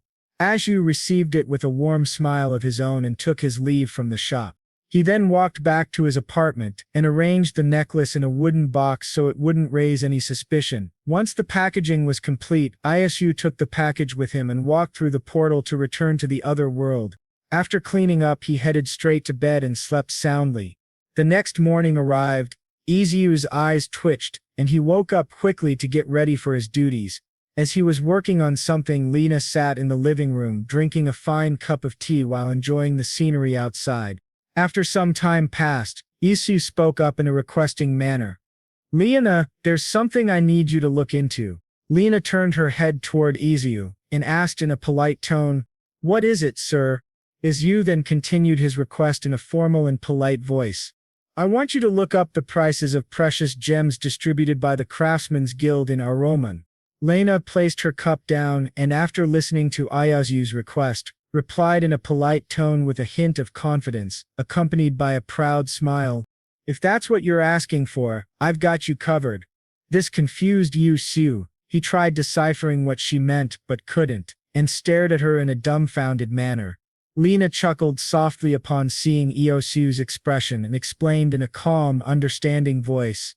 "It's like people being experts in housing prices despite not being able to afford a house. The same goes for me. I happen to have a deep interest in precious gems." She then continued her explanation, thinking for a while and trying to remember the various types of precious gems and their prices. Diamonds, only for the imperial family, cost 50 gold per carat. As for amethyst, sapphire, and ruby, they're 14 gold per carat. Other than that, opal, amber, topaz, and pearl fall within the 1 to 5 gold range. Once Lena was done explaining the different gems and their prices, she spoke in a cheerful tone while giving Isu a playful wink. "Now that we've covered the prices, it's time to search for a skilled jeweler." Listening to Lena explain, and then hearing her next suggestion, Isu responded in a nonplussed manner. "It's like you read my mind." Lena gave a teasing laugh, stood up from where she had been sitting on the couch, and then spoke in a serious tone. "Then I'll be off to get started on the second mission." Isu nodded and gave her a warm smile, replying gratefully, "I leave it to you." "Thanks." Lena bowed gently in front of Isu, then left the room. Isu stood up from his seat and spoke out loud in an excited voice. "Now then, off to bake the cake." He walked straight to the kitchen, where Seth greeted him. Isu greeted him back with a warm smile. As soon as the greetings were over, Isu asked in an expectant manner, "I'm assuming you've already mastered the pound cake, yes?" With a proud and gentle smile, Seth replied in a polite tone, "Of course, sir." Hearing this confidence, Isu gave him a warm smile and a nod. He then explained in a calm voice, "This time, we're going to bake a victorious sponge cake. You know today is Hyen's birthday, right? Have you practiced making genoise?" Seth nodded and replied in a very excited and happy tone, "Yes, sir. It turns out much softer and fluffier than pound cake." Isu gave Seth an appreciative nod, then spoke up in a loud and clear voice, "Then I'll put you in charge of that. I'll take care of the rest." A doubt crept into Isu's mind before he started working on the cake. He then turned to Seth and asked in a curious manner, "By the way, how's the surprise party going?" Seth replied in a gentle and excited manner, "Great, sir." Isu then continued to ask him in a curious tone, "And, did you all master the songs?" Isu waited for Seth to reply. He was really excited to see the happy smile on Hyen's face. Seeing Isu's expectant look, Seth stayed silent and averted his eyes, not wanting to disappoint him. Isu understood it was a bit difficult to memorize the songs. He then spoke in a hurrying tone while whipping some ingredients together in a bowl. "Let's hurry and get on with the cake for now. I'm sure you guys will do fine with the songs." Seeing Isu's slight disappointment, yet his gentleness, Seth felt really guilty and replied in a shaky voice due to embarrassment, "You bet, sir." They both worked hard on baking the cake, decorating it with cream and fruits, pouring all of their love and happiness into it. As soon as the cake was finished, it was taken to the room where the surprise party was planned. Lots of food and different types of drinks were served, and all of the staff members were present with eager anticipation. As Io observed everything in front of him, he gave everyone an appreciative nod and spoke out loud in excitement, "Awesome! Everything's ready." He then called out to one of the staff members in a mischievous tone, Dawi. The female staff member and personal maid of Hyen responded with the same mischievous glint. Yes, sir. Isu continued. Bring Hyen over. Dari nodded and replied in an excited tone, understood. She then walked straight to Hyen's room, knocking gently on her door, making sure not to disturb her. As soon as Hyen let her in, Dari blindfolded her to keep the party a secret. Dari carefully guided Hyen to the room where the party was located. Hyen, frustrated by the blindfold and the anticipation, asked Dari in a foul mood, "How long do I have to keep my eyes closed?" Dari calmed her nerves due to the excitement and replied in a polite manner as they stood outside the room, "I'll take it off now, miss." As the blindfold was removed from her eyes, Hyen blinked for a bit, adjusting to the light. Dari then opened the door, waiting for Hyen to see the people inside. As soon as Hyen looked inside the room, all of the staff members, Isu and Lena, yelled in a happy and excited manner, "Happy birthday, Hyen! Happy birthday to you!" Everyone present had warm and welcoming smiles and clapped for her. The staff then sang in sync, filled with happiness and love, "Happy birthday, dear Duchess! Happy birthday to you!"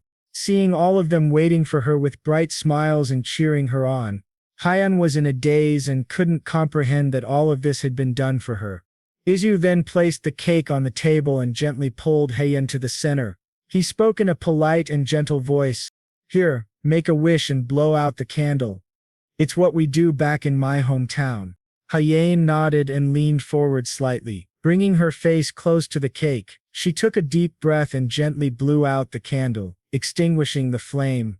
As soon as she did, everyone cheered and clapped, celebrating with her. Isu almost forgot about the gift he had planned. He then put his hand into his pocket and spoke in an excited tone. "And one more thing, here's a present for you." Dari, following Isu's order, replied in a polite tone, "Yes, sir." She then took the necklace from the box and carefully brought it closer to Hyen's neck. She tied the clasp gently, making sure it wasn't too tight and wouldn't hurt her. Once it was on, Hyen looked at it and spoke in a grateful tone while smiling. "It's beautiful." Meanwhile, Lena, who had been watching the scene, felt a pang of jealousy and thought to herself in amazement, "Holy cow, look at all those amethysts. How many are there? And why do those two look so good together?" As Hyen admired the necklace and continued enjoying the surprise party, Isu had a mischievous idea. He scooped up a bit of cream from the cake and booped it onto Hyen's nose. "This is how we express our fondness for one another back where I come from." Hearing this explanation, Hyen wasn't convinced. She replied in a mischievous and suspicious voice, "Really?" Isu, who had been enjoying the moment and laughing, was suddenly splattered with cream. Seeing this, Hyen had a wide smirk on her face. As cream dripped from his face, Isu noticed her teasing expression and called out to Seth in a mischievous tone, "Wow, Seth, bring the leftover cream from the kitchen." He then turned to Hyen and spoke with a grin full of playful revenge. "Just you wait, Hyen."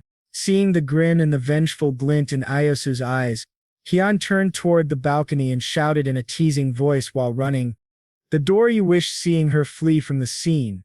Isu spoke out loud in a worried tone, "Hey!" But Hyen was quick on her feet and reached the door that connected the room and the balcony. Seeing Isu catching up to her, she burst open the door and landed on the balcony.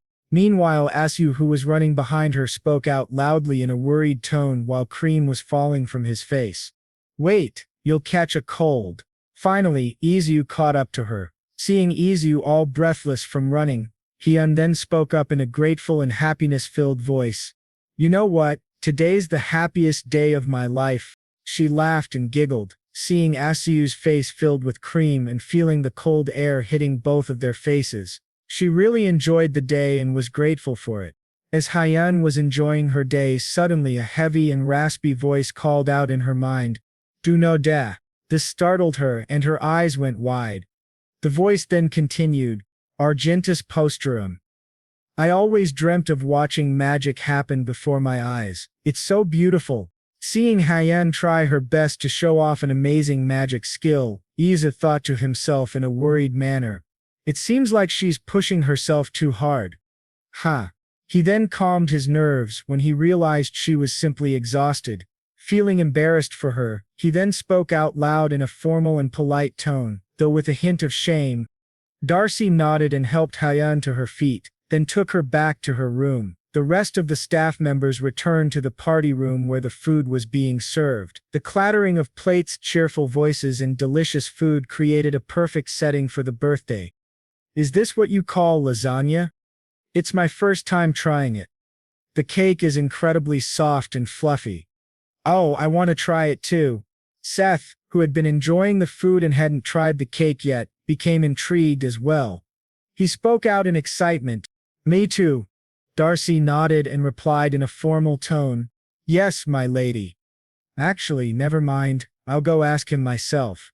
With the determination and will to do anything to make Isu happy, especially because he didn't celebrate his birthday, she got off from her bed and made her way to Isu's office, where he was reading some books.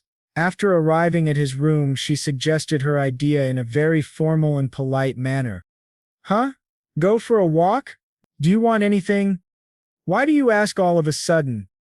Seeing the irritation and fury in her eyes, Isu felt a bit threatened and spoke up in a nervous tone. Better think of something now before I go ahead and…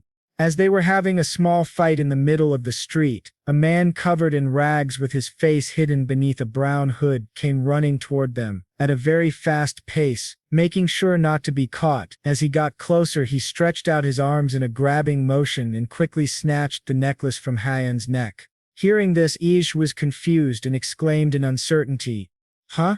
She then continued with the same rage-filled voice, about how badly I wanted to kill the emperor. And it angers me. Unfair. Seeing her caught in a mix of anger, sadness, and defeat, Isu placed his hand on her shoulders in a comforting manner. He spoke in a calming and gentle voice, while also feeling deeply concerned. Hyen, don't worry about the necklace. Lena will get it back. I'm just glad you're not hurt. Let's call it a day and return home. Hyen agreed, and they both started heading back to the mansion. Meanwhile, Lena continued chasing the thief. As soon as they reached the mansion and entered through the entrance, both Isu and Hyen were shocked to find an unexpected guest waiting for them. A familiar voice greeted them in a polite and warm tone. Count Medici then spoke up in an apologetic tone, while maintaining his polite smile. Do you remember? We agreed on 3 years. I've come to see how you're doing. I also wanted to get your opinion on a few things. Realizing the true intention behind the Count's visit to the mansion, Isu then spoke in a formal and excited manner. Oh great, I also had some things to discuss with you regarding business matters. Seeing the excitement and curiosity in Isu's face, Count Medici spoke up in a surprised manner. Oh, is that so? Isu nodded, and then, Lucas, go bring me a pair of moccasins. Lucas nodded and replied with an affirmative tone. Yes, sir. Moccasins. Some time passed before Lucas returned with a beautiful pair of shoes and placed them on the table. Seeing the shoes, Count Medici became intrigued. He took one of them in his hand and examined it very carefully. After a moment, he spoke in an understanding voice. Ah, I see. Shoes made with horse leather and wool. If you ask me, I'd target the middle class. Count Medici was truly impressed by the item and Isu's idea to promote it. Isu listened carefully to the Count's guidance and advice. After giving it some thought, he spoke up in a polite manner. I agree, sir, and for the nobles I plan on selling it in a slipper form. After hearing Isu's suggestion, Count Medici spoke in a formal and advising manner. I would say go for it. Whether you succeed or fail, as long as you learn something from the process, that's all that matters. Isu nodded and replied in a grateful manner. Thank you for your advice, sir. Count Medici gave Isu a happy nod, then spoke up in a serious and formal tone. Now it's my turn to ask for your advice. Isu was taken aback and spoke in a dumbfounded manner. My advice, sir? Count Medici nodded and then turned to Peter, signaling him. Peter, who was standing beside the Count, understood his master's intent and replied in a formal tone. Yes, sir. He smiled at Isu and then spoke in a warm and gentle tone. If it were you, Baron, Which ingredients would you say have potential? After observing the different types of spices in front of him, Isu thought to himself in a surprised manner. He then spoke out in a serious and affirmative tone. I would choose. Isu paused, thinking carefully and making sure not to blurt out an answer too quickly. During the age of exploration, around the 17th century, he thought, chocolate became widely popular among the nobility. Coffee was favored among the middle class. After contemplating his choices, Count de Medici asked in an assuring tone, are you sure you're settled on those two? Isu, understanding the Count's concern, replied in a reassuring and polite tone, this is only my opinion, sir. The final decision is up to you. He then explained further about coffee in a calm and gentle voice. After listening to Isu's careful and in-depth explanation, Count de Medici spoke in a contemplative manner. He then gave Isu a warm smile and spoke in a grateful manner. Thank you for your opinion, Baron. Isu felt a bit embarrassed but responded in a polite manner, giving a bright and warm smile. No problem, sir. Seeing that these two ingredients existed in the world, Isu thought to himself in a pondering manner. Let's see. Coffee and chocolate. I'm sure they'll help with my dessert business somehow. Count Medici and Isu had a really good time conversing about business ideas and discussing various types of coffee. With the introduction of coffee and chocolate, Isu realized he could now create more new recipes and expand his variety of desserts. After a long and engaging conversation, Count Medici spoke with a sigh. All right then, I shall head back now. Yes, have a safe trip back. The Count also smiled and then took his leave from the room. Meanwhile, Isu kept his bright smile until the end, though it eventually turned into a bit of a derpy grin. He then thought to himself in a greedy and excited tone, sure, I need chocolate and coffee, but what's more important to me now? He made his way toward his room, where the box filled with precious gems was stored. While walking down the hallways, he thought to himself in a bubbly manner, the gems I brought back from beyond the portal last night. After checking and confirming the gemstones, Isu thought to himself in an upbeat tone, I could make around 10 billion won in Aramon for these loose stones. Some time had passed since Count Medici's visit and their discussion. Isu, who had taken the box filled with gemstones to his office, was seated on his chair reading a book. That was when he was disturbed by a soft knock and a polite, loud voice. Sir, it's Lena. Realizing it was Lena at the door, Isu spoke out in an allowing manner. Lena then opened the door and entered, followed by several men. She bowed to Isu in a respectful manner and said out loud, I have gathered skilled apprentices and jewelers who meet the criteria. One of the men from the crowd stepped forward and greeted Isu in a polite manner. Pleased to meet you, sir. Isu then gave everyone a polite and warm smile. He spoke up in a mellow voice. Welcome. He gathered all his thoughts before making a request to the people in front of him. Could everyone please leave so I can have a talk with the jeweler? Of course, sir. Lena guided all of them out, leaving only the jeweler inside the room. Isu then smiled at the jeweler and took out the box of gemstones he had. He ordered the jeweler in a polite manner. The jeweler nodded and replied in a formal tone. He walked toward the table where the box filled with gemstones was placed. As soon as he peeked inside, his eyes widened. Seeing the beautifully shaped gems, he spoke up in a stunned manner. He examined the gemstones more closely and spoke in a nervous and shaky voice. My goodness, sir, may I ask which jeweler polished these? The craftsmanship is so exquisite. Isu gave the jeweler a gentle smile and then replied in a jolly manner. Hearing this, the jeweler looked a bit embarrassed and spoke in a shameful manner. Yes. And I do find it a little embarrassing. Seeing the low confidence and doubt on his face, Isu spoke up in an assured voice. Well, it's time to let go of such thoughts, because from now on you're the finest jeweler in Aramon. Listening to Isu's confidence and complete trust in him, the jeweler gave Isu a confident smile. Seeing this, Isu smiled back warmly and thought to himself in a contemplating manner. Before forgetting something important, Isu spoke up in a polite manner. If you need any other gemstones, just let the butler know. I'll get them for you as much as I can. The jeweler felt truly grateful for the opportunity given to him by Isu and replied in a grateful tone. Yes, sir, I'll do my best. Isu gave the jeweler an appreciative nod and then turned to his butler, ordering him in a polite and gentle tone, Corky, help him to his room. Corky nodded and replied in a formal manner, Yes, sir.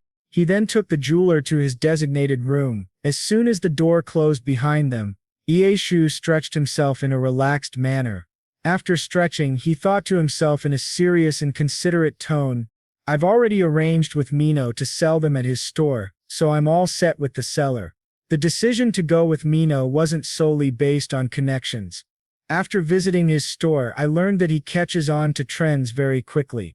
He felt glad about this decision. After concluding with himself, Iyasu felt really good about the business plan and the idea. He then spoke to himself in a jolly manner with slight hope in his voice. Very nice, I hope things continue to go well like this. While staring emptily at the walls, Aishiu spoke out in a curious manner. I wonder what Hyen is up to. The flowers are so beautiful. Thanks to Edro. Noticing that this might be the perfect time to tease her for what she said, Izu spoke in a satire-filled voice while chuckling softly. It doesn't seem like it from what I see. Are you talking about me? Izu's heart wasn't satisfied with just that small remark, so he continued to tease her with a cruel smile, speaking in a sarcastic tone. You know what they say, a guilty conscience needs no accuser. Still not understanding what he meant, Hyen questioned him in a curious manner. What is that supposed to mean? Beats me. Well, take your time with the flowers. I'm heading inside. Got things to do. Hyen was still confused by what he was saying. Meanwhile, Ieshu ran away from the scene before she could fully understand. She pondered over his words, trying to make sense of them. At last she understood. She yelled in anger, Izu, you little... Meanwhile, Izu was giggling and laughing to himself while running. Seeing this only irritated her more. She tried to run after him but tripped and fell, hurting her palm and ankle. She yelled out loud in pain, Yikes! Hearing the loud thud and her cry of pain, Izu turned his head back and shouted in a worried tone, Hey! Seeing her face contorted in pain, he dashed toward her yelling again in a worried tone, Hyen! In a scared and worried tone, Isu asked, Are you all right? He then bent down and spoke in a concerned tone. Oh no, you should have been more careful. Hyen was already irritated by his teasing, and now this incident only added to her fury. She then yelled at him in irritation. It's all your fault. Izzy was confused by this and spoke in a confused manner. Why is that my fault? He then carefully turned her palm to face him. Seeing it bruised, he spoke up in a shocked manner. Your palm is scraped. Seeing him act like this only made Hyen angrier. She snatched her hand from his and spoke in an infuriated manner. Asu scoffed and spoke back in a bothered manner. Don't be ridiculous. It might leave a scar. He then added in a concerned and worry-filled voice, Get back inside and ask Darcy to put some ointment on it. Seeing him genuinely worried for her made Hyen realize something, and her anger quickly dissipated. She then replied in a soft voice, Fine.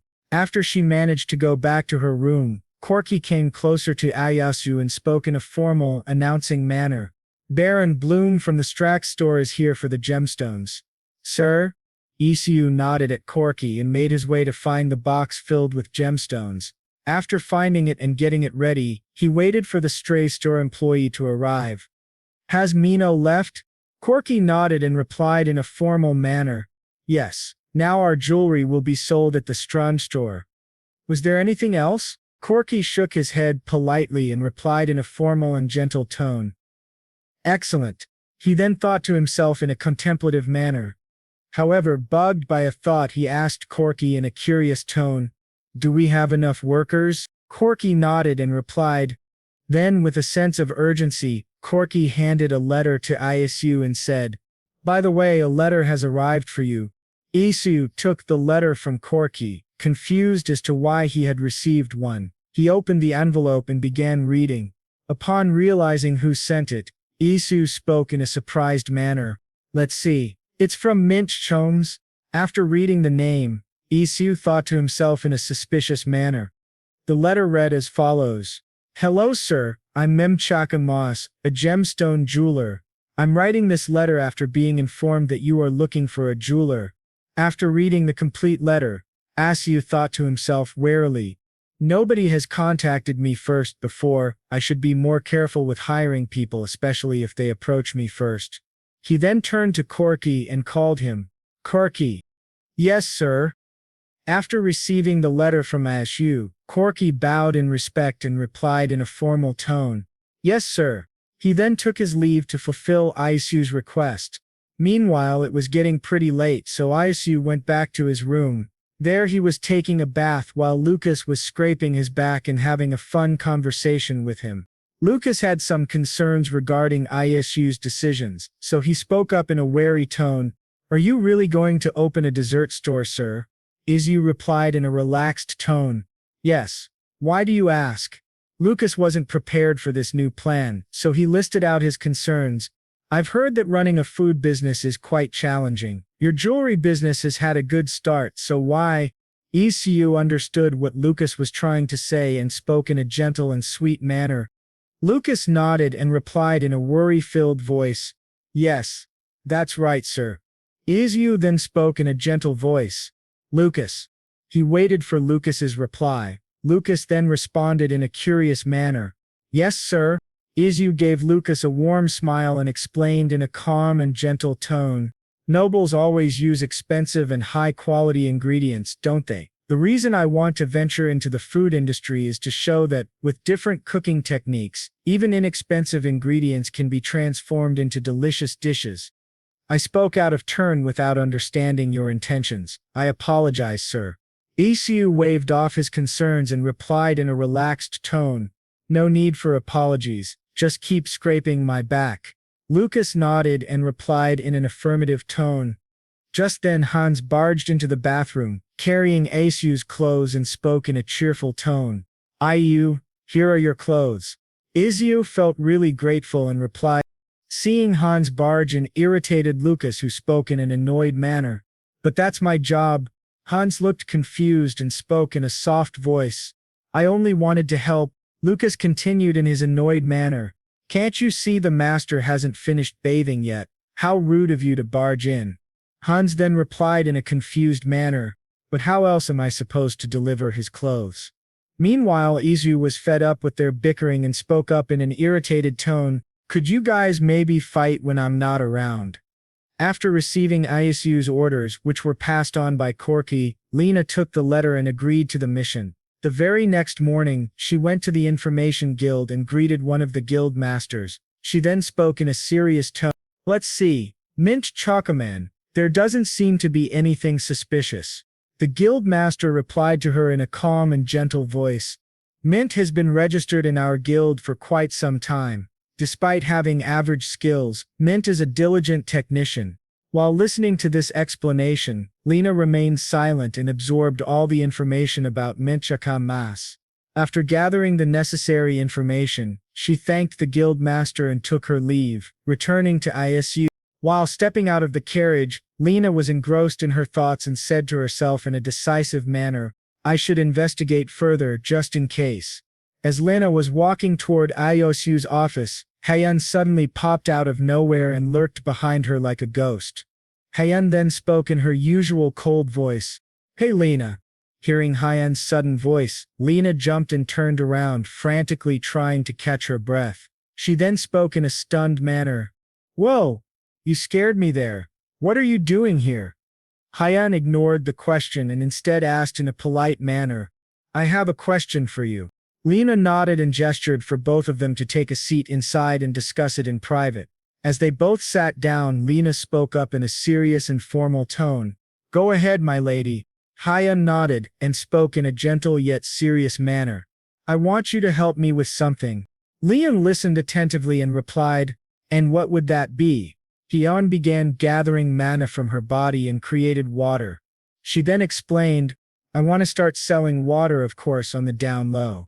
Lena nodded and replied in a serious tone, that shouldn't be too difficult. If you sell it cheaper than elsewhere, there will always be plenty of buyers. Hyen nodded and responded in a formal and gentle manner. Then I'll leave it in your hands. Lena stood up, bowed respectfully, and replied in a formal tone, "I'll get to work right away, my lady." She then took her leave and immediately started working on her new mission. As soon as Lena left the room, Hyen relaxed with a heavy sigh. She then began reminiscing about a conversation she had yesterday. In her memory, Isu was giving the final decision. "If I had to choose, I would choose cacao and coffee beans." After that short conversation, Count Masai stood up and said, "Then I shall be on my way." Meanwhile, Hyen had been standing outside the room and overheard the entire conversation. As the door was opened by Peter, Isu spoke in a formal tone, "Yes, have a safe trip back, sir." Seeing her suddenly appear, Count Masai spoke up in a dazed manner. "No, Duchess. I hope you haven't forgotten about the promise you made at the International Market Festival opening party." Seeing the seriousness in her eyes, Count Masai spoke in a gentle and polite manner. "Of course, you asked for information about your stepmother in exchange for attending the welcome ceremony." He then continued in a serious tone. "According to my investigation, she bought a mansion in the capital with her inherited fortune. She also took her vassals there and hired 20 mercenaries." "I see." Returning to the present, she face-palmed and sighed heavily. She then glared with intense coldness, speaking in her mind with rage and hatred. "Just you wait. I'll claim back everything you've taken from me." Several days passed after the incident, when Hyen had asked Lena for a favor. On a bright and clear morning, Hyen walked straight up to Isu and said loudly, "Let's go for a walk." This confused Isu and he replied in a dazed manner, "Huh?"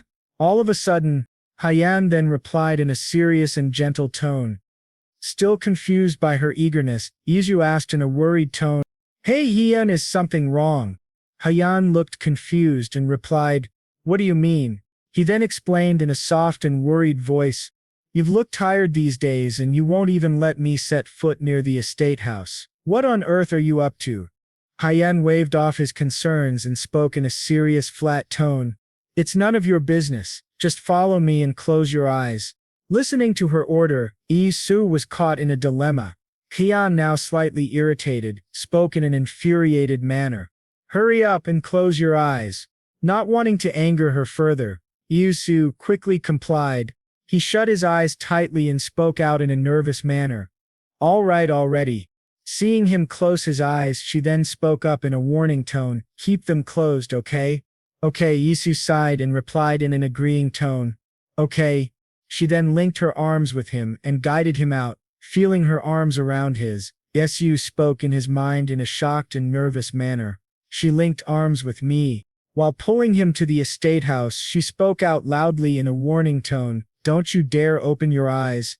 Isu nodded and spoke up in a reassuring manner, "Don't worry, I won't."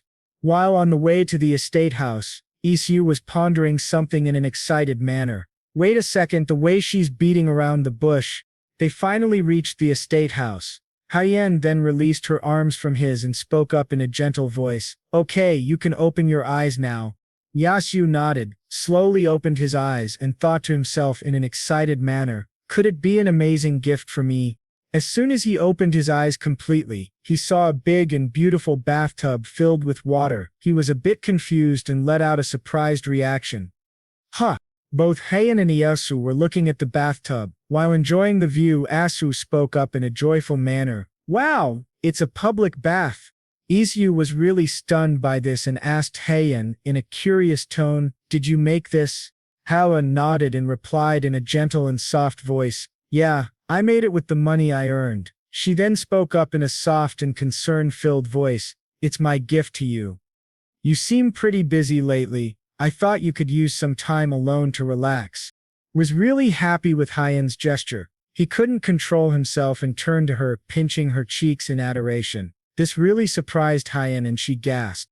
Isu then spoke up in an affectionate manner like that of a parent. "Oh, my little Hyen is all grown up." Seeing this reaction and behavior from Iu irritated Hyen a lot. The pain from the pinch also added to her anger.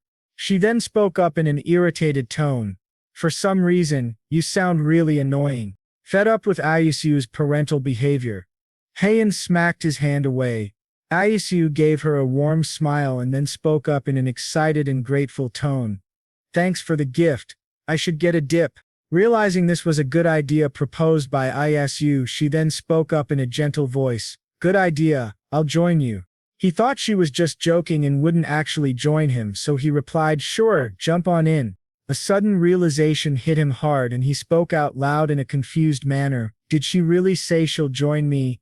Isu thought she was joking and just wanted to get back at him for the stunt he pulled. He asked her in a nervous and stunned manner, You're coming in. Hyen was really confused by the scared look on his face and spoke in a nonchalant manner, while looking dead serious about joining in for the bath. Why not? All the public baths in the city are mixed gender. You got a problem? After understanding how public baths worked, Isu still felt a bit uncomfortable. He spoke with nervous laughter, sweating a little. Not at all, it just seems too sudden. That's all. He kept up his smile to hide his nervousness. This really confused Hyen as to why he was being so hesitant. She asked in a curious manner, What do you mean? She didn't press the matter any further and spoke out loud in consideration, I should ask Darcy to bring my bathrobe. Realizing this is how people access public baths, Isu started sweating profusely and spoke up in a nervous and shaky voice. Yeah, definitely. Bathrobes are a must. Absolutely. Hyen then started walking away from the bathtub and spoke out in a hurried tone. You should get yours ready too. Isu nodded and replied back in a shaky and nervous voice. Oh, okay. He was really stiff with his movements due to misunderstandings. He felt guilty and thought to himself in an ashamed manner, Wow, I have such a naughty mind. Hyen then left the estate house, walking straight back to her room to order Darcy to prepare a bathrobe for her, leaving Isu all alone there. Being alone, he calmed his nerves and then thought to himself in a nostalgic manner. Anyway, it's been a while since I've been to a public bath. It kind of reminds me of Jimjilbang too in a way, with the underfloor heating system equipped next room and all. While reminiscing about his old world's public bath, he got lost in thought. Suddenly a realization hit him, and he gasped in surprise. He then thought to himself in a surprised manner, Oh right, I forgot about that. He then made his way to the kitchen and started making something new to impress Hyen and also make her less angry at him. After he was done, he came rushing back to the estate house and called out for her. Hyen, Darcy and Hyen were all present under the shade, covering themselves from the sun. Meanwhile, Hyen was tying the bathrobe. She turned toward Isu in a curious manner, seeing him arrive late. Hyen then spoke up with a sigh. What took you so long? Isu felt a bit ashamed about his late arrival and spoke up in an apologetic tone. I went to get these. Hyen was a bit confused by the bowl full of eggs and spoke in a confused and curious manner. Aren't these just chicken eggs? Isu then shook his head and smiled. Isu looked warmly at her while explaining in a prideful manner, No, these aren't regular chicken eggs. Hyen couldn't feel anything special from the eggs, even after observing them for a while, and spoke in a nonchalant manner, Looks pretty ordinary to me. Isu understood what she was saying, so he explained in a very excited manner and also planned to tease her. Watch, you hold it like this, he said. Hyen was confused as to why Isu was holding the egg in the air. Isu then smirked and brought the egg down on Hyen's head in a swinging motion, screaming out, Ha! Being hit by the egg, Hyen screamed in pain. Ow! Used as an object to crack eggs, Hyen was furious. She spoke to Isu, enraged and clenching her hand into a fist. You're getting too comfortable with me lately, huh? Realizing he was about to become dead meat, Isu quickly changed the topic and continued explaining. Wait, I'm not done yet. Take the shell off like this. Cut it in half. Then sprinkle some salt over it. He then offered the egg to her. Try it, it's delicious. Watching the peeled egg in his hand, Hyen had a dumbfounded look on her face. Isu then chuckled with pride and stated loudly, Behold, Yizu Bloom's soft-boiled egg. After the dramatic reveal, Hyen took the egg from Isu, which had been cut in half and sprinkled with salt on the yolk. After examining it thoroughly, she couldn't find anything special and spoke up in a confused voice. Aren't these just regular boiled eggs? Her anger was rising and it was clear she was ready to pierce Aishu with an ice pick. Seeing this, Aishu spoke up in a shaky voice. No, they're different. Try them first. Hyen nodded and brought the egg close to her mouth. She then spoke in a muffled manner. Let me give it a try then. She kept chewing on the egg while staring at Asu with suspicion-filled eyes. When she finished swallowing, she paused to remember the taste. Then she took a serving dish from Darcy and smacked it hard on Asu's head, saying in a nonchalant tone. Feeling unimpressed, it's really just a half-boiled egg. Isu, let out a sound of pain. Ouch. After this incident, Isu made a decision to himself. Never make Hyen angry again. The very next day he entered the kitchen and baked 2 new dessert dishes to quell Hyen's anger. He then invited her to the living room, brought the sweets to the table, and placed them in front of her. Hyen gave an appreciative nod. Iasio smiled at her warmly and explained in an excited manner, while gesturing over the sweets, "Here you go, these are financiers and dakos." Hyen looked over at the sweets in front of her, dumbfounded by the names. She then spoke up in a confused manner. "Hyen's dakos. What are these again? Those are some tough names. At least they looked like proper desserts compared to the boiled eggs." After giving an appreciative nod to the sweets, she raised her head and glared at Iyasu, speaking in a low and cold voice. "But why is there only bread and no drinks?"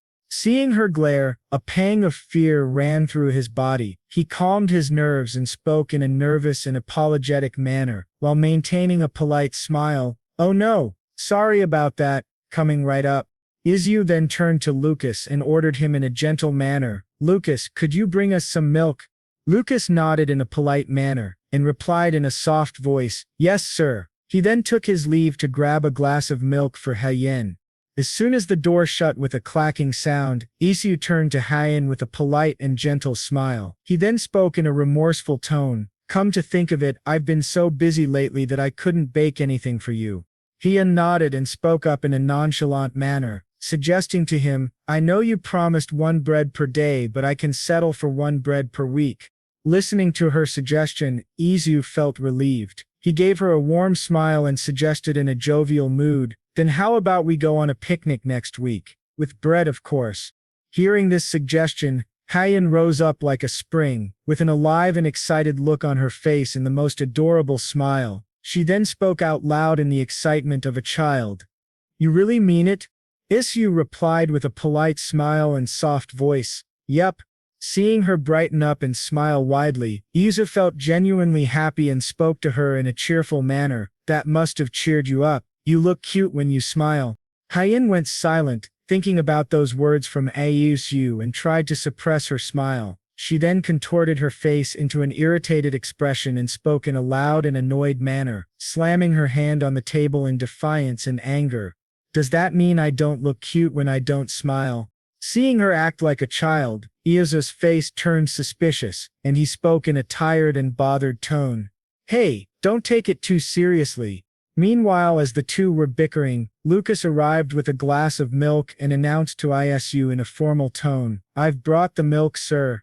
He then placed the glass in front of Hyen and took his leave. Eiju gave a warm smile to Lucas, then turned to Hyen and spoke up in a prideful manner. "All right then, try the financier first." Listening to his recommendation, she quickly grabbed the financier and popped it into her mouth, chewing it like a rabbit. Seeing this adorable sight, Isu shook his head and continued in his prideful manner. "Yeah, drink some milk with it." Hyen gave an appreciative nod and quickly grabbed the glass, sipping the milk. Moments later she chugged down all of it. Meanwhile, Aishu and Lucas were too stunned to speak, staring at her with wide eyes in shock. After putting down her glass, she exclaimed in excitement and surprise, "This pairs perfectly with milk." Seeing her smile and excited look, Iuzo thought to himself in a relieved manner, "I guess she likes it." Hyen then eyed the other dessert in front of her, quickly grabbed it, and started biting into it. After savoring the flavor of the second sweet, she spoke up in a delight-filled voice, "It melts in my mouth like butter. The dakos is delicious too." Izuyu gave her a warm smile and spoke in a relieved tone, with a tinge of worry, "I'm glad you enjoy it. Take it slow so you don't choke." Then Yu spoke in a more serious tone. By the way, Elena will be arriving with a guest soon. Why don't you finish the rest in your room? Listening to this, Hyen nodded, then quickly finished her dessert and her glass of milk. She then spoke in a serious tone. Since I finished eating, I'll stay here too. Isu was a bit confused as to why. He then turned his eyes down and gasped in shock, thinking to himself in a stunned manner, when did she finish them all? Isu shook his head, knowing how stubborn she is, and agreed in a reluctant tone, okay then. Several hours passed. Isu and Hyen were waiting for the new guest Elena was supposed to bring. Finally, Elena arrived at the mansion with the guest and headed straight toward Iosu's office. Lena took her seat with a serious demeanor. The guest, a bubbly woman, came forward and introduced herself in a very excited manner, with a high-pitched voice, hey, I'm Mint Shakamai. She then bowed in front of Iu and continued in her excited, overly happy tone, Mint is pleased to meet you, Baron Bloom. Isu nodded and greeted her back in a formal and polite manner, with a tinge of curiosity as to why she had applied for a job. Yes, hello. So, you want to come into our workshop? Hearing his genuine question, Mint smiled brightly and spoke in an annoyingly high-pitched voice. Mint sure does. To make Isu believe in her, she started bragging about his jewelry and spoke in a flattering tone. I saw the accessories displayed at Strees and instantly fell in love with their gorgeous designs. Hearing her explanation, Lena had some concerns and doubts. She turned her eyes to Mint and spoke in a harsh and rude tone, filled with suspicion. How did you know those jewelry were from the Bloom family? After hearing the intimidating voice from Lena, Mint stayed silent for a moment, coming up with an answer, but never dropping her smile. She then spoke in an extremely cheerful and high-pitched voice. Oh, you see, my friend is good friends with Mr. Steve, so it was easy for me to find out. Listening to Mint's explanation, Isu was a bit stunned and didn't speak up. He thought to himself in a contemplative manner, Mino and Mino's father done us. The ones I know, they're not the type to give away information easily like that. Meanwhile, Hyen, who was already irritated by Mint's overly cutesy and flattering behavior, suddenly spoke up in an angry tone. What's wrong with you, wench? Why do you talk like that? Seeing the irritated Hyen saying that out loud, Isu's mouth dropped wide open. He exclaimed in his mind, yikes. Realizing Hyen was in a foul mood, Isu stepped in to diffuse the tension. He spoke with a nervous laugh and a polite tone. Haha, I think that's enough for today, you may leave for now.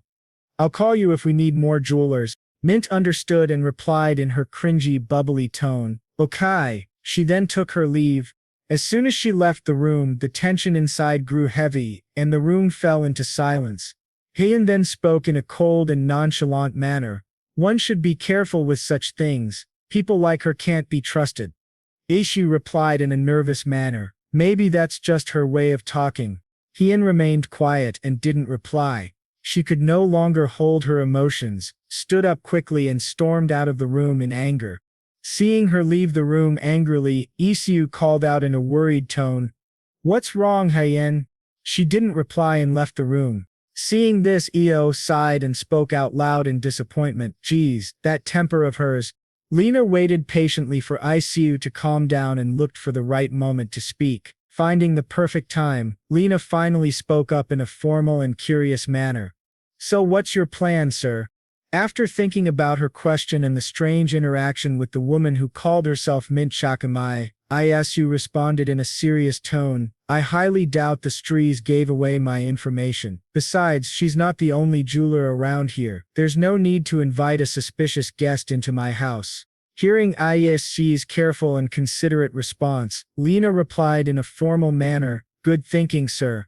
As the day moved forward and night arrived, in a nobleman's mansion, inside one of the rooms, a man was lying on the bed with a familiar woman by his side. The woman spoke in a cute and tired tone, trying to flatter the nobleman. A wicked smile played on her face. Please, your majesty, you're putting too much pressure on me. The nobleman chuckled softly and replied in a gentle voice, Well, I'm just curious, that's all. How was your outing today? Mint smiled warmly at the nobleman and replied, in a formal manner while grinning wickedly, she said, Oh, it was the same as usual. The nobleman nodded in understanding and then asked her in a curious tone, "Did anyone stand out to you?" Mint went silent, thinking about her interaction with Hyen, how cold and rude she had been. Then with a charming smile she removed her wig, revealing her true hair color and identity as an elf.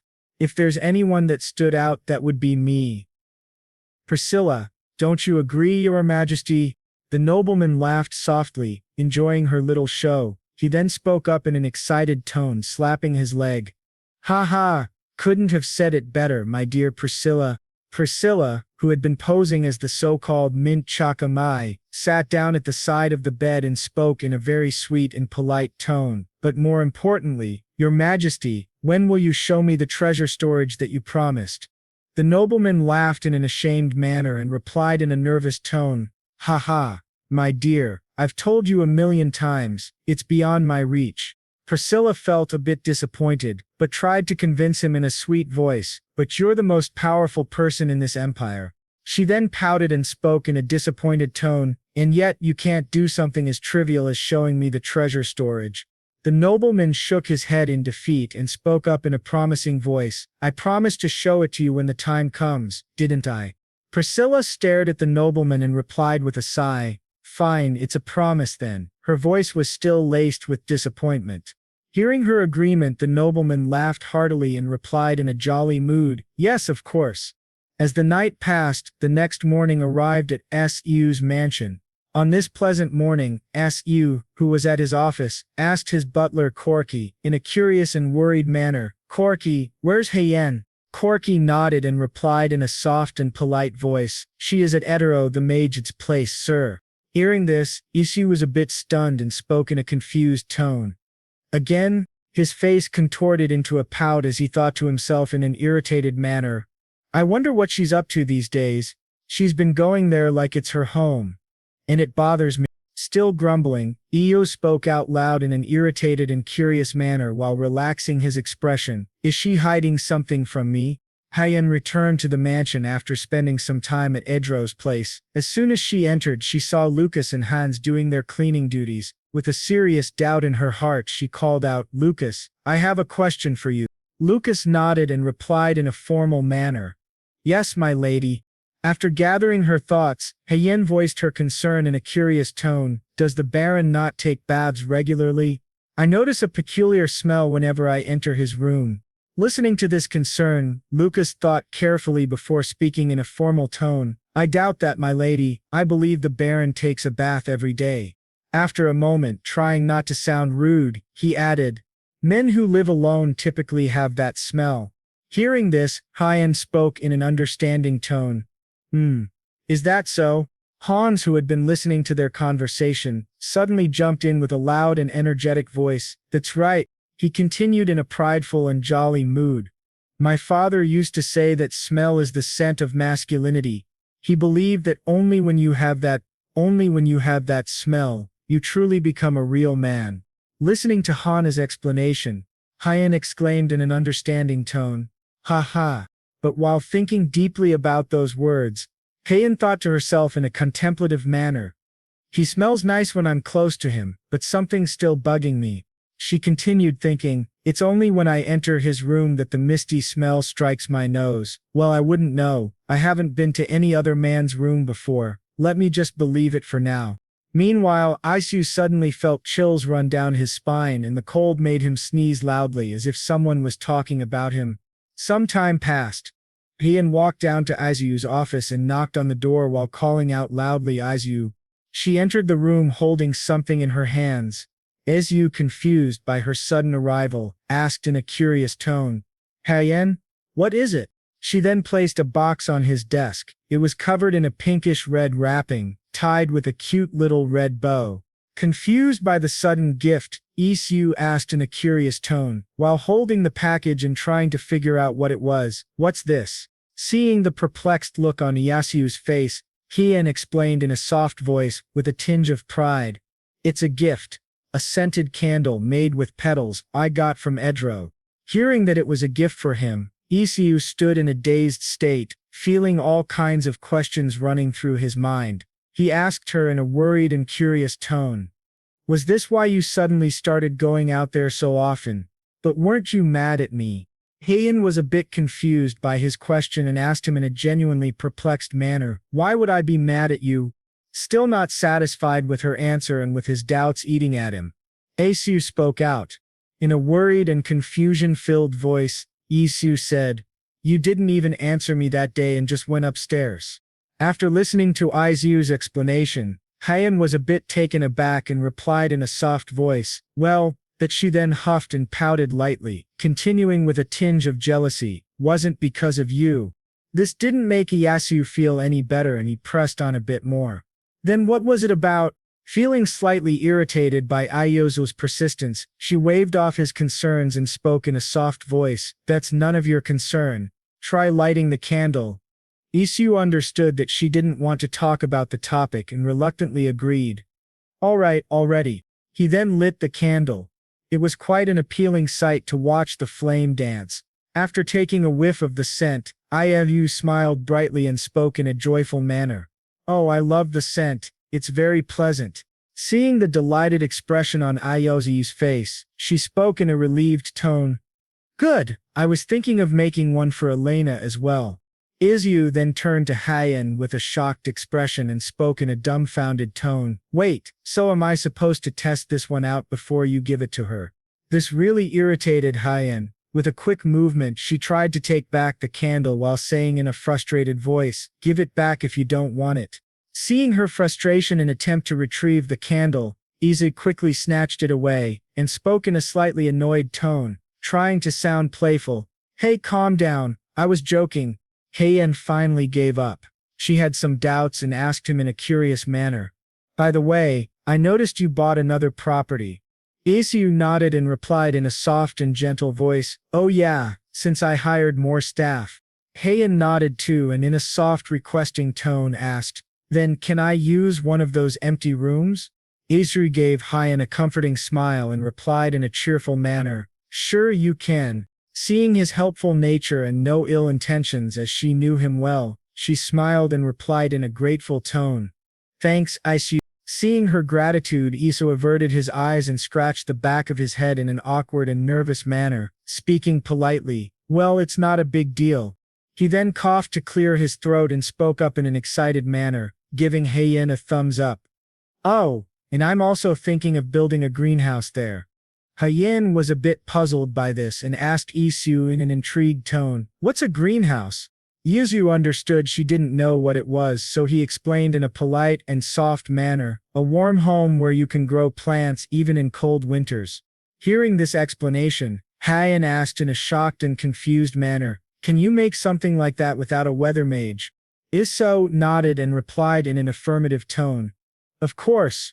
Hyen was relieved and then spoke in a relaxed tone, "I was planning to visit Edro every day for some herbs during winter." Isu averted his eyes and laughed nervously. He then spoke up in an anxious manner, "It's tough to keep going in the cold." Isu then thought to himself in a jealous and insecure tone, "That's why I'm building one, to make it easier for her." That elf looked rather handsome. Hyen thought for a while and then spoke in a calculative manner, "How about you build 2 of those in exchange for me building one more hot spring?" Listening to her proposition, Isu smiled brightly and replied in an agreeable tone, "Sure, okay." Hyen continued in her calculative manner, "And if I build 3? Feeling overwhelmed by her business-like tone, Isu responded in a relaxing voice, "Hey, take it easy." The next day, everyone was ready to leave for their picnic. The people had gathered on the lawn and Isu spoke loudly in an excited tone. "All right, everyone." After seeing everyone gathered, Isu continued in a voice filled with anticipation, "Are you all ready to go on a picnic? Got everything packed?" He smiled at them warmly and brightly, waiting for their response. After checking that all the essentials were packed, Hans, Lucas, Hyen and Elena all responded in sync with joyful excitement. "Yes." Seeing only 4 people had joined him, Isu felt a bit sad and disappointed. He thought to himself in a dejected manner, "I didn't expect so few people. Not that I don't understand, I wouldn't want to go on a picnic with my boss either." Trying to lift his own spirits, he thought further, "The remaining people will probably appreciate it more since I allowed them to go out." I even gave them an allowance. He shook his head, trying to dismiss those thoughts from his mind, and then spoke out loudly, filled with excitement. Everyone hop in, let's get going. Everyone got into the carriage, where the carriage master took them to a perfect picnic spot. After arriving at their destination, as soon as Isu stepped out of the carriage, he was mesmerized by the scenery before him. Many people were there enjoying themselves, and a huge waterfall added to the beauty of the scene. It was truly captivating. Isu spoke out loud in a cheerful tone. Wow. As he got lost in the wilderness and took in the beauty of nature, Lucas and Hans began preparing a spot for them to sit and enjoy the picnic. Both of them were waving their hands, trying to capture Iosu's attention. After they were done with the arrangements, Lucas called out loudly in a polite manner, "This way, sir." Hans also called out for Iosu in an excited and cheerful tone. "Over here."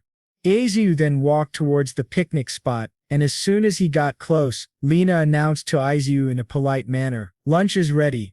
Iosu replied in a polite and gentle tone, "Great." After removing his shoes and sitting down on the mat, he gestured for Lucas, Hans, and Lena to join. "You guys come over and sit as well." Lucas and Hans joined him on the mat and sat down too. As soon as he relaxed, Iosu spoke in a calm and content tone. "This is nice." Lena waited for the perfect time to bring something up.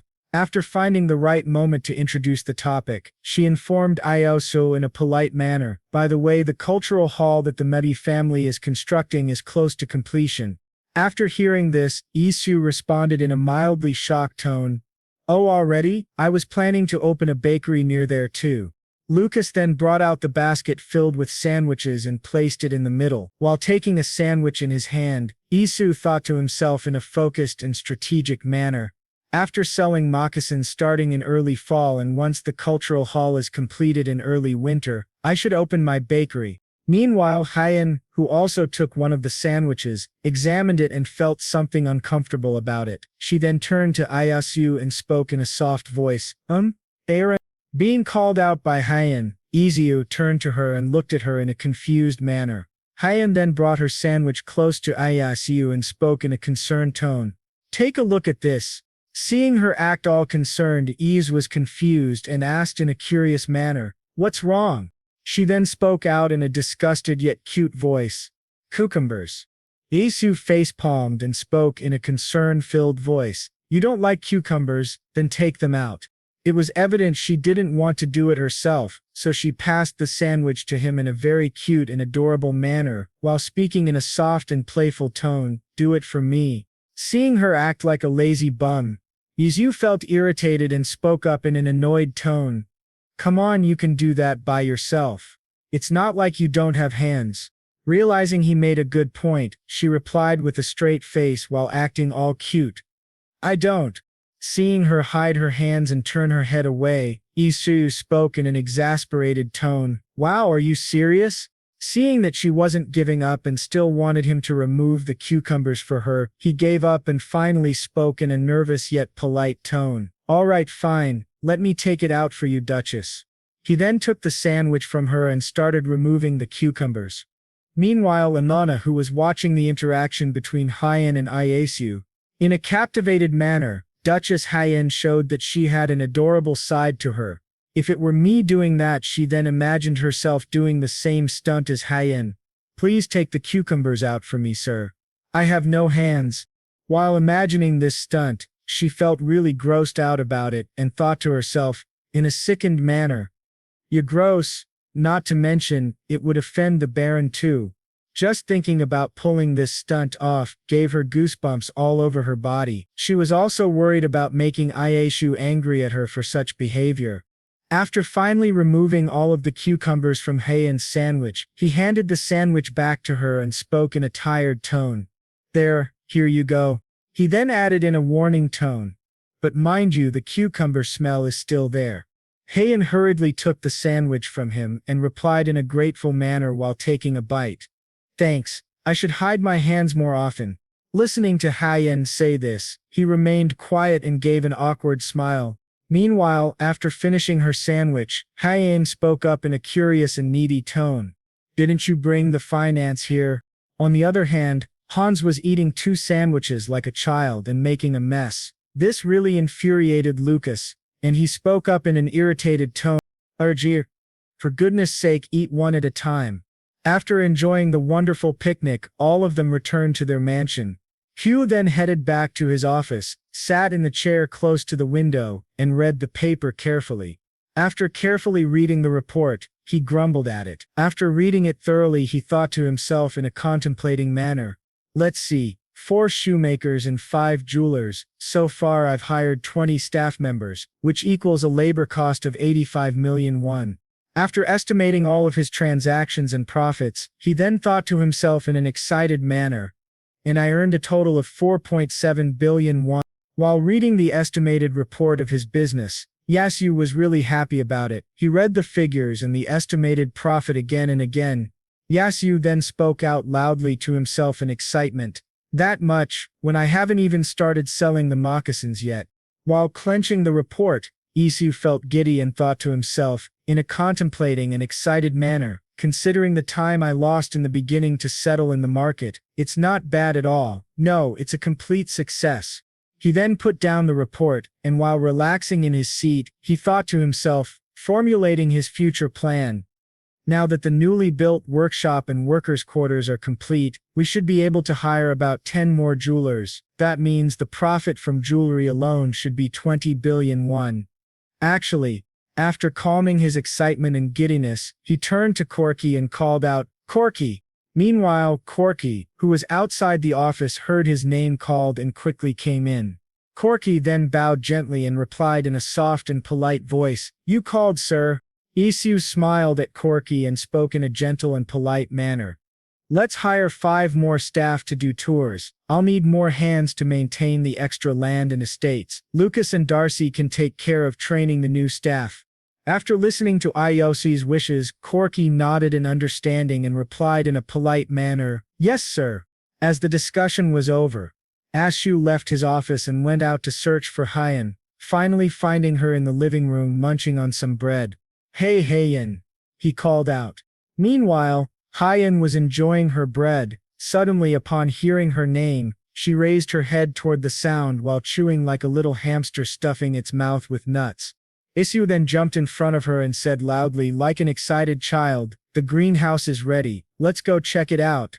Listening to this suggestion from Isu, Hyen quickly finished her bread and replied in a friendly manner, Sure. After finishing the rest of her bread, she got up and linked arms with Asu to go out. Asu gave her a warm smile and they both left the mansion together. They walked through the thick bamboo forest that had been grown with the help of plant mage Edro. They looked exceptionally beautiful and stood really strong like banyan trees, which was quite significant for the elves. While walking toward the greenhouse, Izo, a bit curious about her recent actions, spoke up in a friendly and gentle demeanor. So, I heard you gave all the staff scented candles. Listening to Aishu say this, Hyen felt that he was mocking her. She then spoke up in a cautious and curious tone. Yes, is something wrong? Isu shook his head at her question and then gave her a bright, warm smile while speaking in a gentle and proud voice. Nothing.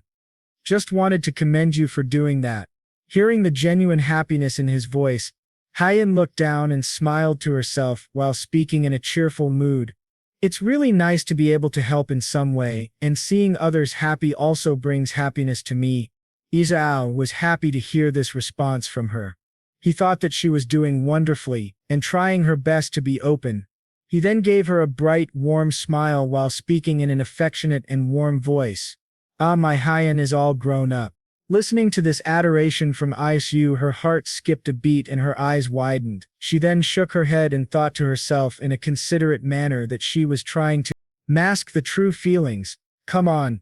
He says that to everybody. She then smiled to herself in an adorable manner. She truly was feeling giddy and happy while thinking about Isu's words and then thought to herself in a heartwarming manner, but somehow it's nice to hear it, my Han. After walking for some time, Izu had it cross his mind and asked Hyen in a curious manner, By the way Hyen, will you be joining me when I visit the Ober estate? Hearing the genuine curiosity in his voice, Hyen then spoke up in a serious yet friendly tone. Of course, since Alon is there. After she was done answering his question, Asu replied to her in a very jolly mood, smiling in a very excited manner. Right, it would be nice to go together, wouldn't it? Seeing the excitement and jolly mood of his, Hyen felt suspicious, and asked him in a curious manner, "Well, you seem very excited." Realizing that he was showing his excitement too much, he felt a bit embarrassed and then spoke up in a reassuring and curious manner. "Nah, don't mind me. Anyway, have you decided on what to plant in the greenhouse?" Listening to this question, Hyen thought in a contemplating manner, then replied in a calculative tone, "First, I'm going to grow herbs for my candles. And what do you think about making a flower garden?" After hearing her suggestions and ideas, Yosiu gave an approving nod to Hyen and spoke up in a gentle manner. "Good idea. Let's make one opposite the herb garden." Hyen nodded, and they both continued walking down the bamboo forest till sunset, their hands intertwined all the while. As they walked, Hyen asked Isu in a curious manner, "And what about tomatoes?" Isu nodded and replied in a gentle and accepting voice, "Sure, we can grow those too." As it was getting darker, both of them headed back to the mansion for the day. A very pleasant morning arrived the next day. Cold, fresh air hit the faces of people and many were in a rush for their work. Meanwhile, Hans and Lucas, who were out for some errands, were walking down the street.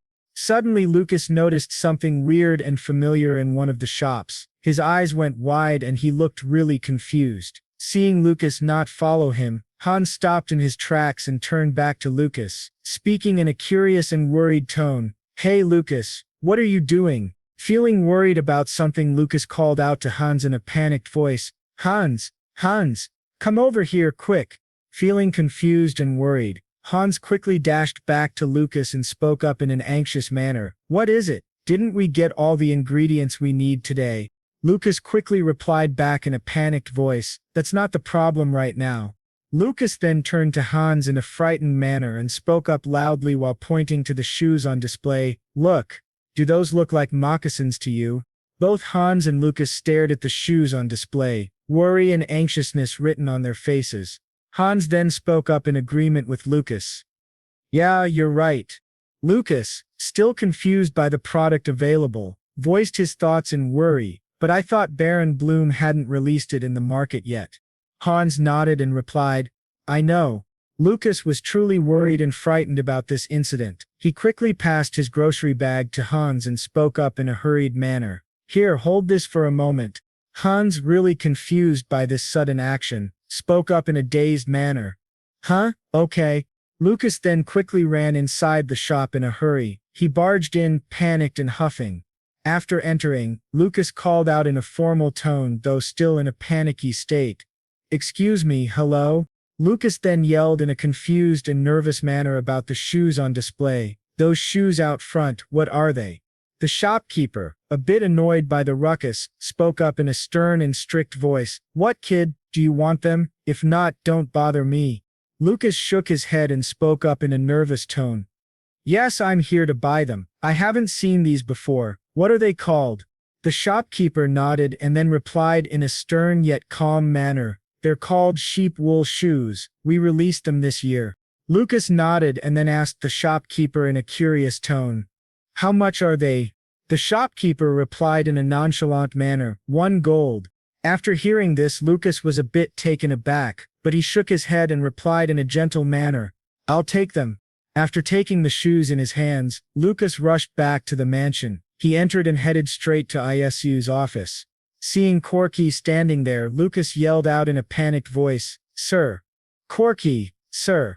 Meanwhile, Corky was standing silently outside Iosu's office, making sure no one disturbed him.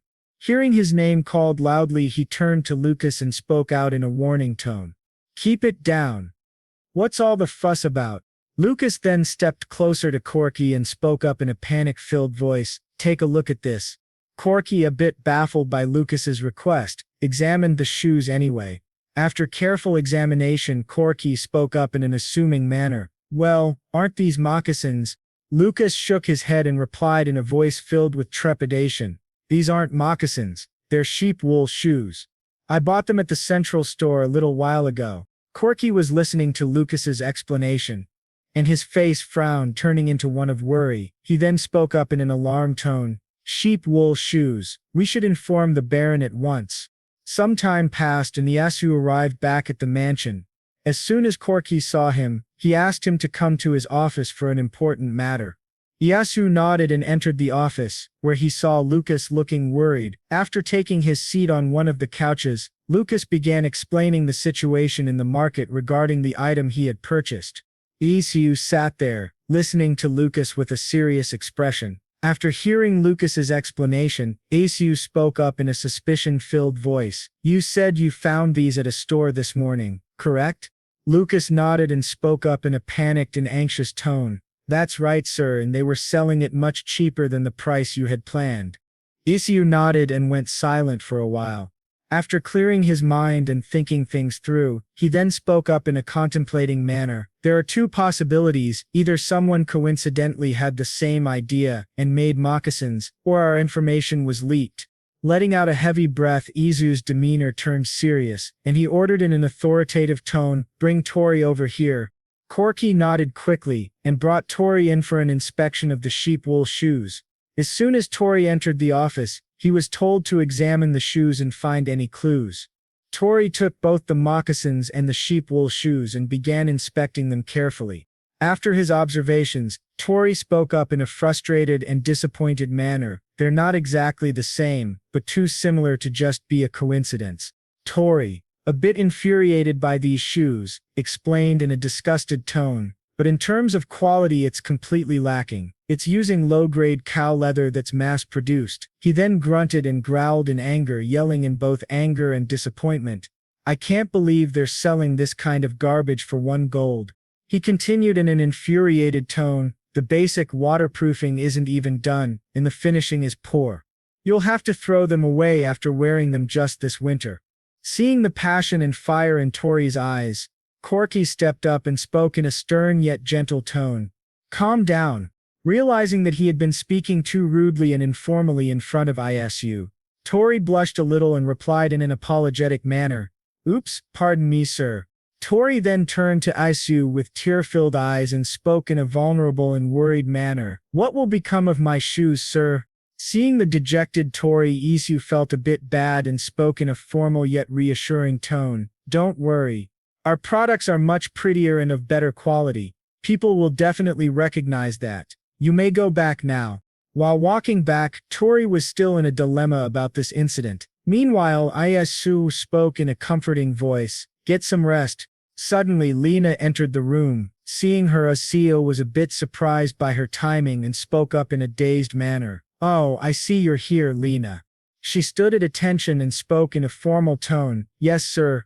Isu nodded and spoke in a stressed manner, yet without losing his gentle demeanor. I was about to call for you. Lena was a bit confused, wondering why she was going to be called. Isu gathered his thoughts, then explained everything in detail to Lena, including the current situation they were facing. After listening to this dire situation, Lena's face contorted in shock, and she spoke up in a horrified manner. That's terrible. Isu nodded and then spoke in a formal and gentle voice. I want you to investigate what's going on. Lena nodded and replied in a formal manner. Absolutely, sir. I'll head out right away. She bowed in front of him and then dashed out of the room, quickly setting off on the mission Isu had handed to her. After seeing Lena leave, Isu turned to Corky and called for him. Corky, who was standing right beside Isu, replied in a polite voice. Yes, sir. Isu then spoke in a serious and calculated manner. Let's release the moccasins into the market first thing tomorrow. Corky was a bit surprised by this sudden decision, and asked in a confused tone, Tomorrow, sir? Isu nodded and explained in a gentle and polite manner. That way we can avoid speculation that we stole the idea of sheep wool shoes. Corky understood the reasoning behind Isu's decision, and replied in a polite voice, bowing slightly. Yes, sir, I'll have the moccasins delivered to the store right away. He then took his leave and headed toward the workers who were making the moccasins. As soon as Corky left the room and the door was shut completely, Isu flopped down on the couch and spoke up in a stressed manner. I didn't see that coming at all. Gosh, I really hope it's just a coincidence. After saying this, Isu fell silent, lost in thought. He then spoke to himself in a reasoning manner. But what if it's not a coincidence, and someone intentionally approached us to steal the design? Whether fortunate or unfortunate, I can only think of one person who would have malicious intentions and do such a thing. After considering the suspects and those who might want to see him fail, he thought to himself in a calculative manner. He thought to himself, I made my first appearance in the international market, revealed connections with the Medi family, improved relations between the Medi and Croman families, and even gained favor from the Croman family by demonstrating the use of vanilla beans. After clearing his thoughts and confusion, he continued thinking in the same calculative tone. Moreover, I'm leveraging those connections to establish a presence in the jewelry market as well. He was certain about the people who wanted to see him fail and would do anything to bring him down. After careful thinking and reasoning, he came to a conclusion about the family most likely to consider him a troublesome figure. While Isu was stressing over the possibility of his business idea being stolen, over at the Pit family manor, a young man dressed in a formal suit was informing a lady seated elegantly. He reported in a polite and formal manner, sheep wool shoes account for about 80% of the market, while moccasins account for 20%, my lady. Lady Pit sipped her tea in joy while listening to this information.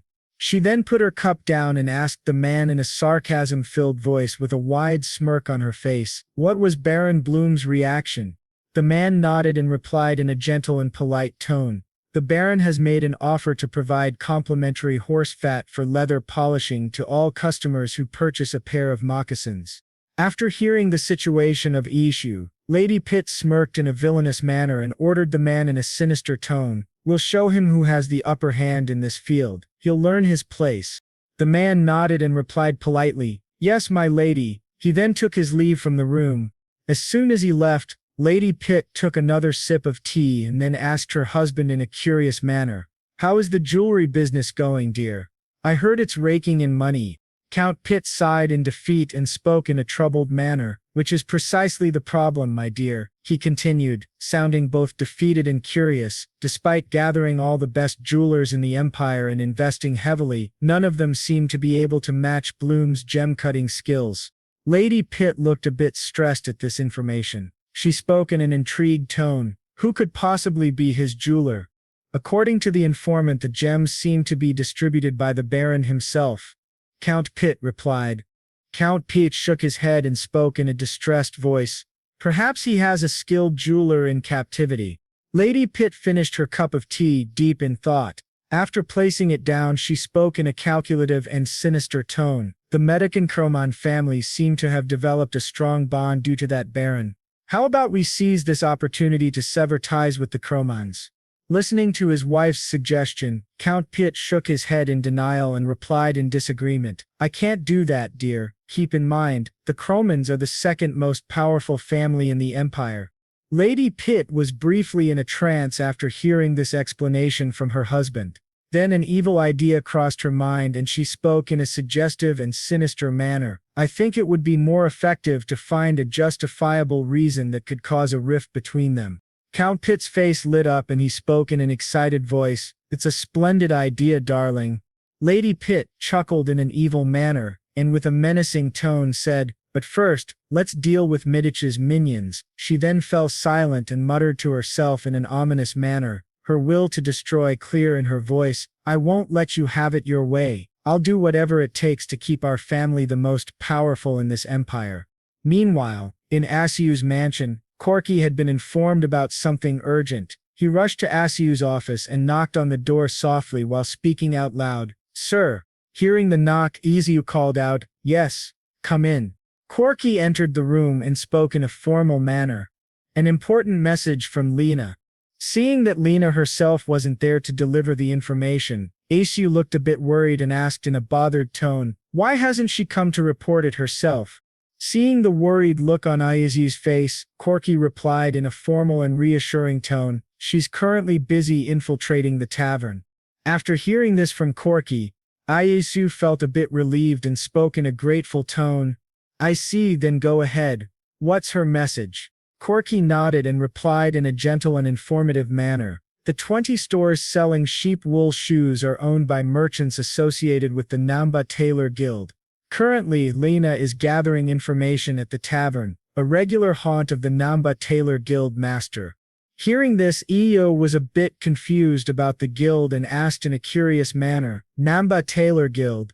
Corky nodded and began explaining, "They used to make dresses for the Pit family." He then paused for a while, allowing the information to sink deeply into Isu's mind. Seeing that Isu understood, he continued explaining about the materials and components used for the sheep wool shoes. The leather used for them was produced by a collateral blood relative of the Lutter family, one of the 5 powerful families in Aruman that have close ties with the Pit family. As the information about the families and the underlying situation of his business setbacks settled in Isu's mind, he went silent for a while and thought to himself in a deducing manner, "I suspected as much. There definitely is a central power involved behind the sheep wool shoes." This deduction was indeed correct, but Isu felt stressed and spoke in a conflicted manner while rubbing his chin. "The problem is, we don't have any critical evidence to back up our conviction." Unable to come up with any ideas on how to make those central powers reveal themselves, he suddenly had an idea and called for his butler. Corky, who was standing a bit farther away, stepped up and replied in a formal voice, "Yes, sir." Isu then spoke in a hurried and authoritative tone, "Send a message to Count Medi." He thought to himself in a decisive manner, "I need to report this to the Count, and while I'm at it, present my grand plan." After receiving his task, Corky nodded and bowed before Isu then left the room to work on it immediately. Isu, still stressed about the situation, went to the kitchen where he asked Seth in a curious manner, "Seth, is everything ready?" Seth, who was already in the kitchen, nodded at Isu and with a warm smile gestured toward the ingredients on the table. He spoke in an excited yet formal manner. "Yes, sir, I have everything prepared here." Isu gave Seth an appreciative nod and walked closer to the table. He then began explaining what he was going to do with the ingredients. "Today we're going to use these cacao beans to make chocolate. This is an essential ingredient, so make sure you learn the recipe." Seth gave an affirmative nod and replied in a nervous yet excited tone, "Yes, sir." Isu nodded and began explaining the step-by-step process of chocolate making. First, roast the cacao beans. Roast them for about 30 minutes before peeling off the skin. Seth, determined not to miss any details this time, began jotting down every tip and instruction. He replied in a formal tone, "Okay, sir." After stirring for a while, the beans began to change color. Seeing this, Isu called Seth over to observe the roasted beans.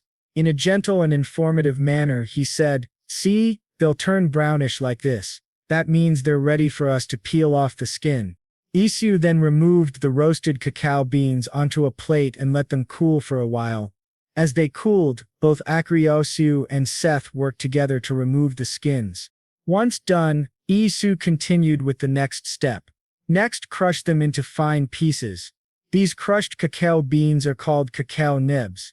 Seeing the new ingredient before him, Seth grew curious and asked in an interested tone, "And what are these used for, sir?"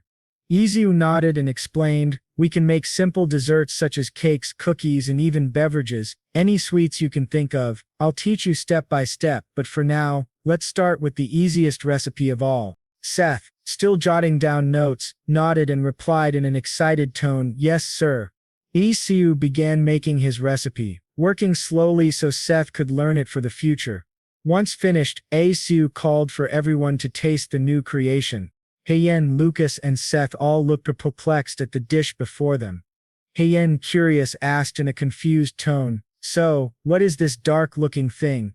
Isu laughed nervously and replied to Hyen in a sweet, polite manner, "That's called chocolate. Have a bite. I promise you'll thank me later." Turning to Lucas, Isu said in a nervous yet encouraging tone, "You should be familiar with this. Remember the chocolate shake you had last time?" Lucas, a bit baffled at first, thought for a moment before it suddenly hit him. He smiled brightly and replied in an excited tone, "Yes, sir, I enjoyed that a lot." Isu smiled and said in a jolly tone, "Guess what, it's made with the same ingredient." Meanwhile, Hyen, intrigued by the conversation, spoke in a curious tone, All right, I'll take your word for it. She then took a piece of the chocolate and put it in her mouth. Isu, eager to know her reaction, said cheerfully, yes, go ahead and try it. Watching her eat it, he asked in an intrigued manner, well, what do you think? Hyen remained quiet while chewing. After swallowing, she spoke in a thrilled and excited tone, her face lighting up with a bright, adorable smile. A bit of blush appeared on her cheeks. Tea, that's an exquisite flavor. How did you make it? Isu gave her a smile, then turned to Lucas and Seth, speaking in a gentle demeanor, you both should give it a try as well. Seth and Lucas replied in a formal manner, thank you, sir. Both of them took a single piece and placed it in their mouths. After chewing and swallowing, Lucas spoke up in a thrilled and amazed tone. Wow, this is so different from what I had before. Seth, who had also finished his chocolate, spoke in a flabbergasted tone. This is unlike anything I've ever tasted, sir. Seeing their expressions, Isu felt truly happy and thought to himself in a contented manner. I suppose it's a success. Hyen, who was feeling giddy and happy, spotted a mug filled with the same chocolate mixture. She took the cup and began chugging down the contents. Seeing this, Isu was horrified and warned her in a worried tone. Whoa! That's hot, be careful not to burn your tongue. But she proceeded to finish the cup anyway. With a loud clunk, she set it down and spoke in a blissful manner, a warm smile on her face and a pink blush on her cheeks. That was good. She then turned to Isu, anger flashing in her eyes, and spoke in a jealous, agitated manner. Why did you make this for Lucas but not for me? Isu felt a bit guilty and replied to her in a comforting, sweet voice, laughing nervously. Take it easy. I'll let you know first next time I make it. But enjoy this for now. I'll have the maid bring it to your room. He then quickly made another cup of hot chocolate and ordered Dossie to take it to Hyen's room. By this time, Corky had prepared the carriage for travel. Isu stepped inside and made his way to Medic City, to meet Count Medic and discuss the problem he was facing. Upon arrival, he stepped out of the carriage and walked to Count Medic's office. As soon as he entered, Count Medic rose from his chair and welcomed him with a polite smile. Welcome, Baron. The Count then extended his hand for a handshake. Isu shook his hand firmly and spoke in a formal, polite manner. It's been a while, sir. Once introductions were over, Count Medic gestured toward the chairs and spoke in a delighted manner. Please, take a seat. Isu smiled warmly at him and replied politely. Yes, thank you. Count Medic took his seat and turned to Au with a comforting smile, asking in a curious tone, so have you begun your moccasin business? Isu nodded and replied politely, yes sir, it's been quite busy. Then, losing his smile and turning his eyes away from the Count, he added in a troubled tone, however, we've encountered a few problems from the outset. Count Medic looked slightly shocked and asked curiously, problems? What might those be? Isu took a deep breath and began explaining the situation, how his business was being ruined by other forces. When his explanation ended, Count Medic fell into deep thought. Isu then spoke in an assuming manner, if I may venture an assumption, it appears that a central power is involved in this. Hearing this accurate observation, Count Medic laughed nervously and spoke in a guilt-filled voice. I'm feeling a little guilty now, Baron. Isu was confused as to why the Count felt guilty. In a doubtful tone he asked, guilty? Why is that, sir? Count Medic took a sip of tea and spoke in a serious tone. I thought you should know by now, or perhaps you've already noticed. He then set his teacup down and continued in an earnest, informative manner. The central power has been engaged in this activity for ages. Hearing this, Isu thought in shock. I was correct, the Count was aware of all this. Count Medic then reminisced about the time Isu had asked why he was chosen, and spoke gently. You asked me before, Baron, why I chose you out of all the other talented staff with potential. Isu nodded politely. Yes, I remember, sir. The Count continued. It's true there were plenty of other candidates. In fact, there have always been. However, talent alone wasn't enough. None of them could handle damage control over sabotages like this. Isu nodded and thought to himself in a scrutinizing manner. I understand if the most powerful family in Uraman was after me, I wouldn't know what to do either. Clenching his fists tightly, he glared toward the sky and thought in rage, but I'm not going to let them trample over me like this.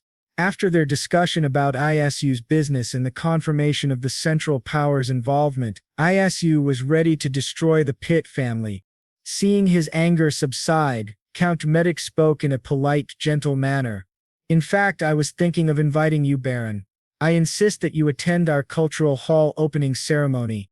Hearing this suggestion, Iyosa's anger completely faded, and he replied with a warm smile, I would love to, sir. Count Medi gave him an appreciative nod and explained gently, there I plan to present our acquaintance to the public. Izu was a bit taken aback by the idea and asked uncertainly, will that be all right with you? Count Medi nodded and spoke in a serious and selfless manner.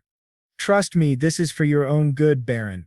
If they find out you're my close associate, they won't be able to threaten your life so easily. Seeing this selfless nature of Count Medi, a warmth spread through Isu's body and his heart began to thump even faster. Isu thought to himself in a nervous manner, I guess the situation is worse than I thought. Noticing his reaction, Count Medi laughed in a heartfelt manner and then spoke in a cheerful, gentle tone, suggesting, and if you have the capacity, consider increasing your troops a bit more. I heard you opened a jewelry business recently. Isu laughed awkwardly, then brought out a red box and placed it on the table, replying in an apologetic tone, I have, sir. Please forgive me for not informing you first. He took a deep breath, then added in a polite manner while opening the box. So, as a token of apology, as soon as the box was opened, a beautiful pendant and matching earrings were revealed. Seeing this jewelry, Count Medi looked slightly confused and spoke in a dazed manner. What's this, Baron? Then with a teasing smile and a soft laugh he added, Haha, is this some sort of bribe? Isu nodded and replied in a gentle yet serious tone while presenting the box. Exactly, sir. Count Medi was baffled by this bold action. He gave Isu a confused look and smiled awkwardly. Isu, smiling warmly, explained in a gentle tone, it's in exchange for looking after the obestate during my absence. After hearing this explanation, Count Medi was a bit stupefied. He then tried to clarify his doubt, speaking with a tone of uncertainty, but haven't we made that promise prior to all of this? Isu nodded and explained softly, politely and with a hint of reminiscence, you previously offered me a generous bribe without expecting anything in return. Now it's my turn to reciprocate. Please accept this token of gratitude. There's another matter I wish to discuss with you. He then took out another elegant box and said, and it's this. Seeing a new type of box presented to him, Count Medi was taken aback and asked curiously, what's this? Isu smiled and began explaining in a sweet, gentle manner, trying to help Count Medi remember, you asked me before, sir, which ingredient you should import into the market. While speaking, he opened the box of sweets he had brought and presented it to Count Medi. The perfectly assorted sweets inside made the Count's eyes light up. He spoke in a dazzled tone. These are extraordinary, what are they exactly? Isu smiled and replied sweetly, these are assorted desserts crafted from the cacao beans we discussed earlier. Count Medi was baffled by the sweets. As he examined one of the chocolates, he noticed gold on top of it. Feeling intrigued, he asked, are those gold flakes atop them? Isu nodded and explained politely, indeed, sir, I included them to add a touch of luxury. Count Medi nodded, then picked up one of the pieces and said politely, then mind if I do. He placed the chocolate into his mouth, chewing slowly. As the flavor spread, his eyes widened with surprise, a spark in them. After swallowing, he spoke in a stunned and amazed tone, trying to control his excitement. The flavor melts in my mouth with delightful richness. How fascinating. With his refined palate, Count Medi began describing the ingredients, the mellow sweetness, the aroma of vanilla beans and the subtle hint of cinnamon, each note equally enticing. Isu stayed quiet for a moment, then spoke in a suggestive, polite tone. Sir, may I suggest offering a trade to the Croman family using these cacao beans? Hearing this, Count Medi was dumbfounded and asked curiously, with the Cromans, could you elaborate on your reasoning? Isu gave a polite nod and began explaining, As of now, the Pit family controls half of the pepper distribution to Aruman, while the Croman family holds 30%. Then with confidence, he added, I am certain, sir, that chocolate will prove to be the most profitable ingredient in the next decade. Listening carefully, Count Medi gave an appreciative nod, though a doubt crept into his mind. He asked, so what are your plans? Isu smiled in a slightly sinister way and explained with full confidence, instead of handing over the cacao bean trade to the Cromans, perhaps consider proposing a reduction in the price of the pepper they distribute. As he waited for his idea to settle in the Count's mind, Isu thought to himself in a prideful manner, without formal contracts, a small group monopolizing the distribution of a commodity can maximize profits by maintaining a consistent price range. He then thought to himself in a contemplative manner, however, what if the Cromans gradually lower the price of pepper? That would result in losses for both the Pit family and the Hampshire family, who are also involved in the pepper trade. After understanding Isu's ideas and who he was targeting, Count Medi spoke up in a curious tone. It appears that you're focusing on the Pits. Isu nodded at this conclusion and replied in an honest, straightforward manner. That's right, sir. They've been meddling in your affairs for quite some time now, haven't they? Count Medi nodded in agreement and spoke in a tired tone. Actually, for quite a while. Isu went silent, beginning to think about the impact on the Pit family in an envisioning manner. Simply lowering the pepper prices won't immediately impact the Pit family. However, I cannot let them gain an advantage over me.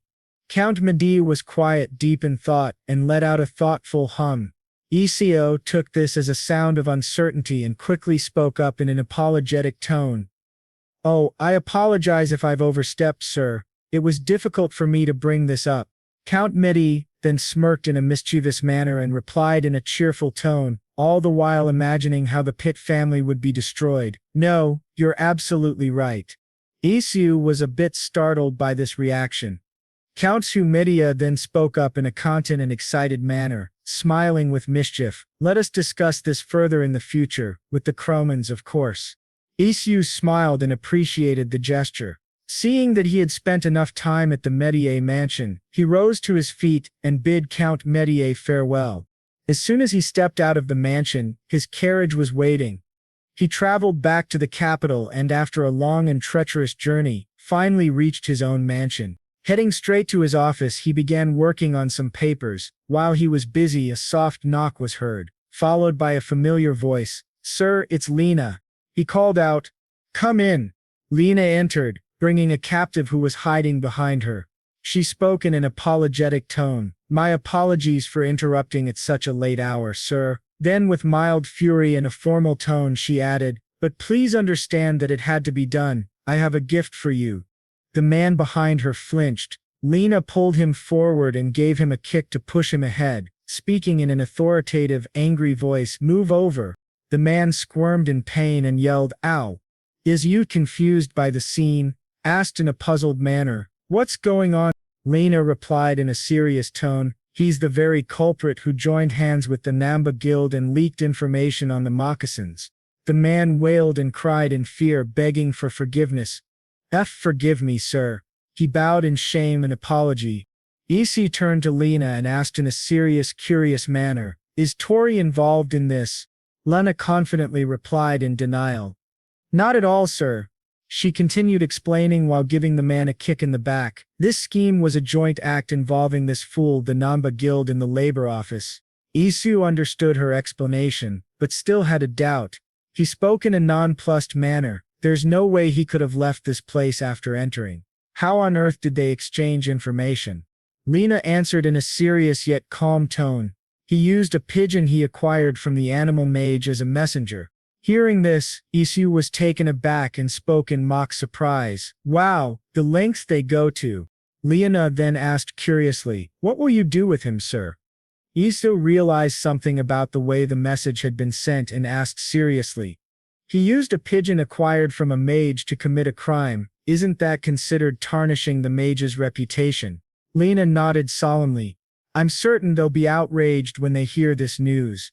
The man, sensing his life was in danger, spoke in a guilt-filled, sobbing voice. Please spare my life. They threatened me, and I had no choice, but deep down, I knew I shouldn't have done it after everything you've done for me, sir. Seeing his whining, Lena grew furious. She gave him a hard smack on the head and shouted in a rage-filled voice, "Enough with your lame excuses." She clenched her teeth and hands trying to control her anger, thinking in a vexed manner, "This blockhead, I'm only sparing you for the sake of the Baron." The man continued to beg in a fearful tone, "Please don't kill me." After fully grasping the situation and identifying the culprit, Isu thought in a displeased manner, "I'll spare his life, but that doesn't mean I'll forgive him."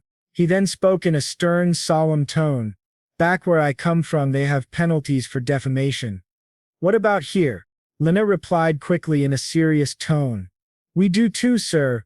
Iso nodded and said in a voice filled with mild fury, "Excellent, let's tie him up at the shopping district for about a week." Lena nodded and replied in an assured tone, "Very well, sir. I shall hand him over to the secretary at the office of mages afterward." She then thought to herself in a displeased, angry manner, "Although I know the guild will sneak their way out in the meantime after getting rid of him." Before that, Isu remained quiet for a while and then suddenly a thought crossed his mind.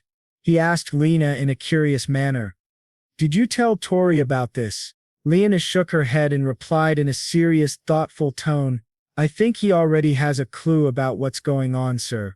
Isu nodded and replied in a grateful tone, I see. Anyway, good job." Lena gave Isu a warm and polite smile after hearing his compliment. She replied in a prideful yet respectful manner, "It was all part of my duty, sir." Isu gave an appreciative nod to Lena and spoke in a grateful tone, "You're dismissed, go get some rest." Lena nodded and replied in a formal, grateful tone, "Thank you, and good night, sir. I'll leave once I take care of him." She then quickly pulled the man out of the room, making sure to tug hard so he wouldn't try to run. Meanwhile, Isu sat there for a while thinking about the incident. His urge to destroy the Pit family rose even more. He then got up from his seat and made his way to his bedroom. The next morning arrived and birds were singing a beautiful song. At that time Corky entered the bathroom where Iyasu had just finished his bath and spoke in a formal manner, "Sir, the Fallen Guild has granted admission."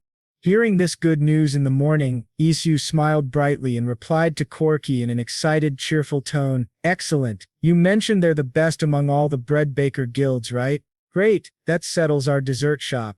He then dropped his bathrobe, and Corky brought in a new pair of clothes, speaking in a formal voice, "Allow me to assist you in changing, sir." Isu continued in a cheerful manner, "Now all that's left is to open the store." While helping Isu put on his clothes, Corky informed him politely, "Sir, regarding the jewelry business, this month's total income is 32,500 gold." Isu was a bit taken aback after hearing the amount. He spoke in a stunned tone, "Wow, that much?" Corky replied affirmatively, "Yes, sir." Isu then thought to himself in a calculating manner, "That equals a net profit of around 21,000 gold."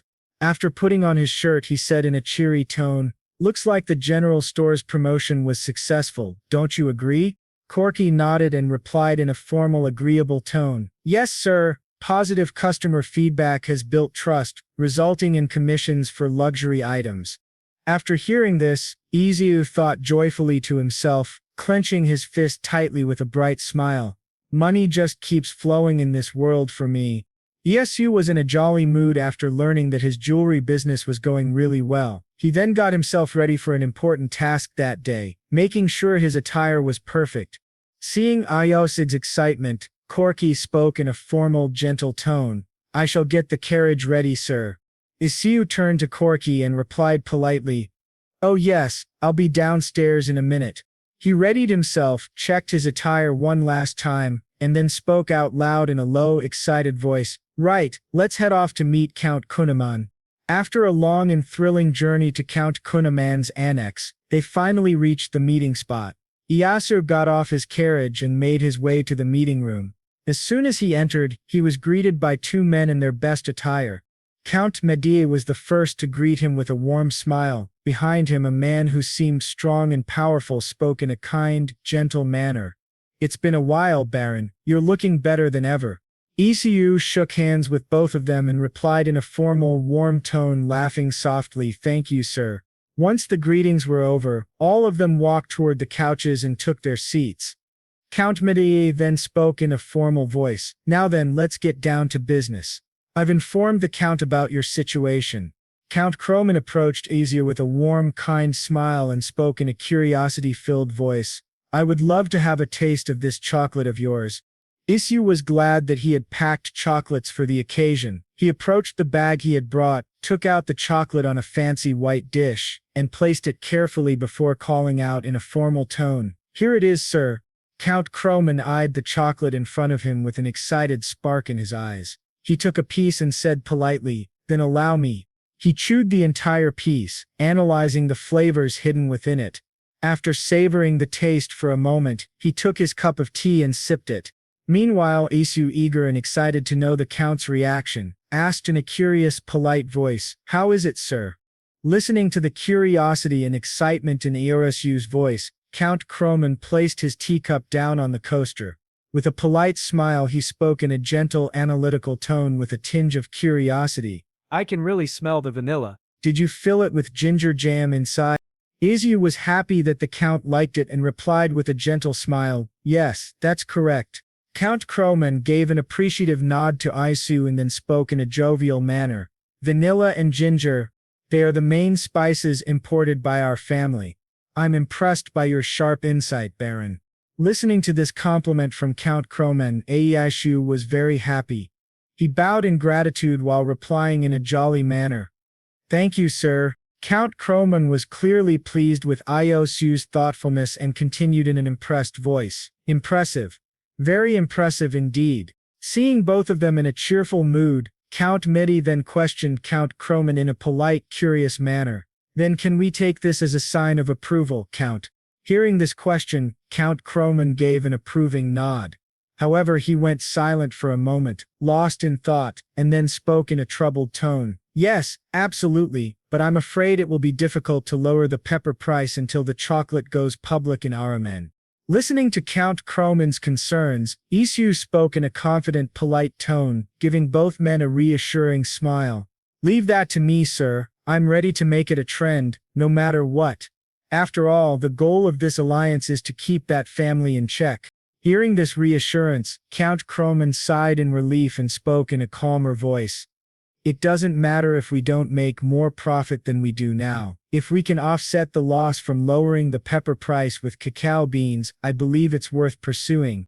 Isu was slightly puzzled as to why Count Croman was thinking so cautiously. He spoke in a confident tone, "What do you mean, shouldn't we aim for higher profits while we're at it?" This made Count Croman's ears perk up, and he replied in a gentle tone, "Well, that would be the perfect scenario." Isu felt relieved that the Count was open to his suggestion, but doubts lingered in his mind, leaving him a little sad. He then spoke in a worried, conflicted tone. "My only concern is that this might cause a rift between the families."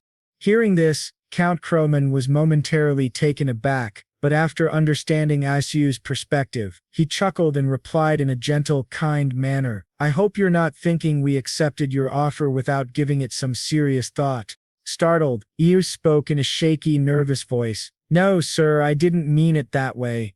Count Croman laughed a bit, lightening the mood, but after calming down his expression changed.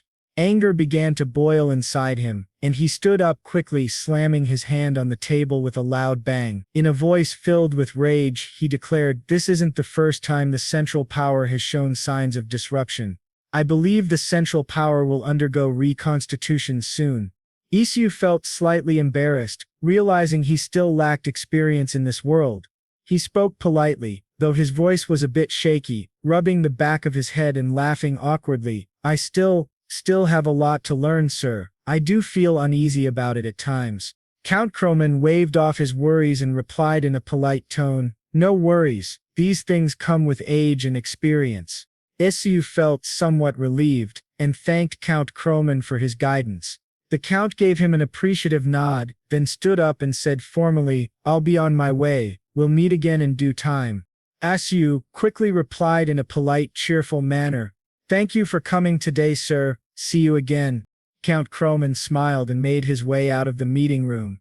As soon as the door shut behind him, Isu turned to Count Medi and asked in a curious, intrigued tone, "By the way, sir, are you interested in opening a new business?" Count Medi gave Isu a warm smile and replied politely, "I've already started one, as you know." Isu was slightly confused and thought for a moment. Then as the answer came to him, he said formally, "You must mean the cultural hall." He then spoke in a cheerful, formal manner, explaining his idea. "I'm planning to open a bakery nearby." Count Medi gave an appreciative nod, though he had thoughts running in his mind. After a brief silence, he spoke with a serious demeanor. "I was about to discuss that matter with you." Hearing the seriousness in Count Medi's tone, Isu straightened himself and replied politely, "I'm listening, sir." Count Madi's heart was filled with gratitude as he spoke in a polite, gentle manner. "I would like to ask you to get me something for a wedding gift." Isu was a bit shocked by the request and asked curiously, "A wedding gift, for whom, sir?" Noticing the confused look on Isu's face, Count Medi explained in a happy, polite tone, "I'm finally going to be a father-in-law. My son Mark is going to marry Belen's Count Kara, Count Kroman's second daughter."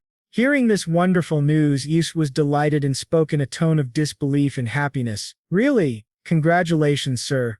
Count Medi gave Isu a warm smile and thanked him for the congratulations. But Isu couldn't shake a certain thought. "Oh, that means the Kunaman family will officially sever ties with the Pits." Seeing Io's long silence and thoughtful expression, Count Medi teased him slightly. "I know what you're thinking, Baron." Isu jumped a little, baffled. Isu laughed nervously, trying to hide his curiosity. "Oh, it's just that this marriage is unexpected." He then shook his head to rid himself of all his odd thoughts and spoke in a genuinely happy tone. "As long as the two have genuine feelings for each other, there's no reason to hesitate." Count Medi had already foreseen Isu's thoughts and concerns. He spoke in a reassuring manner. "Don't worry about the Pits. I'm prepared to spend about 50,000 gold for the wedding gift, so I'll leave the rest to you." Isu nodded and replied in a formal tone, "Yes, sir." As this part of their discussion came to a close, Count Medi felt relieved and moved on to another matter. "How about considering opening the bakery inside our cultural hall?" I spoke with Kay and he seemed positive about the idea of opening one inside the building if it's with you, Baron. Isu was a bit taken aback by this sudden offer. He calmed his nerves and spoke politely, "I'll make a decision after I take a look around, sir." Count Medi gave him an approving nod and replied gently, "Of course, I'll inform the keeper that you'll be visiting." Isu was grateful for this, bowed and replied, "Thank you, sir." As it was getting late, both men took their leave, exchanged goodbyes, and entered their personal carriages. When Asu returned to his mansion, he found a depressed-looking Lucas. As soon as Asu stepped through the gate, Lucas, who had been waiting, spoke in a dejected tone, "Welcome back, sir." Seeing Lucas's downcast expression, Asu felt bad and spoke with concern. "Is something wrong, Lucas?" Noticing the worried look on Isu's face, Lucas seemed a bit shocked and replied in a confused tone, "Pardon, sir?" Then, startled by the unexpected concern, he waved awkwardly and asked curiously, "Oh, nothing, sir. May I ask why you suddenly ask?" Isu replied in a kind, reassuring tone, "Kuki told me all about it, that Kana and Nikki are dating." He then walked up to Lucas, placed a hand on his shoulder and said softly, "Cheer up, Kana isn't the only woman in this world." Lucas felt a little better, though his mood didn't improve much, and he still seemed sad. "But Kana is the only one I can meet around here, sir," he said in a dejected voice. Isu thought to himself, he has a point. There are only 4 women in this house. It's overflowing with men. Lucas continued in a weepy tone. "Kana used to bring me snacks and smile whenever our eyes met. Naturally, I thought she was interested in me." Isu nodded in understanding and asked curiously, "And what did you do about it?" "Nothing," Lucas whispered, letting his tears flow freely. Releasing the pain lightened his heart a little. Seeing Lucas's poor condition and dejected face, Io sighed and spoke in a proud, confident manner, "From now on, if you like someone, just let me know." Lucas was confused about why Isu would say such a thing, but he understood it was his way of helping. Wiping his tears, he asked curiously, "Have you ever dated anyone before, sir?" Of course, Isu replied confidently. Then with dramatic flair he raised his hand and held out 3 fingers. Startled by the sudden action, Lucas flinched and exclaimed in shock. Isu kept his proud smile and asked confidently, "Are you feeling jealous?" Lucas shook his head and replied in a terrified tone. "No, quite the opposite, sir. You've dated 3 times yet you're still single." Hearing Lucas's blunt words, Achu felt as if an arrow had pierced his heart. He didn't have to be so direct, he thought in pain. Lucas, curious about this, asked with a worried expression, "Could it be that you were dumped 3 times?" The innocent question felt like another arrow to Isu's chest. He spoke in a stern voice masking his pain. "Enough of your chatter, go prepare my bath." Seeing that Asu was a bit upset and unwilling to continue the topic, Lucas nodded and replied formally, "Yes, sir." As Lucas left to prepare the bath, Isu thought to himself with a sad smile, why do I suddenly feel so cold?" He walked toward the window to stargaze, trying to soothe his wounded pride. As he gazed at the night sky, a sudden knock was heard, followed by a soft, familiar voice. "It's Seth, sir." Isu, still feeling gloomy but maintaining his noble composure, replied loudly, "Yeah, come in."